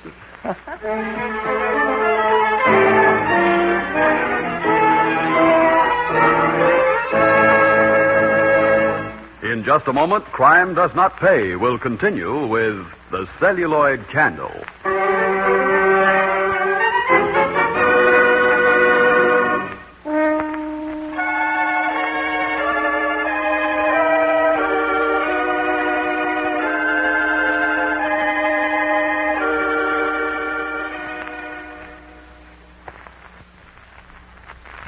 Now we continue with Crime Does Not Pay, starring Ralph Forbes as Morgan Finchley in The Celluloid Candle.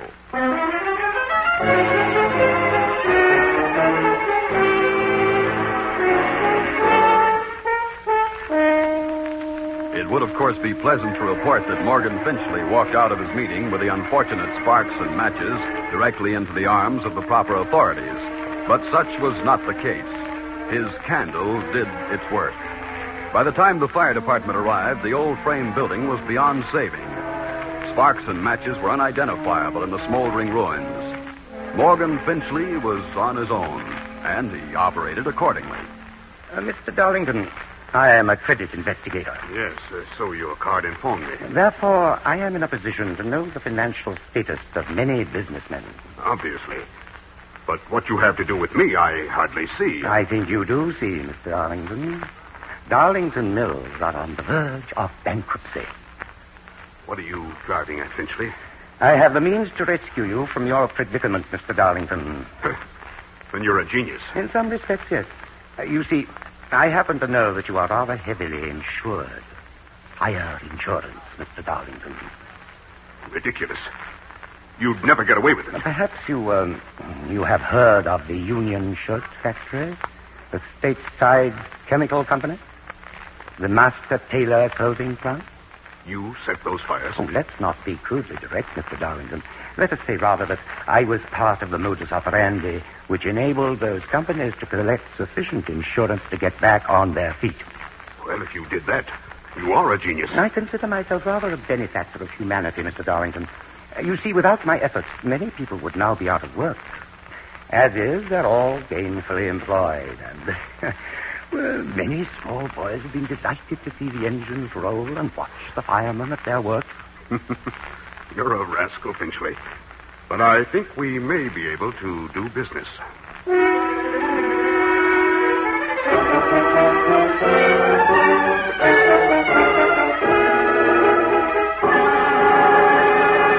Really, gentlemen, I see no cause for this summary treatment. Why have I been brought here? I'm the fire marshal, Darlington. Horton's the name. This is Sergeant Newell, homicide detail. How do you do, Mr. Darlington? Yes, how do you do? I'd still like to know why... Why we sent a radio car for you. Yes, I'm a busy man. A new site for my factory. I must see the insurance company. I see, yes, the insurance.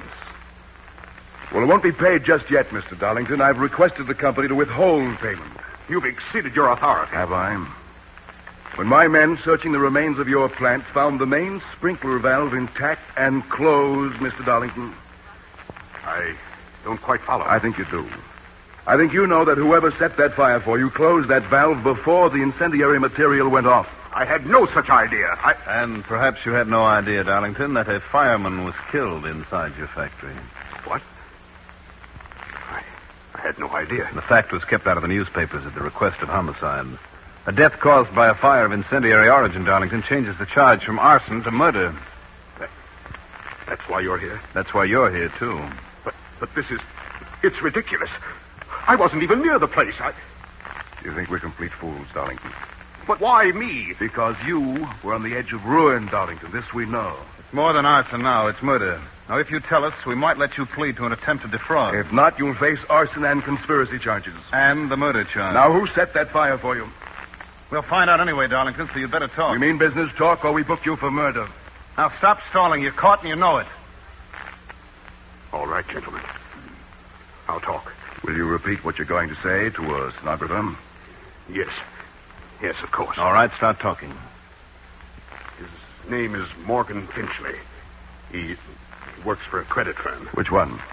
I don't know. Undoubtedly an alias, anyway. All right, Darlington, go on. Well, he made an offer. He knew how close to the edge I was. And, heaven help me, I took the offer. It looked like a way out.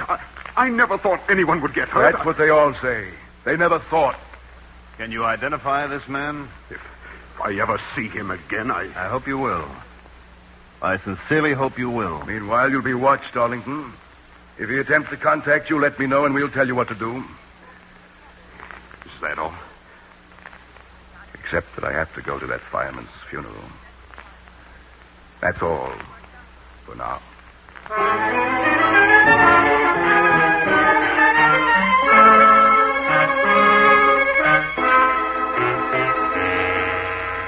It's a neat proposition, isn't it, Mr. Lowry? Very neat indeed, and apparently no risk on my part. Precisely. Are we in business together, Mr. Lowry? You want half the insurance? Yeah, that's my usual price for my services and silence, Mr. Lowry. All right, Finchley. But work quickly. My creditors are closing in fast.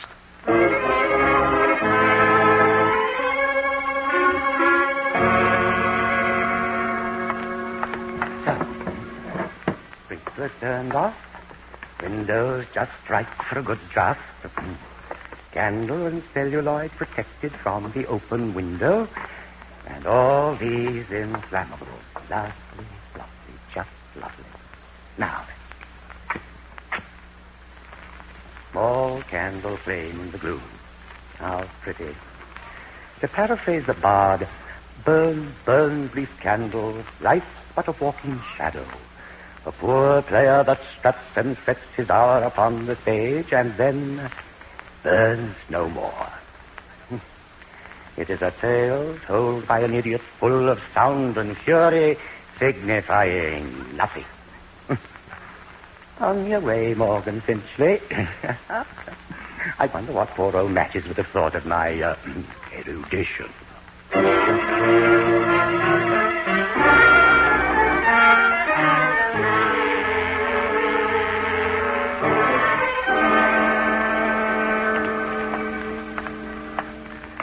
Just a moment, you. Are you addressing me, officer? I am. What are you doing in this neighborhood this time of night? Why, this has been a pastime of mine for years. I enjoy wandering about the factory districts at night when they're deserted. Oh, you do you? And how do I know you didn't come out of, say, the Lowry warehouse just before I turned the corner? Oh, this is preposterous. I'm a respectable citizen. I will not be treated like a common criminal. Sorry, mister. We got orders. Pick up everyone. Vagrancy charges. Too much burglary hereabouts recently. Come along quietly now.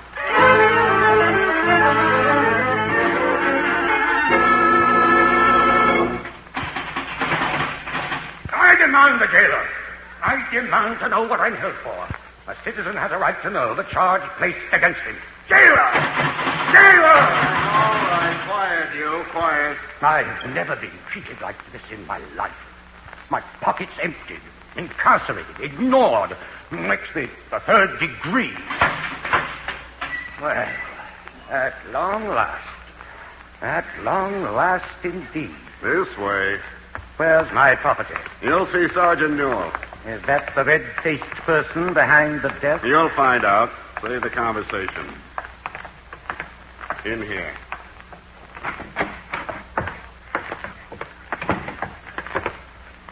You the man they picked up at South and John Street? I am. Booked under the name of Marvin Forster? I am, and I demand... My name is know... Newell, Sergeant Homicide. This is Fire Marshal Horton. Well, I am honored, gentlemen. Are you? I'm afraid I do not understand your attitude, gentlemen. I am a respectable citizen. Who set fire to the Lowry warehouse tonight? The Lowry? Oh. The place your good policeman accused me of breaking and entering. It caught fire less than 1 hour after you were picked up. But in that case, I was safely in your very strong jail, gentlemen. Save it, Finchley. Are you addressing me, sir? Definitely. Your hotel key was in your pocket. We searched your room with a warrant. We found you'd registered under Morgan Finchley, but you gave us a different name. And we found... Tell him, Marshal. We found a supply of sheet celluloid and a dozen candles with tie markings on them. We've got you, Finchley. We had you in our pocket, Finchley, by accident, but we had you. The general pickup order paid off. You can't prove anything. It's all circumstantial. We've got Lowry, too. He'll identify if he knows what's good for him. And your old friend Darlington has already had a look at you. He knows you. Knows you well enough to put the finger on you for murder. I'm being framed. That's it. I'm being framed. I can't get away with it. You'll pay for this. All of you. You can't do this. Oh, shut up, will you? You're done and you know it. Now throw him back in his cell and take away his tie, belt, and shoelaces. This is one arson bug who's really going to burn.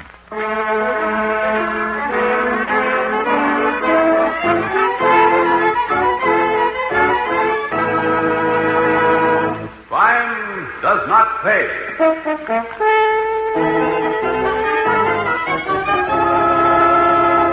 Ralph Forbes, who was starred as Morgan Finchley in The Celluloid Candle, will be back with you in just a moment.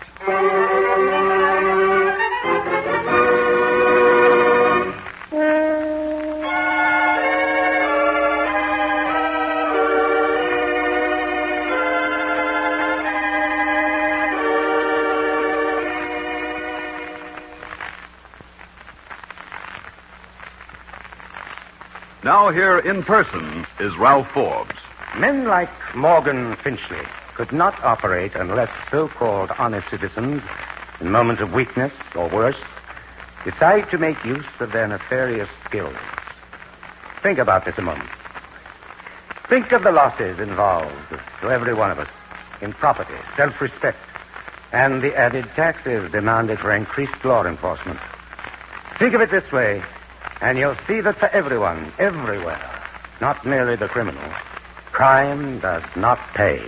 Thank you, Mr. Forbes.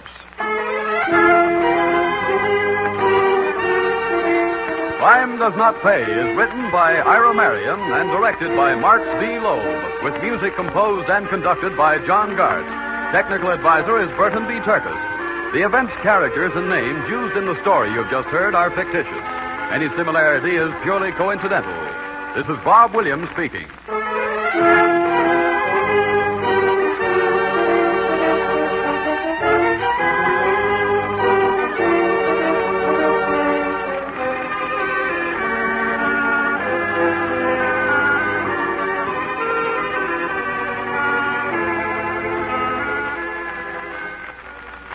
Crime Does Not Pay.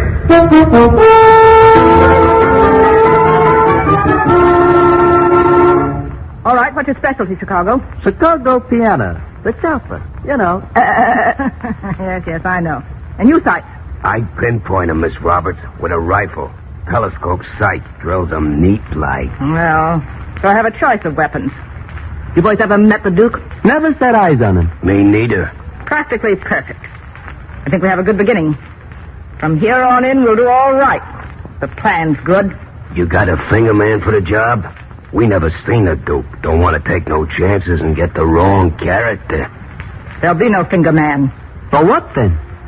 There'll be a finger woman. Me.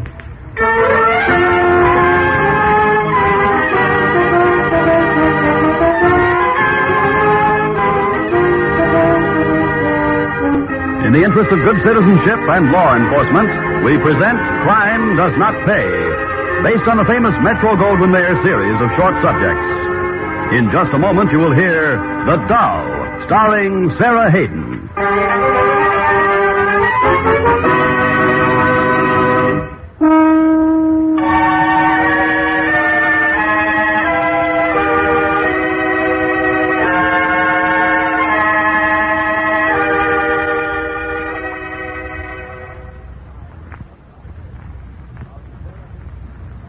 Now, Crime Does Not Pay, starring Sarah Hayden as Diane Roberts in The Doll.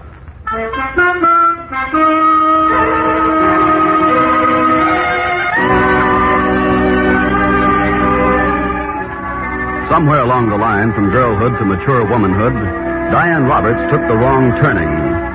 Somewhere, for some reason which kept close within her, bitterness became her chief emotion. At some moment, that bitterness curdled, and Diane shut everything out of her mind and her life except the passion for power. Power she would have, even the power of life and death. Diane reached her goal.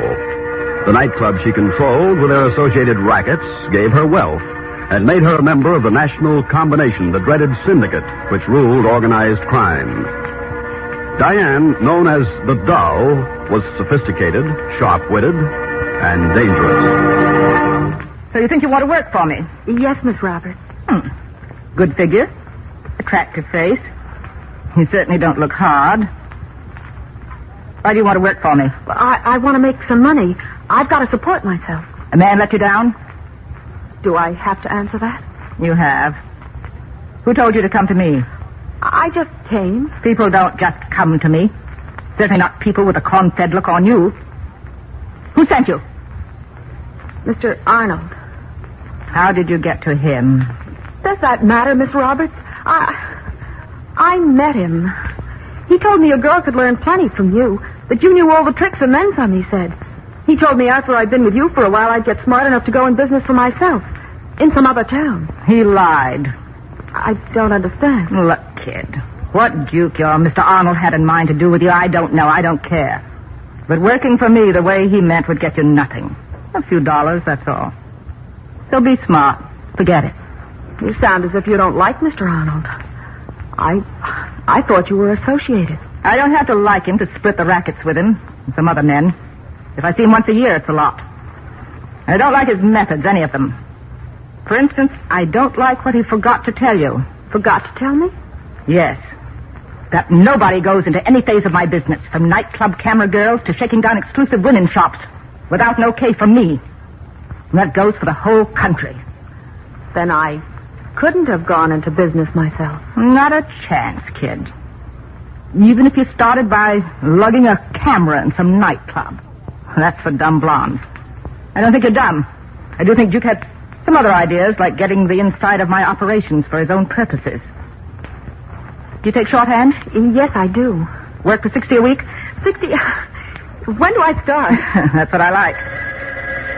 Start now. Answer the phone. Yes, Miss Roberts. Miss Roberts' office. Is she there? Miss King Porter. One moment, please. I'll see. It's a Mr. Porter. The King. Kid, say, what is your name? Mitzi Allen. All right, Mitzi. When the King calls, I'm always in. Give me the phone. Hello, King? Doll, there's a meeting tomorrow night, my apartment. For everybody? Everybody except the Duke. Oh? He's been getting out of line. You'll get the details tomorrow. Ernie and Pete are flying in. Be there. Well, so the Duke is going to get his comeuppance. At last.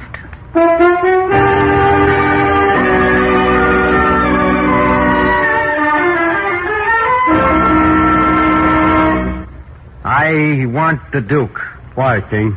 Seems to me he's done pretty well for us. He's one of us, King. What have you got on him? You haven't seen the accountant's reports for the first 6 months of this year, have you? The Duke falling down on the job? He's getting too good for himself. You got the sheets, King? Now, see for yourself, Ernie. Yeah, I see. Number of jukeboxes up. Take is reported down. Hey, what's this sheet? It's just a little survey I had made. It's evidence. Pinballs. And slot machines, too. Which rather cuts in on your part of our deal, doesn't it? Getting big for his britches, isn't he? Has he been making book on the side? Not yet, but that's in the cards, too, I'd say. Doll? Yes, Peter? You've been very quiet. Why make talk when it's obvious the King is right? Well, you said it yourself. He's one of us, just under the hood. And that makes it worse if we can't trust each other. Any sign of the Duke having plans in your direction, Doll? As a matter of fact, there has been a sign. He sent a girl to me for a job. I have an idea he meant to use her somehow. And she's working for me. But not for him. You sure? I'm sure. All right. Our boy seems to have big ideas. Very big ideas, and I want him taken care of. Where and when? Well, he's here in town as quickly as possible. Cowboy job depends. On what? On the plans. I think it's best we leave the plans to the party who gets the job. You know what you want, King. Let's hear it. All right. Ernie, I want you seen in Las Vegas every night for the next 2 weeks. That'll be a pleasure. You lose your shirt on the machine. Oh, I don't mind giving Pete some loose change. Where do you want me, King? Miami Beach. And I'll be in New York. Perfect alibis. I see. Why me? Well, now, Don, I'm sorry, but when you came in with us, it meant that you assumed equal responsibility. I'm not complaining. Just asking. Why me? Because you're the one of us who's least known. Because you're the last one that the Duke's mob or the police will tie in with a killing. Do I get any help? I can let you have a couple of my boys. Are they good? The best. Neat workmen, too, all things considered. Names? Chicago Reed and Sites Jackson. When do you want them? The day you gentlemen arrive at your destinations. That will be... Day after tomorrow. I'll be expecting them. It's settled then. Take care of it any way you think best, but do it within 2 weeks. Check? Check. I'll be very interested to read about it in the New York papers. Ought to make a big headline. Don't you think?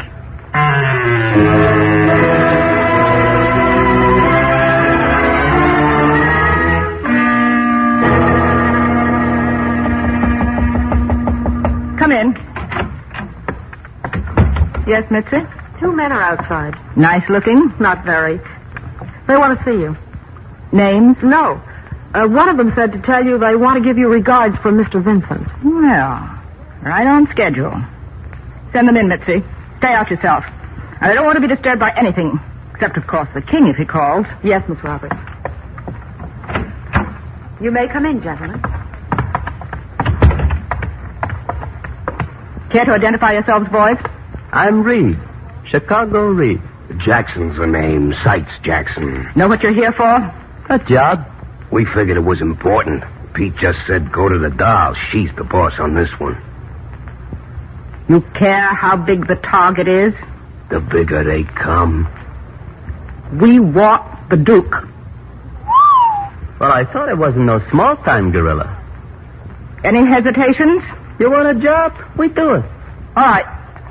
What's your specialty, Chicago? Chicago piano, the chopper. You know. Yes, I know. And you, Sights? I pinpoint 'em, Miss Roberts, with a rifle. Telescope sight drills 'em neat like. Oh, so I have a choice of weapons. You boys ever meet the Duke? Never set eyes on him. Me neither. Practically perfect. I think we have a good beginning. From here on in, we'll do all right if the plan is good. You got a finger man for the job? We never seen a Duke. Don't want to take no chances and get the wrong character. There'll be no finger man. For what, then? There'll be a finger woman. Me.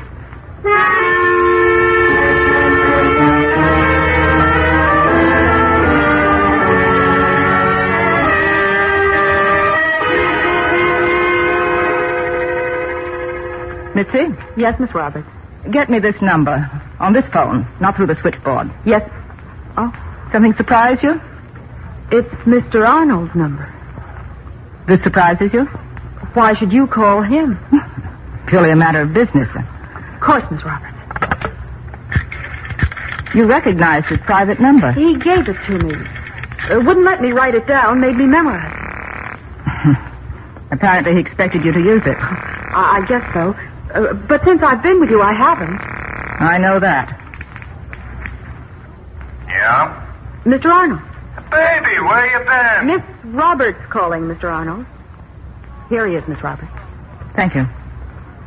Hello, Duke. The doll. Well. Miracles do happen. Looking for a date, doll? I want to talk business with you, Duke. I get it. The king's in the big town, Ernie's in Las Vegas, and Pete's in Miami, or so the papers say. And while the cat's away, the mice can play. Right? Possibly. When and where can I see you, Duke? How about my place? Tonight. You don't waste time, do you? Not with the girls, doll. How about tonight? I'll be there. Miss Roberts, you're going to him? Isn't that like the fly and the spider? You might put it that way, little one. With a slight twist in reverse. This time, the spider is going to walk into the parlor. The Black Widow spider.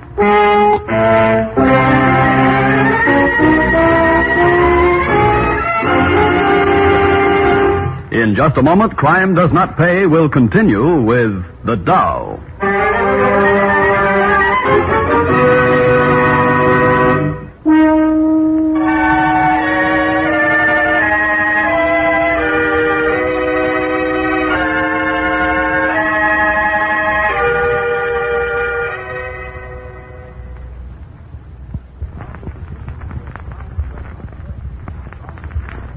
Now we continue with Crime Does Not Pay, starring Sarah Hayden as Diane Roberts in The Doll.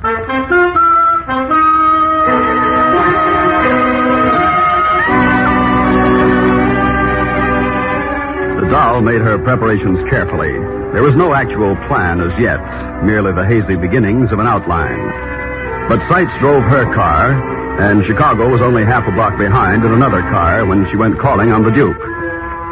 He opened the door for her himself, She walked into his living room, looked around. You have excellent taste, Duke. I like your place. Not mine. I pay the best decorator in town to pretty up the joint. Wonderful what money will do, isn't it? Oh, the chairs not only look well, they sit well. Drink? No, thank you. Cigarette? Not just now, thank you. No minor vices? That sounds as if you expected me to have a few major ones. Do you? A smart woman never admits to such things. She expects a man to find out for himself. This is the first chance to find out anything about you. Didn't you try? With the Allen girl? I had some such idea. Mitzi's smarter than I thought. She's bright. She's bright enough to know that loyalty pays off in the rackets. To a point. To a point. You interest me, Diane. What did you call me? Diane? Why? That's the first time in years. Why? Because for some reason, you're not the doll tonight. You ought to be as hard as the diamonds you're wearing, but you're not. Why did you expect me to be hard? And the few times I've seen you across the table at our meetings, it was just as if a man was sitting in your place. Tonight, you're all woman. Well, that'll be enough of that. Why, Diane? Afraid to be a woman? I came here to talk business. Wearing that perfume? Oh, stop it, Duke. I'm 10 years older. Not tonight, honey. Tonight, you're Diane, who's surprised at herself and a little afraid of herself. That's a line, Duke. I'm old enough to know. But you love it, don't you? Duke, how about a deal? You'd like to cut in on my business. I'd like to expand into yours. We might pick up some of Ernie's and Pete's as we go along. We could even get the king out of the way. You're not making much sense, Diane. I suppose I'm not. What would Mitzi do in a situation like this? Mitzi? Well, she'd relax. Wait. Relax and wait. Yes. She'd let the moment take care of itself. Period. I see. Period. No, my mistake. Not period. Colon. The punctuation mark, which means as follows.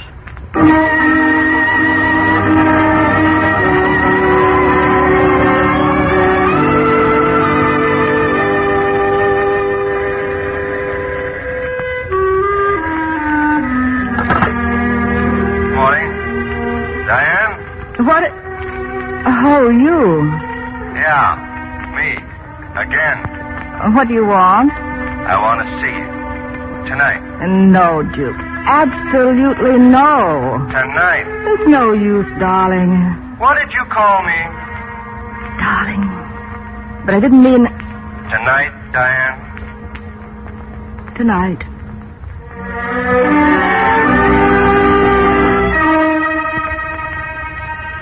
It's taking a little time, King. I've got to soften him up first. Now, look, doll, it's 3 days past your 2 weeks. I want the Duke. And I want him in 48 hours, you understand that? I may not be able to deliver him. Cut that out. You want me to believe you're making a deal with him? Oh, you know I'm not. All right, but I'm beginning to need proof. Proof from me? Yes, I want the Duke. 2 days. Now make up your mind, doll. It's him or both of you.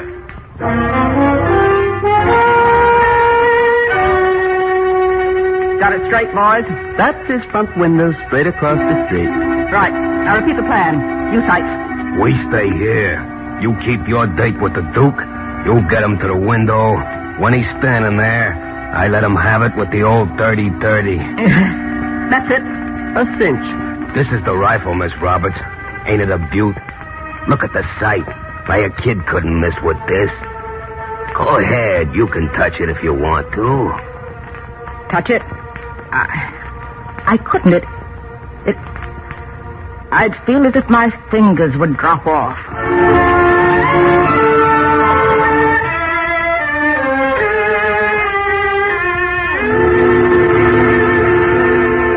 You know, Di, I used to go for all the young babes. I had this place fixed up for that kind, like Mitzi. And now? You spoil me, Di. Their kind looks like exactly nothing to me. I wish you hadn't said that. It's not that either. Well, what's the matter? You sick or something? No. I'll be all right. You feel faint? It's awful stuffy in here. It's all right, I said. I can open a window anyway. No, Duke. Leave the window alone. Thanks. I mean, it's not stuffy in here at all. I like it just the way it is. Now, suit yourself. Hey. Stop pacing like that. Sit down, relax. And let the moment take care of itself. Right? Huh? You said that the first time I came here. Duke, what did you expect that night? What I'd always seen before. The doll, ready to do business on a big scale. All business. Sharp, dangerous. Dangerous. You are. You're dynamite. Die for dynamite. But not in the way I expected. Darling, you sure put me out of circulation. Me, the Duke, who never dated a day more than twice. Stop it, Duke. I can't stand it. Oh, what is this? Conscience? There's nothing on my conscience. I don't believe I have one. I killed it long ago when you were in knee pants. If this isn't the silliest conversation... Listen. Come here, sweet. We got better things to do than No, talk. don't. Oh, what are you, hysterical? Let me get to that window. Get away from it. Yes. I want to open it. No, Duke. It's cold. I want to stay warm. Excuse me a moment, Di. Yes? Mr. Arnold, is Miss Roberts there? Hold the phone. For you, Di. The Allen girl. But don't you want to answer? All right. Yes, Mitzi? Miss Roberts, it's the King on the other phone. He wants to know if... Duke! Get away from the window!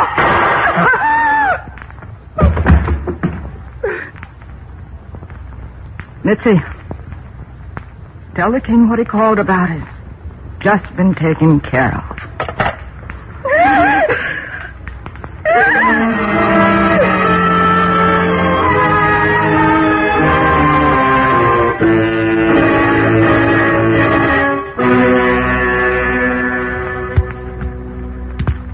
Let's see him, Chicago.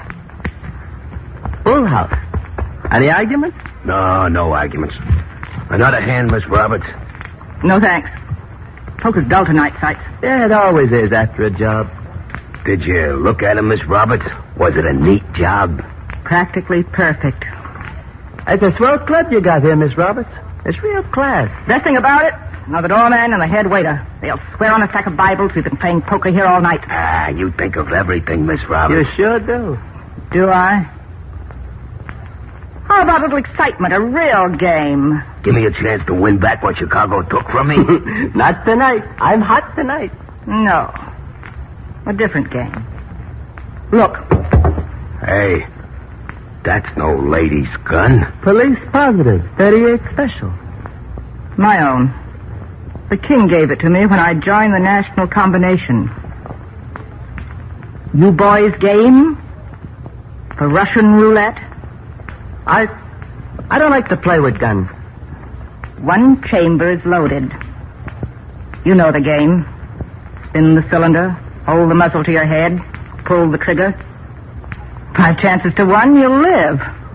Well, Afraid to take a dare? Who, me? Give me that gun. No, Sykes. Shut up. Here goes nothing. He got it. He got it. Like he gave it to Duke. In the head. You next, Chai? I ain't so sure only one chamber was loaded. I want to see that gun. See it, Chai. Look down its muzzle. Look carefully. You were right. All 6 chambers were loaded. You're nuts. You're a crazy, nutsy Dave. You're crawling, Chicago. You're so scared of dying, you're crawling. Both of them. Okay, Duke. Now myself. But you're a fool. That's not the way. It leaves the King and the other 2 behind.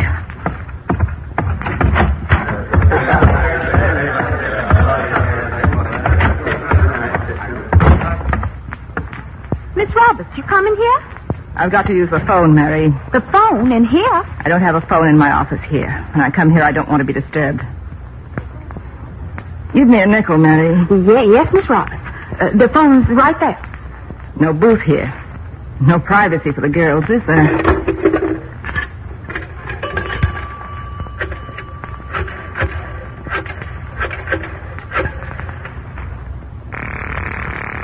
Can I get you something?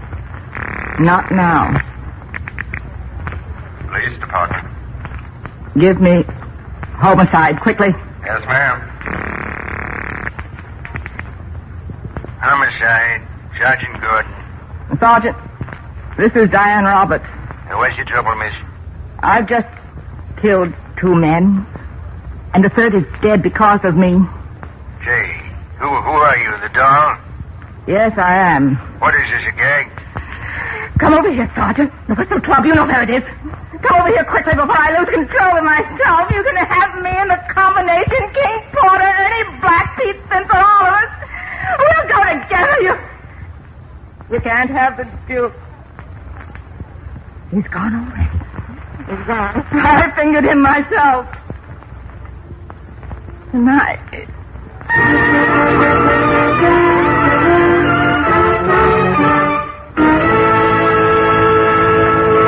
Crime does not pay.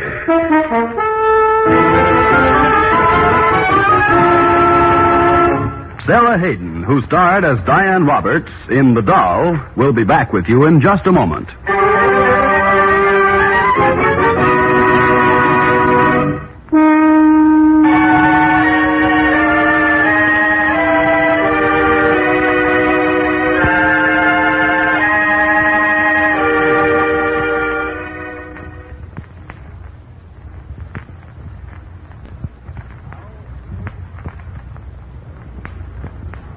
Now, here in person is Sarah Hayden.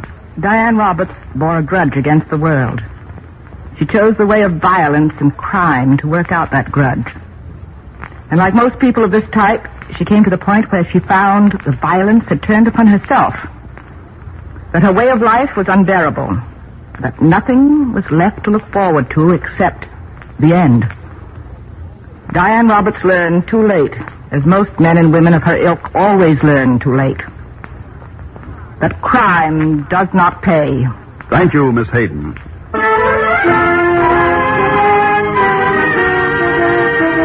Crime Does Not Pay is written by Ira Marion and directed by Marx B. Loeb, with music composed and conducted by John Gart. Technical advisor is Burton B. Turkis.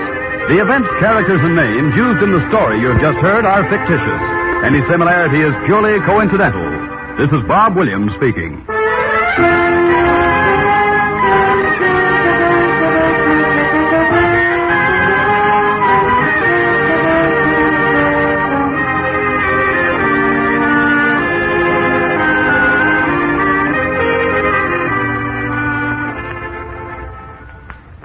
Crime Does Not Pay.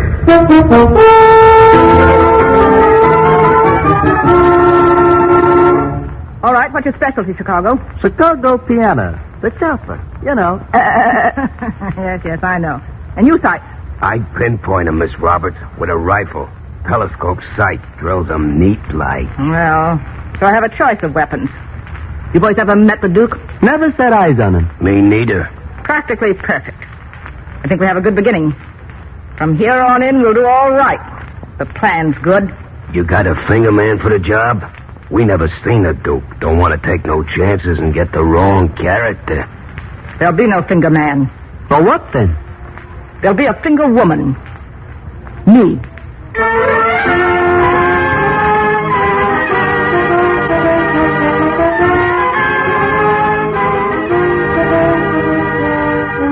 In the interest of good citizenship and law enforcement, we present Crime Does Not Pay, based on the famous Metro-Goldwyn-Mayer series of short subjects. In just a moment, you will hear The Doll, starring Sarah Hayden.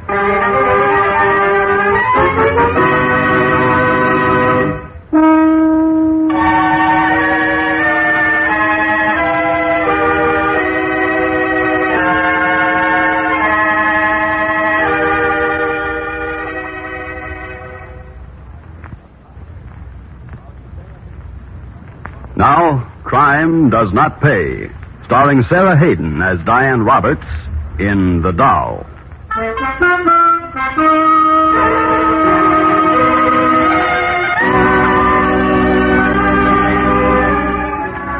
Somewhere along the line from girlhood to mature womanhood, Diane Roberts took the wrong turning. Somewhere, for some reason which kept close within her, bitterness became her chief emotion. At some moment that bitterness curdled, and Diane shut everything out of her mind and her life except the passion for power. Power she would have, even the power of life and death. Diane reached her goal. The nightclub she controlled with their associated rackets gave her wealth and made her a member of the national combination, the dreaded syndicate, which ruled organized crime. Diane, known as the Doll, was sophisticated, sharp-witted, and dangerous. So you think you want to work for me? Yes, Miss Roberts. Good figure. Attractive face. You certainly don't look hard. Why do you want to work for me? Well, I want to make some money. I've got to support myself. A man let you down? Do I have to answer that? You have. Who told you to come to me?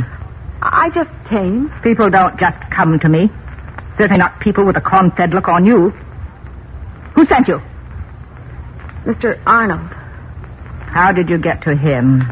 Does that matter, Miss Roberts? I met him. He told me a girl could learn plenty from you, that you knew all the tricks and then some, he said. He told me after I'd been with you for a while, I'd get smart enough to go in business for myself, in some other town. He lied. I don't understand. Look, kid, what duke your Mr. Arnold had in mind to do with you, I don't know. I don't care. But working for me the way he meant would get you nothing. A few dollars, that's all. So be smart. Forget it. You sound as if you don't like Mr. Arnold. I thought you were associated. I don't have to like him to split the rackets with him and some other men. If I see him once a year, it's a lot. I don't like his methods, any of them. For instance, I don't like what he forgot to tell you. Forgot to tell me? Yes. That nobody goes into any phase of my business, from nightclub camera girls to shaking down exclusive women's shops, without an okay from me. And that goes for the whole country. Then I couldn't have gone into business myself. Not a chance, kid. Even if you started by lugging a camera in some nightclub. That's for dumb blondes. I don't think you're dumb. I do think Duke had some other ideas, like getting the inside of my operations for his own purposes. Do you take shorthand? Yes, I do. Work for $60 a week? 60? When do I start? That's what I like. Start now. Answer the phone. Yes, Miss Roberts. Miss Roberts' office. Is she there? Miss King Porter. One moment, please. I'll see. It's a Mr. Porter. The King. Kid, say, what is your name? Mitzi Allen. All right, Mitzi. When the King calls, I'm always in. Give me the phone. Hello, King? Doll, there's a meeting tomorrow night, my apartment. For everybody? Everybody except the Duke. Oh? He's been getting out of line. You'll get the details tomorrow. Ernie and Pete are flying in. Be there. Well, so the Duke is going to get his comeuppance. At last.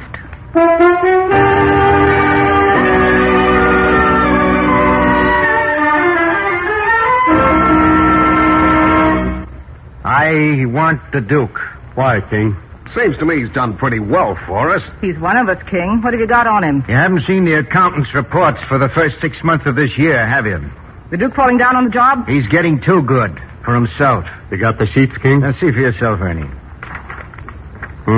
Yeah, I see. Number of jukeboxes up, take is reported down. Hey, what's this sheet? It's just a little survey I had made. It's evidence. Pinballs. And slot machines, too. Which rather cuts in on your part of our deal, doesn't it? Getting big for his britches, isn't he? Has he been making book on the side? Not yet, but that's in the cards, too, I'd say. Doll? Yes, Peter? You've been very quiet. Why make talk when it's obvious the King is right? Well, you said it yourself. He's one of us, just under the hood. And that makes it worse if we can't trust each other. Any sign of the Duke having plans in your direction, Doll? As a matter of fact, there has been a sign. He sent a girl to me for a job. I have an idea he meant to use her somehow. And she's working for me. But not for him. You sure? I'm sure. All right. Our boy seems to have big ideas. Very big ideas, and I want him taken care of. Where and when? Well, he's here in town as quickly as possible. Cowboy job depends. On what? On the plans. I think it's best we leave the plans to the party who gets the job. You know what you want, King. Let's hear it. All right. Ernie, I want you seen in Las Vegas every night for the next 2 weeks. That'll be a pleasure. You lose your shirt on the machine. Oh, I don't mind giving Pete some loose change. Where do you want me, King? Miami Beach. And I'll be in New York. Perfect alibis. I see. Why me? Well, now, Doll, I'm sorry, but when you came in with us, it meant that you assumed equal responsibility. I'm not complaining. Just asking. Why me? Because you're the one of us who's least known. Because you're the last one that the Duke's mob or the police will tie in with a killing. Do I get any help? I can let you have a couple of my boys. Are they good? The best. Neat workmen, too, all things considered. Names? Chicago Reed and Sites Jackson. When do you want them? The day you gentlemen arrive at your destinations. That will be... Day after tomorrow. I'll be expecting them. Settled then. Take care of it any way you think best, but do it within 2 weeks. Check? Check. I'll be very interested to read about it in the New York papers.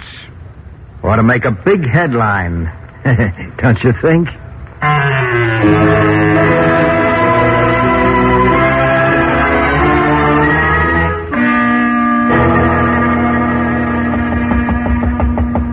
Come in. Yes, Mitzi? 2 men are outside. Nice looking? Not very. They want to see you. Names? No. One of them said to tell you they want to give you regards from Mr. Vincent. Well, right on schedule. Send them in, Mitzi. Stay out yourself. And I don't want to be disturbed by anything. Except, of course, the king if he calls. Yes, Miss Roberts. You may come in, gentlemen. Care to identify yourselves, boys? I'm Reed. Chicago Reed. Jackson's the name. Sites Jackson. Know what you're here for? A job. We figured it was important. Pete just said go to the doll. She's the boss on this one. You care how big the target is? The bigger they come. We want the Duke. Well, I thought it wasn't no small-time gorilla. Any hesitations? You want a job? We do it. All right. What's your specialty, Chicago? Chicago piano, the chopper. You know. yes, I know. And you, Sight? I pinpoint 'em, Miss Roberts, with a rifle. Telescope sight drills 'em neat like. Oh, so I have a choice of weapons. You boys ever meet the Duke? Never set eyes on him. Me neither. Practically perfect. I think we have a good beginning. From here on in, we'll do all right if the plan is good. You got a finger man for the job? We never seen a Duke. Don't want to take no chances and get the wrong character. There'll be no finger man. For what, then? There'll be a finger woman. Me.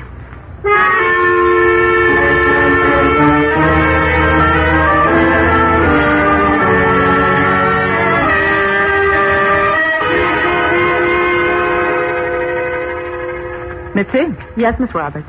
Get me this number. On this phone, not through the switchboard. Yes. Oh, something surprise you? It's Mr. Arnold's number. This surprises you? Why should you call him? Purely a matter of business. Of course, Miss Roberts. You recognized his private number. He gave it to me. Wouldn't let me write it down, made me memorize it. Apparently he expected you to use it. I guess so. But since I've been with you, I haven't. I know that. Yeah? Mr. Arnold. Baby, where you been? Miss Roberts calling, Mr. Arnold. Here he is, Miss Roberts. Thank you. Hello, Duke. The doll. Well. Miracles do happen. Looking for a date, doll? I want to talk business with you, Duke. I get it. The king's in the big town, Ernie's in Las Vegas, and Pete's in Miami, or so the papers say. And while the cat's away, the mice can play. Right? Possibly. When and where can I see you, Duke? How about my place? Tonight. You don't waste time, do you? Not with the girls, doll. How about tonight? I'll be there. Miss Roberts, you're going to him? Isn't that like the fly and the spider? You might put it that way, little one, with a slight twist in reverse. This time, the spider is going to walk into the parlor. The Black Widow spider.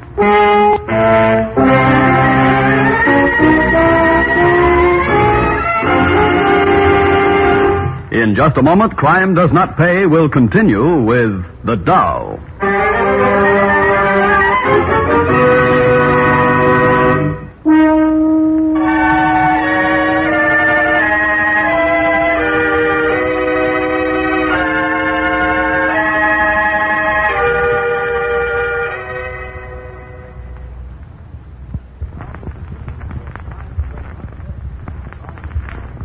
Now we continue with Crime Does Not Pay, starring Sarah Hayden as Diane Roberts in The Doll.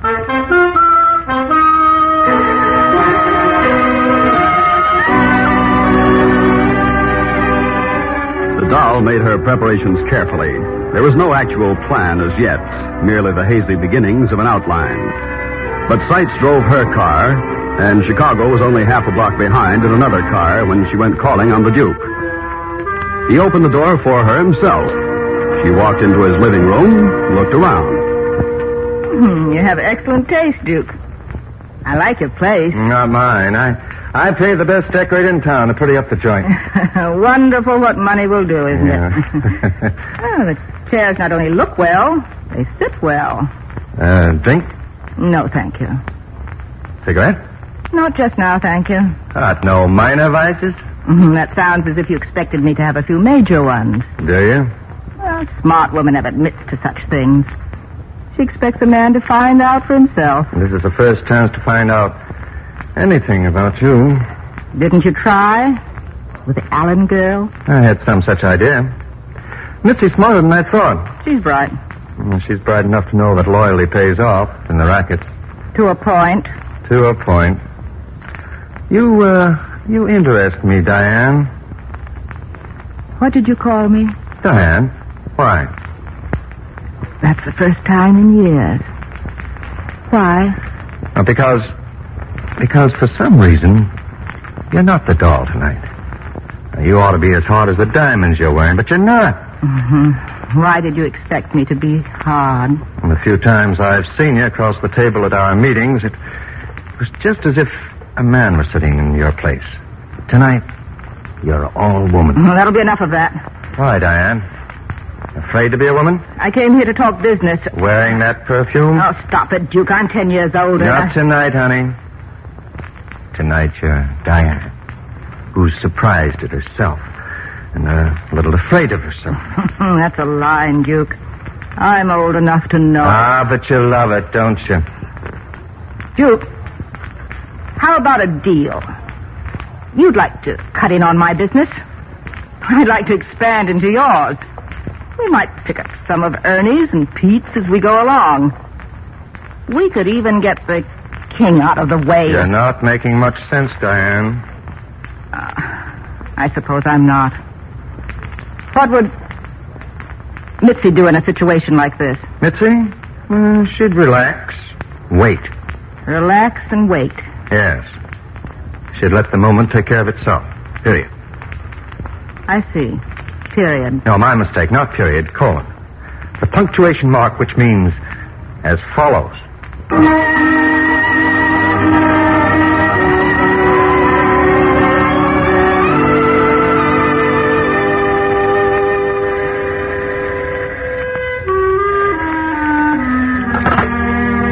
Morning.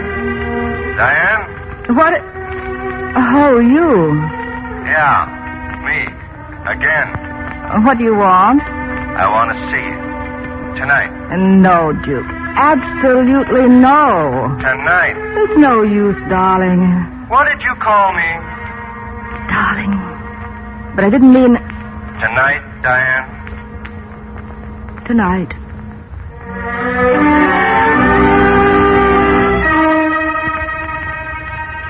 It's taking a little time, King. I've got to soften him up first. Now, look, doll, it's 3 days past your 2 weeks. I want the Duke.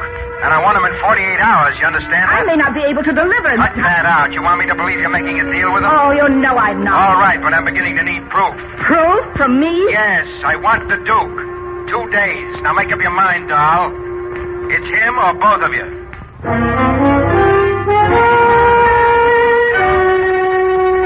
Got it straight, boys? That's his front window straight across the street. Right. Now repeat the plan. You sight. We stay here.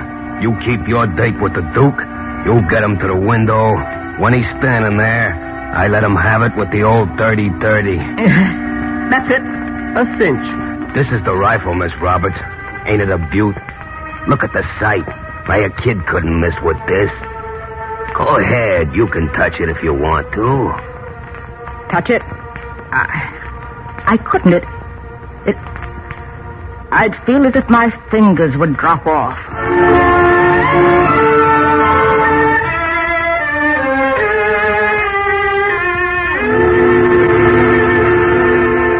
You know, Di, I used to go for all the young babes.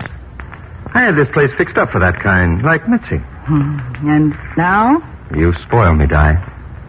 Their kind looks like exactly nothing to me. I wish you hadn't said that. It's not that, is it?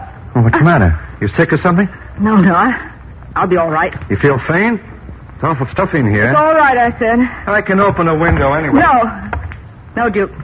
Leave the window alone. Di. I mean, it's not stuffy in here at all. I like it just the way it is. Now, suit yourself. Hey. Stop pacing like that. Sit down, relax. And let the moment take care of itself. Right? Huh? You said that the first time I came here. Duke, what did you expect that night? What I'd always seen before. The doll, ready to do business on a big scale. All business. Sharp, dangerous. Dangerous. You are. You're dynamite. Die for dynamite. But not in the way I expected. Darling, you sure put me out of circulation. Me, the Duke, who never dated a day more than twice. Stop it, Duke. I can't stand it. Oh, what is this? Conscience? There's nothing on my conscience. I don't believe I have one. I killed it long ago when you were in knee pants. If this isn't the silliest conversation... Listen. Come here, sweet. We got better things to do than talk. Don't. Oh, what are you, hysterical? Let me get to that window. Get away from it. Yes. I want to open it. No, Duke. It's cold. I want to stay warm. Excuse me a moment, Di. Yes? Mr. Arnold, is Miss Roberts there? Hold the phone. For you, Di. The Allen girl. But don't you want to answer? All right. Yes, Mitzi? Miss Roberts, it's the King on the other phone. He wants to know if... Duke! Get away from the window!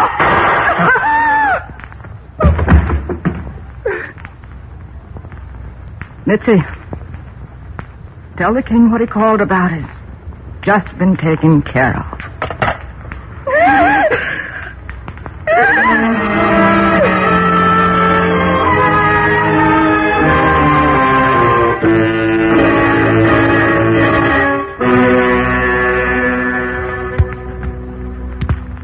Let's see him, Chicago.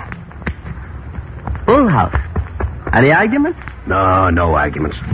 Another hand, Miss Roberts? No, thanks. Poker's dull tonight, Sykes. Yeah, it always is after a job.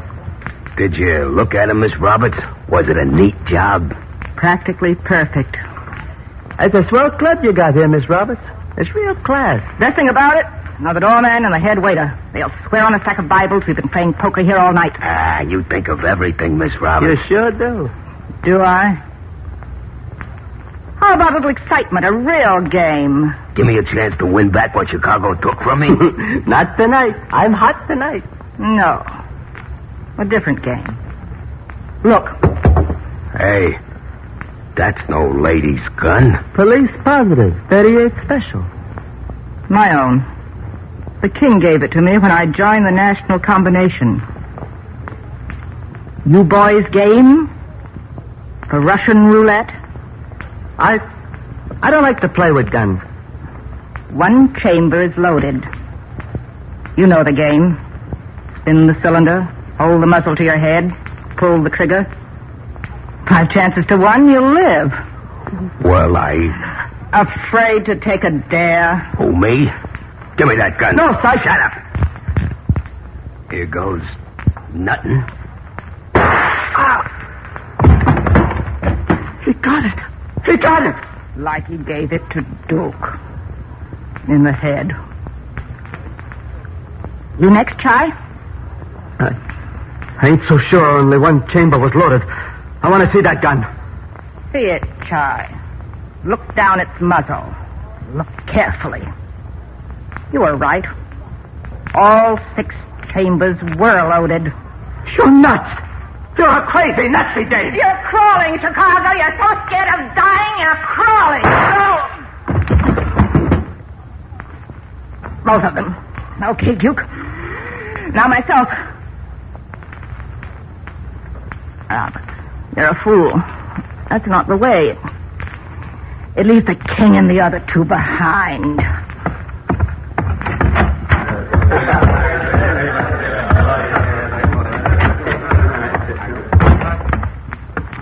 Miss Roberts, you coming here? I've got to use the phone, Mary. The phone in here? I don't have a phone in my office here. When I come here, I don't want to be disturbed. Give me a nickel, Mary. Yes, Miss Roberts. The phone's right there. No booth here. No privacy for the girls, is there?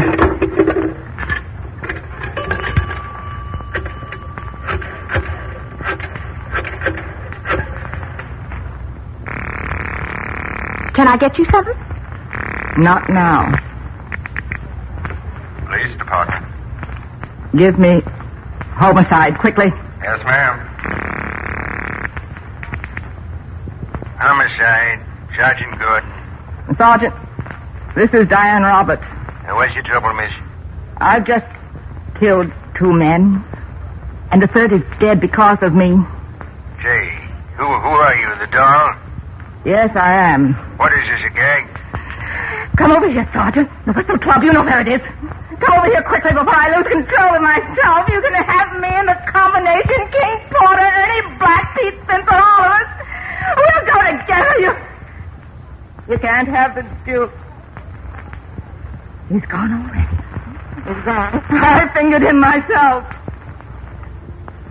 Tonight.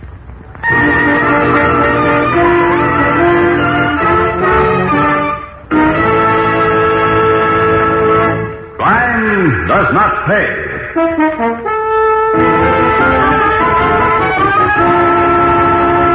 Sarah Hayden, who starred as Diane Roberts in The Doll, will be back with you in just a moment.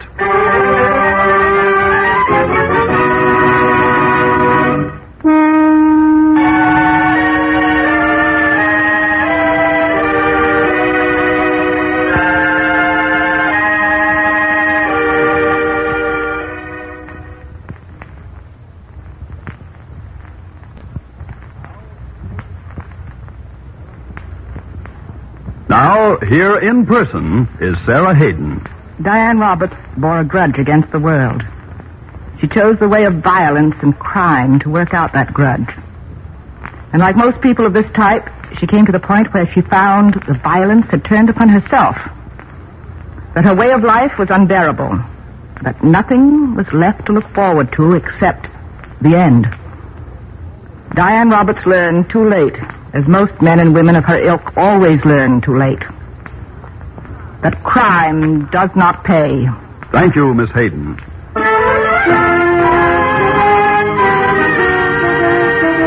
Crime Does Not Pay is written by Ira Marion and directed by Marx B. Loeb, with music composed and conducted by John Gart. Technical advisor is Burton B. Turkis. The events, characters, and names used in the story you have just heard are fictitious. Any similarity is purely coincidental. This is Bob Williams speaking.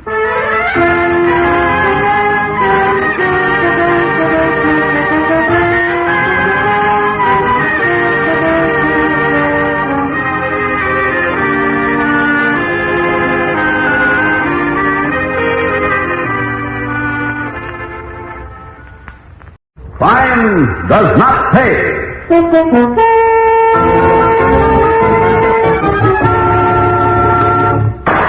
Nice going, Annie. Very nice. You're terrific. It's easy with a rifle, Frank. Here, watch. Anyhow, tin cans on a fence don't move. Moving targets, huh, Annie? Yeah. All right, now look what I rigged up yesterday. What? You see, here, look. You pull the rope here. See? Yeah. And way off there, a can swings like a pendulum. See? Hey, that's better. Okay, let's see. There's nothing to it. You folks must have named you for Annie Oakley. Like I said, Frankie, with a rifle, it's a cinch. Watch me with a pistol now. Okay, start the can swinging. Yeah, sure. Here I go. 1 and 2 and... How am I doing, boy? Oh, baby, you are a genius with a gun. Another couple of weeks and we'll be going places. Weeks? What's the matter with right now? If I can hit tin cans at this distance, a guard at a bank ought to be easy as the side of a barn.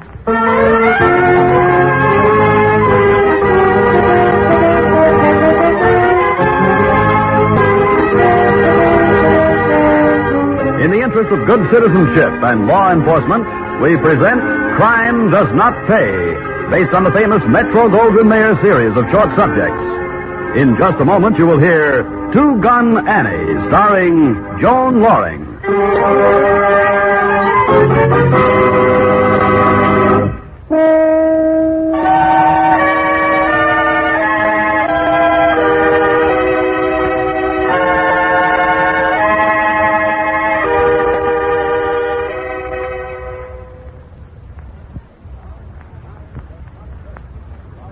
Now, Crime Does Not Pay, starring Joan Loring as Ann Armistead in Two-Gun Annie.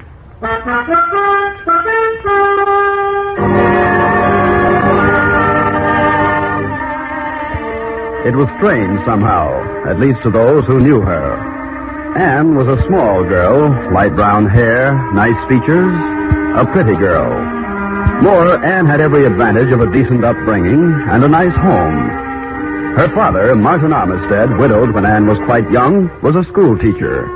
Respectability was the keynote of his life and of Anne's. All of which made it seem hardly within the realm of possibility that her father should have trouble with Anne. Still, the trouble came to the point where the father faced his daughter in the living room and spoke to her in no uncertain terms. It's beyond my comprehension, Anne.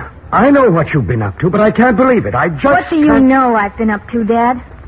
You were involved with the hot rods on the road Saturday night.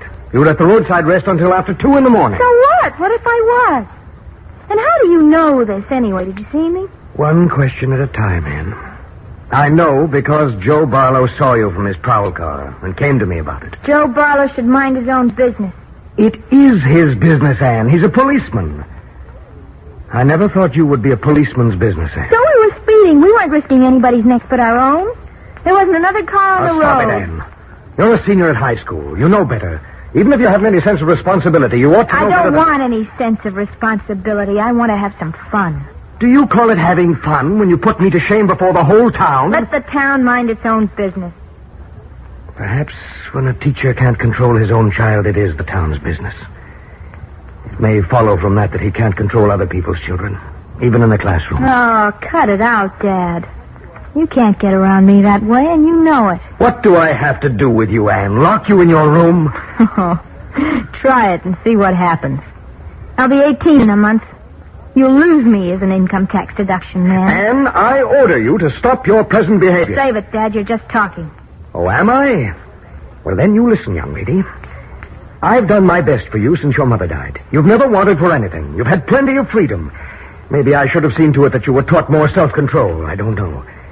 But I'll tell you this. Oh. I know you're a leader among the crowd that drives these jalopies and raises General Ned around town. And if you don't quit them now, I'll turn you over to Joe Barlow myself the day you're 18. All finished, Dad? In more ways than one. Okay. Then I'm going out. Got a date with Frankie. I warn you, Save Anne. it, Dad. You said your piece, now I'll say mine. Before I give you or anybody a chance to turn me in, I'll leave this one-horse town forever. Take it or leave it, Dad.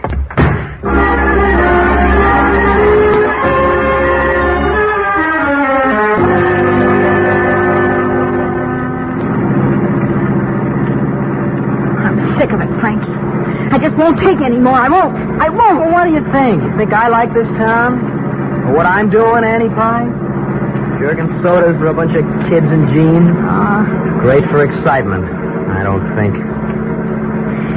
What brought you here in the first place, then? The railroad. This was as far from hometown as my dough would take me. Well, you've been making money. Why do you stick? On account of a little babe with light brown hair who was afraid of nothing. Not even of me. Afraid of you, Frankie? You're the only man in town. You can say that again. Hey, how fast did we go last night? Last night I went 65. Now, what'll you bet I can get her up to 70? Go on, try it. You think you'll hold together? I tightened the bailing wire this morning. Ready now? Hold on, baby. Here we go. Wow. Frankie. Wait. Keep her going. Down to the floor. Frankie, this is great. It's the fastest you've ever gone. Put your head out the window. Oh, Frankie. How about that, huh? Oh, this is great. Oh, shut the radiator. Couldn't take it. But the meter went to 72. It 72, was wonderful, huh? Frankie. Yeah, it was just wonderful. Boy, when we roll like that, it's out of this world. Well, you sure like speed, don't you, Annie Pie? I like anything that'll get me out of this jumping far, far away. Oh, Frankie, I'm so bored. I'm so darn bored. Except when we do things like that. Now, honey, take it easy. And now just settle down for a minute, because I want to talk to you. Now you sound like my father. I don't feel like your father. You don't act like him. Oh, Frankie. Do you mean it, baby, about getting out of this town? Like I never meant anything in my whole life. I want to get away. Get to a big city, maybe. Get my hands on some dough, real money. How's your patience, Ann? Patience? What for? Bowie, we might have to take more of this before we could really get away. Hey, you sound like you had a plan. I have. Now listen, I could go back home. Yeah. Tell the family I came back because I'm married and broke. They'd give me the money to send for you. That'd be the first step. Yeah? After that, we could go on and we could plan. We could make real plans. You and me together, Annie Pie. We could go places. All right, Frankie. I'll be 18 next month. I'll be on my own. Send for me then, Frankie. And I'll take the first train going your way.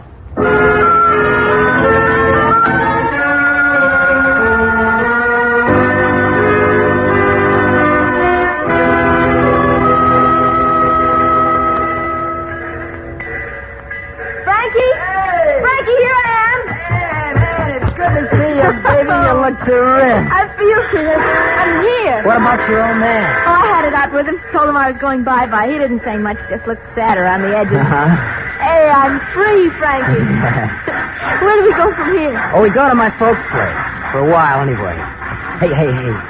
Here, put this on. A wedding ring? Yeah, check. I told him you're my wife. Next couple of days, if we have time, we can drive over to a justice and make it legal, huh? Frankie. Now, come on, Annie Pie. The jalopy's waiting. Time's a wasting. We got things to do, you and me.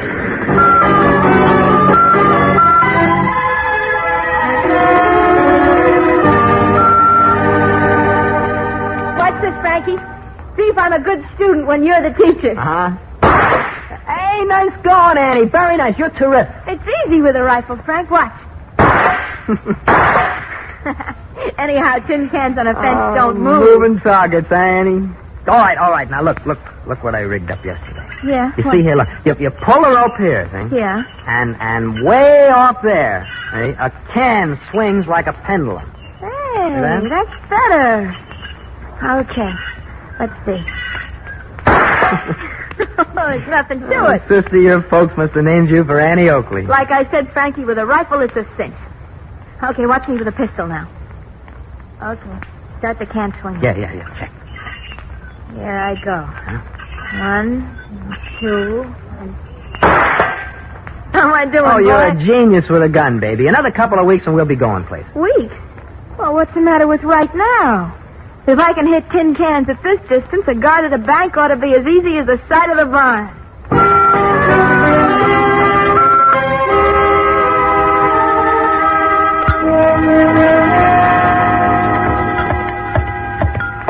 Why, Ann, whatever. Where you two going this time of morning? We're going hunting, Mom. Deer season opens today. Well, the slacks are all right, Ann, but... Well, I must say you look like a boy with that baseball cap and all. That's the idea, Mom. Now, why would a young man want his wife to look like a boy? Well, fellas might kid me too much. You know, who takes his wife along hunting? You do, darling. Don't I, though? Both of you be careful. More people get killed in accidents. Here, Ann. Wear this. Your red scarf? But, Ma, when's Then nobody will mistake you for an animal. There. Red goes well with your coloring. Let's go, Annie Pie. No breakfast? Oh, we'll be all right. We're going through town. Frank says the hunting is better over in that direction. Don't you, Frankie? Oh, yeah, sure. Well, goodbye, Mom. Don't worry. We're going to be fine.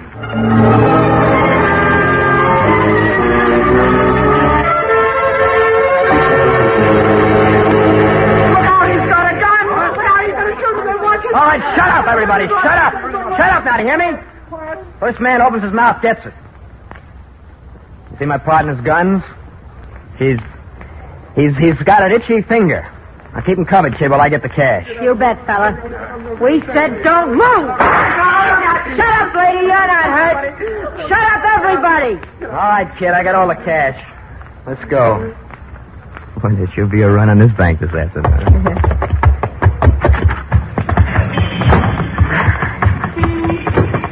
They're starting. Yeah. Quick, before they turn on the alarm.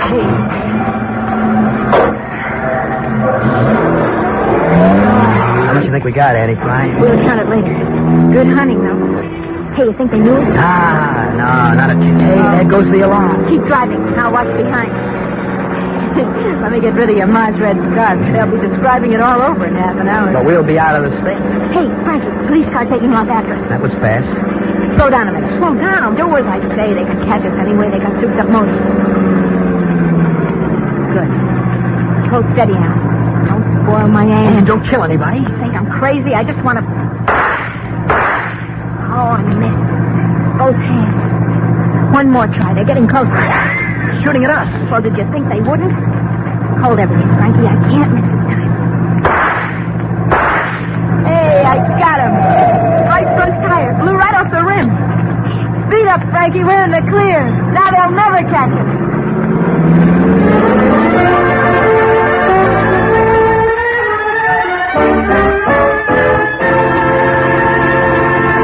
In just a moment, Crime Does Not Pay will continue with Two Gun Annie.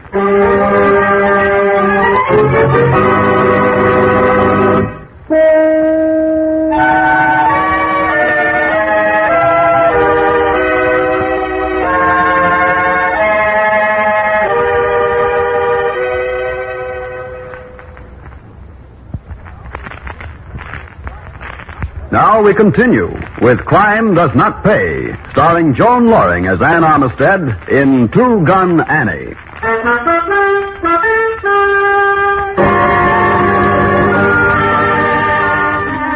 They made it that first time. They made it completely. The police car, its tires shot out by Ann's marksmanship, abandoned the chase. Ann and Frankie drove into the next state, to the outskirts of a big city. There, excited, tired, they left their jalopy well hidden in a small wood, but not before Ann had exchanged her boy's attire for a sweater and skirt. Then they walked into the heart of the city, found a furnished room, and settled down. A week passed. The excitement began to disappear. Another week, and another. By the end of the month, with pursuit apparently a thing of the past, Ann and Frank ventured into the streets in daylight as well as at night. Late one afternoon, in a quiet residential neighborhood. Frankie? How much do we have left? Of the money, I mean. Enough. Oh, now you bought me clothes. We've been to nightclubs.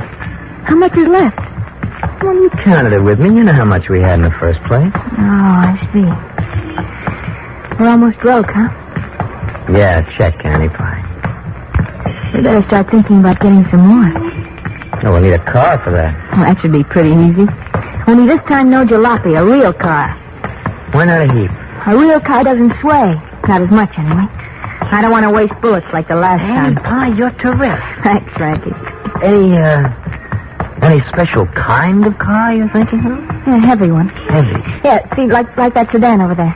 Yeah. Looks like there's plenty of speed under that hood, huh? I wonder... Come on, Frankie. Now what? Neighborhood like this, people have a tendency to get careless a little. Oh, they sure do. Look. Yeah, I see the keys. Hanging right in the lock on the dashboard. Oh, it's practically an invitation. Isn't it, though? Do we? We do. It's a keen job, this one, huh? You can say that again. Where to, madame? The house, Franklin. The house? There's certain equipment we don't want to leave behind, including the firearms and the young gentleman's outfit that fits me so well.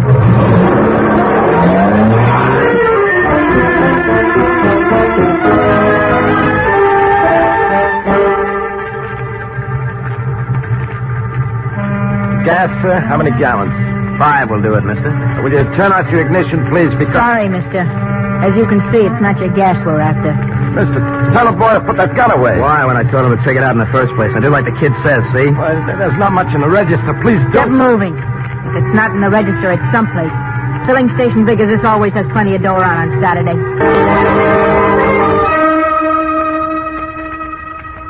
Yes, sir. Yes, ma'am. What may we do for you? We want a room. What have you got? Well, sir... We've driven a long way today. Anything with a bath will do. Sorry, ma'am. There's nothing left with bath. Well, how much without? There's nothing left without either, sir. Did you hear that, dear? I heard. Not very hospitable, is he? No. Now, don't you think you could be more accommodating if you were in his place, dear? Oh, I know I could. Now, see here. You see here. A gun. 2 of them. And they talk loud if they have to. You want to know what they say? Yes, sir. They say, get into the office. My wife will mind the desk for you. Go on and get back into the office with me. Open the safe. We're a couple of guests. You're going to pay to get to leave.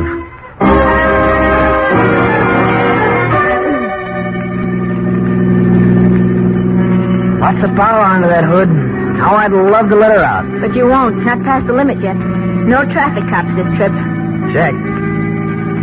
Annie Pye, did you ever see a scared rabbit like that hotel clerk? What a waste of time. $500 in the safe, and look at the chances we took. Well, chances are part of this business, Annie Pye. It's like the big businessmen say, the calculated risk. Yeah, sure, but the profit's got to be worth the risk. A meaning, baby? That the First National Bank over in White Oak is just begging for a hike. And we didn't do so good at the first job in a bank. Because we were green. We didn't figure on the time lock on the vault. This time we're really planning it. This is going to be a real haul.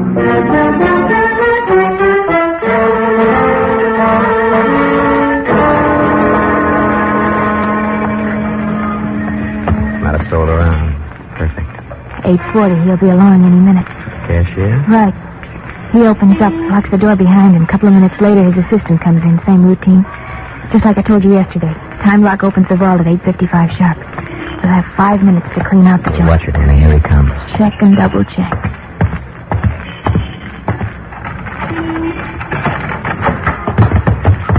Mind if we come in with you, mister? I'm sorry, the bank isn't open until 9. Oh. Yeah, get in. Shut the door. Your regular routine. This ain't no cat pistol. Mine neither. Yes, of course. All right, move fast now. Come on, open the cages. But they are open. You know what I mean. Pull that switch. I want the alarm off before I clean out the teller's cages. You know your business, don't you? There you are. All right, now face to the wall. As soon as your partner comes in, here's what I want you to... He's at the door. Yeah. What a surprise he's in for. Yeah. Morning, Arthur. Oh. You got early customers over against the wall. Go on, move. Yeah, yes, of course. All right, Frankie, clean out the cages. It's an easy 15 grand here in cash, kid. There'll be more in the vault. The vault? You can't open it until 11 o'clock. Save it, Smarty. We know the time lock goes off at 8:55, and you know the combination. No, Arthur, you can't give it to them. That'll take care of him for a while. We intend to have that vault open, Mr. Cashier. And I have every intention of opening it. I don't especially care for a blow like that one. May I help him? You may not. He's bleeding badly. A gun barrel is a nasty weapon to hit a man. Shut up or you'll get it, too. Already on the vault, kid. All right, you. Downstairs, the vault. Certainly. This way. An obliging punk, isn't he? Oh, we don't mind. After all, we're insured, you know, and we're a national bank. We have plenty of resources. Only fools like my assistant would argue with loaded revolvers. Isn't that right? Stop talking. Get the vault open. Open it, you hear, and shut up. Or we'll leave you inside it after we clean it out. Get moving now. Fast!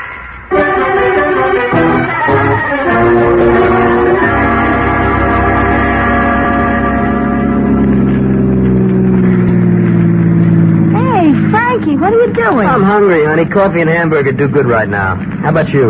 Well, I suppose. I'd feel better if we had a few more miles between us and White Oak before we stopped. Well, they wouldn't expect us to stop this close. You get it? Uh-huh. Leave the haul in the car? Yeah, why not? Now, who'd expect to find 15 G's in cash and 25 more in securities in a parked car? Some haul, huh, Annie Pie?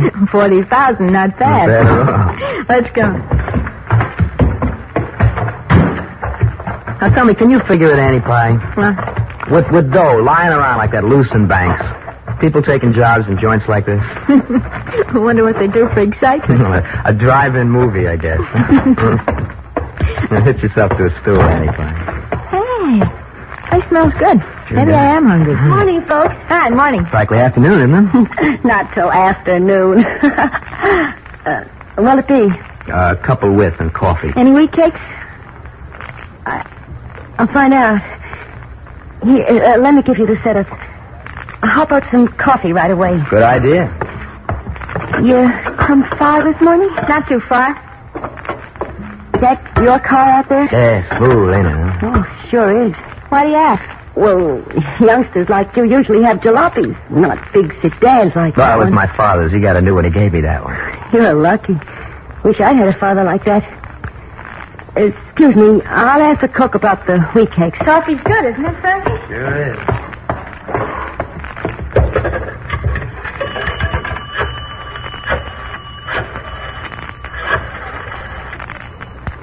Hello? Is Sergeant Kowalski there? Margaret. No, I'm working this morning. Look, Dave, I think I got him here. The kids who stuck up the bank in White Oak this morning. The FBI called before it gave a description. Told us to call you.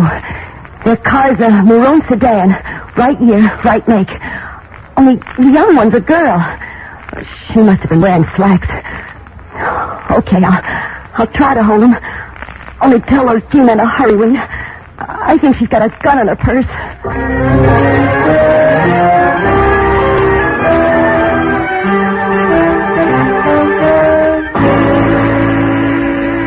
Say, how long does it take to make fresh wheat cake batter? Well, Cook's very fussy about it, and he was upset because the old stuff was sour. Take a burger, Ann. Let's get going. Yeah, tell him to kill the wheats and make me a burger.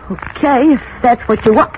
Hey, what's up, sister? All right, you kids, reach. What, it's a stick-up? FBI. That was a national bank in White Oak. We got your coal, kids, thanks to this lady here. She kept us here. She phoned the cops and kept us Don't here. touch that purse. No, Annie, don't. Nobody takes me, and not even my own father could do that. I'm sorry. It's just your arm. We don't like to shoot kids, but your shooting days are over. You should have been quicker on the draw. I didn't touch no gun. I didn't. Frank, you louse, you rotten filthy. All right, save it, both of you. That assistant cashier, you fractured his skull. He died an hour ago. You're both due for a murder rap. All right, let's get going. The only party who comes out of this ahead is that lady back at the counter. The insurance company posted a reward half an hour ago.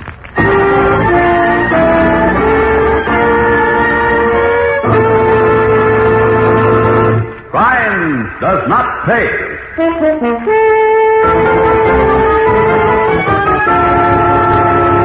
Joan Loring, who starred as Ann Armistead in Two Gun Annie, will be back with you in just a moment.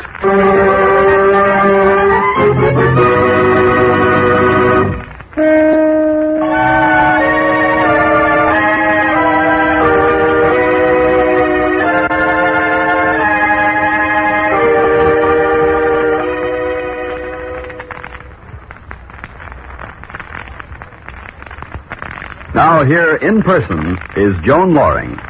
To me, at least, the story of Ann Armistead and Frank Winfield is a revealing one. Both young people came from good homes. Anna especially seemed to have every opportunity to grow into a fine woman, a good citizen. Still, they went, in the old expression, they went wrong. Where and why? Examination of both their stories gives us one important clue. Both of them felt their lives were dull, that they needed excitement and a chance for adventure. This feeling is part and parcel of youth. But for Anne and Frank, there was no provision for working off that extra steam. There was no program, no plan. There was no guidance for them. The older generation failed them, as it's failing in so many communities across this nation with disastrous results. That's why, in the last analysis, Anne and Frank sought the release which leads only to the final lesson. That crime does not pay. Thank you, Miss Loring.